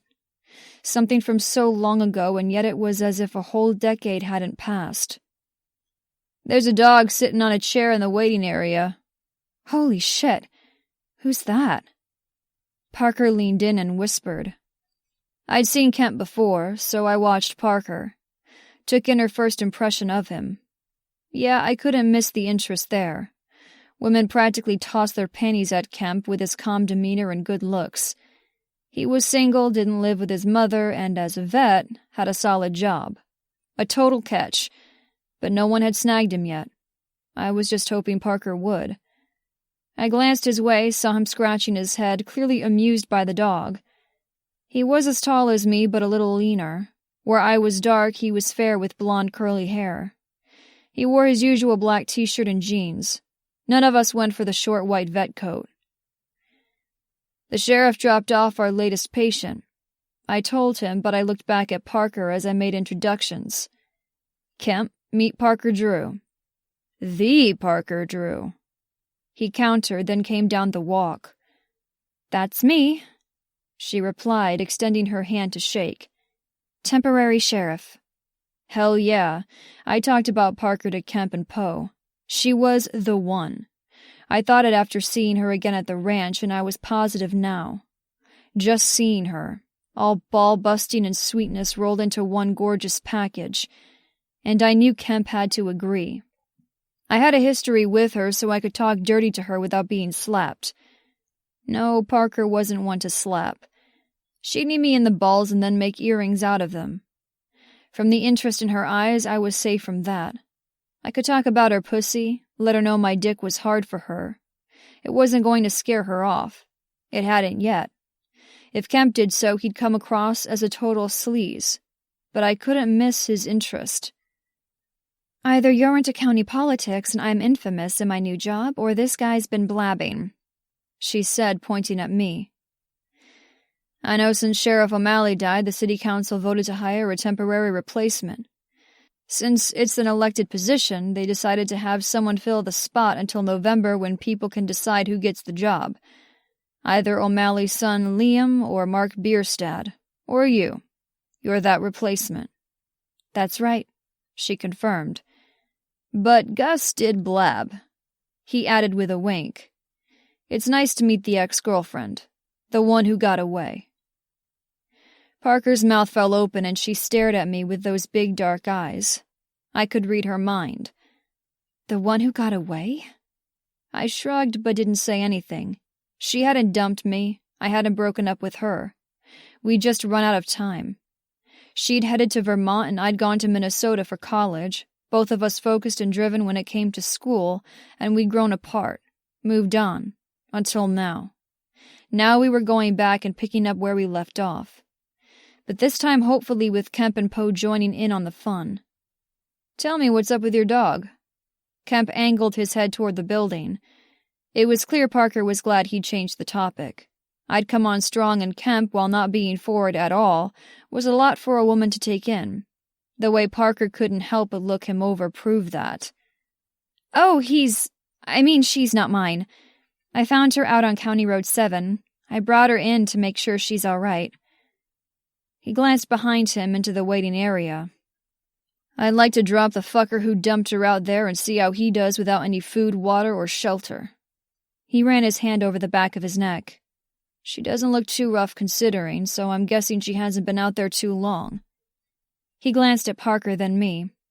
I'll take her in the back and see if she's chipped. Kemp went back inside and we were alone. Any trouble with that trespasser? She asked, as if trying to make small talk. I was amused. I could tell she was a little flustered, but hid it well. She was a past lover. More than that. Parker hadn't been a one-night stand. Far from it. We'd shared first love. Lots of firsts. It was a little awkward remembering what we'd done together, trying different positions in my old pickup truck, and a smile tugged at my lips at how fun it had been with her. Playing. Discovering. Knowing she hadn't seen me at my finest. She knew what I looked like naked, knew what I looked like when I came. We hadn't been all that adventurous since there weren't many places we could have fooled around. I had 3 siblings and my house had always been crazy. There was no way we could have done anything in my room. And Parker's house. I'd snuck in once through her bedroom window but had to be really quiet since the place was small and the walls thin. And I'd learned that Parker was a screamer when she came, and that would have been bad with her mom down the hall. I knew she'd been close with her mom, but not that close. I ran my fingers idly through my beard and she watched as if she wished she could do it herself. You know more about the charges than we do, but the guy hasn't been back. Some fucker had framed Ava's dad for insider trading and wanted to marry her to get the rest of her family's money, which was a shit ton. Ava had no interest in the guy, not even before she'd gotten hot and heavy with my brother, Tucker, and Colton Ridge. The guy had shown up at the ranch just to fuck with her, and that had pissed everyone off. But Ava doesn't have to worry about the loser anymore. Besides Ava having the law on her side, she had the entire Duke family and other men like Colton, Jed, and the ranch hands to keep an eye out. She might take Jed's last name when they married, but she still belonged to Tucker as well. She'd still be my sister-in-law. I wasn't sure how well Parker knew Ava, but maybe they'd met before, especially since Ava owned and ran the Seed and Feed. Things were a little crazy that day, but I wanted to talk with you. I added. Fuck had I ever. It not just talked. One look at her after all these years, and I'd wanted to toss her over my shoulder and carry her to someplace private so we could get to know each other again. In all ways. Like whether she whimpered and still clenched right before she came, or if she liked having her shoulder nipped as I took her from behind, like a stallion would a mare. Get her on her knees and have her swallow me down as those dark eyes looked up at me. But she'd been working, and I had no intention of interfering with her job. After she left, I'd had to go and jerk off in the bathroom just like I had as a teenager. She'd brought the dog to the clinic in her role as sheriff, so talking dirty might not be the best idea while she was working, but I didn't think the animal was going to tell anyone. We walked inside and she took in the place. The three of us, me, Kemp, and Poe, had met at vet school and decided early on that we'd go into practice together and opened up shop 2 years ago. Bought the building and the practice off a woman who'd wanted to retire. Not only did we work together, we'd claim a woman together too, but not until Parker had returned to Rains, we hadn't known who that would be. Now we did. I wasn't sure how she'd go for it, the idea of 3 guys claiming her. My oldest brother, Landon, nicknamed Duke even though it was all our last names, and Jed Cassidy were in a relationship with the town librarian and should have made a stir. It wasn't like they gave a shit what people thought, but Caitlin wouldn't want to lose her job because of uptight townspeople. But right after they'd been pussy-whipped, Tucker and Colton Ridge fell for Ava, even asked her to marry them. No one in town really seemed to care. My parents didn't. Hell, they were thrilled that grandchildren were possibilities. I wasn't thinking kids with Parker. I had to get inside her again first, but based on how the town reacted to my brother's relationships, she could still be sheriff, hopefully, and be with 3 men without anyone freaking out. But her job depended on votes if her name was on the ballot, so we had to think of image. But right now, staring at her, what I wanted with Parker was none of the town's damned business, and no one was going to stop me. A little, she agreed with a smile. I stared at her blankly for a moment, having forgotten what we'd been talking about. Right. Her picking up Perry the prick from the ranch. Have dinner with me, I said, done waiting. Having her in front of me made me want to grab her and never let go. But dinner was good. Smart. Talk first, fuck after. That was my brain thinking. My dick thought backwards was better. Fuck now, eat later. She stopped in her tracks, turned and looked up at me, her mouth open as if she were going to say, hopefully, yes. No chip, Kemp called, walking out of one of the exam rooms, not realizing he'd pretty much cock-blocked me. Himself too, in fact. The dog was right at his side, tongue hanging out as if she were smiling. I did a test and no worms either. Until someone left her out in the middle of nowhere, she appears to be well taken care of. Good temperament. She's a little dehydrated and probably could use a good meal. She had my sandwich in the SUV, Parker said.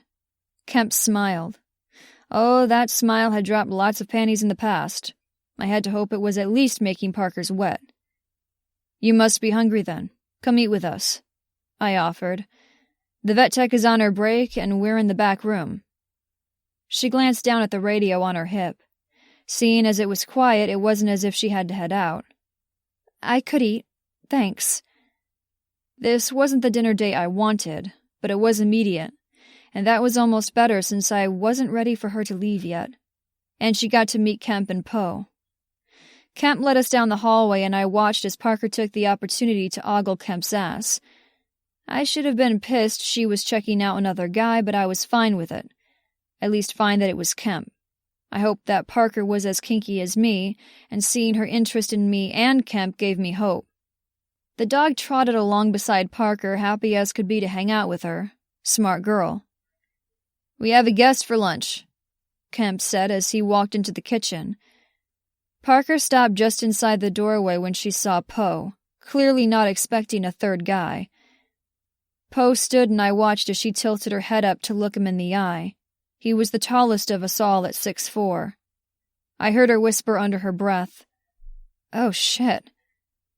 She turned to look at me, a little stunned and a whole lot flushed. "What's in the water around here?" I chuckled, put my hand on her shoulder, and nudged her into the kitchen. Our uneaten lunch, plastic containers of leftovers, a brown bag with sandwiches, chips, and drinks, was spread out across the table.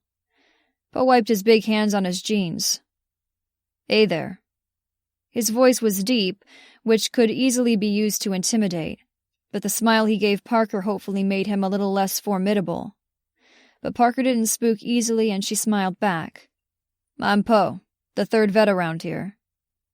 Like Edgar Allan? She asked, cocking her head to the side. Poe grinned. My mother liked dark poetry. I'm Parker. Poe looked to me, eyes wide, then looked her over with a new appreciation, a very blatant one. The Parker. Parker glanced over her shoulder at me. How much do you share with these two?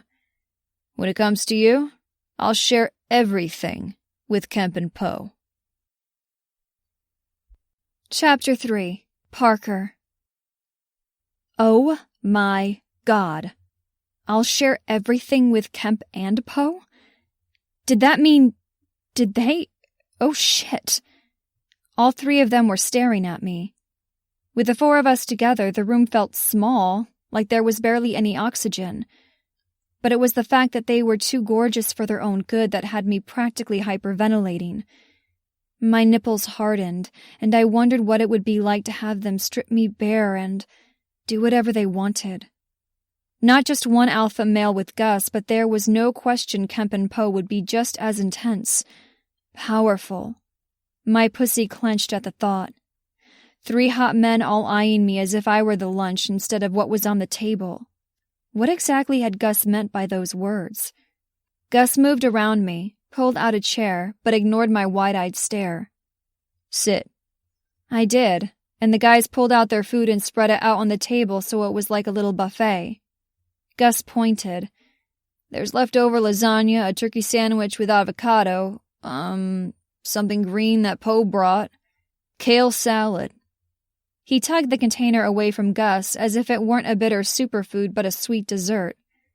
And leftover chocolate cake, Gus finished, although only store-bought since my parents are on vacation. Oh yes, there was a decadent slice of cake and my mouth watered. Gotta eat your veggies first. Poe grinned, waving around his container of salad.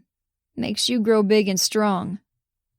His gaze raked over me in a heated way, recognizing I was already big and strong. He had hair as black as night with a hint of curl, blue eyes that were pale and piercing, black Irish all the way, which completely and totally worked for me. Crazy, since Gus with his beard and quick smile was gorgeous. So was Kemp, all fair and seemingly gentle. Oh shit. I was in big trouble lusting after 3 men, 3 friends, colleagues. The sandwich looks great, I answered, remaining neutral. Thanks. Kemp took one of the halves and placed it on a paper napkin and slid it across the linoleum surface to me. So tell us about yourself, how you ended up being sheriff, Poe asked. I glanced at his pale eyes and saw he was interested and really wanted to know. He wasn't one of the guys who patronized me. What's a gal like you doing with a big gun? Are you a lesbian or something? You want me to recap the past 10 years? I asked. He shrugged. Tell us anything you want. I swallowed. As sheriff, I was the one who asked the questions, did the interrogating. Well, Gus headed to Minnesota for college. I went to Vermont, Dartmouth. From there, law school. I always wanted to be a lawyer. I remember, Gus replied. And I always wanted to be a vet. That's why we went our separate ways. We were both driven. We had big plans, didn't we, Pixie? We had. And now that I was sitting before Gus again, I realized how thankful I was for him. He had wanted me to go after what I wanted and hadn't held me back. We'd given up us for, well, us. Yes, now look at us. Yeah, but explain the sheriff part, Poe continued. It seemed that was what he was really interested in. I was an assistant district attorney back east. They wanted closer interaction with the police department. The new chief thought it would be better if someone from the DA's office could work closely with the cops, ensure their procedures were accurate so they didn't have cases fall apart because procedures weren't followed. That makes sense, Gus commented. I nodded. It did. My boss was really happy with that. The police wanted a DA to understand them better, so they offered to send someone to the police academy. That was me. To make a long story short, I was looking to move back to Rains because of my mom. She's fine, but she's diabetic now, and I felt too far away if something went wrong. And I'm sure she talked to your mother or someone else on the city council, and they called me about the position. Gus grinned. Yeah, I have no doubt that the Mom Network certainly helped get your name on the shortlist, but your resume's what got you the job. Not even the dimmest bulb would hire a sheriff who wasn't qualified. I'm more lawyer than lawman, that's why I don't go on calls alone. One of the deputies is always with me. I made that a requirement of employment. Poe made a grunt as if either he was satisfied with that answer or hated it and didn't want to say. What about you? I asked him, taking a bite of the sandwich, eager to get the spotlight off of me. I'd rather hear about what made him brooding and, well, smoldering. Those pale eyes had me hooked. Me? Let's talk about Gus. I heard you were his first. Poe speared his salad as if he were commenting on the weather, not his coworker's sexual initiation, with me. The sandwich was halfway to my mouth for a second bite, and I froze, glanced at Gus. Jesus, you told them? He grabbed the lasagna container and stuck it in the microwave, then leaned his hip against the counter. Hell yeah. Hell yeah? I replied. I was excited to hear you were back in town. So you told them we had sex, I clarified. That's quite a leap. The corner of his mouth tipped up. I remembered that small gesture, how it made me climb in his lap and kiss him, and then do more. He loved to lean in and suck on my nipples until I was writhing. Only then did he let me sink onto him and ride him like a cowgirl. I told them I wanted sex with you again. The microwave dinged and he looked away to get the food. The scent of tomato sauce and garlic filled the air. Heat pooled low in my belly at his words. He wanted me. There was no confusion on that. I put the sandwich down. So you're looking for what? One wild night? Who said anything about just one night? He asked, coming to sit at the table with his reheated food. Our knees bumped beneath the table.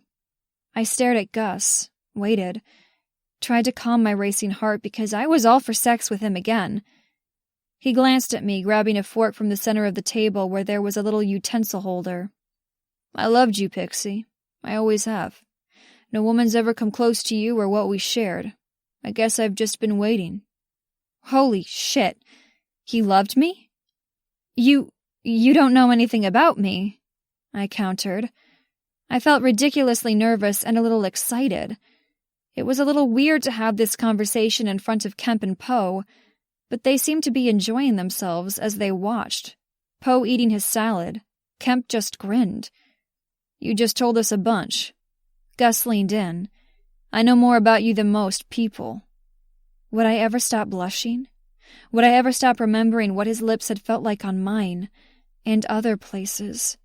Was his beard as soft as it looked? Would it tickle the inside of my thighs as he ate me out? God, I wanted to skip the Italian and go right for my pussy instead. But I want to learn more, he continued.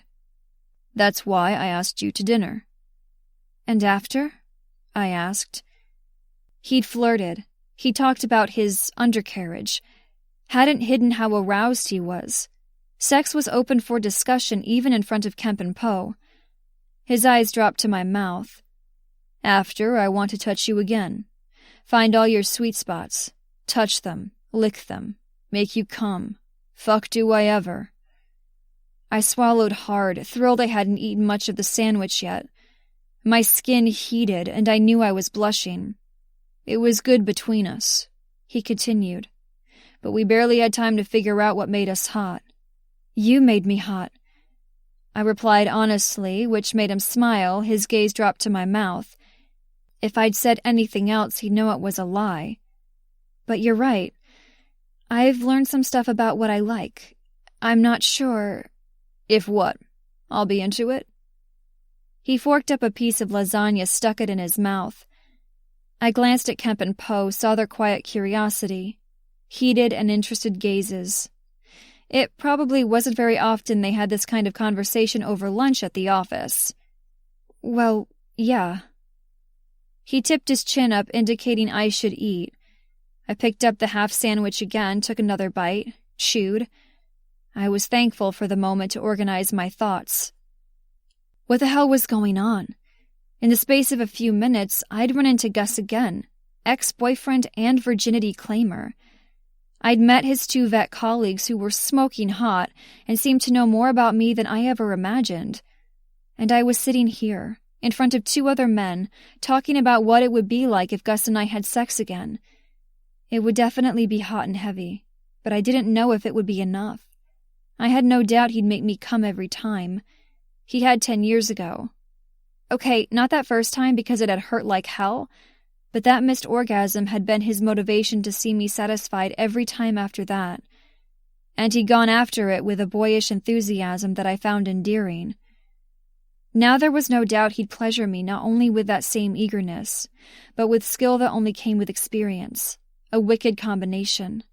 Still, it wasn't going to be enough. I needed more. I craved it. I was single. It had been a while since I'd had an honest-to-goodness male-induced orgasm. And Gus's dick? Oh yeah, I wanted some of that grown-up piece of meat. But I didn't know if he could give me what I wanted. If he even was into the same things as me. Just because we'd been good together at 18 didn't mean it would be the same, or better now. I was wired for a little kink. No, a lot of kink. To top it off, I wasn't just attracted to Gus. I glanced at Kemp and Poe. I wanted them too. Okay, so share some of the stuff that you're into. He said calmly as if he were asking me to talk about my favorite books, my preferred jelly flavor, if I liked mint or gel toothpaste. I glanced between the 3 of them. Kemp sat back in his chair as if he were settling in for a while. Poe completely ignored his green salad and watched me. How did me bringing a stray dog to the vet turn into a lunchtime chat about my sex life? I glanced down, saw the dog in question curled up and sleeping at my feet. A matchmaking dog. Her job was done and now she rested.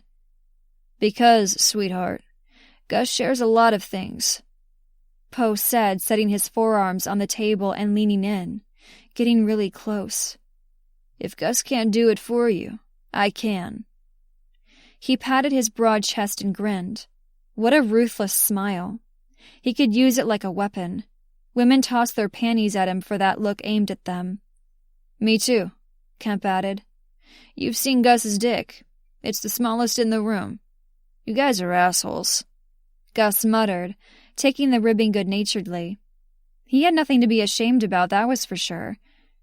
I remembered him being big enough where I couldn't have closed my grip around his thick girth. But if the other guys were bigger... Are you telling me he wasn't that great? Poe wondered. I mean, first couple of times and all. Gus held up his hands. Hey, now. I was the perfect gentleman. The lady comes first. He'd certainly seen to that. You're not saying anything. Kemp was eyeing me, waiting. It wasn't great? He prompted, then laughed. Maybe Poe and I need to give Gus a few pointers. We could get you between us and he can watch. Learn. I sucked in a breath at what he was suggesting. Gus eyed me very closely, as if my answer impacted his entire sexual identity. After all this time, he seemed confident he'd done me right, but now... His friends were obviously making him doubt. Baby girl, remaining quiet is like waving a red cape at a bull, Kemp added. I tried not to smile at the way Gus looked, half horrified that he might have left me unsatisfied and half pissed that his friends were intentionally riling him. You were great, I finally said, patting his hand and picking up my sandwich, not addressing Kemp's comment. Gus gave a little grunt as way of responding, then shoveled in a forkful of lasagna. When he swallowed, he asked, Are you into women now? I almost choked on the bite of turkey and avocado. What?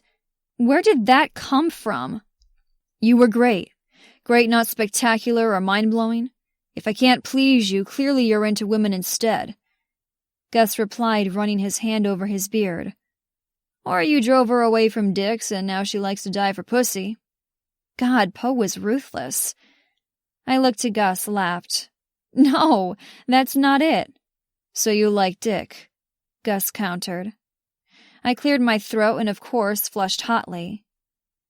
Yes. And you liked my dick? Yes. Good, we've established that much. Gus continued. What else? You like being on top. You want to do it in my pickup again? You like to be spanked. You want to call me daddy? You want me to tie you up, flog you, fuck your ass, eat your pussy, play with toys, watch you come, go down? I reached out, covered Gus's mouth again, felt the soft prickle of his beard. You don't know when to stop. When I pulled my hand away, he said, Pixie, I can go a long, long time. Then he winked. Kemp reached out, grabbed the sandwich from my hand. No share, no sandwich. I eyed him carefully. I'm the sheriff, and even I don't starve people for answers. Glancing at Poe, he just shrugged. You better just tell us, then. I mentally shrugged. What the hell? Gus wouldn't judge me, and I didn't think Kemp or Poe would either. Worst case scenario, Gus wouldn't be interested and nothing would have changed. I hadn't had him in 10 years. I wanted a guy to have the same kinks as me. What better way to do that than get them out in the open right away? I didn't need to get naked and in a guy's bed to learn he couldn't, or more likely wouldn't, do it for me. This saved a lot of time and energy getting redressed. I glanced between the three of them who waited patiently. I like to share too. A rumble came from Poe's chest. Gus sat up straight at that, eyes filled with surprise but eager interest. Meaning? I licked my lips, looked between the three of them. Meaning, I want to see whose dick really is the biggest. Chapter 4. Kemp. With 3 men, you won't get vanilla, I told her. Holy fucking shit. She wanted all 3 of us. Her. God, look at her. Sleek dark hair, dark eyes. Her skin was pale but had a healthy tan from being outside. She was gorgeous in that subtle way, not flashy. Hell, she was wearing a sheriff's uniform shirt which had to be barely one small step up from potato sack when it came to being sexy. But she was. So fucking sexy my dick had gone harder than a fence post in 2 seconds flat the moment I saw her. And she wasn't a tiny thing either. I'd worried about that whenever I'd been with a woman. I was a big guy. Big everywhere, and I'd always had to be gentle. With my hands, my body, my dick. Parker, though, had to be almost 6 feet tall. Sturdy, lush, strong. Gus had talked about her, how she'd been his first, how she'd been the one who got away, but was now back in town. He'd seen her at the family ranch, wanted her, hoped we'd all get to have her. But it hadn't been that casual, like he'd run across his old 4th-grade teacher at the grocery store. No, he'd talked about her and talked about her some more. I'd wanted to roll my eyes for how he kept at it. How fucking gorgeous she was, how hot it had been with her, how she was even more amazing now. All that seemed a little far-fetched since he hadn't even talked with her since she'd been back, but he'd been adamant. His dick had been hard and he told us how often he'd had to rub one out just fantasizing about her. That had been a lot of hoping, and I discounted his obsession. It had been too much to wish for, a woman who'd want the 3 of us, who could handle us all, and he'd never said she'd go for that. Still he was whipped. And now so was I. He'd been right. Every fucking word. I felt like I knew her, recognized her even though I'd never seen her before. I felt a connection, desire, need. I needed Parker, and that was fucking insane. Especially since she wanted all 3 of us. She stared at me now with those fathomable brown eyes. I saw heat there, wariness too. The fact that she was brave enough to share probably her darkest, most illicit desires made me so proud of her. And I'd only just met her. I understand. I don't want vanilla. She replied, her voice soft. While she'd admitted to a huge truth, she'd become a little nervous. I set down the sandwich I'd taken from her hand. You won't be in charge with the 3 of us. She'd made herself clear. It was our turn to tell her how it would be. We wanted her right there with us, so her awareness and consent were crucial. She shook her head. No. Gus reached out, put his finger to her chin and made her look at him. You're the sheriff, Pixie. Lots of responsibility. You want us to clear out that head of yours? You want to give over? To submit, don't you? Poe asked. She nodded and Gus dropped his hand away. Say it, Pixie. I watched as she licked her lips, then swallowed. I want you to take control. Oh, fuck. I wanted to dominate her, to give her that, to make her forget everything but what we told her to do. Her job had to be stressful as fuck. Keeping the county safe, dealing with the mayor, the city council, drunks, wife-beaters, and worse. She needed a break, to hand off all the stress and let someone take care of her for a while. I had no problem doing that, being that person for her. No question Poe and Gus were right there, too. I couldn't wait a second longer.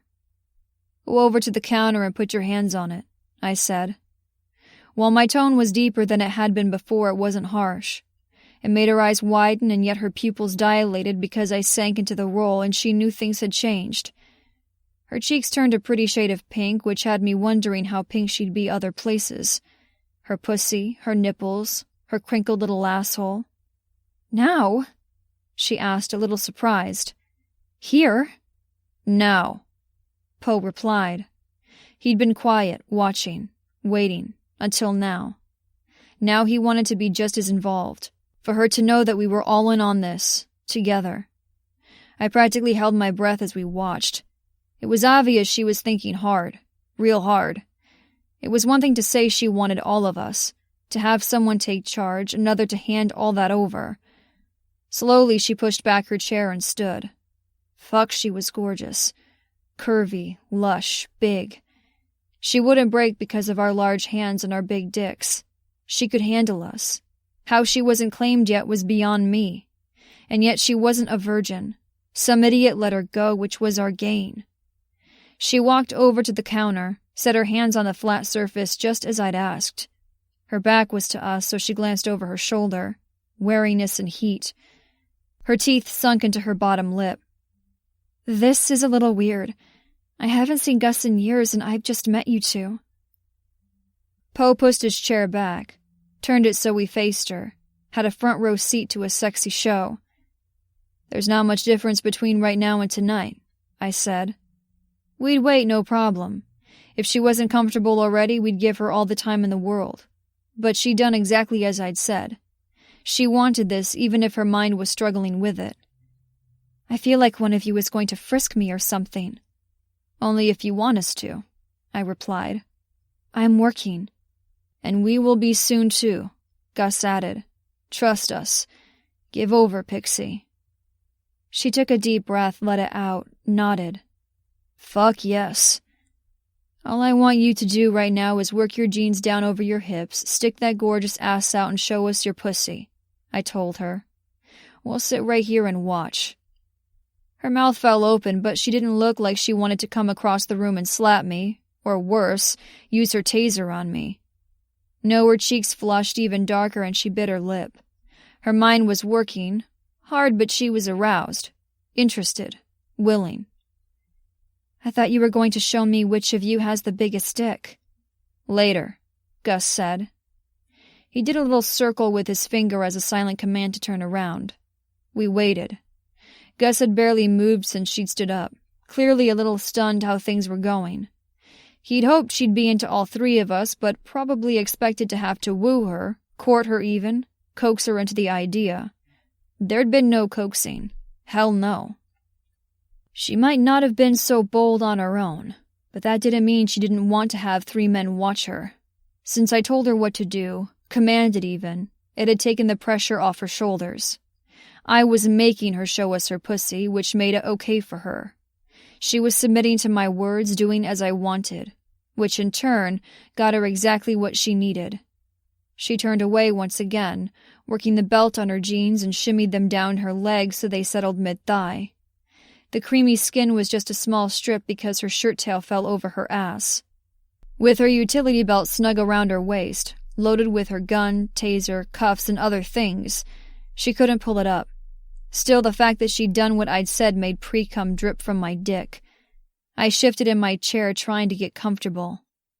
Parker was submissive, an exhibitionist, at least to a degree. She'd show herself to us, but no one else. She wasn't shy, wasn't timid in her sexuality, and she was horny. For all three of us. "Stick that ass out, Pixie," Gus told her. He ran a hand over the back of his neck as if he were struggling not to go over and tug her hips back for her. To open up his jeans, pull out his dick, and fuck her. I knew the feeling. Lowering herself to her forearms, Parker bent over, and that had her shirt riding up, her ass exposed, but covered in silk pink panties.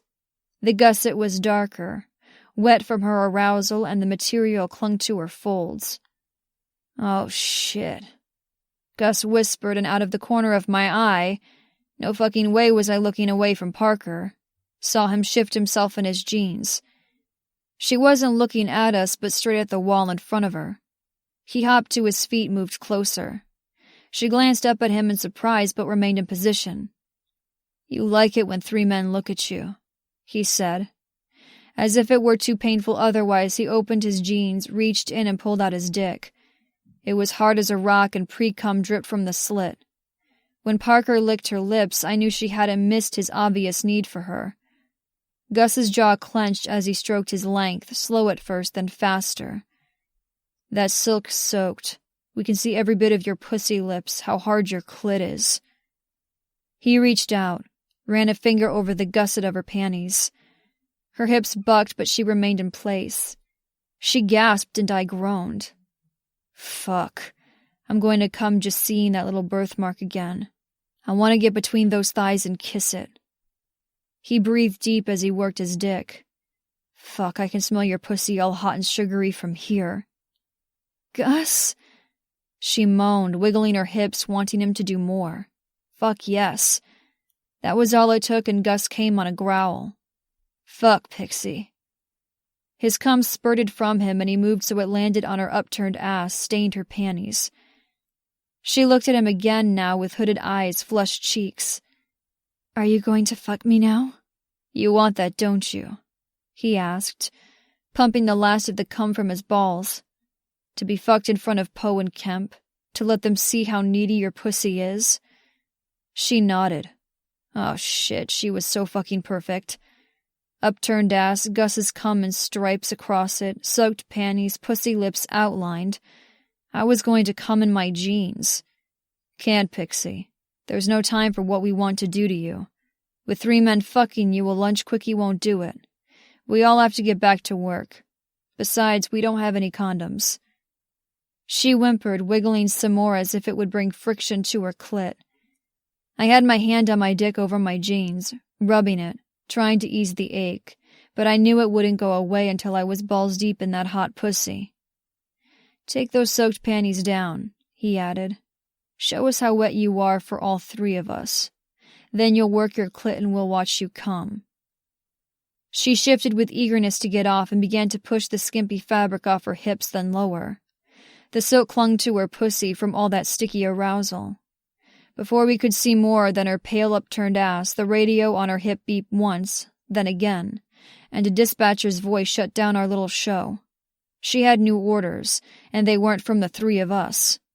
Fuck. Chapter 5. Poe. It figures, I grumbled, leaning against the counter in the small lab we had between patient rooms. I'd just finished with a German Shepherd with mild hip dysplasia. Kemp was looking at a slide under a microscope for worms. Gus had a lull between appointments and was drinking a cup of coffee. The woman of my dreams, the one who'd said she wanted all 3 of us, the one you shot your load all over, who almost showed us her pussy, is a fucking cop. Kemp glanced up at me and grinned. So? What does that have to do with anything but her being totally into all of us, and having handcuffs readily available? That was a definite perk, but not the point. It doesn't bother you she was bent over the counter showing us her wet panties, getting off on having Gus jack off all over her, then had to go on a call. They stared at me with a look I recognized. They thought I was crazy. She's the sheriff. She responds to emergencies, Gus replied. It's not like she planned to tease us with seeing her pussy then run out the door. She left all hot and bothered. That was a total cock tease, knowing she was out there somewhere horny as hell and with Gus's cum all over her panties. My balls ached because of it. It wasn't that, though. They still didn't get it. Yeah, but people are idiots. Dangerous idiots. I don't care if it's her job. Doesn't mean I have to like it, I told him. Gus pinned me with a serious stare. She's not going to care about your past, if that's what you're worried about. I waved off his words. Care about my stint in juvie? That isn't my problem. Then what's got your panties in a twist? Kemp asked, turning the focus dial and looking down the lens. She shouldn't be out there dealing with the fuck-ups of society. I lifted my arm, waved it in the air. I know them. I was one of them. You were not, Kemp replied. You saved your mom from your abusive father. You were defending her. You did the right thing. I ran my hand through my hair. I needed a haircut, but that wasn't very high on my list. Maybe this winter I'd grow a beard like Gus. Less maintenance than shaving every damn day, but I had to wonder if that was something Parker would like.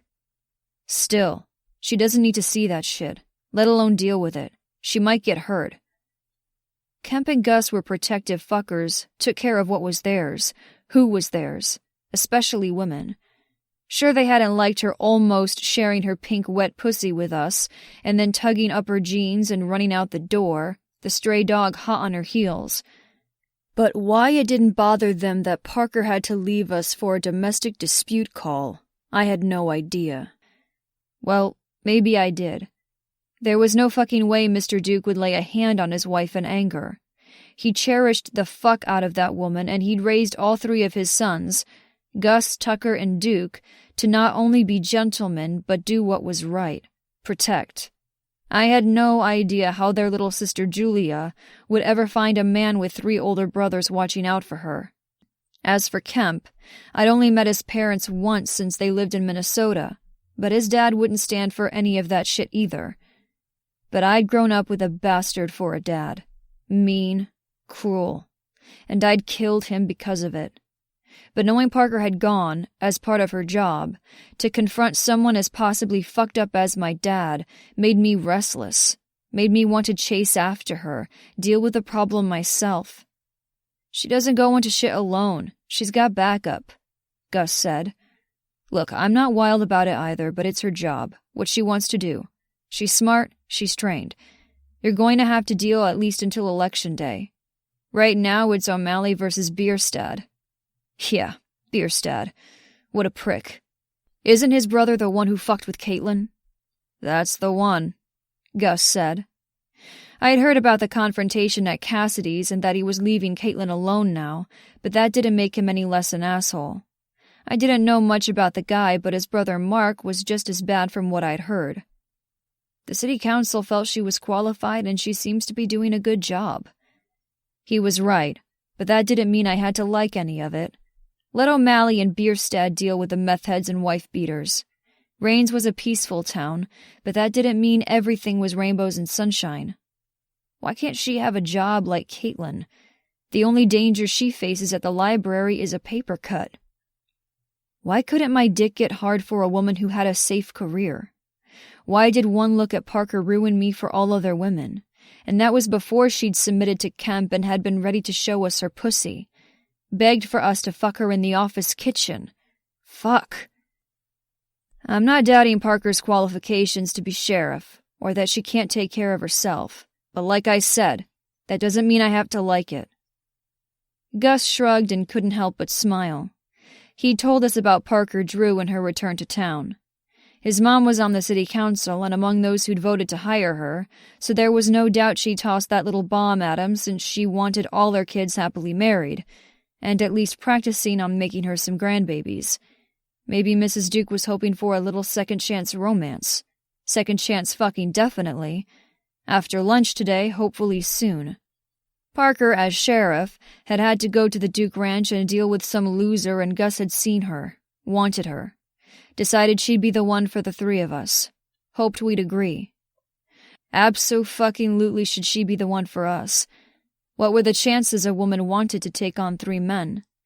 Caitlin and Ava decided to wrangle 2 guys each, but 3. The hopes of finding a woman willing to do that were slim.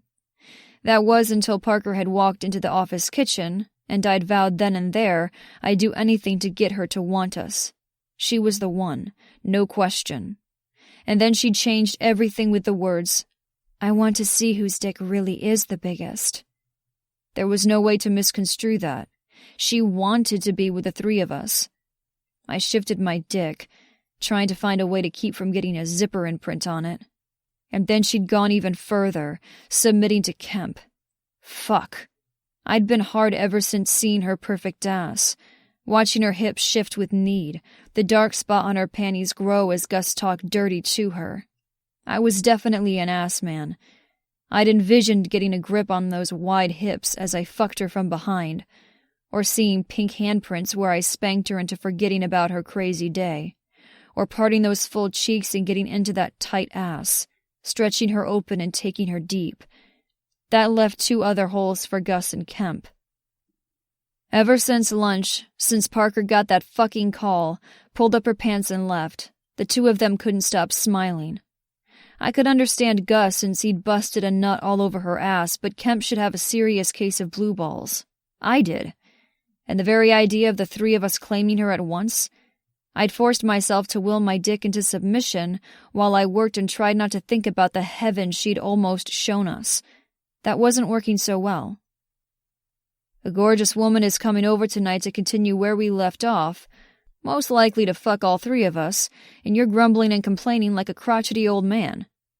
Kemp said, as he tossed the slide into the sharps container, tugged off his rubber gloves and washed his hands in the sink. I perked up at his words. She's coming over? Have you checked your phone lately? Gus asked, pulling his from the back pocket of his jeans and waving it back and forth. I got her cell number, remember? I was dealing with Mr. Bracco's geriatric cat, followed by Charlie the shepherd, then a parrot who lost a toenail. I replied as a way of recapping my busy afternoon, completely forgetting he'd snagged her number before she ran out. I thought I heard a bird. Gus said as I retrieved my cell, swiped the screen. Gus, come over after work. We'll take care of your needy pussy. I noted he'd sent it right after she left. Parker. Okay. Her response was timed much later. In fact, just 10 minutes ago. I assumed after the call she'd left us to attend. At least I knew she was okay, thank fuck. Raines wasn't known for a shit ton of crime, but bad things could happen anywhere. Then Kemp had chimed in on the group text. Kemp. Since you had your panties halfway down, clothes are optional. Parker. Should I come naked? Holy shit. I muttered, thinking of her showing up in just a trench coat and fuck-me heels. Out of the corner of my eye, I saw Gus grin and tip up his chin toward me. Send her something so she knows we're all into this. She's the fucking sheriff, I countered. Yeah, and if you get your head out of your ass, you'll be fucking the sheriff all night long. Kemp added, drying his hands. Since he was annoying but accurate, I paused, thought of what to type. Me.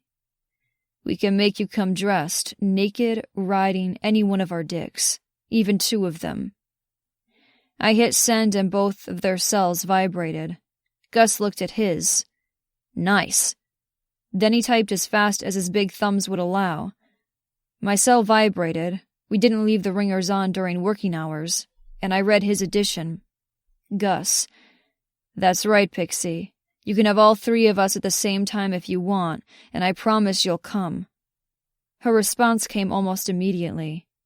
Parker. I need it. Bad. I get off at 6. My turn. Kemp said, then typed. I don't think I've ever felt more like a 13-year-old girl. I muttered, glancing at Gus. He grinned in response, not the least bit fazed by my statement. We were group texting a girl. Yeah, we were totally pussy-whipped. After her perfect display of submission and how naughty she was, no guy could blame us. Kemp, with the three of us taking care of you, you'll get off all night long. Parker, just so you know, it's your fault I'm meeting the mayor with ruined panties. And that was it. I was done for. I could imagine her sitting in the mayor's office squirming because of Gus's cum and the fact that her panties were soaked with pussy juice. I remembered the pretty pink color, the fact that they'd been so wet as to be transparent, all because of us. I pressed my palm against my dick, then looked at the time. In just a minute, I've got a litter of puppies for their first shots in room 2. You have to cover for me for a few. Where are you going? Kemp asked, one eyebrow shifting up under his curly hair. I tilted my head. Bathroom. I've got to rub one out. I can't go in there like this. Both of them glanced at the front of my jeans. My dick was like a thick pipe angling up to my belt. If I leaned forward, the tip would probably come out of the waistband. That was me an hour ago. Kemp walked past me, slapped me on the shoulder on the way. Have fun. Think of Parker and her dripping pussy. Chapter 6. Parker. You look great, Gus said when he opened the door for me. He paused and glanced down because the dog trotted in behind me as if she were invited too. I see you've still got your sidekick, he commented as she sat down and stared up at him. He petted the top of her head and scratched a spot behind her ear, which had her eyes falling closed as if she were in heaven. I knew that feeling well. I used to love having Gus's hands on me. I was strangely jealous of a dog. When I got the call earlier, she followed me to the SUV, climbed in through the driver's side, and settled in the passenger seat. I couldn't waste any time kicking her out, so she came along for the ride. Pam at the station went out and got her a bag of food, a dog bed, and some toys. You'd think she has a new grandchild or something. I rolled my eyes at how excited everyone at the station had been to have a dog around. I brought her here to pawn her off on you. Her stuff's in the SUV. I'm not really a dog person. Doesn't look that way to me, he countered, glancing my way and finally ignoring the dog. I think she's yours now. I wasn't too thrilled about that idea. I have a full-time job, stuff to do. I don't know anything about having a dog. Gus smiled and tucked his hands into his jeans pockets. Looks like you're doing okay so far. The dog's nose twitched and she went in search of some smell I couldn't detect. Without the distraction, Gus turned his full attention back to me, took his time to look me over. After work, I'd gone home to shower, put on something a little more attractive than the sheriff's uniform and a utility belt with a gun on my hip. I didn't want to be the sheriff for them. Hell, I was for everyone else in town. That's how the people of Rains knew me, at least these days. Maybe some remembered me from growing up, but I was Sheriff Drew now. I just wanted to be Parker, nothing more, especially for Gus, Kemp, and Poe. I stood in front of my closet for 15 minutes debating. While sleeping with them, sex was a sure thing at this point. I wanted them to be a little more than attracted to me. I wanted Gus to be like he had been earlier, so turned on he'd come by hardly touching me. I wanted to not only look nice for them, but to feel good about myself as well. I wanted to know I, unexciting Sheriff Parker, could entice 3 hot vets. At the same time, I had no intention of overdoing it. I wanted them to know the real me, and that included fresh jeans, a flannel red shirt, and sexy underwear. I had my hair down and wore a little makeup. Mascara, eyeliner, and lip gloss were all I could ever accomplish. At Gus's heated appreciation as he took me in, it seemed I'd chosen well, that his dick was thick in his jeans for me and me alone. I'd been so worked up when I'd gotten the call earlier, still was. To say I was horny was an understatement. There was no way Kemp could have known an emergency would have interrupted us, but it had been almost mean to be so turned on, then left to ache all day. I hadn't lied when I texted them about how wet my panties were. Even though he'd been the only one who'd come, it was reassuring to know Gus was, once again, Still? Just as eager as I. Kemp joined us in the entryway. Both wore worn-in jeans, molded oh so well to all the right places. Firm butts, muscular thighs, ridiculously large dicks. Kemp had on a plaid flannel shirt, Gus a black t-shirt. Both were barefooted. God, even their feet were sexy. "Your dog's staring at the fish tank," Kemp said, thumbing over his shoulder, but he had his eyes on me, on my lips specifically. "She's not my dog," I countered. "I think she disagrees. You should name her. It'll make it easier for all of us." I rolled my eyes. "Fine. Buster, Daisy, Spot." Kemp stepped closer, ran his fingers along the edge of my hair. His attention was focused there as he responded. "How about Honey? She's well trained. A sweet dog, but probably not as sweet as your pussy. My mouth's watering to get a taste." Heat flared low in my belly, but all of a sudden I thought about what we were going to do. I'd fantasized about being with more than one man, masturbated to it, recognized I needed it. But it had been just that, a fantasy. Now, it was really going to happen. I got nervous butterflies in my belly. My nerves must have showed because he added, "You look like a wild Mustang ready to bolt." Gus grinned as he closed the front door, took my hand, and led me into the huge great room. I hoped he couldn't tell my palms were sweaty. White walls, stained wood trim and floors, thick beams in the ceiling, leather furniture and a 2-story stone fireplace. It was big, just like they were. Kemp followed and Poe joined us, coming from a back hallway. He nodded, tucked his hands in the front pockets of his jeans. God, I'd forgotten how big he was. I had to look up at him. A lot. "Hey," he said, his voice deep and smooth. His intense stare made me feel naked, exposed, as if he were holding himself back from pouncing. The dog, Honey, was sitting in front of a huge saltwater tank. She turned her head to glance at me, but wasn't all that interested, and returned her attention to the bright fish swimming about. She wasn't nervous. I was. Really nervous. Lunch with them had been insane, crazy. And I hadn't even had anything to eat to really call it lunch. Not only had I told 3 men, 2 who I'd never met before, that I wanted to sleep with them, together, but I'd actually bent over their office kitchen's counter and showed them my butt. And Gus. God, that had been so hot.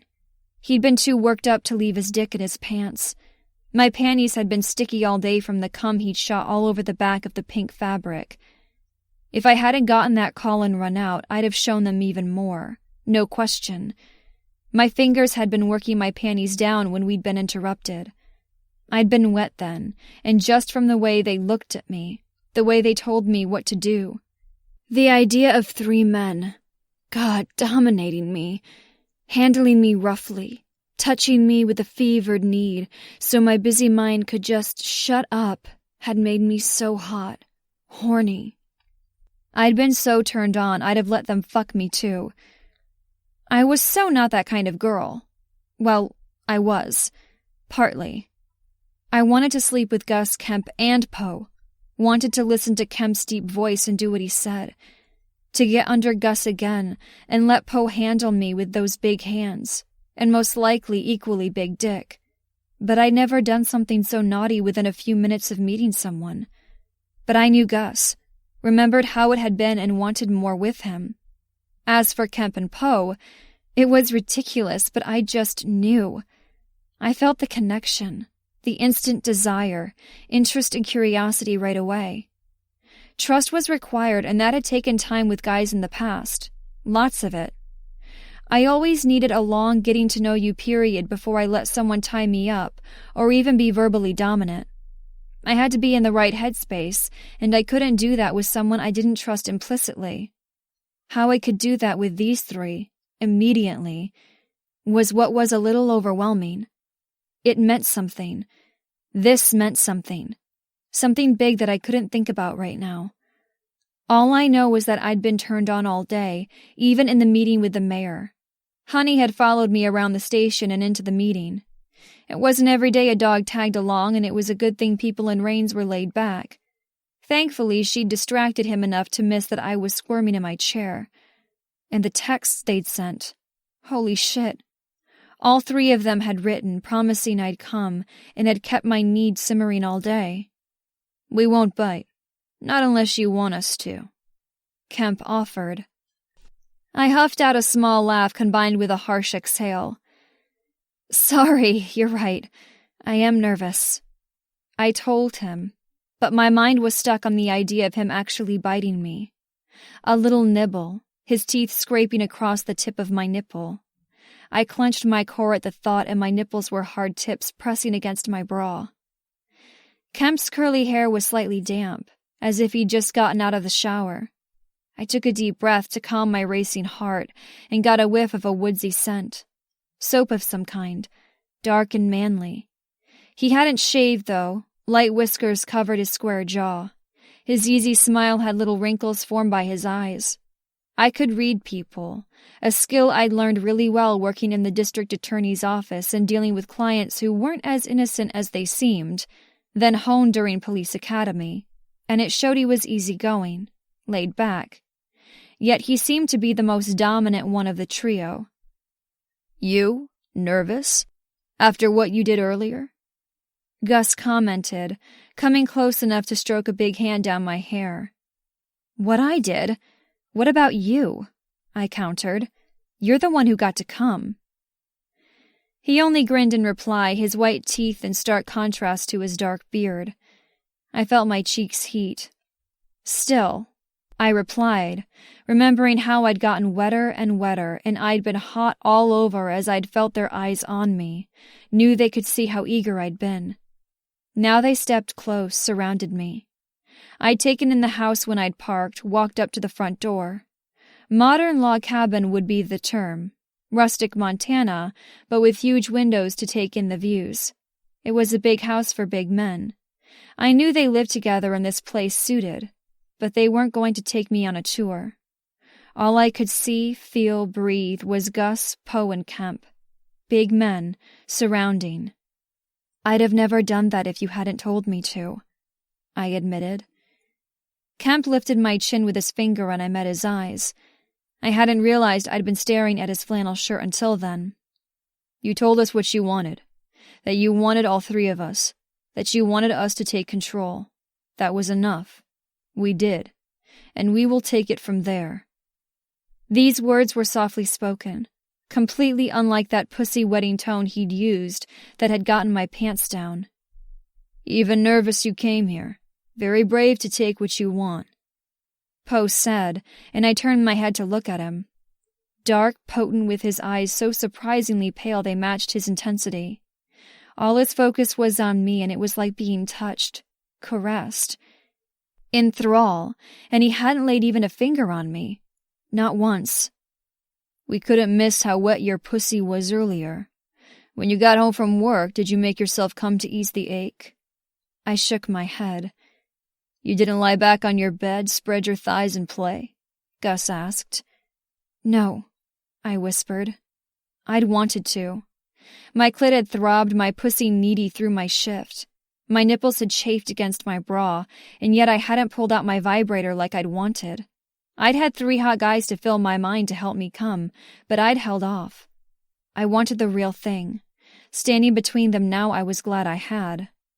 "Good girl," Gus added. "That pussy belongs to us. Those orgasms are ours. No touching without us or you'll be punished." I swallowed at his words and my pussy heated. Punished. The 911 call that had come in when I'd been busy pulling my jeans down for them had been a domestic disturbance, one where the wife had obviously been abused by her husband. He'd answered the door with a wicked grin that proved that this happened before, that he knew he would get away with it. He had to because his wife, with bruises on top of fading bruises, had refused to press charges. Her calling for help in the first place was the obvious sign that her man had taken control and changed her mind for her. God, it had bothered me. Still did, knowing she was at home with that fucker right now. But she was a grown woman, and unless she chose to have him arrested, there would be nothing I could do. At least not today. and because Gus had said the word punished, it instantly flared my anger, but it quickly died out. He wouldn't hurt me, ever. "What's that look, Pixie?" he asked. Yeah, he could read me. Always had. After 10 years of being apart, it felt good. Familiar. I told him about the call and the three of them looked furious.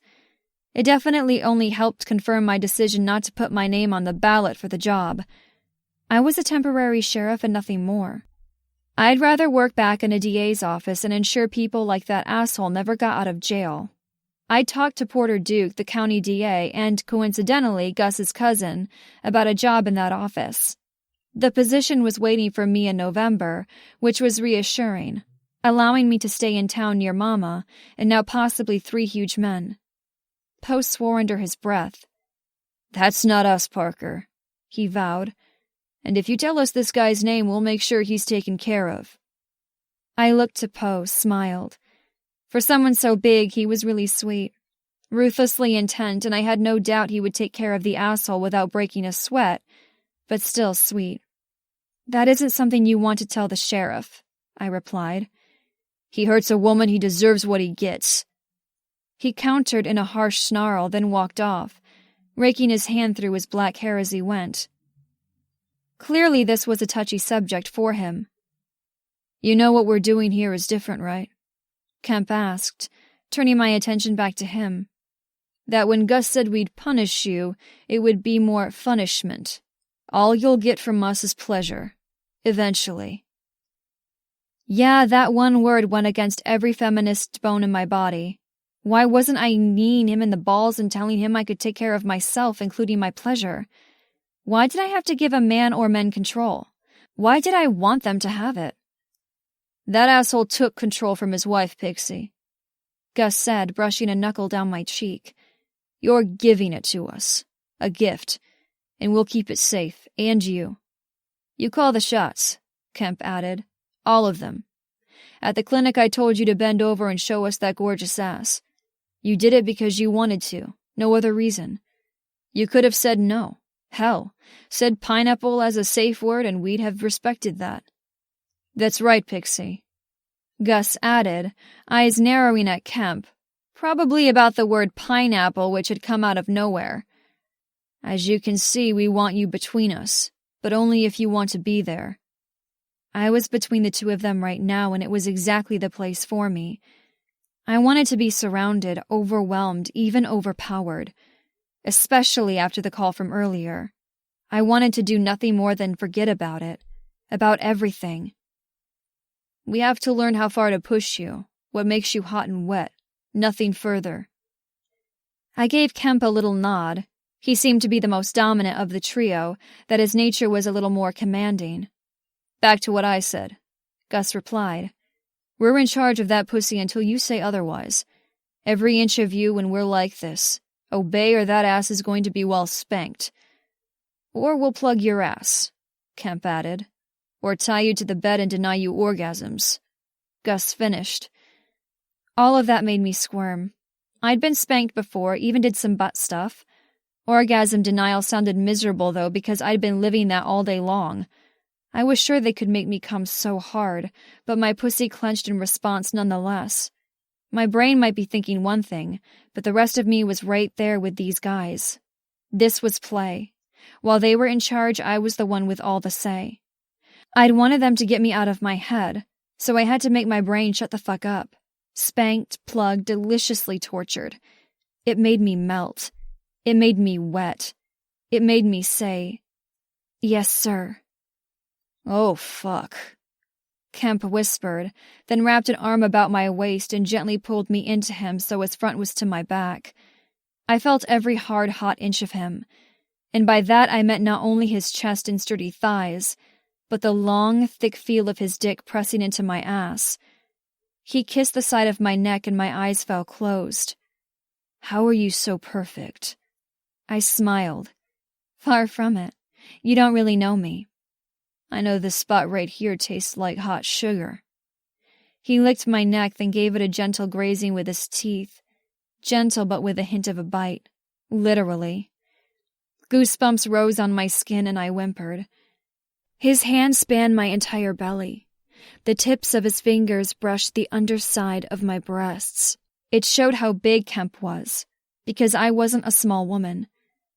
I bet the rest of you taste just as sweet, he continued, especially that sticky honey between your thighs. Kemp was a dirty talker, which also made him a panty ruiner because I was soaked. I remember, Gus said, like candy. Kemp groaned and I felt the rumble at my back.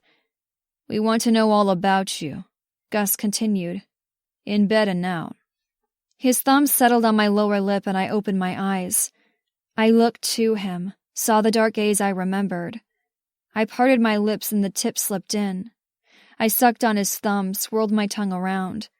Watched his jaw clenched, his eyes turn black from the need. I'd sucked his dick a long time ago. I hadn't been very good at it, more eagerness than skill, but I remembered. How big he'd been in my mouth. How much I'd had to open my mouth to get him to fit. His taste. The hot, velvety yet hard feel against my tongue. And it seemed he remembered too. If you keep doing that, we won't make it to a bed this first time, Kemp offered, taking my hand and placing it over the front of his pants so I couldn't miss how hard he was. And big. So big he may have been right when he said Gus was the smallest. He was ready right now. My nerves were gone, wiped away along with most of my thoughts. Kemp's mouth on my neck, Gus's thumb in my mouth. Poe was around here somewhere. We're going to have to be very careful with you, Pixie, Gus murmured. We're the ones in charge and yet you're going to bring me to my knees with just that hot mouth of yours. He pulled his thumb free and stepped back. Kemp's arm about me tightened, held me against him, a reminder I'd handed over my power. Gus eyed me. Ready, Parker? Kemp asked. I couldn't see his face, but the deep timbre of his voice was laced with blatant need. I nodded, my head bumping his shoulder. We need to hear it, Gus added. I swallowed. This was it. The verbal consent they wanted to play and play wild. Yes. Kemp turned me to face him, then arched a pale brow. Yes, what? I shivered. Yes, sir. He smiled, all dark and full of heat. Promise. Chapter 7. Gus. Kemp had been right. The hot, wet suction of her mouth on the tip of my thumb had pre-cum practically dripping from my dick. If I looked down, no doubt a wet patch was growing bigger on the front of my jeans. But I wasn't tearing my gaze away from Parker, and I had plenty of cum to get in her.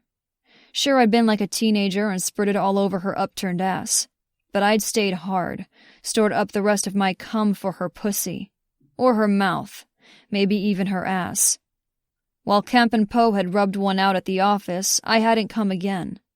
It might not have been the best idea, for once I got in her, the way I felt right now I'd pump a few times and be done. It was all her fault. Coming here looking all fuck-me perfect. The sweet, eager teenager I remembered but better. More beautiful, wiser, so fucking sexy. She must have gone home to change because while she still wore jeans, the uniform shirt was gone. In its place was a red flannel, the 2 top buttons undone. Nothing flashy, nothing overly feminine or high maintenance, which totally worked for me. With the shirt tucked in, no one could miss she was all woman with her hourglass figure. She was more than a handful, everywhere, and I loved that. I wasn't small, hell, I towered over most women. But not her. I had a few inches on her, but I never had to bend in half to kiss her. And when she was beneath me and I was fucking her, I remembered how easy it had been to reach her mouth with mine, even those ample breasts. And fuck did I want to see them again. I wanted to rip the buttons off her shirt to see those large nipples I'd sucked so fondly. To watch as they hardened in the cooler air against my tongue. Shit. I couldn't remember a time my dick was so hard. I'd need Parker to help me with the problem, because I refused to finish like I had earlier. I took her hand and led her upstairs to my bedroom, Kemp right there with us. Poe had walked off after hearing about the guy beating his wife. I didn't blame him for taking a minute. That kind of situation always messed with him because of his mom. But he had to keep his shit together and join us, or he'd be missing out. Kemp and I could satisfy Parker, no question, but she wanted all three of us, and we'd give her anything her fucking heart desired, especially if it were 3 dicks. I led her to the foot of my big bed. Kemp's and Poe's rooms were down the hall. While we'd share her, we'd have to take turns sleeping with her at night. Yes, I was thinking of forever. I remembered what we had, what we'd walked away from. Not again. But adding Kemp and Poe obviously changed the dynamic. It wasn't as if we wanted this huge-ass bed the 4 of us could sleep in together. That was fucking weird. Didn't mean the 3 of us wouldn't fuck her together, though, starting right now. Kemp's going to get you undressed, Pixie. I stepped away, dropped into the overstuffed chair by the window where I usually read before bed. Parker looked a little surprised I'd moved away from her, but I had her attention. Especially when I did some man-spreading, opened up my jeans, pushed them down enough to get my dick out. It was so fucking hard, and I hissed when I gripped the base. I'd never seen it so angry-looking, the color a dark plum, so full of blood the vein that ran up the length pulsed and bulged. The crown glistened with pre-cum, and I'd come all over her hours ago. "This is all because of you," I told her. "I'm going to sit here and stroke my dick and watch you with Kemp. My own little strip show. You're too fucking gorgeous for my dick to handle. I need to come again to take the edge off, and then I can go at you all night." She licked her lips as she watched my fist slide up and down. Kemp turned her head, redirecting her attention, and kissed her. Fuck. This wasn't a gentle, friendly peck either, but a devouring, a dominant first kiss. His tongue was deep in her mouth as one of his hands settled on her ass, pulling her in close, the other tangled in her hair, tugging. I could hear her whimper, watch the moment she gave over, her body going lax in his hold. Finally, they came up for air. "Kemp, please," she begged, her voice soft, escaping on little pants. "Today's been rough, hasn't it, baby girl? All worked up by your 3 men, then called away. And you haven't come. Your pussy must be aching for a dick." She nodded. Kemp gave her a gentle push, so she sat on the edge of the bed, then dropped to his knees before her. He worked off one of her boots, then the other before working at her jeans. He had her bare from the waist down in record time. Parker was certainly eager to lift her hips and help, with her pants and panties a pile on the carpet. Through all this, I stroked and watched. My own personal porno, with the leading lady being the woman of my dreams. Kemp pushed her knees wide and his gaze fixed between. I remembered what she looked like there. At 18, she'd had the dark hair neatly trimmed, her inner lips large enough to part her slit, her clit hard and right fucking there. Kemp licked his lips and leaned in. With his big hands on her inner thighs, she wasn't going anywhere. Not that she was resisting in any way. Her eyes closed and her head fell back at the first touch of his mouth. "Kemp!" she cried. Fuck that sound. The need in it made me spurt pre-cum all over my fist. I remembered her taste, and my mouth watered for that sweet flavor again. The scent of her all over my face.